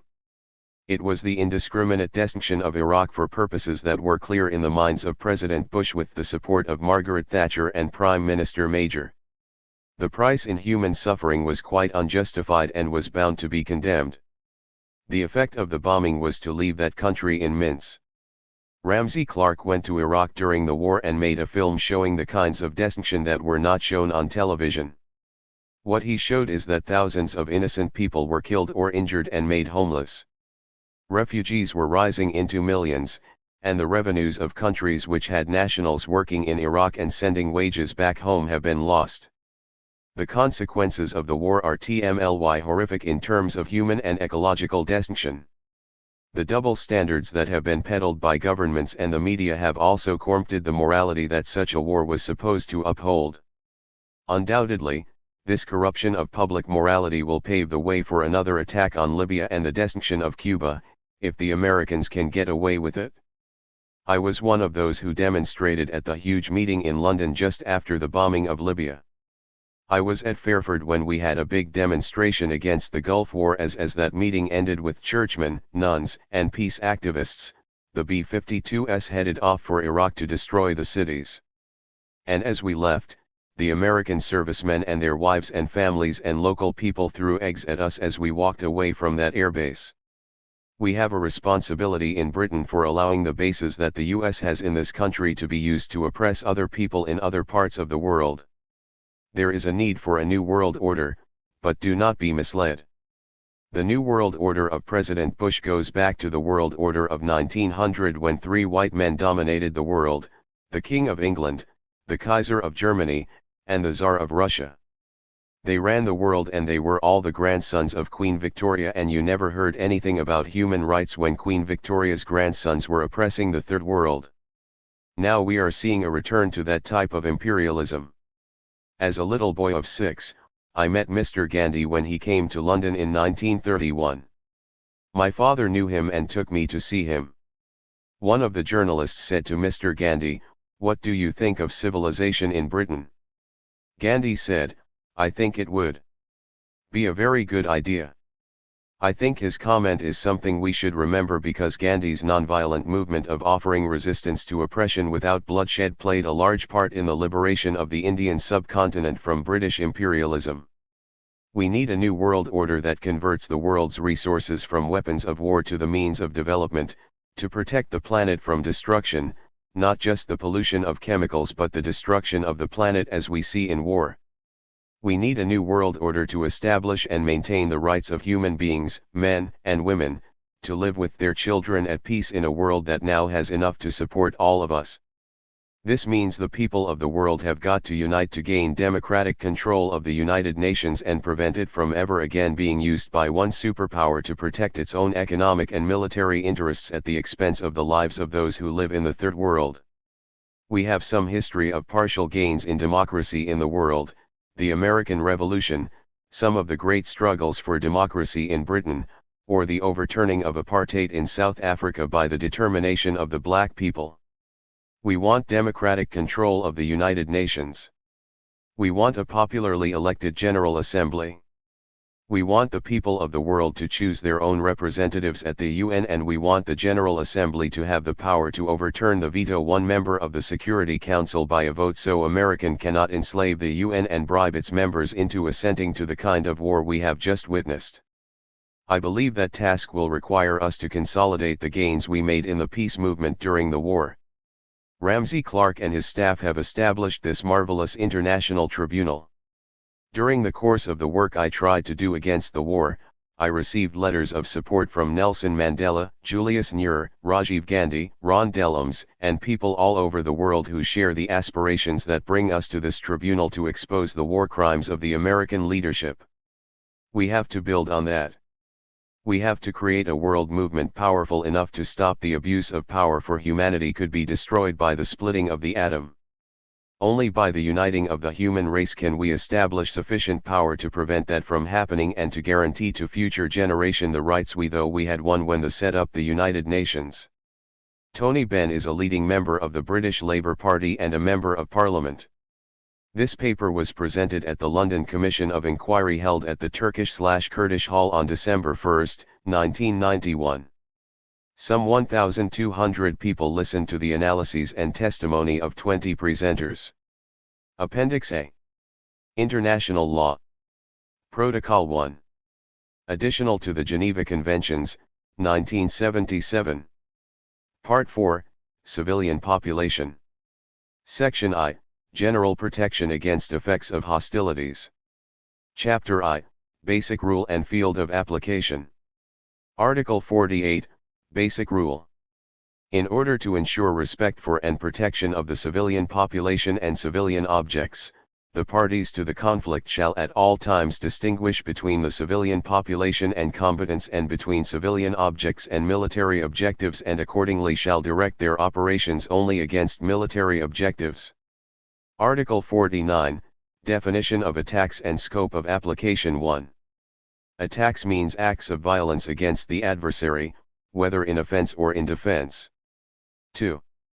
The provisions of this protocol with respect to attacks apply to all attacks in whatever territory conducted, including the national territory belonging to a party to the conflict but under the control of an adverse party. 3. The provisions of this section apply to any land, air, or sea warfare which may affect the civilian population, individual civilians or civilian objects on land. They further apply to all attacks from the sea or from the air against objectives on land but do not otherwise affect the rules of international law applicable in armed conflict at sea or in the air. 4. The provisions of this section are additional to the rules concerning humanitarian protection contained in the Fourth Convention, particularly in Part 2 thereof, and in other international agreements binding upon the high contracting parties, as well as to other rules of international law relating to the protection of civilians and civilian objects on land, at sea, or in the air against the effects of hostilities. 212. Appendix A. Chapter 2, Civilians and Civilian Population. Article So, Definition of Civilians and Civilian Population 1. A civilian is any person who does not belong to one of the categories of persons referred to in Article 4A, and of the Third Convention and in Article 43 of this Protocol. In case of doubt whether a person is a civilian, that person shall be considered to be a civilian. 2. The civilian population comprises all persons who are civilians. 3. The presence within the civilian population of individuals who do not come within the definition of civilians does not deprive the population of its civilian character.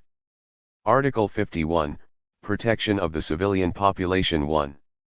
The civilian population and individual civilians shall enjoy general protection against dangers arising from military operations. To give effect to this protection, the following rules, which are additional to other applicable rules of international law, shall be observed in all circumstances. 2. The civilian population as such, as well as individual civilians, shall not be the object of attack. Acts or threats of violence the primary purpose of which is to spread terror among the civilian population are prohibited. 3.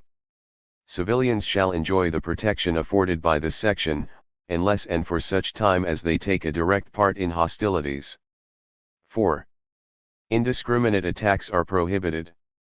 Indiscriminate attacks are, those which are not directed at a specific military objective, those which employ a method or means of combat which cannot be directed at a specific military objective, or c.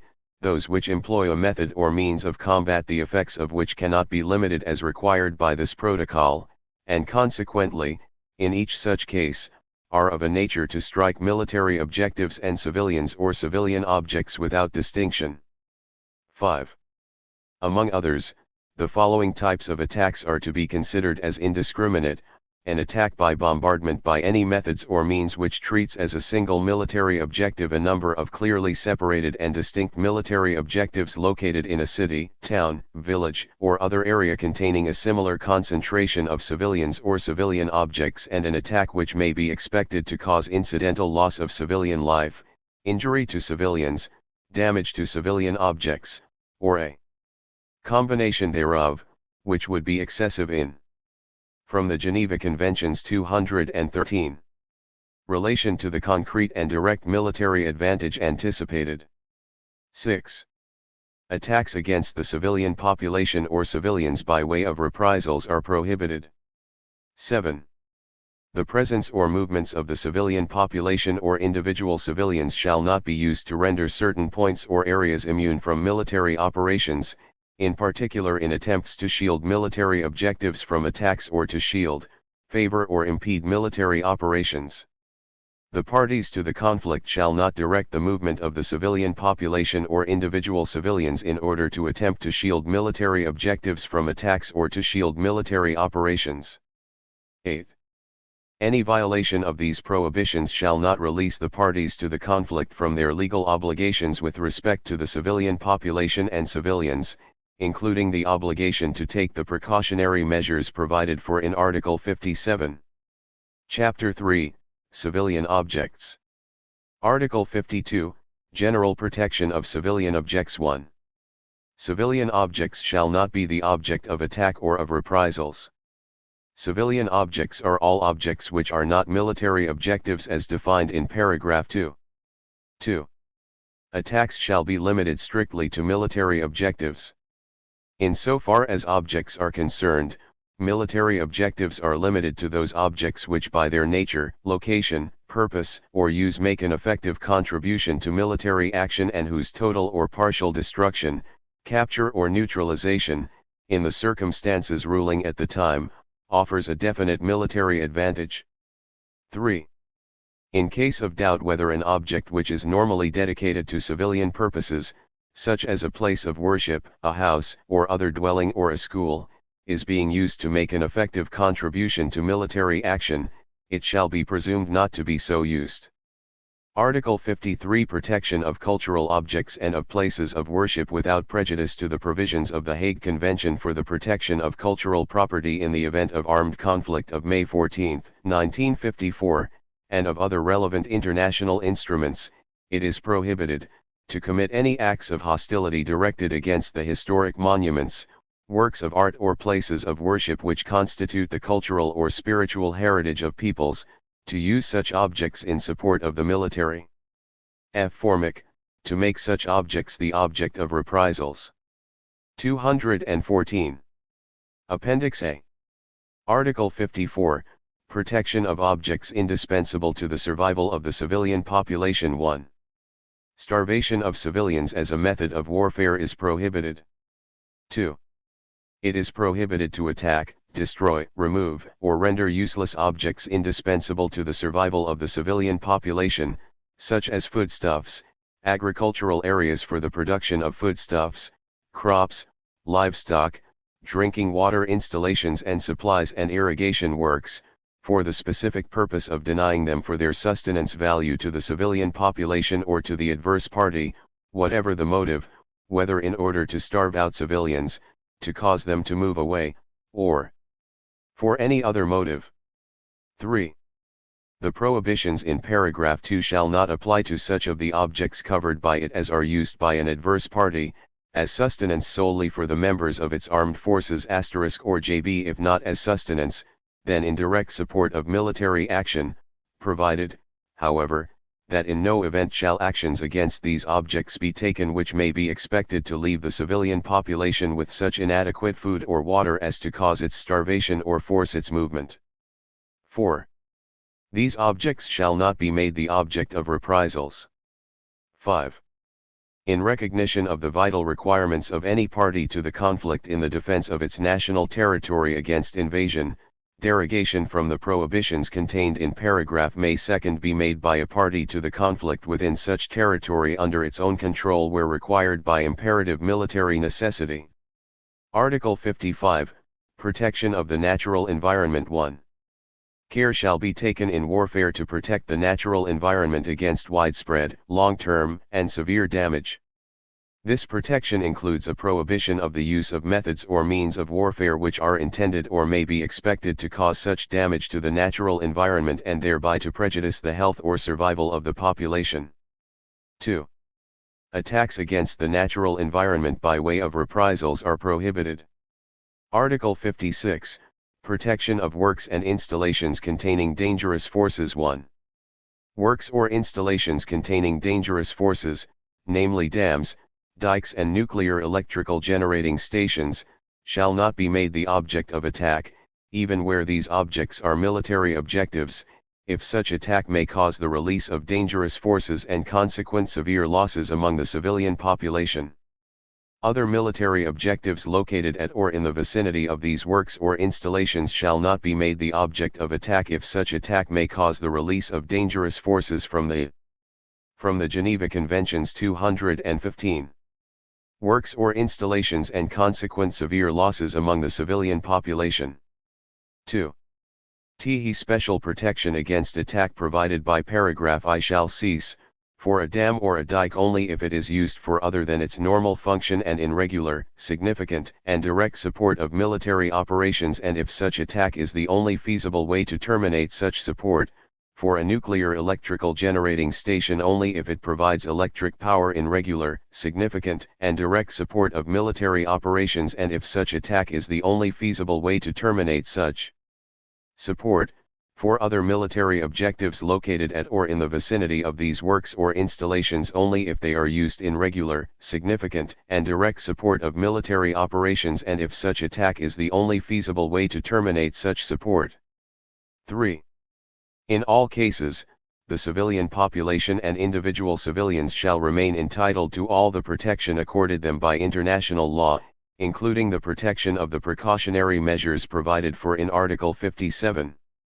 If the protection ceases and any of the works, installations, or military objectives mentioned in paragraph 1 is attacked, all practical precautions shall be taken to avoid the release of the dangerous forces. 4. it is prohibited to make any of the works, installations, or military objectives mentioned in paragraph 1 the object of reprisals. 5. The parties to the conflict shall endeavor to avoid locating any military objectives in the vicinity of the works or installations mentioned in paragraph 1.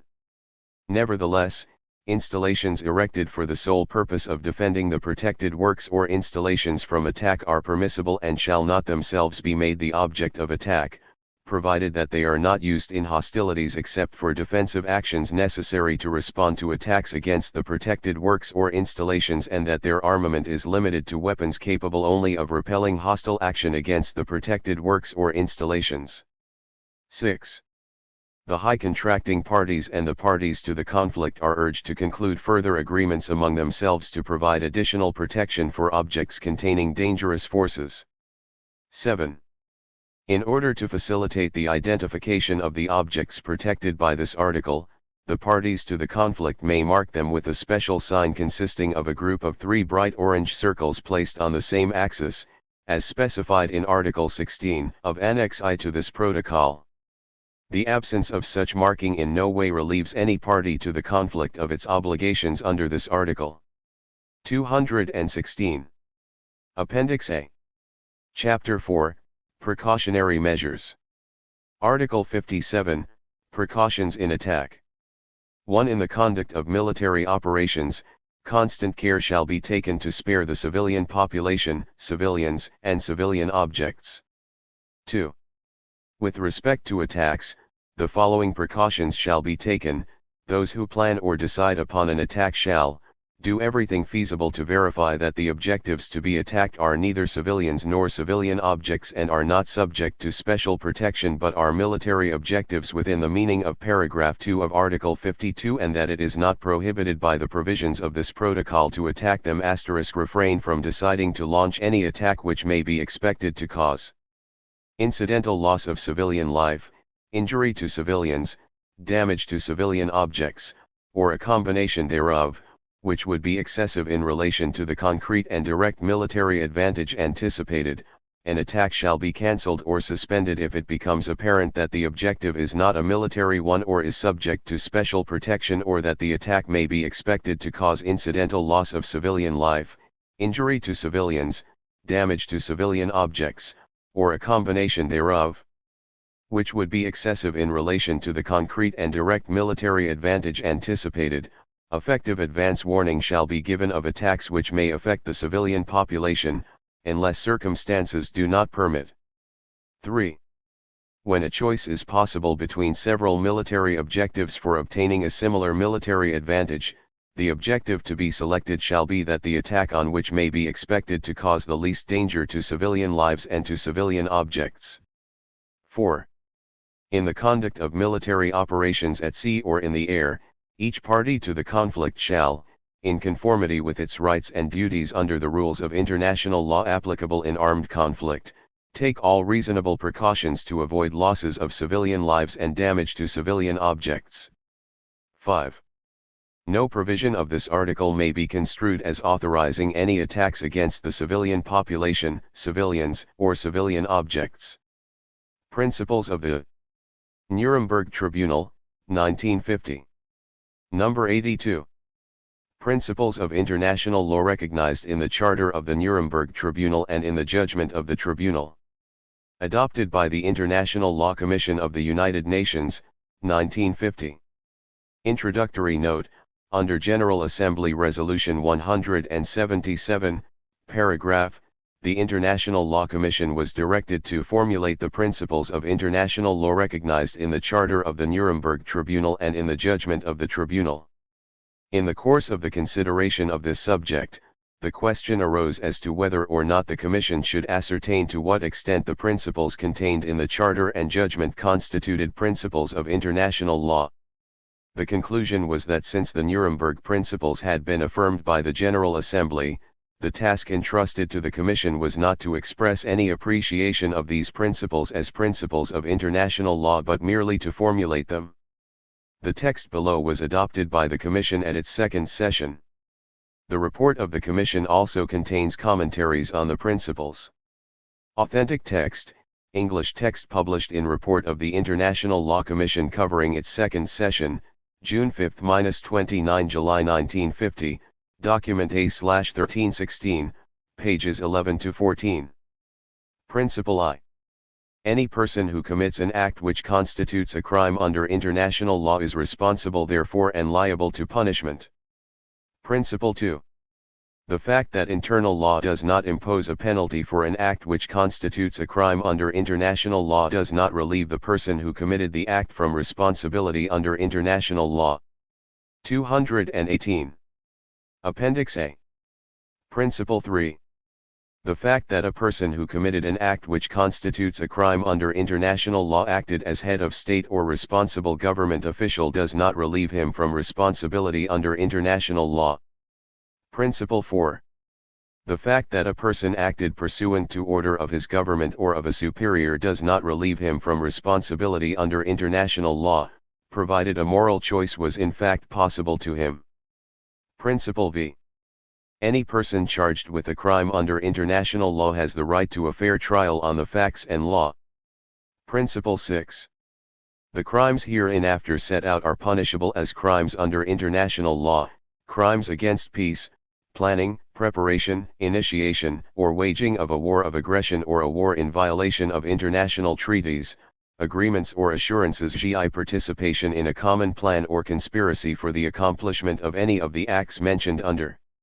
War crimes, violations of the laws or customs of war which include, but are not limited to, murder, ill-treatment or deportation to slave labor or for any other purpose of civilian population of or in occupied territory, murder or ill-treatment of prisoners of war, of persons on the seas, killing of hostages, plunder of public or private property, wanton destruction of cities, towns, or villages, or devastation not justified by military necessity. Crimes against humanity, murder, extermination, enslavement, deportation, and other inhuman acts done against any civilian population, or persecutions on political, racial, or religious grounds, when such acts are done or such persecutions are carried on in execution of or in connection with any crime against peace or any war crime. Principle 7. Complicity in the commission of a crime against peace, a war crime, or a crime against humanity as set forth in Principle 6 is a crime under international law. The Charter of the United Nations. We the people of the United Nations determine to save succeeding generations from the scourge of war, which twice in our lifetime has brought untold sorrow to mankind, and to reaffirm faith in fundamental human rights, in the dignity and worth of the human person, in the equal rights of men and women, and of nations large and small, and to establish conditions under which justice and respect for the obligations arising from treaties and other sources of international law can be maintained, and to promote social progress and better standards of life in larger freedom. Article 2. The organization and its members, in pursuit of the purposes stated in Article 1, shall act in accordance with the following principles. 1. The organization is based on the principle of the sovereign equality of all its members. 3. All members shall settle their international disputes by peaceful means in such a manner that international peace and security, and justice, are not endangered. 4. All members shall refrain in their international relations from the threat or use of force against the territorial integrity or political independence of any state, or in any other manner inconsistent with the purposes of the United Nations. 220 Appendix A. Chapter 6, Pacific Settlement of Disputes. Article 33. 1. The parties to any dispute, the continuance of which is likely to endanger the maintenance of international peace and security, shall, first of all, seek a solution by negotiation, inquiry, mediation, conciliation, arbitration, judicial settlement, resort to regional agencies or arrangements, or other peaceful means of their own choice. 2. The Security Council shall, when it deems necessary, call upon the parties to settle their disputes by such means. Appendix B. Backgrounds. An Iraqi mother tending her badly burned child in Saddam Hussein Pediatric Hospital. Before the embargo and war, Iraq had one of the best healthcare systems in the entire Middle East. The war has virtually destroyed that system. Many Iraqis believe that the US intended to destroy their civilization. The Harvard team report estimated that about 170,000 children would die within a year of the end of the war from the destruction of the civilian infrastructure. The continuing sanctions and reparation demands make rebuilding the healthcare system and infrastructure impossible. Announcement of the formation of a commission of inquiry into U.S. war crimes and an international war crimes tribunal. The undersigned announce the formation of a commission of inquiry into U.S. war crimes which will assemble evidence and testimony for a forthcoming international war crimes tribunal. Even before the beginning of such an investigation, there is abundant prima facie evidence to support the allegation of war crimes. By rough estimate, 125,000 to 300,000 Iraqi people have been systematically slaughtered by a U.S.Ded coalition of military forces using the most advanced technology. Millions in the region have been made homeless, subjected to hunger, threatened with epidemic, and forced into exile and refugee status. The U.S. Air Force between January 16 and February 27 carried out the most sophisticated and violent air assault in history against a virtually defenseless people. A deliberate policy of bombing civilians and civilian life-sustaining facilities has resulted in the destruction of the Iraqi economy and urban infrastructure. According to a report released on March 20 by an investigating team commissioned by the UN Secretary-General himself, as a result of the bombing, Iraq has, for some time to come, been relegated to a pre-industrial age, its economic infrastructure having suffered near-apocalyptic destruction. As the hot summer months approach, the casualties threaten to soar due to famine and epidemic. The sanctions prohibiting food and medicine, plus interference with relief efforts, compound these life-threatening problems. An immense number of the deaths and casualties were inflicted on Iraqi troops and civilians in retreat from Kuwait after Iraq had already agreed to the U.S. demands. Kuwaiti royal troops accompanied by U.S. Special Forces are now carrying out systematic harassment, arrest, deportations, and torture against Palestinians and other non-Kuwaitis. The U.S. military still has 200,000 soldiers in Iraq and has established bases in Kuwait, Saudi Arabia, Oman, Qatar, Bahrain, and the United Arab Emirates, in addition to a nuclear naval armada in the Persian Gulf. The Pentagon has announced plans for a permanent, dominant presence in the area. 224 Appendix B. All this implies a new world order based on the use and threat of U.S. military force to dominate the region's peoples and fabulous resources, with the aim of allocating the wealth among the rich countries at the expense of the poor nations. Such a global scheme could cost billions of lives. For the sake of the future of humankind, it is imperative that the truth be known about the motivations, planning, execution, and effect of these crimes against peace and humanity. The Commission of Inquiry will assist the coordination of evidentiary hearings throughout the United States to accumulate evidence of U.S. crimes against peace, war crimes, crimes against humanity, and related crimes. It will coordinate with similar hearings conducted by committees in Africa, Asia, Europe, the Pacific, and the Americas. The first hearing will be in New York City in May. It is anticipated that additional hearings will be arranged in Toronto, Amman, Paris, London, Belgium, Algiers, Sydney, and other sites under the auspices of cooperating organizations over a period of 6 months. An international war crimes tribunal comprised of independent international figures will meet, review the evidence assembled by the Commission of Inquiry and render its judgment in early 1992 during the anniversary of the destruction of Iraq. February 12, 1991. Secretary-General Javier Pérez de Cuellar. The Secretariat. United Nations Plaza. New York, New York, 10017. Dear Mr. Secretary-General. During the period February 2 to February 8, 1991 I traveled in Iraq to assess the damage to civilian life there resulting from the bombing and the embargo, including civilian deaths, injuries, illness, and destruction and damage to civilian property. I was accompanied by an experienced camera team that has filmed war and its destructiveness in many countries including Afghanistan, Angola, Cambodia, El Salvador, Nicaragua, the Philippines, and Vietnam. Their film documents most of the damage I mention in this letter and some I do not. In our party was an Iraqi-American guide and translator who has family in Baghdad and Basra and is personally familiar with those cities and many other areas of Iraq. He had last visited Baghdad, Basra, and Kuwait City in December 1990. We traveled over 2,000 miles in 7 days to view damage, learn of casualties, discuss the effects of the bombing with government officials, public health and safety agency staffs and private families and individuals. We had cooperation from the government of Iraq including ministers, governors, health and medical officials and civil defense personnel. The bombing in all parts of Iraq made travel difficult, requiring caution for bomb craters and damage to highways and roads and making night driving especially hazardous. The damage to residential areas and civilian structures, facilities, and utilities was extensive everywhere we went. Every city and town we visited or that was reported to us had no municipal water, electricity, or telephone service. Parts of Baghdad had limited delivery of impure water for an hour a day.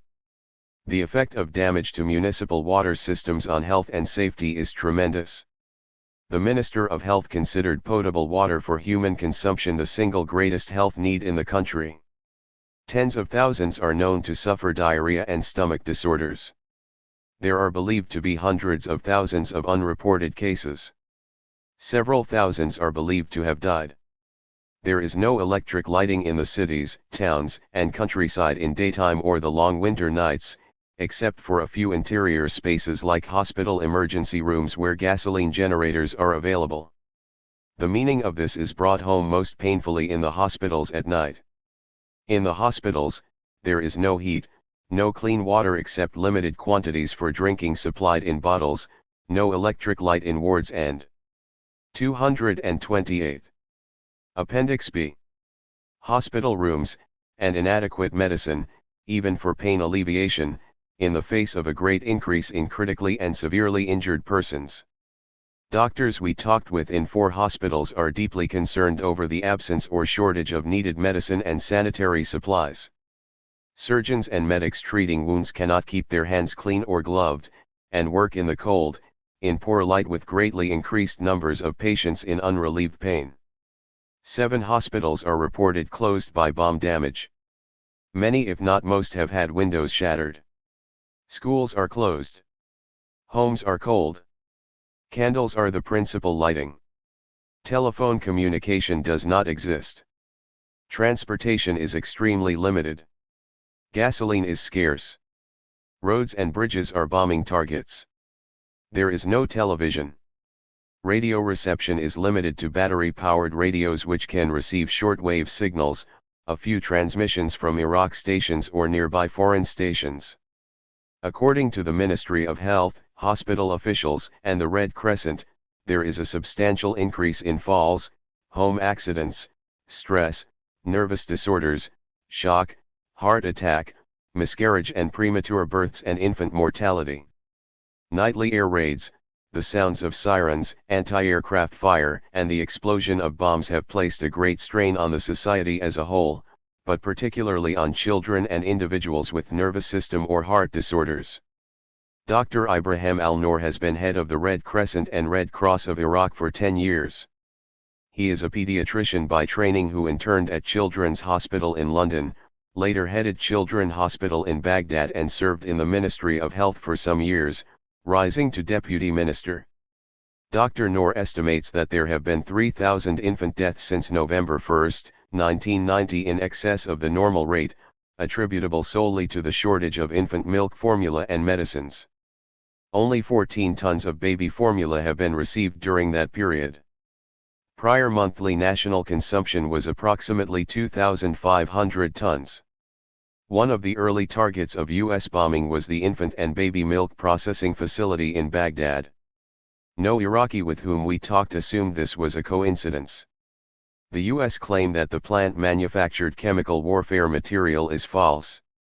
A French company built it. The 20 or more people whom we interviewed, who operated it, who visited it before its destruction and who have examined it since without ill effect, all say it was a plant processing infant and baby milk formula. In a lengthy and unrestricted examination of the plant, we saw no evidence to the contrary. In all areas we visited and all other areas reported to us, municipal water processing plants, pumping stations, and even reservoirs have been bombed. Electric generators have been destroyed. Refineries and oil and gasoline storage facilities and filling stations have been attacked. Telephone exchange buildings, TV and radio stations, and some radio telephone relay stations and towers, have been damaged or destroyed. Many highways, roads, bridges, bus stations, schools, mosques, and churches, cultural sites, and hospitals have been damaged. Government buildings including executive offices of the President, the Foreign Ministry, Defense Ministry, Ministry for Industry and Justice Ministry have been destroyed or damaged. Ambassadors of member states should ask themselves if their capitals, major cities, and towns were similarly destroyed and damaged by such bombing, would they consider the targets to be permissible under the international laws of armed conflict? Imagine the reaction if water, electricity, telephones, gasoline, heating and air conditioning, TV and Ramsey Clark's letter to Javier Perez de Cuellar 229.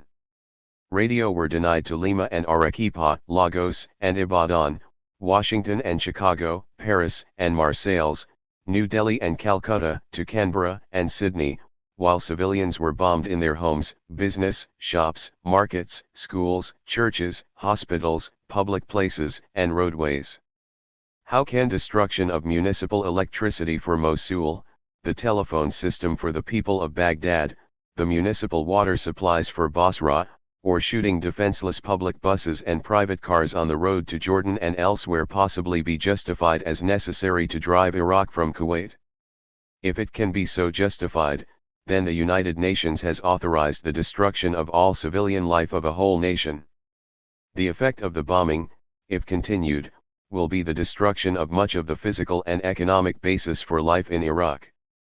The purpose of the bombing can only be explained rationally as the destruction of Iraq as a viable state for a generation or more. Will the United Nations be a party to this lawless violence? I will briefly describe destruction to residential areas in some of the cities and towns we visited. In Basra, Governor Abdullah Oyram described the bombing as of February 6 as worse than during the Iran-Iraq War. We carefully probed 5 residential areas that had been bombed. A middle-class residential area was heavily damaged at 9:30 p.m. on January 31. 28 persons were reported killed, 56 were injured, 20 homes and 6 shops were destroyed. On January 22, an upper-middle-class residential neighborhood was shattered by 3 bombs, destroying or extensively damaging more than 15 homes and reportedly injuring 40 persons, but without any deaths. On January 24, an upper-middle-class neighborhood was bombed, killing 8, injuring 26 and destroying 3 homes and damaging many others.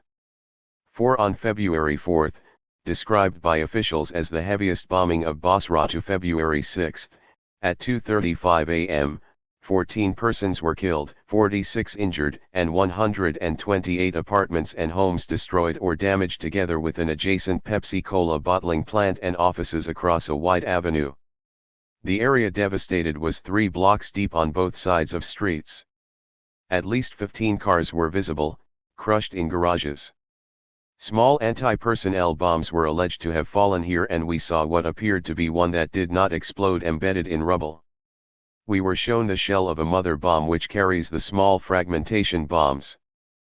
On January 28, about 18 units in a very large low-cost public housing project were destroyed or severely damaged, killing 46 and injuring 70. The nearby high school was damaged by a direct hit on a corner. The elementary school across the street was damaged. On the evening of February 5 at 8:30 p.m., while our small group was dining alone by candlelight in the Sheraton Basra, 3 large bomb blasts broke glass in the room. We went upstairs to the roof. From there I saw one bomb fall into the Shatt Al Arab beyond the teaching hospital to the south, throwing a column of water high into the air. Another bomb hit near the Shatt. As agreed upon earlier, civil defense officials came to take us to the blast sites. They were 1.2 kilometers down the street near the Shatt A1 Arab. I had walked by the area about 6:30 p.m. 230 Appendix B. We found 2 buildings destroyed. It is an apartment and residential home area. One was a family club, the other a nightclub. If either had been open, scores of people would have been killed. Palm trees were sheared off and shrapnel, rocks, dirt, and glass covered the street for several hundred feet. We were unable to enter the buildings that night. We returned the next morning and were told both buildings were empty at the time by the owners who were looking at the damage. The teaching hospital, about 150 yards distant, which had been closed for a week following earlier bombing, was without windows. It apparently received no new damage. As with all the other civilian damage we saw, we could find no evidence of any military presence in the area.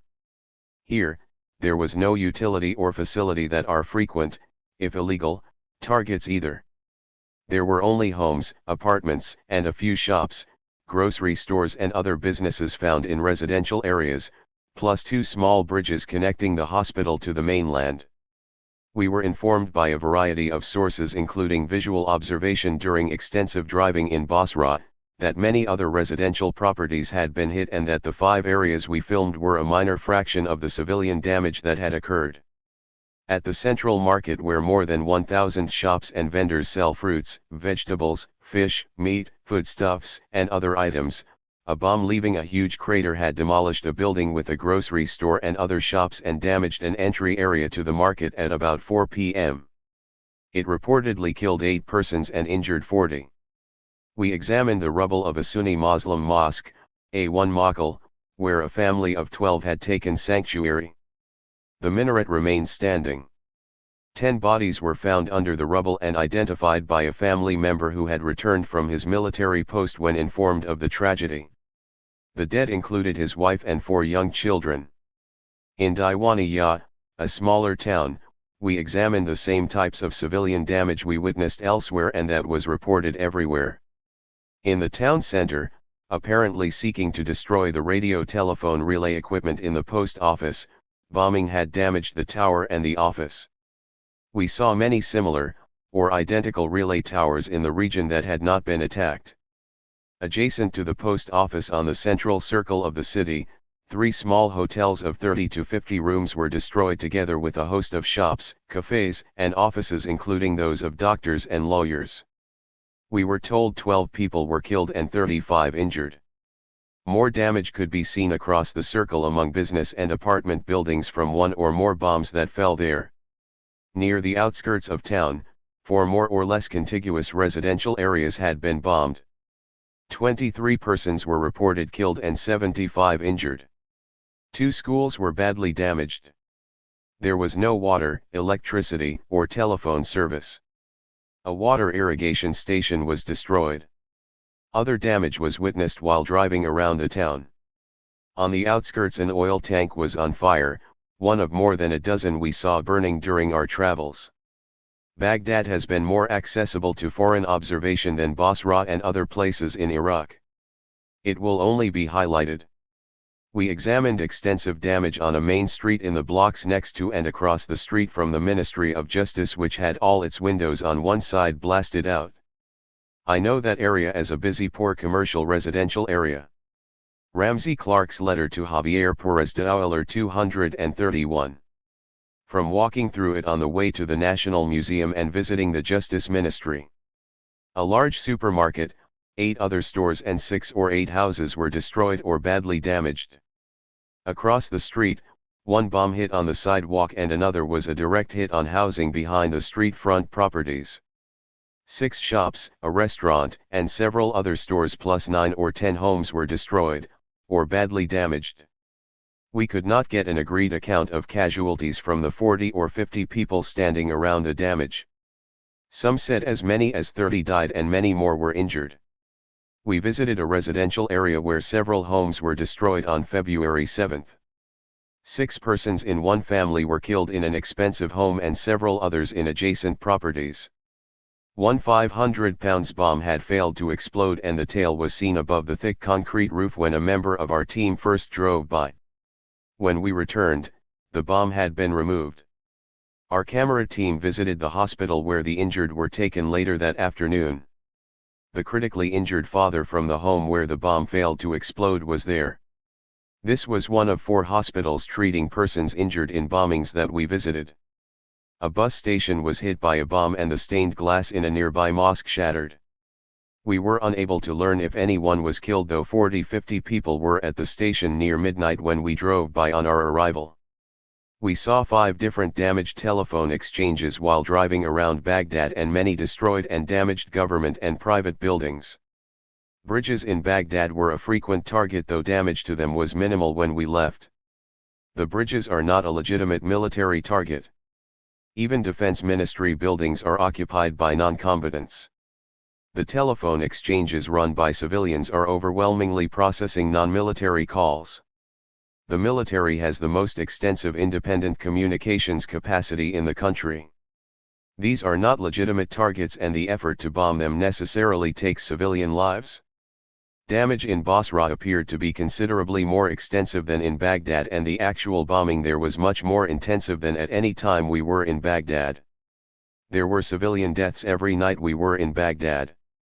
Visits to the towns of High 11A, Najaf and Nasiriyah by press corps representatives and our crew found civilian casualties in residential areas of each, damages to a medical clinic, 12 deaths in one family, and 46 deaths in one night of bombing in one town. A small town was bombed a few minutes before we passed through on our drive back from Basra. We saw no military presence there. Smoke could be seen from 3 fires. Over the 2,000 miles of highways, roads, and streets we traveled, we saw scores, probably several hundred, destroyed vehicles. There were oil tank trucks, tractor trailers, lorries, pickup trucks, a public bus, a minibus, a taxicab, and many private cars destroyed by aerial bombardment and strafing.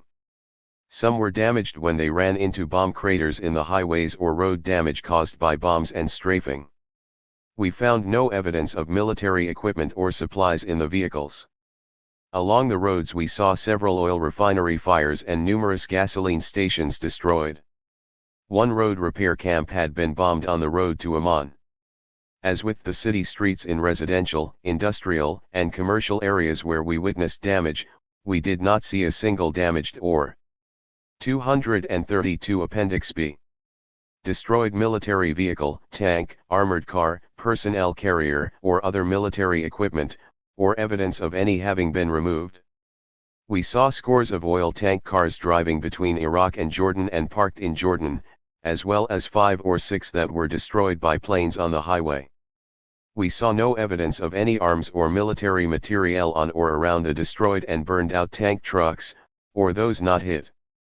No one in the press corps or among the civilians we encountered reported to us that they had seen any evidence of the presence of military vehicles having been hit on the highways or having been in the vicinity of civilian property, or private vehicles hit before, during or after an aerial strike. We saw no evidence of any military presence in the areas of damage described in this letter. It is preposterous to claim military equipment is being placed in residential areas to escape attack. Residential areas are regularly attacked. The claim reveals a policy of striking residential areas, because it purports to establish a justification for doing so. If there had been military vehicles in the civilian areas we examined, or on the roads and highways we traveled when bombing occurred, it is inconceivable that among all that debris we would not find some fragments of military vehicles, material, equipment, or clothing. Not only did pinpoint precision fail to hit military targets in civilian areas, they were not collaterally damaged in the attacks on civilian life. Had they been present, they would have been hit. The government of Iraq has vastly understated civilian casualties in Iraq. This is not an uncommon phenomenon for governments in wartime. The inescapable and tragic fact is thousands of civilians have been killed in the bombings. The bombings are conducted with this knowledge. Dr. Noor, with more than 4 decades in medical service and 10 years as head of Red Crescent, estimates 6,000 to 7,000 civilians' deaths, and many thousands of injuries from bombings. Red Crescent vehicles transport medicine and medical supplies into Iraq from Jordan and Iran.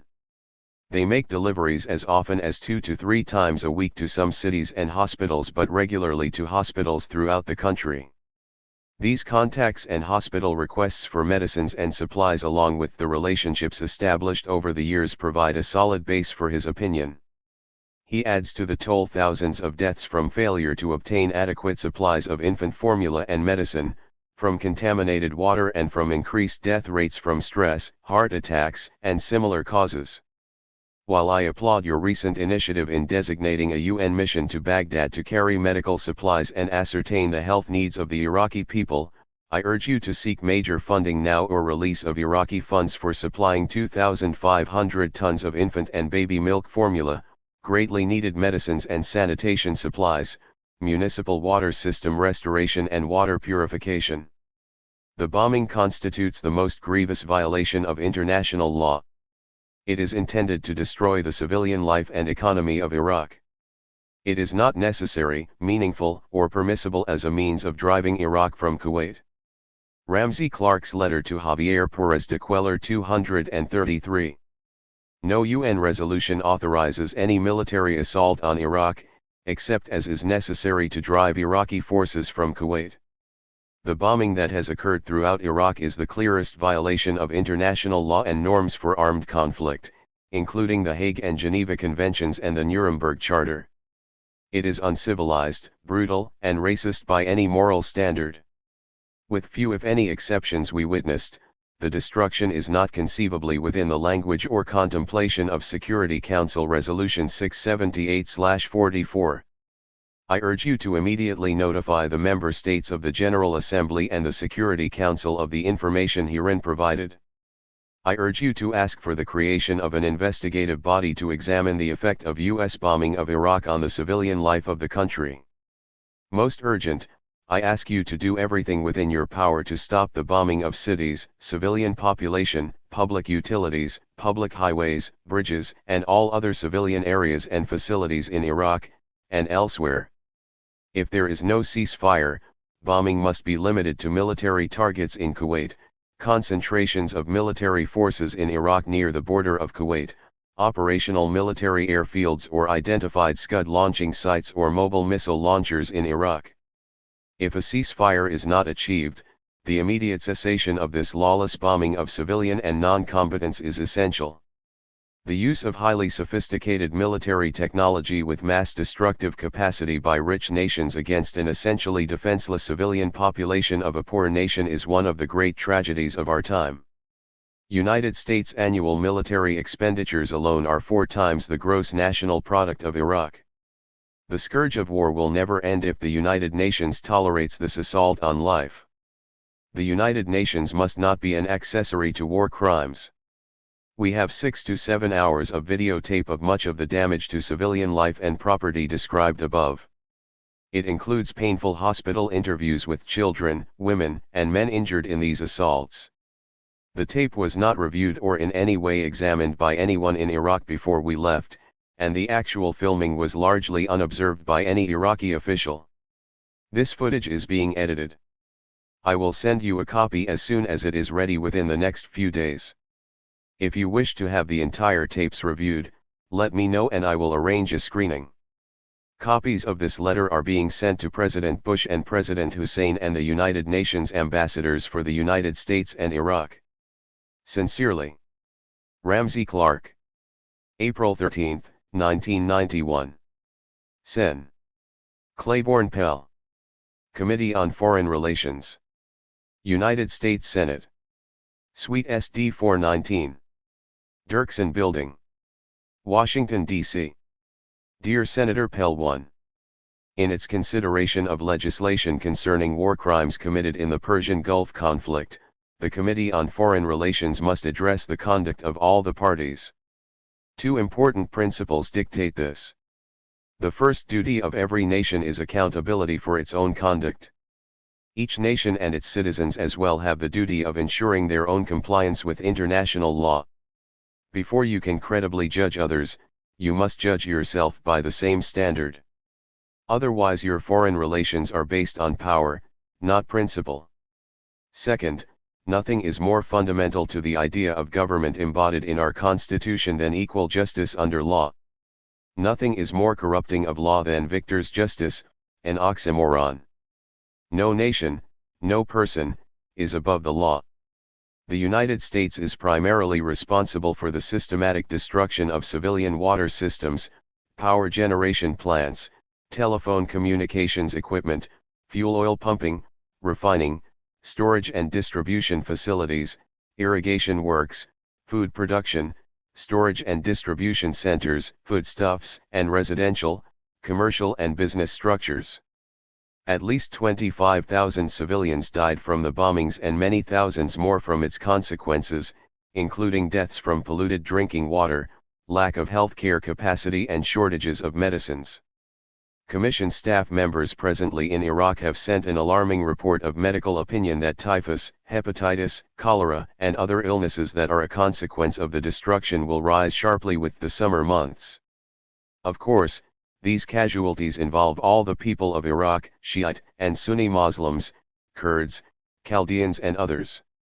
U.S. aircraft made civilians the object of attack, bombed indiscriminately, deliberately destroyed facilities and objects indispensable to the survival of the civilian population, failed to take precautions to spare the civilian population, used prohibited weapons and caused excessive and unnecessary suffering.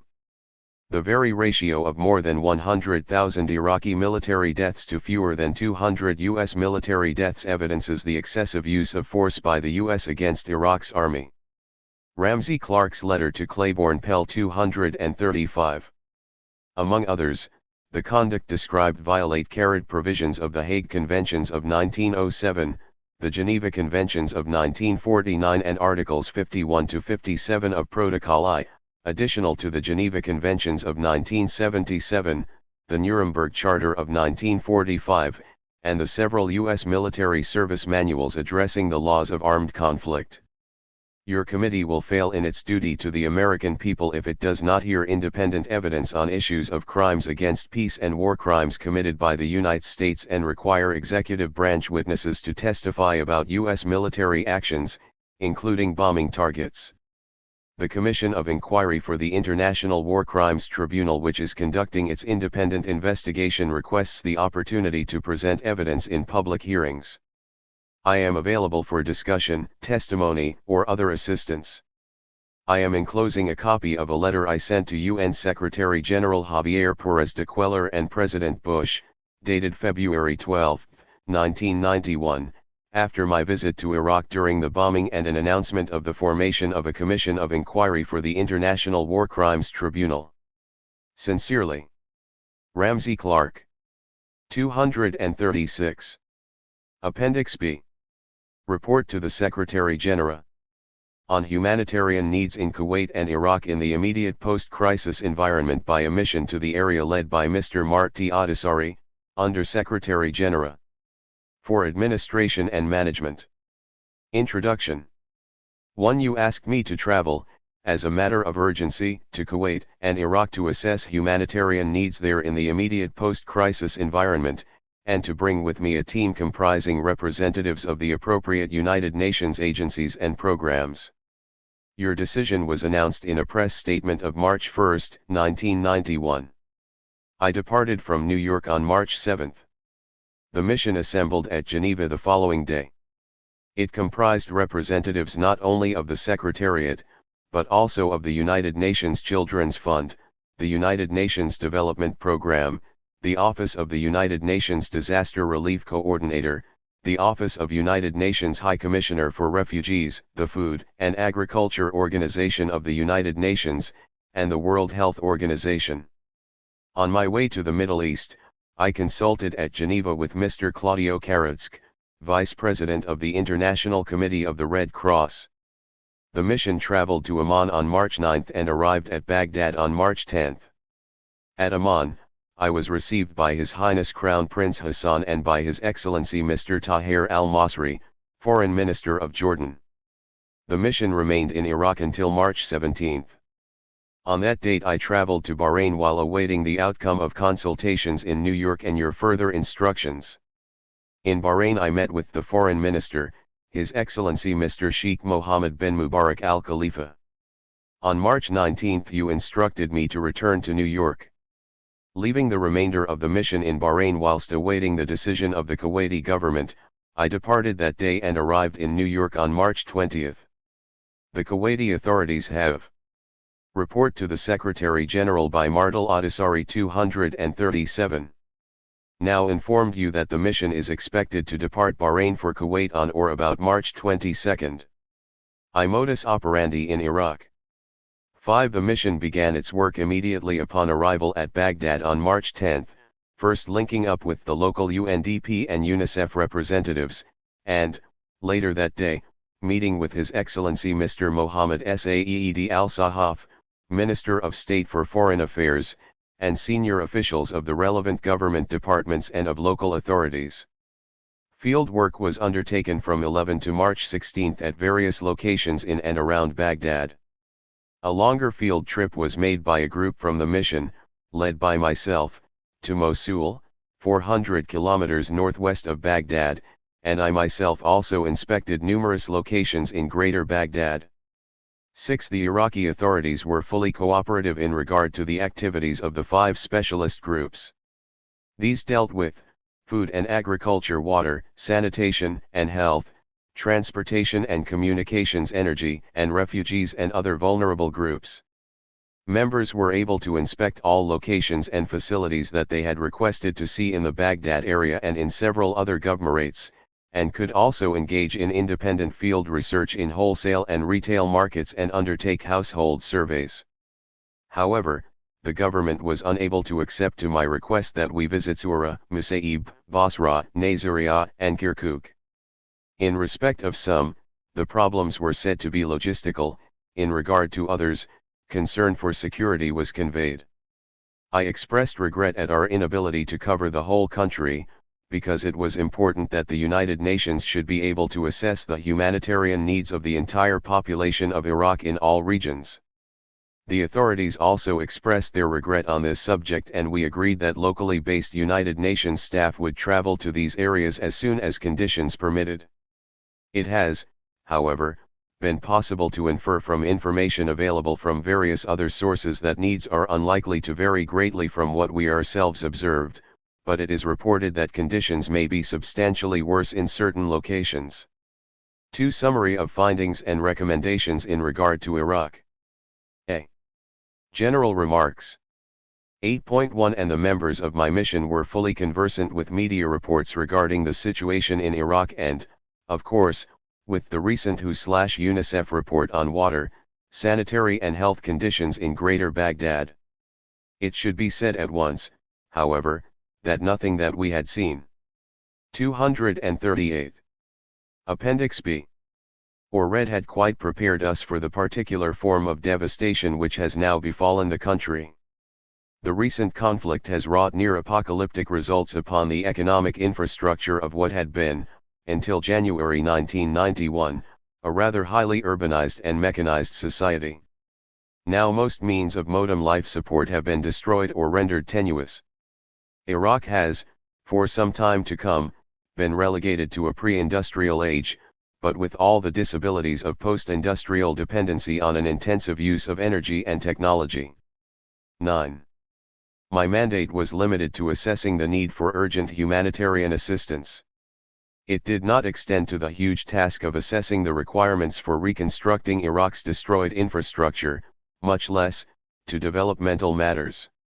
Underlying each analysis is the inexorable reality that, as a result of war, virtually all previously viable sources of fuel and power and modem means of communication are now essentially defunct.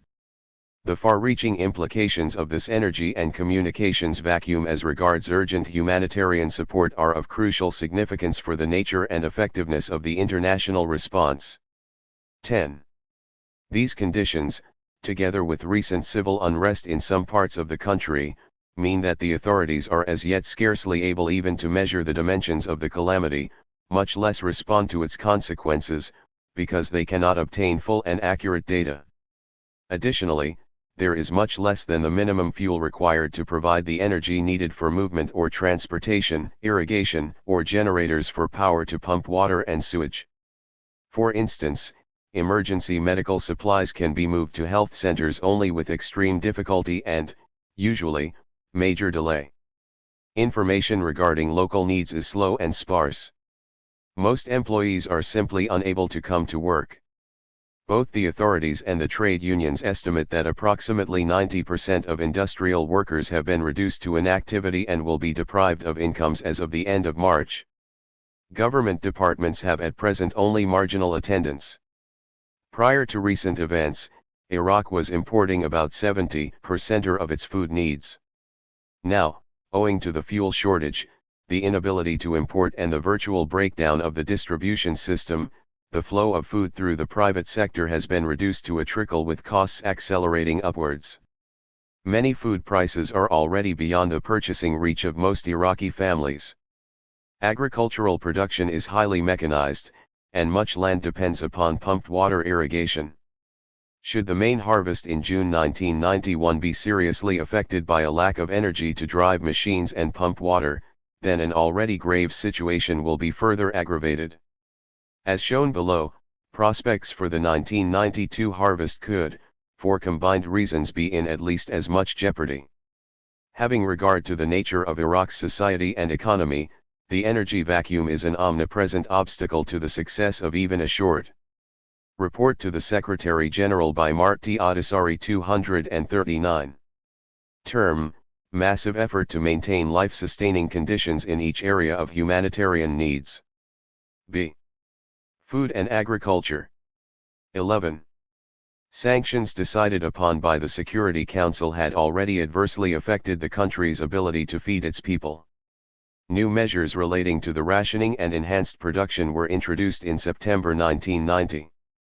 These were, however, in turn, negatively affected by the hostilities which impacted upon most areas of agriculture production and distribution. 12. Food is currently made available to the population both through government allocation and rations and through the market. The Ministry of Trade's monthly allocation to the population of staple food items fell from 343,000 tons in September 1990 to 182,000 tons, when rationing was introduced, and was further reduced to 135,000 tons in January 1991. While the mission was unable to gauge the precise quantities still held in government warehouses, all evidence indicates that flour is now at a critically low level, and that supplies of sugar, rice, tea, vegetable oil, powdered milk, and pulses are currently at critically low levels or have been exhausted. Distribution of powdered milk, for instance, is now reserved exclusively for sick children on medical prescription. 13. Livestock farming has been seriously affected by sanctions because many feed products were imported. The sole laboratory producing veterinary vaccines was destroyed during the conflict as inspected by the mission. The authorities are no longer able to support livestock farmers in the combat of disease, as all stocks of vaccines were stated to have been destroyed in the same sequence of bombardments on this center, which was an FAO regional project. 14. The country has had a particular dependence upon foreign vegetable seeds, and the mission was able to inspect destroyed seed warehouses. The relevant agricultural authorities informed the mission that all stocks of potatoes and vegetable seeds have been exhausted. Next season's planting will be jeopardized if seeds are not provided before October 1991. 15. This year's grain harvest in June is seriously compromised for a number of reasons, including failure to irrigation/drainage, lack of pesticides and fertilizers, and lack of fuel and spare parts for the highly mechanized and dual-dependent harvesting machines. Should this harvest fail, or be far below average, as is very likely barring a radical change in the situation, widespread starvation conditions become a real possibility.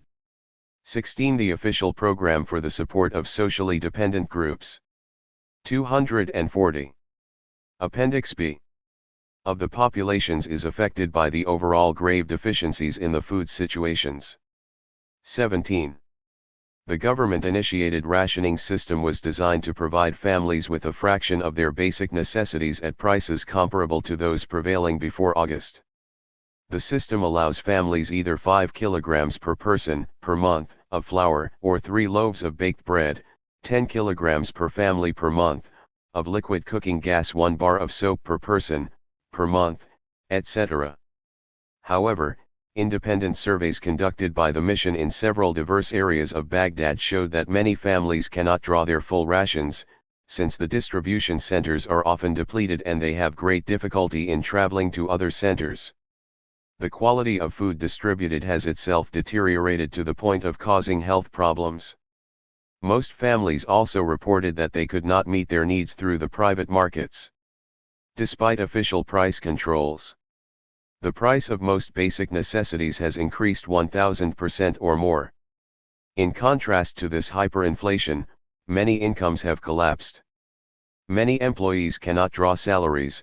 The banking system has in large measure closed down and withdrawals are limited to 100 dinars per month. In short, most families lack access to adequate rations or the purchasing power to meet normal minimal standards. 18. The mission recommends that sanctions in respect to food supplies should be immediately removed, as should those relating to the import of agricultural equipment and supplies. The urgent supply of basic commodities to safeguard vulnerable groups is strongly recommended, and the provision of major quantities of the following staples for the general population: milk, wheat flour, rice, sugar, vegetable oil, and tea. These are required to meet minimum general requirements until the next harvest. Safeguarding the harvest means the urgent importation of fertilizers, pesticides, spare parts, veterinary drugs, agricultural machinery and equipment, etc. 19.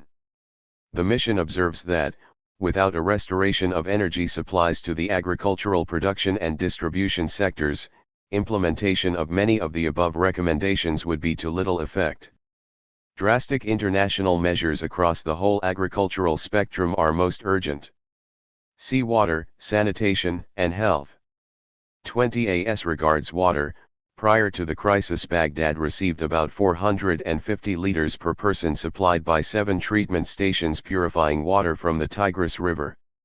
The rest of the country had about 200 to 250 liters per person per day, purified and supplied by 238 central water treatment stations and report to the Secretary General by Marti Adisari 241.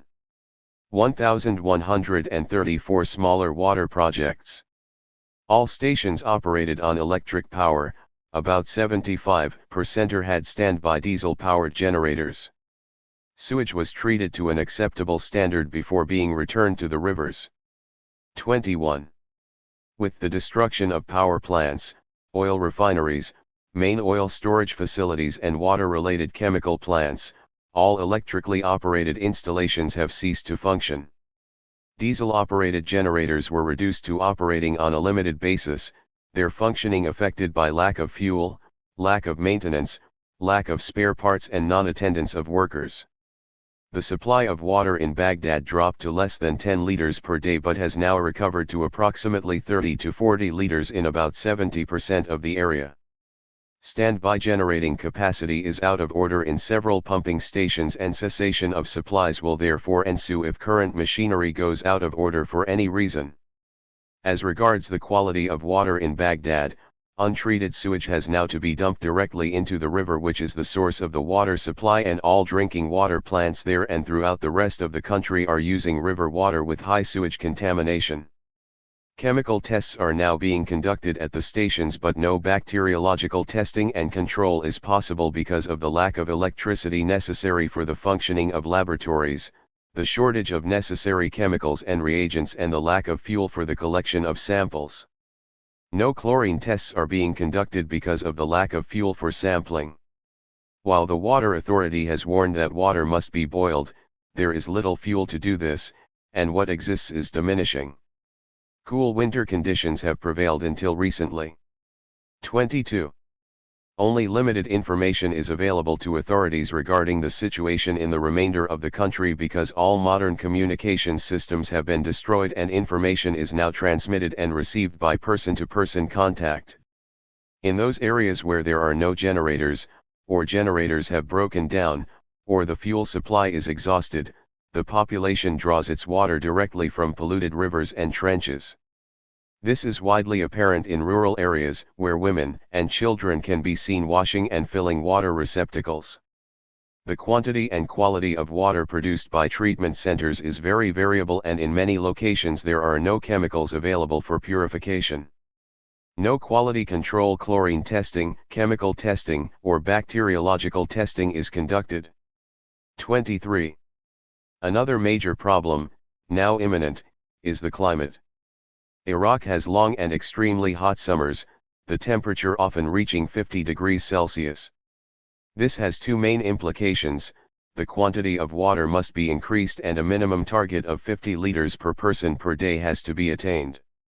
And the heat will accelerate the incubation of bacteria, and thus the health risks ascribable to the water quality will be further exacerbated, especially viewed in the overall sanitary circumstances, which have already led to a fourfold increase in diarrheal disease incidence among children under 5 years of age, and the impact of this on their precarious nutritional status.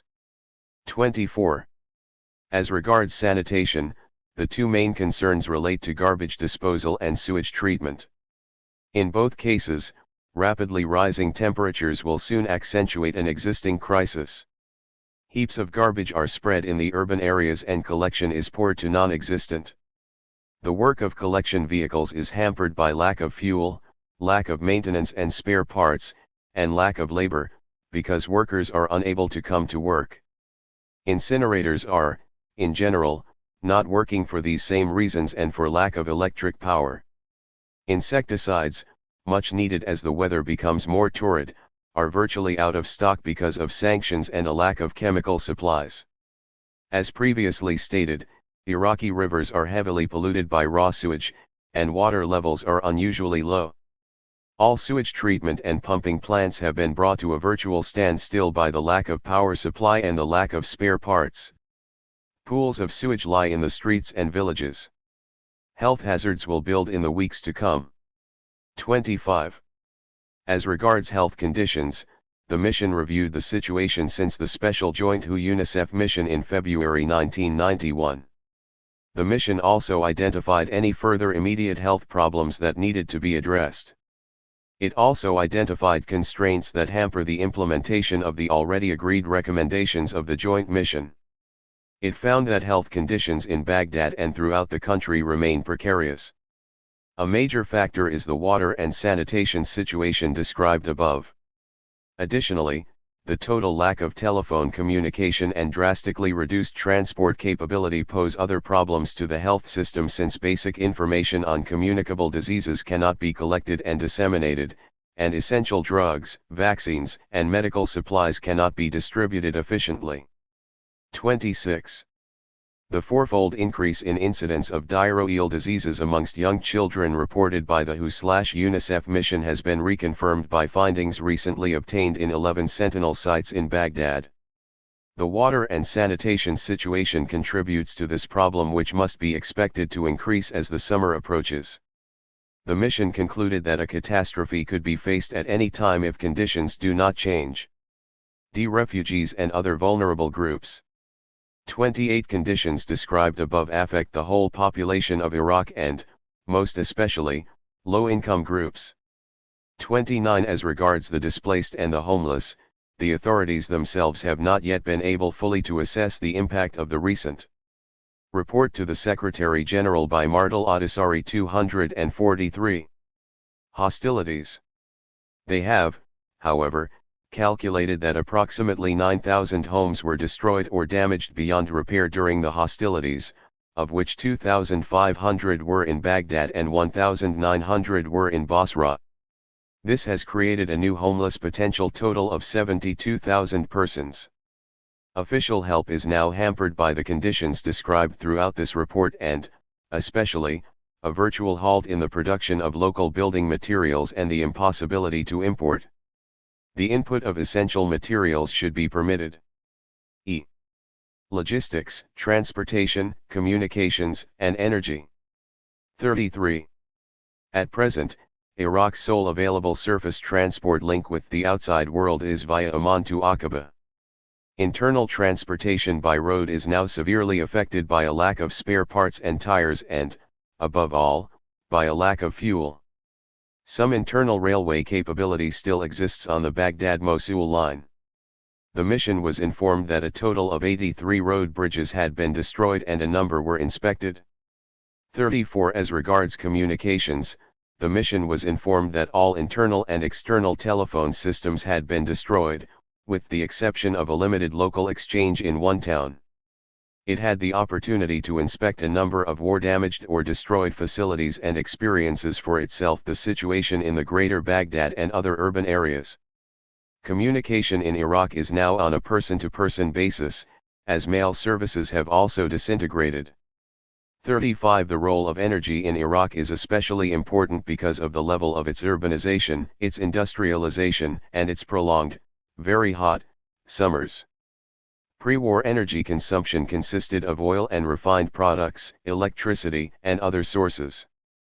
About 30% of electric power generation was hydropower. Bombardment has paralyzed oil and electricity sectors almost entirely. Power output and refineries production is negligible and will not be resumed until the first repair phase is complete. The limited and sporadic power supply in some residential areas and for health facilities is provided by mobile generators. There have, officially, been virtually no sales of gasoline to private users since February. Minimal survival level to undertake humanitarian activities would require approximately 25% of pre-war civilian domestic fuel consumption. Its absence, given the proximate onset of hot weather conditions, may have calamitous consequences for food, water supply, and for sanitation, and therefore for health conditions. It seems 244 Appendix B. Inescapable that these fuel imports must take place urgently, and units and spare parts will also be required to enable Iraq to meet its own humanitarian needs as soon as possible. F. Observations. 37. The account given above describes as accurately as the mission has been able, using all sources, including much independent observation, to ascertain the situation, which, within the time available and the travel limitations referred to earlier, was perceived to exist in regard to urgent humanitarian needs in Iraq during the week of 10 to 17 March. It will be difficult, if not impossible, to remedy these immediate humanitarian needs without dealing with the underlying need for energy, on an equally urgent basis. The need for energy means, initially, emergency oil imports and the rapid patching up of a limited refining and electricity production capacity, with essential supplies from other countries. Otherwise, food that is imported cannot be preserved and distributed, water cannot be purified, sewage cannot be pumped away and cleansed, crops cannot be irrigated, medications cannot be conveyed where they are required, needs cannot even be effectively assessed. It is unmistakable that the Iraqi people may soon face a famine, if massive aid life-supporting needs are not rapidly met. Time is short. H. Res. 86. Impeaching George Herbert Walker Bush, President of the United States, of high crimes and misdemeanors. In the House of Representatives February 21, 1991, Mr. Henry B. Gonzalez submitted the following resolution, which was referred to the Committee on the Judiciary. Resolution. Impeaching George Herbert Walker Bush, President of the United States, for high crimes and misdemeanors. Resolved, that George Herbert Walker Bush, President of the United States, is impeached for high crimes and misdemeanors, and that the following articles of impeachment be exhibited to the Senate. Articles of impeachment exhibited by the House of Representatives of the United States of America in the name of itself and of all of the people of the United States of America, against George Herbert Walker Bush, President of the United States of America, in maintenance and support of its impeachment.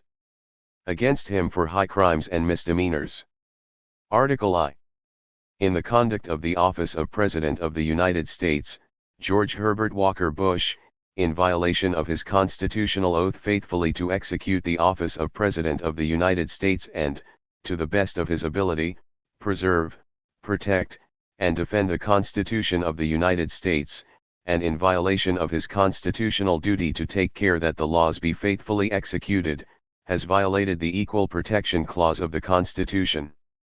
U.S. soldiers in the Middle East are overwhelmingly poor white, black, and Mexican American, and their military service is based on the coercion of a system that has denied viable economic opportunities to these classes of citizens.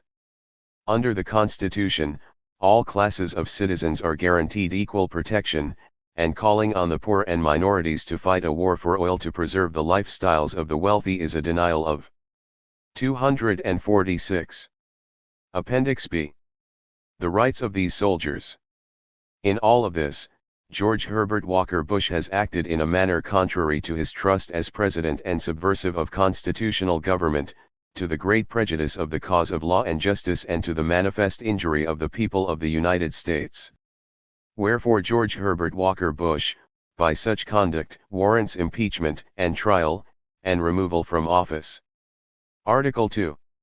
In the conduct of the office of President of the United States, George Herbert Walker Bush, in violation of his constitutional oath faithfully to execute the office of President of the United States and, to the best of his ability, preserve, protect, and defend the Constitution of the United States, and in violation of this constitutional duty to take care that the laws be faithfully executed, has violated the U.S. Constitution, federal law, and the United Nations Charter by bribing, intimidating, and threatening others including the members of the United Nations Security Council, to support belligerent acts against Iraq.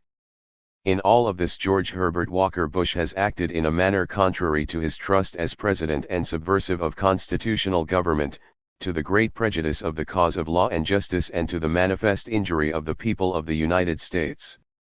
Wherefore George Herbert Walker Bush, by such conduct, warrants impeachment and trial, and removal from office.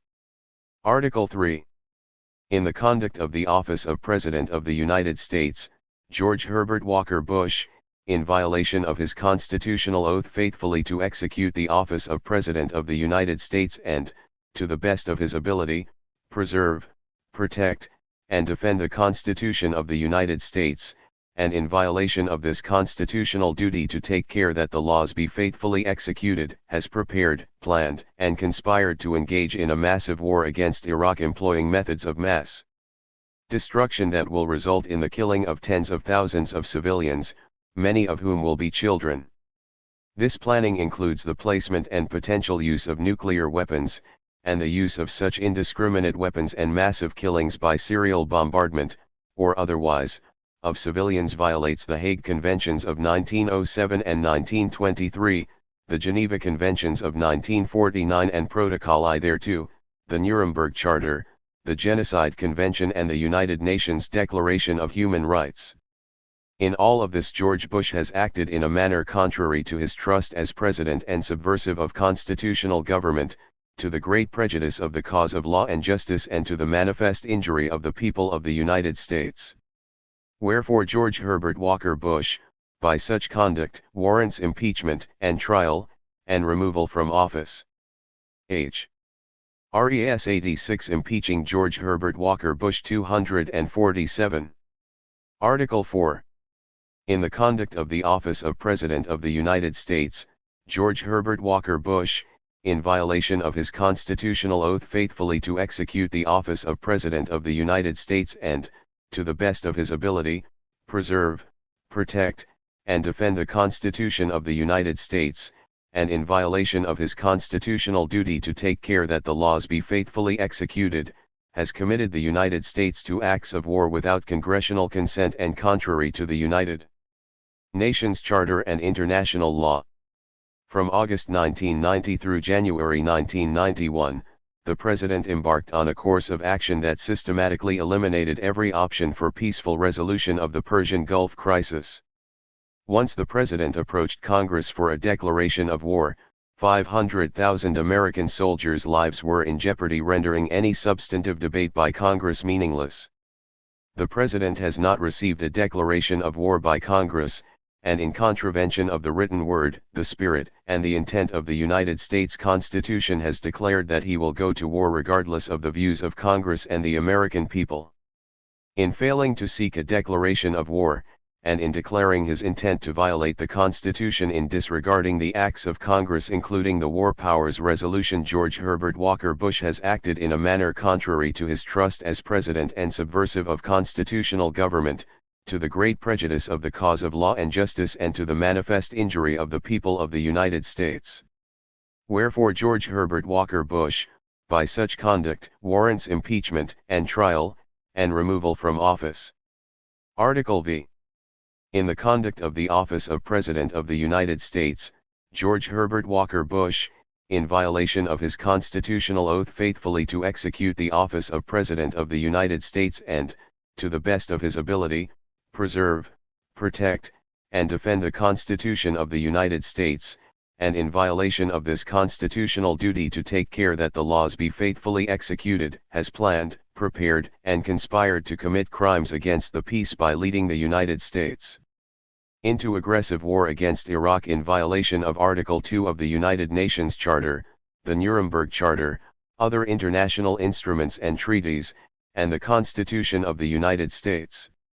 In all of this George Herbert Walker Bush has acted in a manner contrary to his trust as President and subversive of constitutional government, to the great prejudice of the cause of law and justice and to the manifest injury of the people of the United States.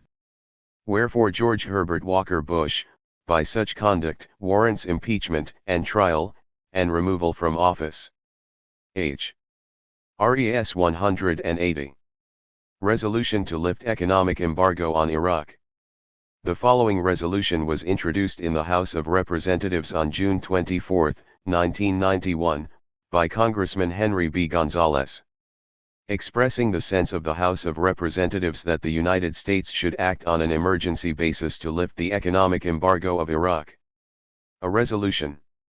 Whereas reports from the United Nations, the Physicians for Human Rights, the International Red Cross, a Harvard study team, other *pendant organizations, and private U.S. citizens have documented the fact that unless the economic sanctions imposed against Iraq are immediately lifted and Iraq is allowed to buy and import food, medicine, and equipment, especially for power generation, tens of thousands if not hundreds of thousands of Iraqi civilians will die in the upcoming months, whereas a Harvard study team estimates that at least 170,000 Iraqi children under the age of 5 will die within the next year from the delayed effects of the war in the Persian Gulf if the imposition of the sanctions continues, whereas this is a conservative estimate and does not include tens of thousands of Iraqi civilians above the age of 5 who are expected to die from similar causes, whereas the Catholic Relief Service estimates that more than 100,000 Iraqi children will die from malnutrition and disease in the upcoming months due to the economic embargo and destruction of the war,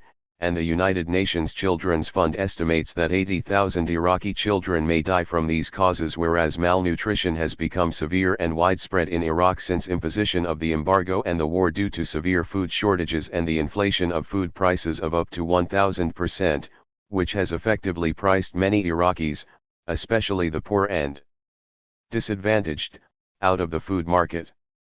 H.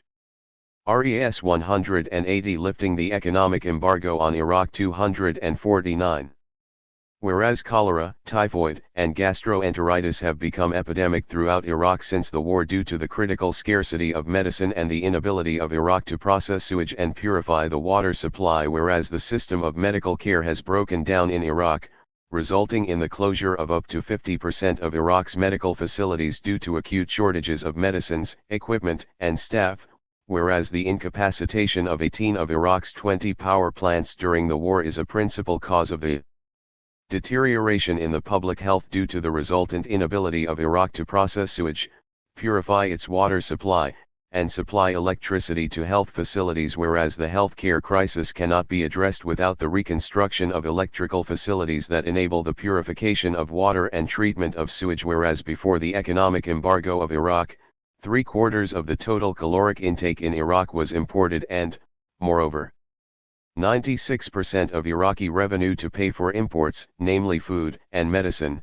was derived from the exportation of oil now prohibited under the embargo, whereas the onset of the summer heat in Iraq will both accelerate the spread of disease and impede its treatment due to the lack of refrigeration facilities even in hospitals, whereas the acute shortages in food in Iraq, the inflation of up to 1,000% in food prices caused by these shortages, the critical scarcity of medicine, and the essential need to reconstruct Iraq's capacity to generate electricity to enable sewage treatment and water purification, cannot be addressed or rectified without Iraq's re-entry into global commerce, at present effectively prohibited by the economic sanctions, whereas the immediate lifting of the sanctions would drastically reduce the number of Iraqi children who will die in the upcoming months from malnutrition and disease and would relieve the suffering of the innocent Iraqi population which is now bearing the burden of the embargo. Now therefore, be it resolved by the House of Representatives, that the United States should act on an emergency basis to lift the economic embargo of Iraq to save innocent Iraqi civilians, especially children, from death by disease and starvation. 250 Appendix B. The April-Gillespie Connection.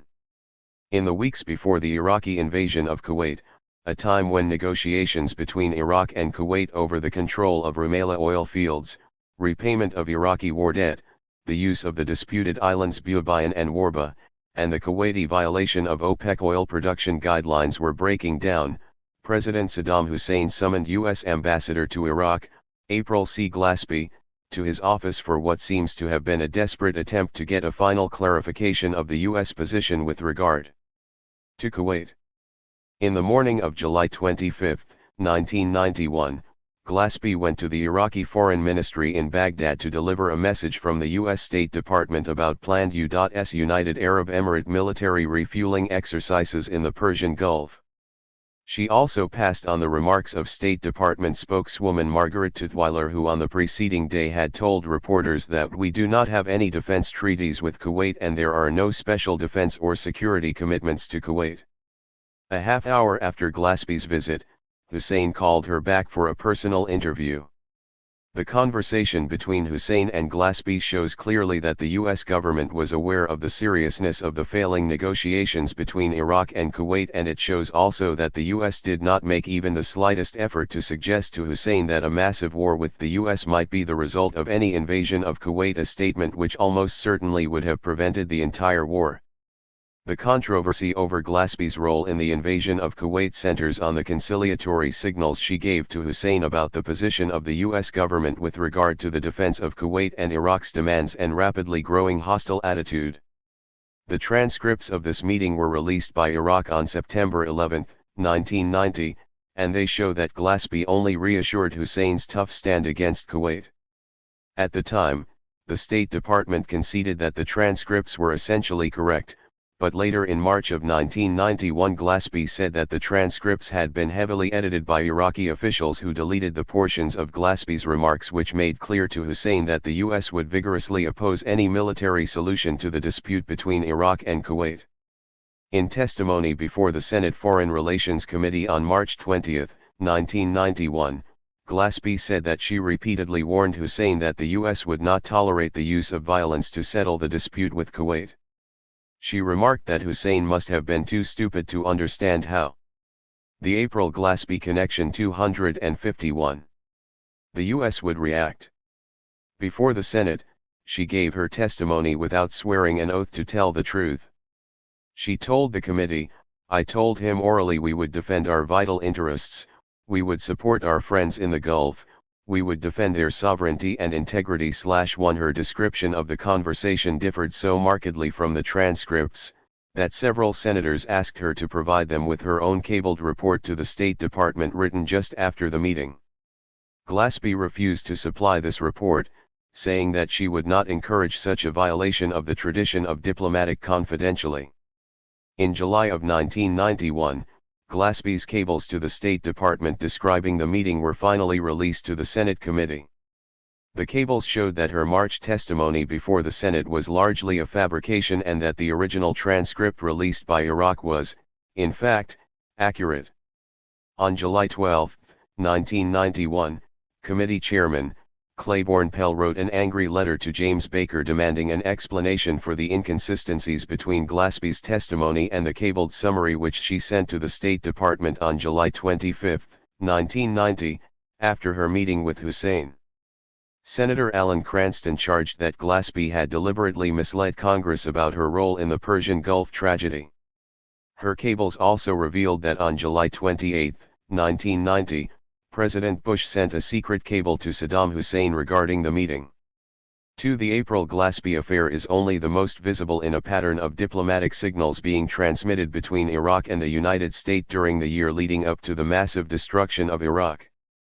These diplomatic connections are troubling because they show clearly that the U.S. was well aware of the increasing tension between Iraq and Kuwait, and they show just as clearly that the U.S. went out of its way to assure Saddam Hussein that it had no position on the mounting hostilities, that Arab nations were at liberty to resolve their disputes among themselves without U.S. interference. This was at precisely the time that Hussein was trying to suggest to the U.S. that in all probability his troops would invade Kuwait in the very near future. The U.S. was aware that Iraqi troops were massing on the border, but the U.S. never warned Iraq or even suggested that the UN warn Iraq. Thus the invasion was not a surprise to top U.S. officials, rather they cultivated an attitude of complete indifference to the growing crisis, at least as far as they permitted Iraq to see of their actions and commitments. The news briefing at which Tutwiler told reporters emphatically that the U.S. had no defense commitments to Kuwait was preceded by a visit of 4 senators to Iraq. The senators assured Hussein that the U.S. government supported him and that his only problem was with the U.S. press, which 252. Appendix B. Alan Simpson called spoiled and conceited bastards who don't know how to see things for themselves. 3. On July 31, 1990, Assistant Secretary of State for Near Eastern and South Asian Affairs John H. Kelly had the following dialogue on the floor of Congress with Lee Hamilton. Hamilton: do we have a commitment to our friends in the Gulf in the event that they are engaged in oil or territorial disputes with their neighbors? Kelly: as I said, Mr. Chairman, we have no defense treaty relationships with any of the countries. We have historically avoided taking a position on border disputes or on internal OPEC deliberations, but we certainly, as have all administrations, resoundingly called for the peaceful settlement of disputes and differences in the area. Hamilton: if Iraq, for example, charged across the border into Kuwait, for whatever reason, what would be our position with regard to the use of U.S. forces? Kelly: that, Mr. Chairman, is a hypothetical or a contingency, the kind of which I can't get into. Suffice it to say, we would be extremely concerned, but I cannot get into the realm of what-if answers. Hamilton: in that circumstance, it is correct to say, however, that we do not have a treaty commitment which would obligate us to engage U.S. forces. Kelly: that is correct. 4. Kelly's remarks were delivered as Iraqi leaders desperately searched every clue for the U.S. position. Iraq's disputes with Kuwait were real and long-standing. Most historians believe that the recent war must be traced back to the British High Commissioner Sir Percy Cox, who drew the boundary between the two nations in such a way that the much larger Iraq would have a coastline of only 30 miles while the tiny Kuwait would have about 310. To make matters worse, Iraqi access to the Gulf was blocked by the Kuwaiti islands of Bubayan and Warba. The border between the two nations had never been agreed upon, but at least most observers agreed that the Rumaila oil field was on Iraqi soil. Thus when Kuwait began to pump and sell oil from this field, it used slant drilling techniques so that oil could be extracted from the Kuwaiti side. Hussein charged Kuwait with stealing Iraqi oil and then using that oil to depress world oil prices. Iraq suffered twice from the theft of its oil. Hussein charged that Iraq was losing about $14 billion a year because of Kuwait's overproduction and dumping. Iraq's desperate economic condition following the 8-year war with Iran meant that it could not tolerate for very long the economic aggression of Kuwait. On August 7, 1988, just 2 weeks after the end of the Iran-Iraq War, Hussein sent his Minister of the Interior, Samir Abdul Wahab, to Kuwait to begin discussions aimed at resolving the April Glaspie connection. 253. the problems of the border, the islands, oil production, and debt repayment. He met with complete intransigence on Kuwait's part. For 2 years, Kuwait quite inexplicably refused to negotiate on any of the issues which Hussein felt were destroying Iraq's economy. Kuwait had done nothing to develop the islands of Bubayan and Warba, while Iraq had spent about $1 billion to develop the ports of Kasra and Kir Zubair, just across from the islands. 5. The U.S. diplomatic record shows a vigorous effort to exacerbate the problems by encouraging the intransigence of both sides. There is no record of the U.S. using its position or that of the UN to seek an accord between Iraq and Kuwait. Instead, as Glaspie's meeting with Hussein shows, the U.S. went out of its way to assure Iraq that it sought only better relations with Iraq. The criminal part of this assurance is that at the same time it was bolstering Kuwaiti hostilities, in short, forcing the day when Iraq would have to take matters beyond diplomacy to violence. Glaspie's focus on Saddam's phone call and the nothing will happen promise makes one wonder what she expected to happen when the Kuwaitis backed out of the negotiations. Text of April. Glaspie's cable to the U.S. State Department. Summary. Saddam told the ambassador July 25, 1990 that Egyptian President Hosni Mubarak has arranged for Kuwaiti and Iraqi delegations to meet in Riyadh, and then on July 28, 29 or 30, the Kuwaiti Crown Prince will come to Baghdad for serious negotiations. Nothing will happen before then, Saddam had promised Mubarak. Saddam wished to convey an important message to President Bush: Iraq wants friendship, but does the U.S. government? Iraq suffered thousands of casualties and is now so poor that war orphan pensions will soon be cut, yet rich Kuwait will not even accept OPEC discipline. Iraq is sick of war, but Kuwait has ignored diplomacy. U.S. maneuvers with the United Arab Emirates will encourage the UAE and Kuwait to ignore conventional diplomacy. If Iraq is publicly humiliated by the U.S. government, it will have no choice but to respond, however illogical and self-destructive that would prove. Excerpts from the meeting. Ambassador was summoned by President Saddam Hussein at noon July 25, 1990. Also present were Fomin Aziz, the President's office director, 2 note-takers and the Iraqi interpreter. Saddam, whose manner was cordial, reasonable, and even warm throughout the ensuing 2 hours, said he wished the ambassador to convey a message to President Bush. 254 Appendix B. Picking his words with care, Saddam said that there are some circles in the U.S.G, including in the CIA and the State Department, but emphatically excluding the President and Secretary Baker, who are not friendly toward Iraq-U.S. relations. He then listed what he seemed to regard as facts to support this conclusion. Some circles are gathering information on who might be Saddam Hussein's successor. They kept up contacts in the Gulf, warning against Iraq. They worked to ensure no help would go to Iraq from the Export-Import Bank and Commodity Credit Corporation. Iraq, the president stressed, is in serious financial difficulties, with $40 billion debts. Iraq, whose victory in the war against Iran made an historic difference to the Arab world and the West, needs a Marshall Plan. But you want the oil price down, Saddam charged. Resuming his list of grievances which he believed were all inspired by some circles in the USG, he recalled the USIA campaign against himself, and the general media assault on Iraq and its president. Despite all these blows, Saddam said, and although we were somewhat annoyed, we still hoped that we could develop a good relationship. But those who force oil prices down are engaging in economic warfare, and Iraq cannot accept such a trespass on its dignity and prosperity. The spearheads for the United States government have been Kuwait and the UAE, Saddam said. Saddam said carefully that just as Iraq will not threaten others, it will accept no threat against itself.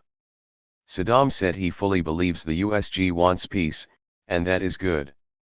But do not, he asked, use methods which you say you do not like, methods like arm twisting. Iraq will have to respond if the US uses these methods. Iraq knows the USG can send planes and rockets and hurt Iraq deeply. Saddam asks that the USG not force Iraq to the point of humiliation at which logic must be disregarded. The ambassador thanked Saddam for the opportunity to discuss directly with him some of his and our concerns. President Bush, too, wants friendship, as he had written at the Eid and on the occasion of Iraq's National Day. Saddam interrupted to say he had been touched by those messages. The ambassador resumed her theme, recalling that the president had instructed her to broaden and deepen our relations with Iraq. Saddam had referred to some circles antipathetic to that aim. Such circles certainly existed, but the U.S. administration is instructed by the president. On the other hand, the president does not control the American press. If he did, criticism of the administration would not exist.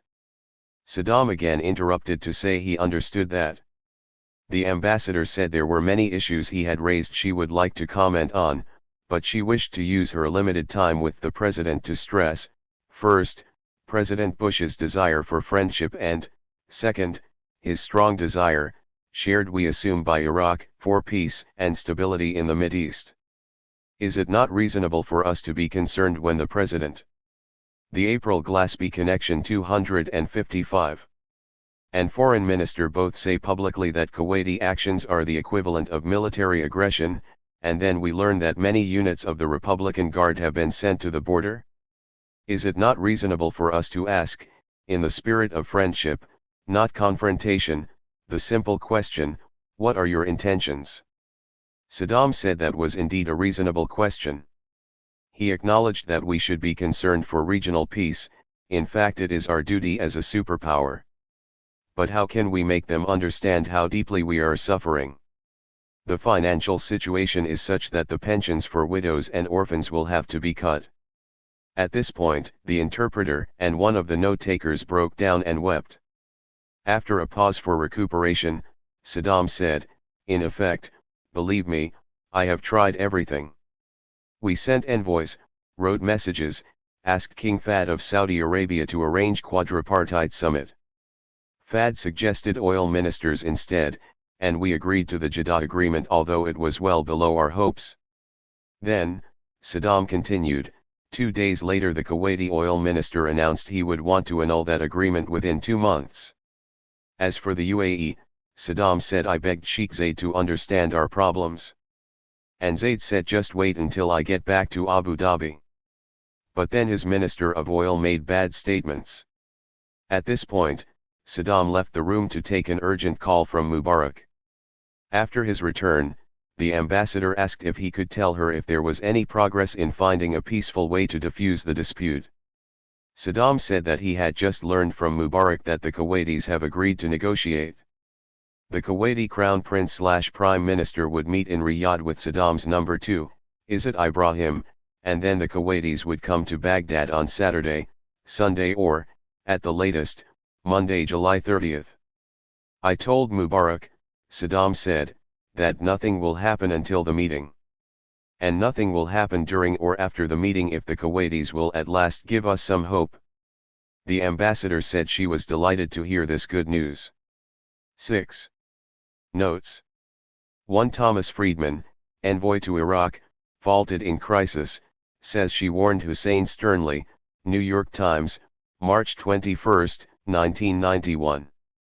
2. Elaine Ciolino, envoy's testimony on Iraq is assailed, New York Times, July 13, 1991. 3. Foreign Broadcast Information Service, April 17, 1990. 4. Developments in the Middle East, July 1990. Report of the Subcommittee on Europe and the Middle East of the Committee on Foreign Affairs, House 256 Appendix B. Of Representatives, p. 14. 5. Elaine Ciolino, The Outlaw State, Saddam Hussein's Quest for Power and the Gulf Crisis, p. 196. 6.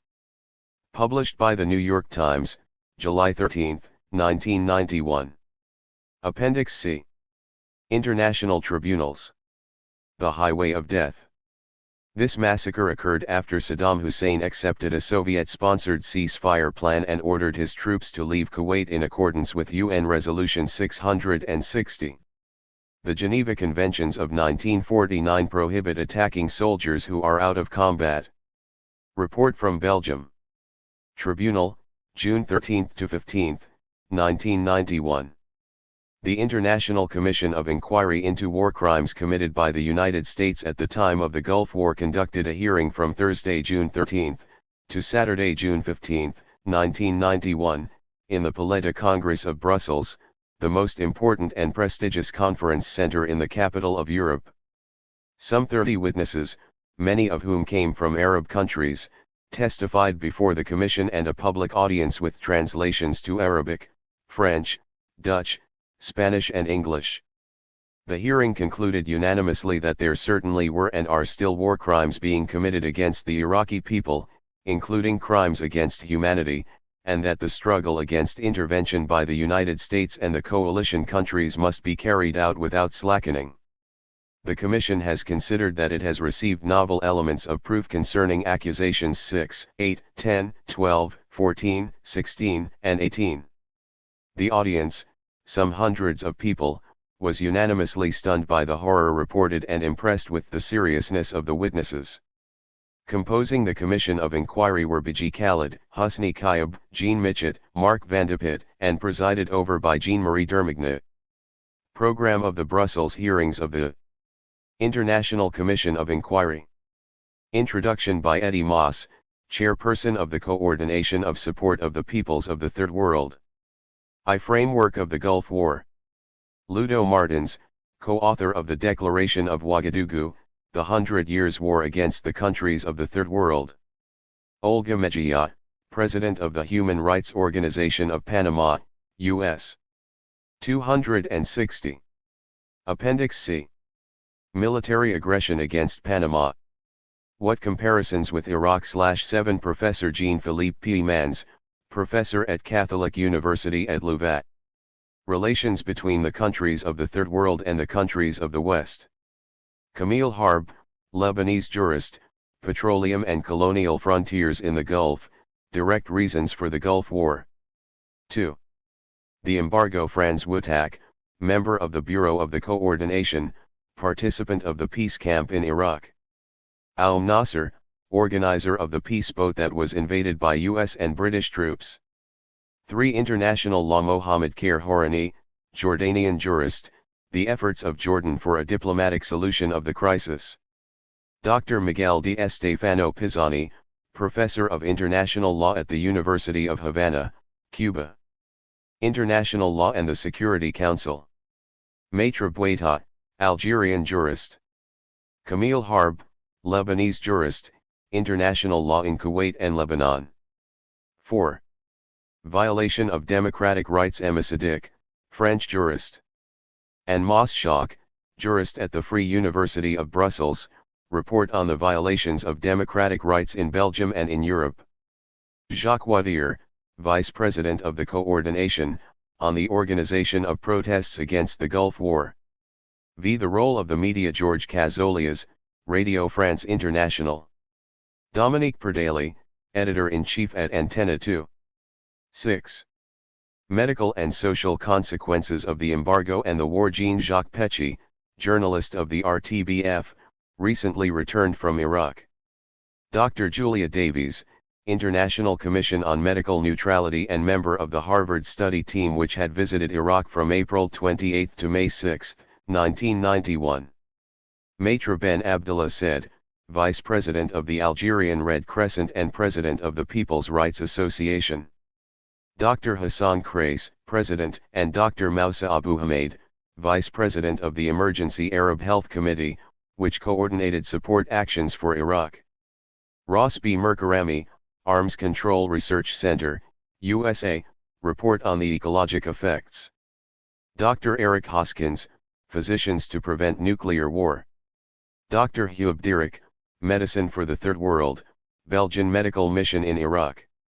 Taher at Al-Ghaber Abdallah, Palestinian in Kuwait. Mike Ehrlich, American psychologist attached to the Military Counseling Network in Germany. Reton Network, an organization in France that works with soldiers. Riyad Malki, professor at the University of Birzeit, Occupied West Bank, the situation for Palestinians during the war. Mohammed Khair Horani, Jordanian jurist, the situation for the Jordanian people during the war. Ramsey Clark, former U.S. Attorney General. Video report on the systematic destruction of Iraq. Rabah Hajlawi, journalist and president of Radio El Watan, who recently visited Iraq. Mr. Kilkenny, president of the Tunisian Association of Young Lawyers. Reports on inquiries into the situation in Iraq. Karim Jassin Al-Tamimi, Iraqi, recently arrived from Iraq. Jasmine Yavad, Iraqi woman. The murderous embargo. The horror of the embargo was the object of upsetting testimony by a number of witnesses, including Franz Wutak, member of the Bureau of the Coordination Against the War in the Gulf, who had participated in the peace camp in Iraq. Jean-Jacques Pechy, director from the RTBF radio television of the French community in Belgium, showed interviews with 2 doctors made in Baghdad. Ben Abdallah said, vice president of the Algerian Red Crescent, said that Arab Red Crescent and the International Red Cross showed themselves more than reticent to intervene in favor of the Iraqi population, and that the ships transporting food and medicine had to pay substantial sums for rights of passage through Egypt to cross the Suez Canal. Dr. Hugh Dirick of Medicine for the Third World Belgian Medical Mission in Iraq, who noted that Iraq had been bombed back to a pre-industrial era and that 90% of the workers in Iraq's industry are now jobless, the Western bombing has destroyed all the stocks of food. Also, the Iraqis cannot preserve medication needing refrigeration, as 95% of electrical centers have been destroyed. In addition, the psychological effects of the bombing has affected all the Iraqi children. Dr. Eric Hoskins of Physicians to Prevent Nuclear War, explained that the new bombs used by the Americans have the same effect as atomic bombs without having the political inconveniences of these weapons. He showed the horrifying photos of dead children in the hospitals following a shortage. 262. Appendix C. Of medication. We cannot cite all the testimony of those who were there, but all, without exception, confirmed that the maintenance of the embargo is another way of carrying on the war and causes an appalling number of deaths. Flouting international law. Miguel de Estefano Pisani, professor of international law at the University of Havana, showed how the coalition countries ignored the United Nations Charter. This obliges nations to proceed by peaceful means to adjust or settle differences capable of leading to a rupture of peace, and that the parties shall, first of all, seek a solution by means of negotiation, inquiry, mediation, conciliation, arbitration, judicial settlement, or by other peaceful means of their choice. Mohammed Khair Horani, Jordanian jurist, reminded the audience of all the attempts to negotiate peace tried by King Hussein of Jordan and Yasser Arafat. These attempts were systematically sabotaged by the U.S. during the entire period preceding the war. For example, the King of Jordan met Saddam Hussein on August 3, 1990. Saddam assured him he would remove the Iraqi troops from Kuwait and participate in an Arab summit with representatives of Kuwait. His condition was that Iraq not be condemned. Iraqi troops began to withdraw from Kuwait, but, on August 9, the United States succeeded in getting Iraq condemned. For this witness, as for the Cuban professor, the United States had therefore deliberately prepared its aggression against Iraq. Finally, for those who still doubt the importance of the role of Israel in the war, the Lebanese jurist Camille Harb cited the statement of Norman Schwarzkopf on Israeli radio on May 22, 1991, "We made the war for you." Violation of democratic rights. Mr. Asadiq, French jurist, testified on the blows to democratic rights in France during the Gulf War and crisis period. The most flagrant blow was to expel to Yemen 22 Iraqis residing in France, done in the framework of a giant police roundup called Operation Vigiparate. He characterized these expulsions as a crime against humanity and, recalling that Goering had been hanged after having been found guilty of the same crime by the Nuremberg Tribunal, demanded the punishment of those who carry the same axe now. And Maaschalk, a Belgian jurist, listed attacks on civil rights all over Europe. These included Great Britain's internment of 90 people of Iraqi origin, then the expulsion from this country of 83 people originally. Report from Belgium 263. From Kuwait and Bahrain. Also the expulsion from Italy and Greece of people originally from the Middle East, administrative internments in Spain, the refusal of European governments to submit to or reveal to their parliaments then special plans for maintaining order or for surveillance. It included also the dismissal of certain North African workers from their places of work, threats against Arab radio stations in Belgium, and, still in Belgium, the systematic control or isolation of workers and other of Moroccan origin. Also, the outlawing of demonstrations, of which the coordination against the war in the Gulf had been a victim. The press's complicity in the crimes against humanity. Georges Cazolias, a journalist at Radio France International, gave numerous examples of self-censorship and of the systematic intoxication practiced by journalists of French radio. For example, his boss declared that it would be better that the US controlled the petroleum than the Iraqis, forbidding giving the number of demonstrators against the war. Also, the exclamation of a journalist regarding the exhumation of corpses of victims of an American bombardment in Baghdad, "Wow, toasted bread." The same journalist almost broke down in tears when the television showed the beaten face of an American pilot captured by the Iraqi army. Then there were the cries of victory by the journalists when the British fleet destroyed Iraqi vessels, the refusal of journalists to speak of the ferocious repression of an attempt at an anti-war demonstration in Paris. Cazolias considered the journalists covered with the blood of the Iraqi people, their attitude having helped to make aggression against Iraq by the coalition forces possible. Gerard Desailly, journalist of the RTBF, quoted the Belgian Penal Code on authors of a crime and accomplices. Desailly considers that if the press had correctly played its role, the populations of the coalition countries would not have permitted the war against Iraq. He demanded thus that the tribunal should pronounce sentence on the crimes committed against the Iraqi population, as well as on the unarmed soldiers, retreating or surrendering, and condemn the press as an accomplice or author of these crimes. 0. G. A. Mejia. Olga Mejia, chairperson of the Human Rights Organization in Panama. 264.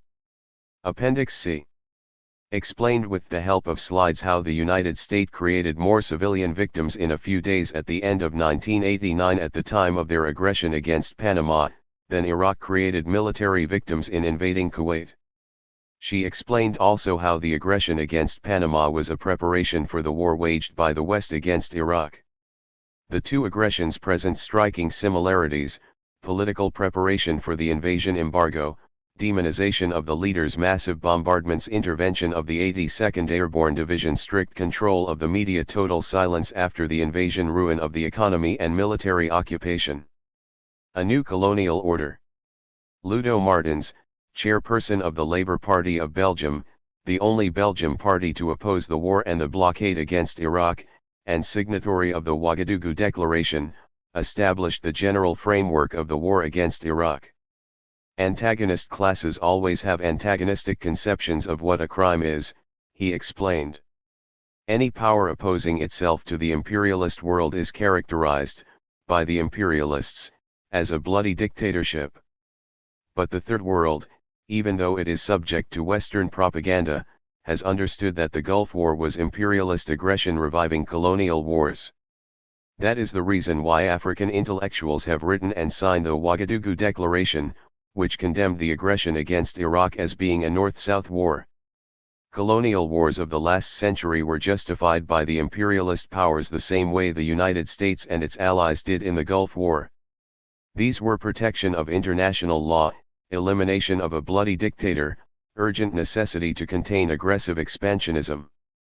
The advent of a new world order, announced by Bush, is nothing but a return to the old colonial order, but imposed with an even more relentless military and economic power. The conditions of surrender imposed on Iraq are a supplementary proof that the economic recolonialization of the Third World is now completed by military and political recolonialization. The right to intervention is the slogan under which imperialism rejects the sovereignty of third world countries and dismantles international law to replace it by an arbitrary law of a colonial type. Jean-Philippe Piemans. Jean-Philippe Piemans, professor at the Catholic University of Louvain, showed how the rich countries of the North, terrorized by the movement. Report from Belgium 265. For democratization and economic independence of the South, first imposed on the countries of the Third World a new form of economic domination starting with the 1980s. This included indebtedness to First World commercial banks, the World Bank, and restructuring of Third World economies by the International Monetary Fund. Then this passed to a political offensive to break up the front these countries were looking to constitute. In the meantime, the countries of the North reinforced themselves in organizations like the G7, where the West decides collectively its attitude with regard to the countries of the South. Being one of the last national populist states to continue to exist, Iraq became an imperative target for the United States and its allies. Crime against peace. In the course of a brilliant expose, former U.S. Attorney General Ramsey Clark pleaded that the notion of crime against peace be established in law. For this crime, any country preparing war could be held in judgment. Such a procedure would avoid having to judge a country or its leadership for war crimes or crimes against humanity, that is, after it is too late. Now, concerning the Gulf War, everything shows, explained Clark, that the U.S. prepared a military action against Iraq since 1988 at least. The former Attorney General called sharply for holding a tribunal to try the leaders of the war, because to accept such a massacre is to have no vision, and a people without a vision will disappear. Proofs for 8 accusations. The Commission of Inquiry established by the Coordination for Support of the People of the Third World will still have to draw the conclusions from its work. But everything indicates that it will transmit an overwhelming report furnishing the elements of concrete proof concerning the guilt of the coalition countries, the United States at their head, regarding accusations 6, 8, 10, 12, 14, 16, and 18.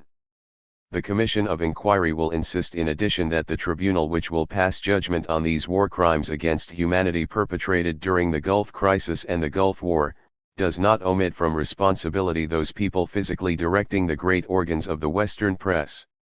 Report from the tribunals in Turkey, August 3 and 4, 1991.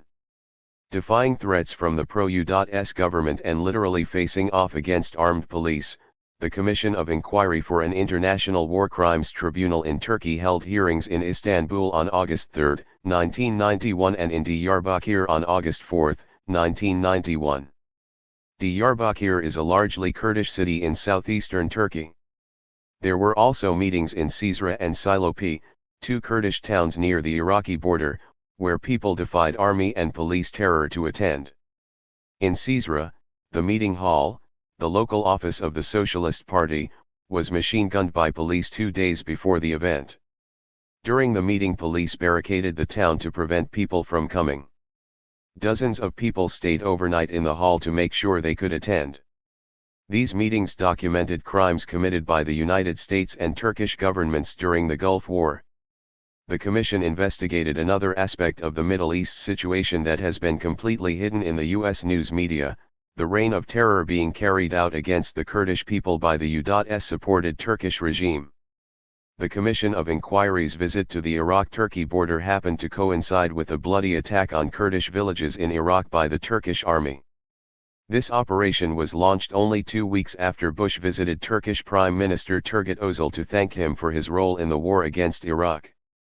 Former U.S. Attorney General Ramsey Clark and staff member Bill Dors from the Commission of Inquiry's main office in New York traveled to Turkey as guests of the Turkish Commission, whose members included journalist Abdurrahman Dilapak, Ali Reza Dizdar of the Istanbul Human Rights Association, Professor Alpaslan Isaacli, chairperson of the Graduate Society of the Faculty of Political Sciences, Dagu Perinçek, chairperson of the Socialist Party, Professor Haluk Gerger, Professor Cenk Gursoy, Erkan Karadag, former chairperson of the Social Democratic People's Party, Celal Saynayer of the Kurdish magazine Free People, and Bari Zengin, vice-chairperson of the Welfare Party.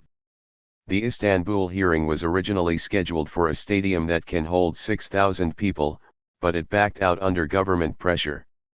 The meeting went ahead in the 500-seat hall of the Journalists Association. Report from Turkey 267. Which was packed with a standing room-only crowd. In Diyarbakir, hundreds of people packed the town's largest movie theater for several hours in spite of daytime temperatures of over 100 degrees Fahrenheit to hear the Commission's report.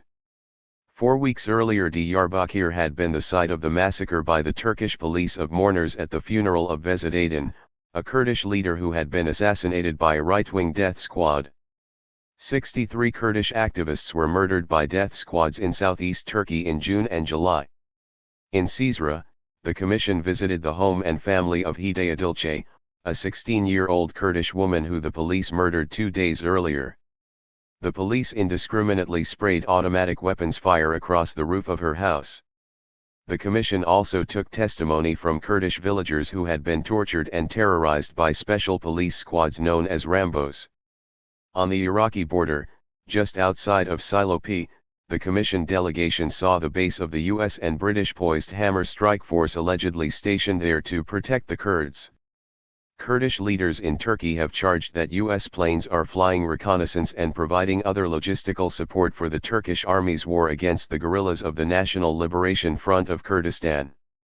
In Ankara on August 7, 1991, Ramzi Clark and Dogu Perinçek addressed a US troops out of Turkey rally held by the Socialist Party.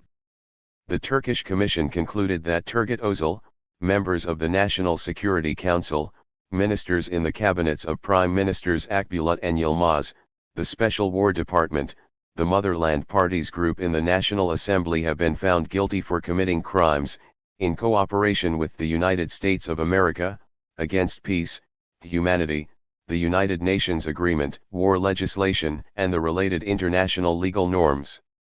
The Commission said the Gulf War was being used in Turkey to ban strikes, fire workers, and freeze their wages.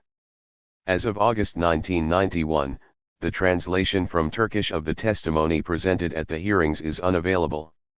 Below are excerpts from the report of the Turkish Commission. Introduction to the report. The Commission for Investigating the American Government's War Crimes has been visiting several related countries in order to determine the crimes and to gather evidence. There is no doubt that the American government is the major war criminal. The present evidence is sufficient to condemn the U.S. in the common conscience of the peoples of the world. The U.S. government has 268. Appendix C. Committed the greatest war crimes not only by actually starting the war, but also by influencing the Allies, including Turkey, through political, economic and even military pressure to participate in the war. Therefore, we agree with all of the accusations previously made by the Investigation Commission. We are also witnesses to the fact that the Turkish government has directly or indirectly participated in the significant portion of the war crimes committed by the American government, crimes already mentioned by the Investigation Commission. We also believe that the government is responsible for additional crimes as well as violations of law. We also see that the Turkish government's crimes are at the same time those of the American government. Therefore, we have decided to meet in order to determine the crimes of the Turkish government and those who are primarily responsible for them, and to relate our findings to the Investigation Commission, and to present them through the Commission and the Court to Turkish and international public opinion. At this point, we only call attention to the importance of the responsibilities of the United Nations and especially the Security Council, the relationships with the contemporary international system, and the required structural change in the region in order that the imperialist hegemony may be stopped and a just and peaceful world order that we dream of may be established. Against those administrators who solely respect brute force and violent measures, the Investigation Commission and the International Court in which we participate do not have such a force. Yet we discover our enormous power in the depths of history, in the moral achievements of civilization, in human dignity and the laws of life on earth. We believe that, by displaying the truth beyond the image and the disgusting face of aggression and war, we are rendering an important service to the public opinion which has been harassed by the intensive and misleading attacks of various media channels. Hence, we once again emphasize that our aim is not to voice a particular political viewpoint or organization, but to reflect the common opinion of the public. We inform our people to stimulate Turkish public opinion about those criminal acts committed by the minority government, acts already denounced by the overwhelming majority of Turkish citizens. We recognize the people of Turkey, who sincerely maintain the principles of solidarity and brotherhood among nations against the molestation of the imperialists and their collaborators, and who especially are the firm defenders of the national and democratic rights of the people in the Middle East as well. Report from Turkey 269. As peace in the region, as the ultimate judge to our claims. Claims. Our claims regarding the crimes of the Turkish government relating to the war in the Gulf have two aspects. First, we state the participation of the Turkish government in the crimes of the U.S. government against peace, humanity, countries, and peoples in the region, United Nations Charter, Geneva Convention, and other international documents, crimes that have already been stated by the Investigation Commission. Second, we summarize the Turkish government's violations of law within the country. However, we regard it our duty to summarize the American crimes against Turkey that directly involve the roles given to our country by America to be played in the Middle East. This has been neglected by the report of the Commission. Since World War II, the most fundamental aim of the strategy of the Western Bloc countries led by America has been to use Turkey as an outpost for Western interests in the Middle East with predominantly military functions. It should be immediately remembered in this context that in the 1970s, when America was beginning to train forces against the Middle East and the Gulf in the deserts of Nevada, it was at the same time staging its classical destabilizing acts in the outpost Turkey, where broad masses were demanding democracy, peace, and independence. When the parliamentary regime, even in its limited form, was regarded a burden for the system and an obstacle to imperialist aims, people were made targets of oppression and violence, and these processes had been concluded by military coups. Today, America's dark role in these processes are patently evident. In Turkey, civilian or military, open or covered, U.S. presence has been materialized by military coups and through the leadership of American pacification and coup experts, Kammer and Abramovitz. And in the aftermaths of military coups, militarist governments have conducted their multifaceted activities against people, democracy, independence, and basic human rights and freedoms with generous American support and aid. In 1980, Jimmy Carter declared the Gulf an area of vital interest and made it a target for American military intervention. The same year, Turkey, on whom important missions in the region were imposed, saw the greatest conspiracy against independence and human rights, the coup of September 12, 1980. The junta which established its regime upon the blood of thousands of people, was hailed with ardor by the American government.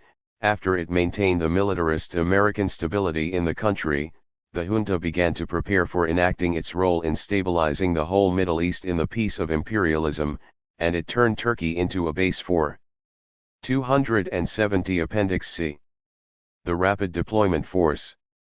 Then this mission was taken over during the war in the Gulf by civilian administrators who acted in the social atmosphere created by the September 12 regime.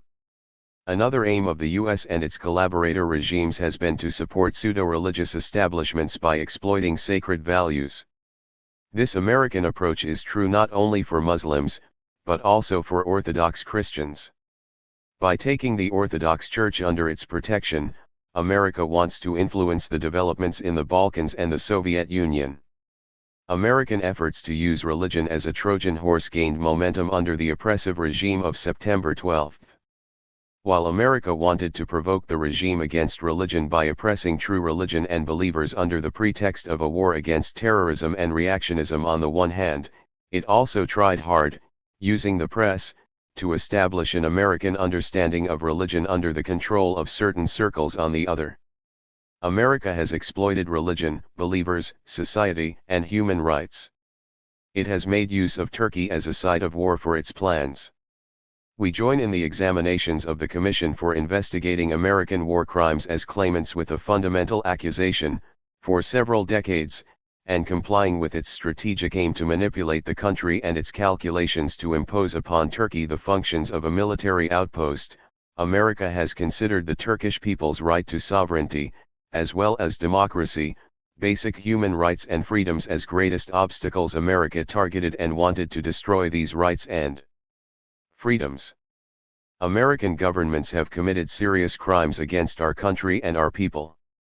America attempted in act to use Turkey as a pawn, as an aggressor's base, and as a whip in its global strategy, wishing to make these roles the destiny of our people. We accuse American governments in the name of our people. As unmediated witnesses to war crimes, we accuse American governments, before the social conscience of people, and in the name of human dignity and values of civilization. The Turkish government has directly participated in American government's war crimes as a country in the region and as part of the International Alliance for War led by the U.S. It openly functioned as a collaborator. 1. The U.S. provocations and attacks against Iraq prior to the occupation of Kuwait that the Investigation Commission mentions have been supported in act by the Turkish government.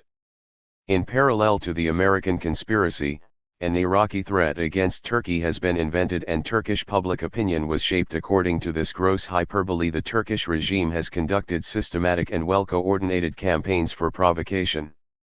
2. After Iraq's occupation of Kuwait, the government led by Özal exerted its full energy to sabotage peace efforts and provoked war. All avenues for peaceful solution and diplomacy have been concealed from the public, and Report from Turkey 271. Demands for peace and undertakings for dialogue have been calumniated as Saddamism.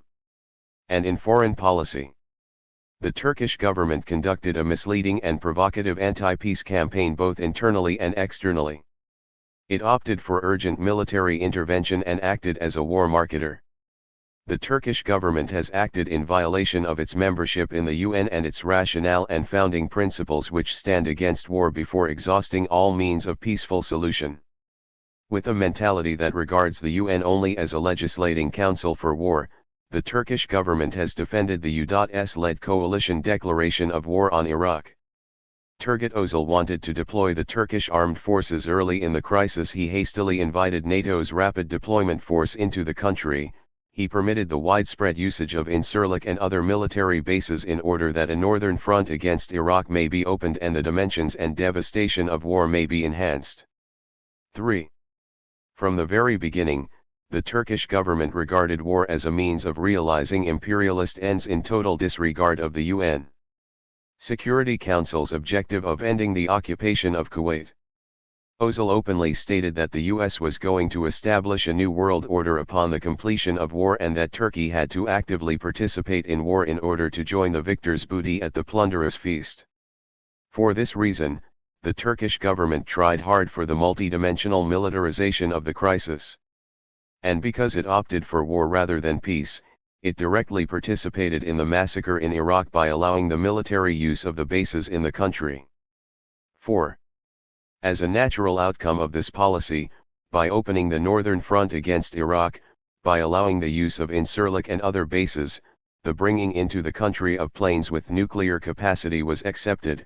Thus Turkey approved and provided bases for air campaigns that directly targeted the civilian population and Iraq's future, as well as for the use of mass destruction weapons and the destruction of the environment. Hence, the Turkish regime has participated in the U.S. government's destructive crimes. 5. The end of the military campaign brought another operation of destruction onto the stage. During the massacre of the Kurdish people that deeply saddened humanity's conscience, and during the massive emigration that turned into a genocide in its own right, the Turkish regime heartlessly and calculatingly waited in order to gain political influence as an investment for the future. And when the Great Conspiracy left the Kurds hungry, naked, sick, and helpless, the government shed hypocritical tears, while regarding this situation an occasion for occupation. The government's policy of patronage that aims at keeping the Kurdish people and its political expression under surveillance went hand in hand with the depopulation of Kurdish villages, forced emigrations from the region and the terror of the special war imposed upon the Kurds. In order to gain control over them, the government played with the fate of the Kurds. 272 Appendix C. As a gambler. The Turkish government, which is silent about the massacre at Halabja, is one of the players at the gamblers' table, together with Bush, Saddam, and others, playing with the suffering and self-determination rights of the Kurdish people. 6. Imperialism continues its war and occupation in the Middle East. The bullying of brute force and occupation continues under the pretext of humanitarian cause, because the war's primary and fundamental aim of establishing a new order can only be forced upon the people of the region through violent means. Now Turkey has become the base of the aggressive force in the region. It was previously announced that American weapons were to be stored in Turkey. In addition, the organization of a new NATO force that Turkey will also participate in and allow to settle within its borders is already on the agenda. All of these military operations violate the security of the people in the region, their democratic rights and demands. When one considers the dimensions of Turkish government's active involvement in all of these preparations, it becomes evident that the Turkish government is still an accomplice in the chaotic and critical scenarios freshly produced by imperialism. The Turkish government profoundly cooperates with imperialism in establishing the new order in order to divide and govern the peoples of the Middle East, to stabilize the imperialist plunder, to strengthen Israel, Zionism, and their collaborators, and to strangle democratic movements. As an extension of its pro-war, pro-imperialist, and pro-aggression policies, the Turkish government has seriously violated the fundamental norms of democracy, basic human rights and freedoms, and present laws. It has committed serious crimes against people. 7. Throughout the war, the majority of the media, led by the government-controlled radio and TV, acted as war provocateurs. The government's television applied censorship even to CNN, and the public was deprived of its right to receive accurate information from the media. Turkey was the last country on earth to get to know that Incirlik Air Base was being used by American warplanes. It was not only lack of information the Turkish public suffered from, the public was also misled by an inaccurate information campaign. Thus the Turkish public found itself as the target of a psychological warfare orchestrated by CNN's round-the-clock broadcasting and joined by other media. Hence, the declaration prepared by UNESCO and signed by Turkish government on November 28, 1978, concerning the regulation of mass media broadcasting, was also seriously violated. 8. The crisis has been used as a means of oppression and exploitation in domestic policy as well. An example of this is the government ban on strikes under the pretext of war and so-called security interests. During this period firings have increased, wages have been frozen, and working. Report from Turkey 273. Conditions have grown to be worse, again under the pretext of the threat of war. The responsibilities of taking a side in the war have created an economic terror on the poor through price increases, paralyzed economy, commercial losses, and military expenses. The so-called aid given to cover economic losses are spent for rearmament, and Turkish people became poorer as the monopolistic manufacturers of weaponry piled up their riches. 9. During the war it turned out to be a crime in Turkey to demand peace, to be for diplomatic and political solutions, and to be actively involved in such efforts. Peace meetings and demonstrations were banned, people were beaten, shot and even killed at the marches against the war. The Turkish government considered peace and peace-loving as crimes, and even youngsters have been detained on account of that. 10. Finally, the Turkish government has even violated its creator, the September 12 Constitution, by inviting foreign armed forces to Turkey without any national or international legal basis whatsoever, and even without discussing the matter at the National Assembly where it has the majority of the seats. Conclusion. Turgut Özal, members of the National Security Council, ministers in the cabinets of Prime Ministers Akbulut and Yilmaz, the Special War Department, and the mainland parties group in the National Assembly have been found guilty for committing crimes, in cooperation with the USA, against peace, humanity, the United Nations Agreement, war legislations, and the related international legal norms. Members of Commission of Inquiry: Atilla Koskan, Chairperson of Socialist Union Party in Istanbul; Abdurrahman Dilapak, columnist in Daily Milli Gazette; Ali Rasa Dizdar, Istanbul Human Rights Association; Haluk Gerger, Associate Professor in International Relations; Cenk Gursoy, Professor in Medicine; Alpaslan Ikakli, Professor in the Faculty of Political Sciences, Chairman of Graduates of Faculty of Political Sciences; Erkan Karakak, former Chairperson of Social Democratic Populist Party, Member of Executive Committee of SDPP Dagu. Perinçek, Chairman of Socialist Party; Celal Saynaer, Representative of the Magazine of Free People; Bari Zengin, Vice Chairman of Welfare Party. Report from East Asia: Tribunals in Hong Kong, Malaysia, Philippines, and Japan. An important series of hearings and mass meetings of the Commission of Inquiry on U.S. war crimes in the Gulf were held in 4 countries in East Asia in early September 1991. In Hong Kong, Malaysia, Philippines, and Japan, the U.S. war against Iraq was seen through the different perspectives of each struggle and was linked to the immediate issues in each country. The U.S. government built a huge international coalition of military and economic forces to gain control of the oil wealth of the Gulf. The opposition to the U.S. war in the Gulf was also international in scope. Each of these hearings were unique.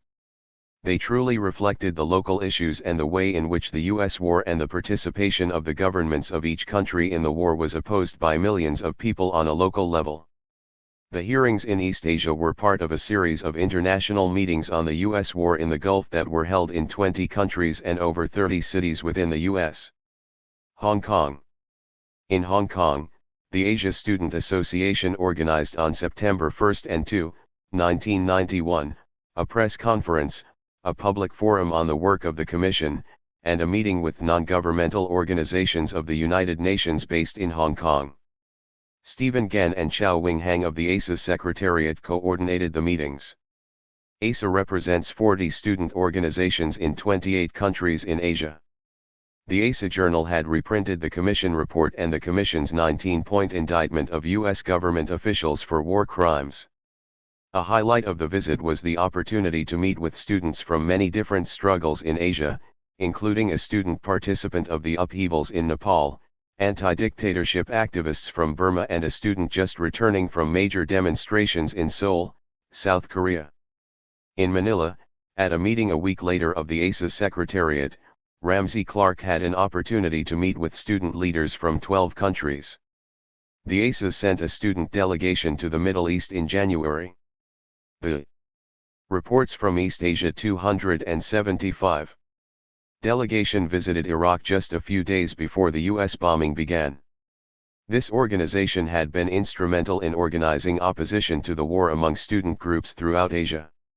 An important issue in Hong Kong was the opposition of the Hong Kong government's contribution of $230 million to the Gulf War.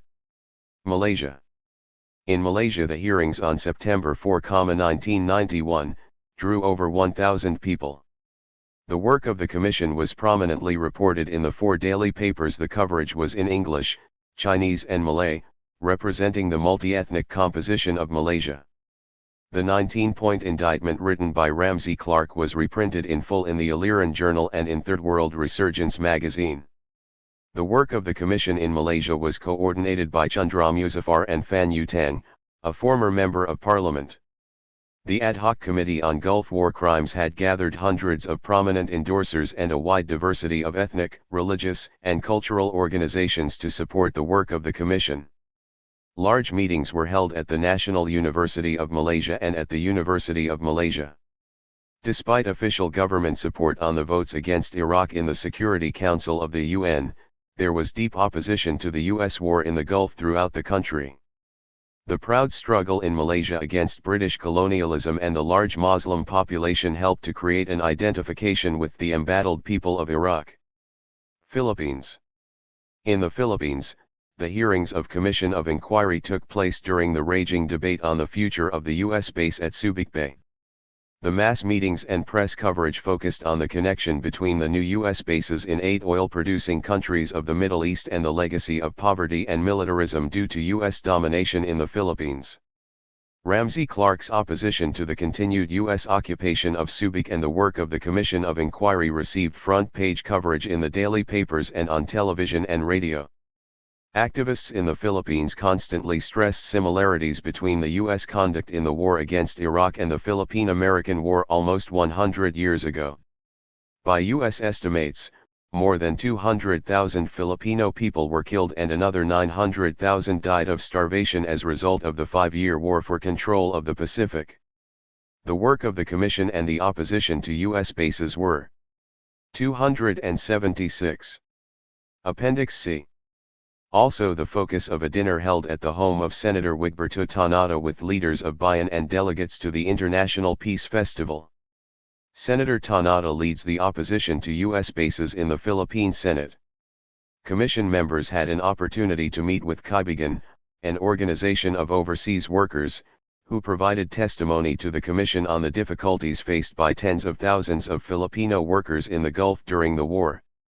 More than 20% of the Filipino workforce is forced to work abroad due to poverty and 30% unemployment in the Philippines. The visit of the Commission was coordinated by Lady Nakbal Alejandro, the Secretary General of Bayan. The large meetings of the Commission were held at the University of the Philippines and the Polytechnic University of the Philippines on September 6, 1991 and were part of the preparation for the International Peace Festival held in Manila, September 4 to 17. Japan. In Japan there is a powerful movement against the rise of Japanese militarism. Japan now ranks third in military expenditures, after the US and the Soviet Union. There is a growing awareness of the danger of increased rivalry between the US and Japan. The Commission hearing was timed to coincide with the court date for a suit against the Japanese government for the payment of $9 billion to the U.S.-led Allied forces for the war against Iraq. Mass resistance had prevented the Japanese government from sending Japanese troops to the Gulf. The lawsuit involves 26 cases and 3,333 plaintiffs nationwide. It is a mass mobilization that challenges the government for violating Article 9 of the Japanese Constitution. Article 9 declares that the Japanese people forever renounce war as a sovereign right of the nation and that land, sea, and air forces will never be maintained for this purpose. On September 10, 1991, the largest courtroom at Tokyo District Court was packed for the first stages of the suit against the government. Later that same evening, over 1,000 people filled Yamano Church for the hearings of the Commission on War Crimes. Important new testimony on the use of U.S. military bases in Japan during the Gulf War was added to the growing public record. Kazumi Ken Makai and Yuriko Okawara coordinated the work of the Commission. Both events received prominent attention in the Japanese press. Early the following morning there was a demonstration at Yokosuka port against the arrival of the USS Independence. Ramsey Clark joined hundreds of demonstrators who went out on small boats to oppose the homeporting of this huge aircraft carrier at Yokosuka. Later the same day Clark addressed a special meeting of members of the Japanese Diet.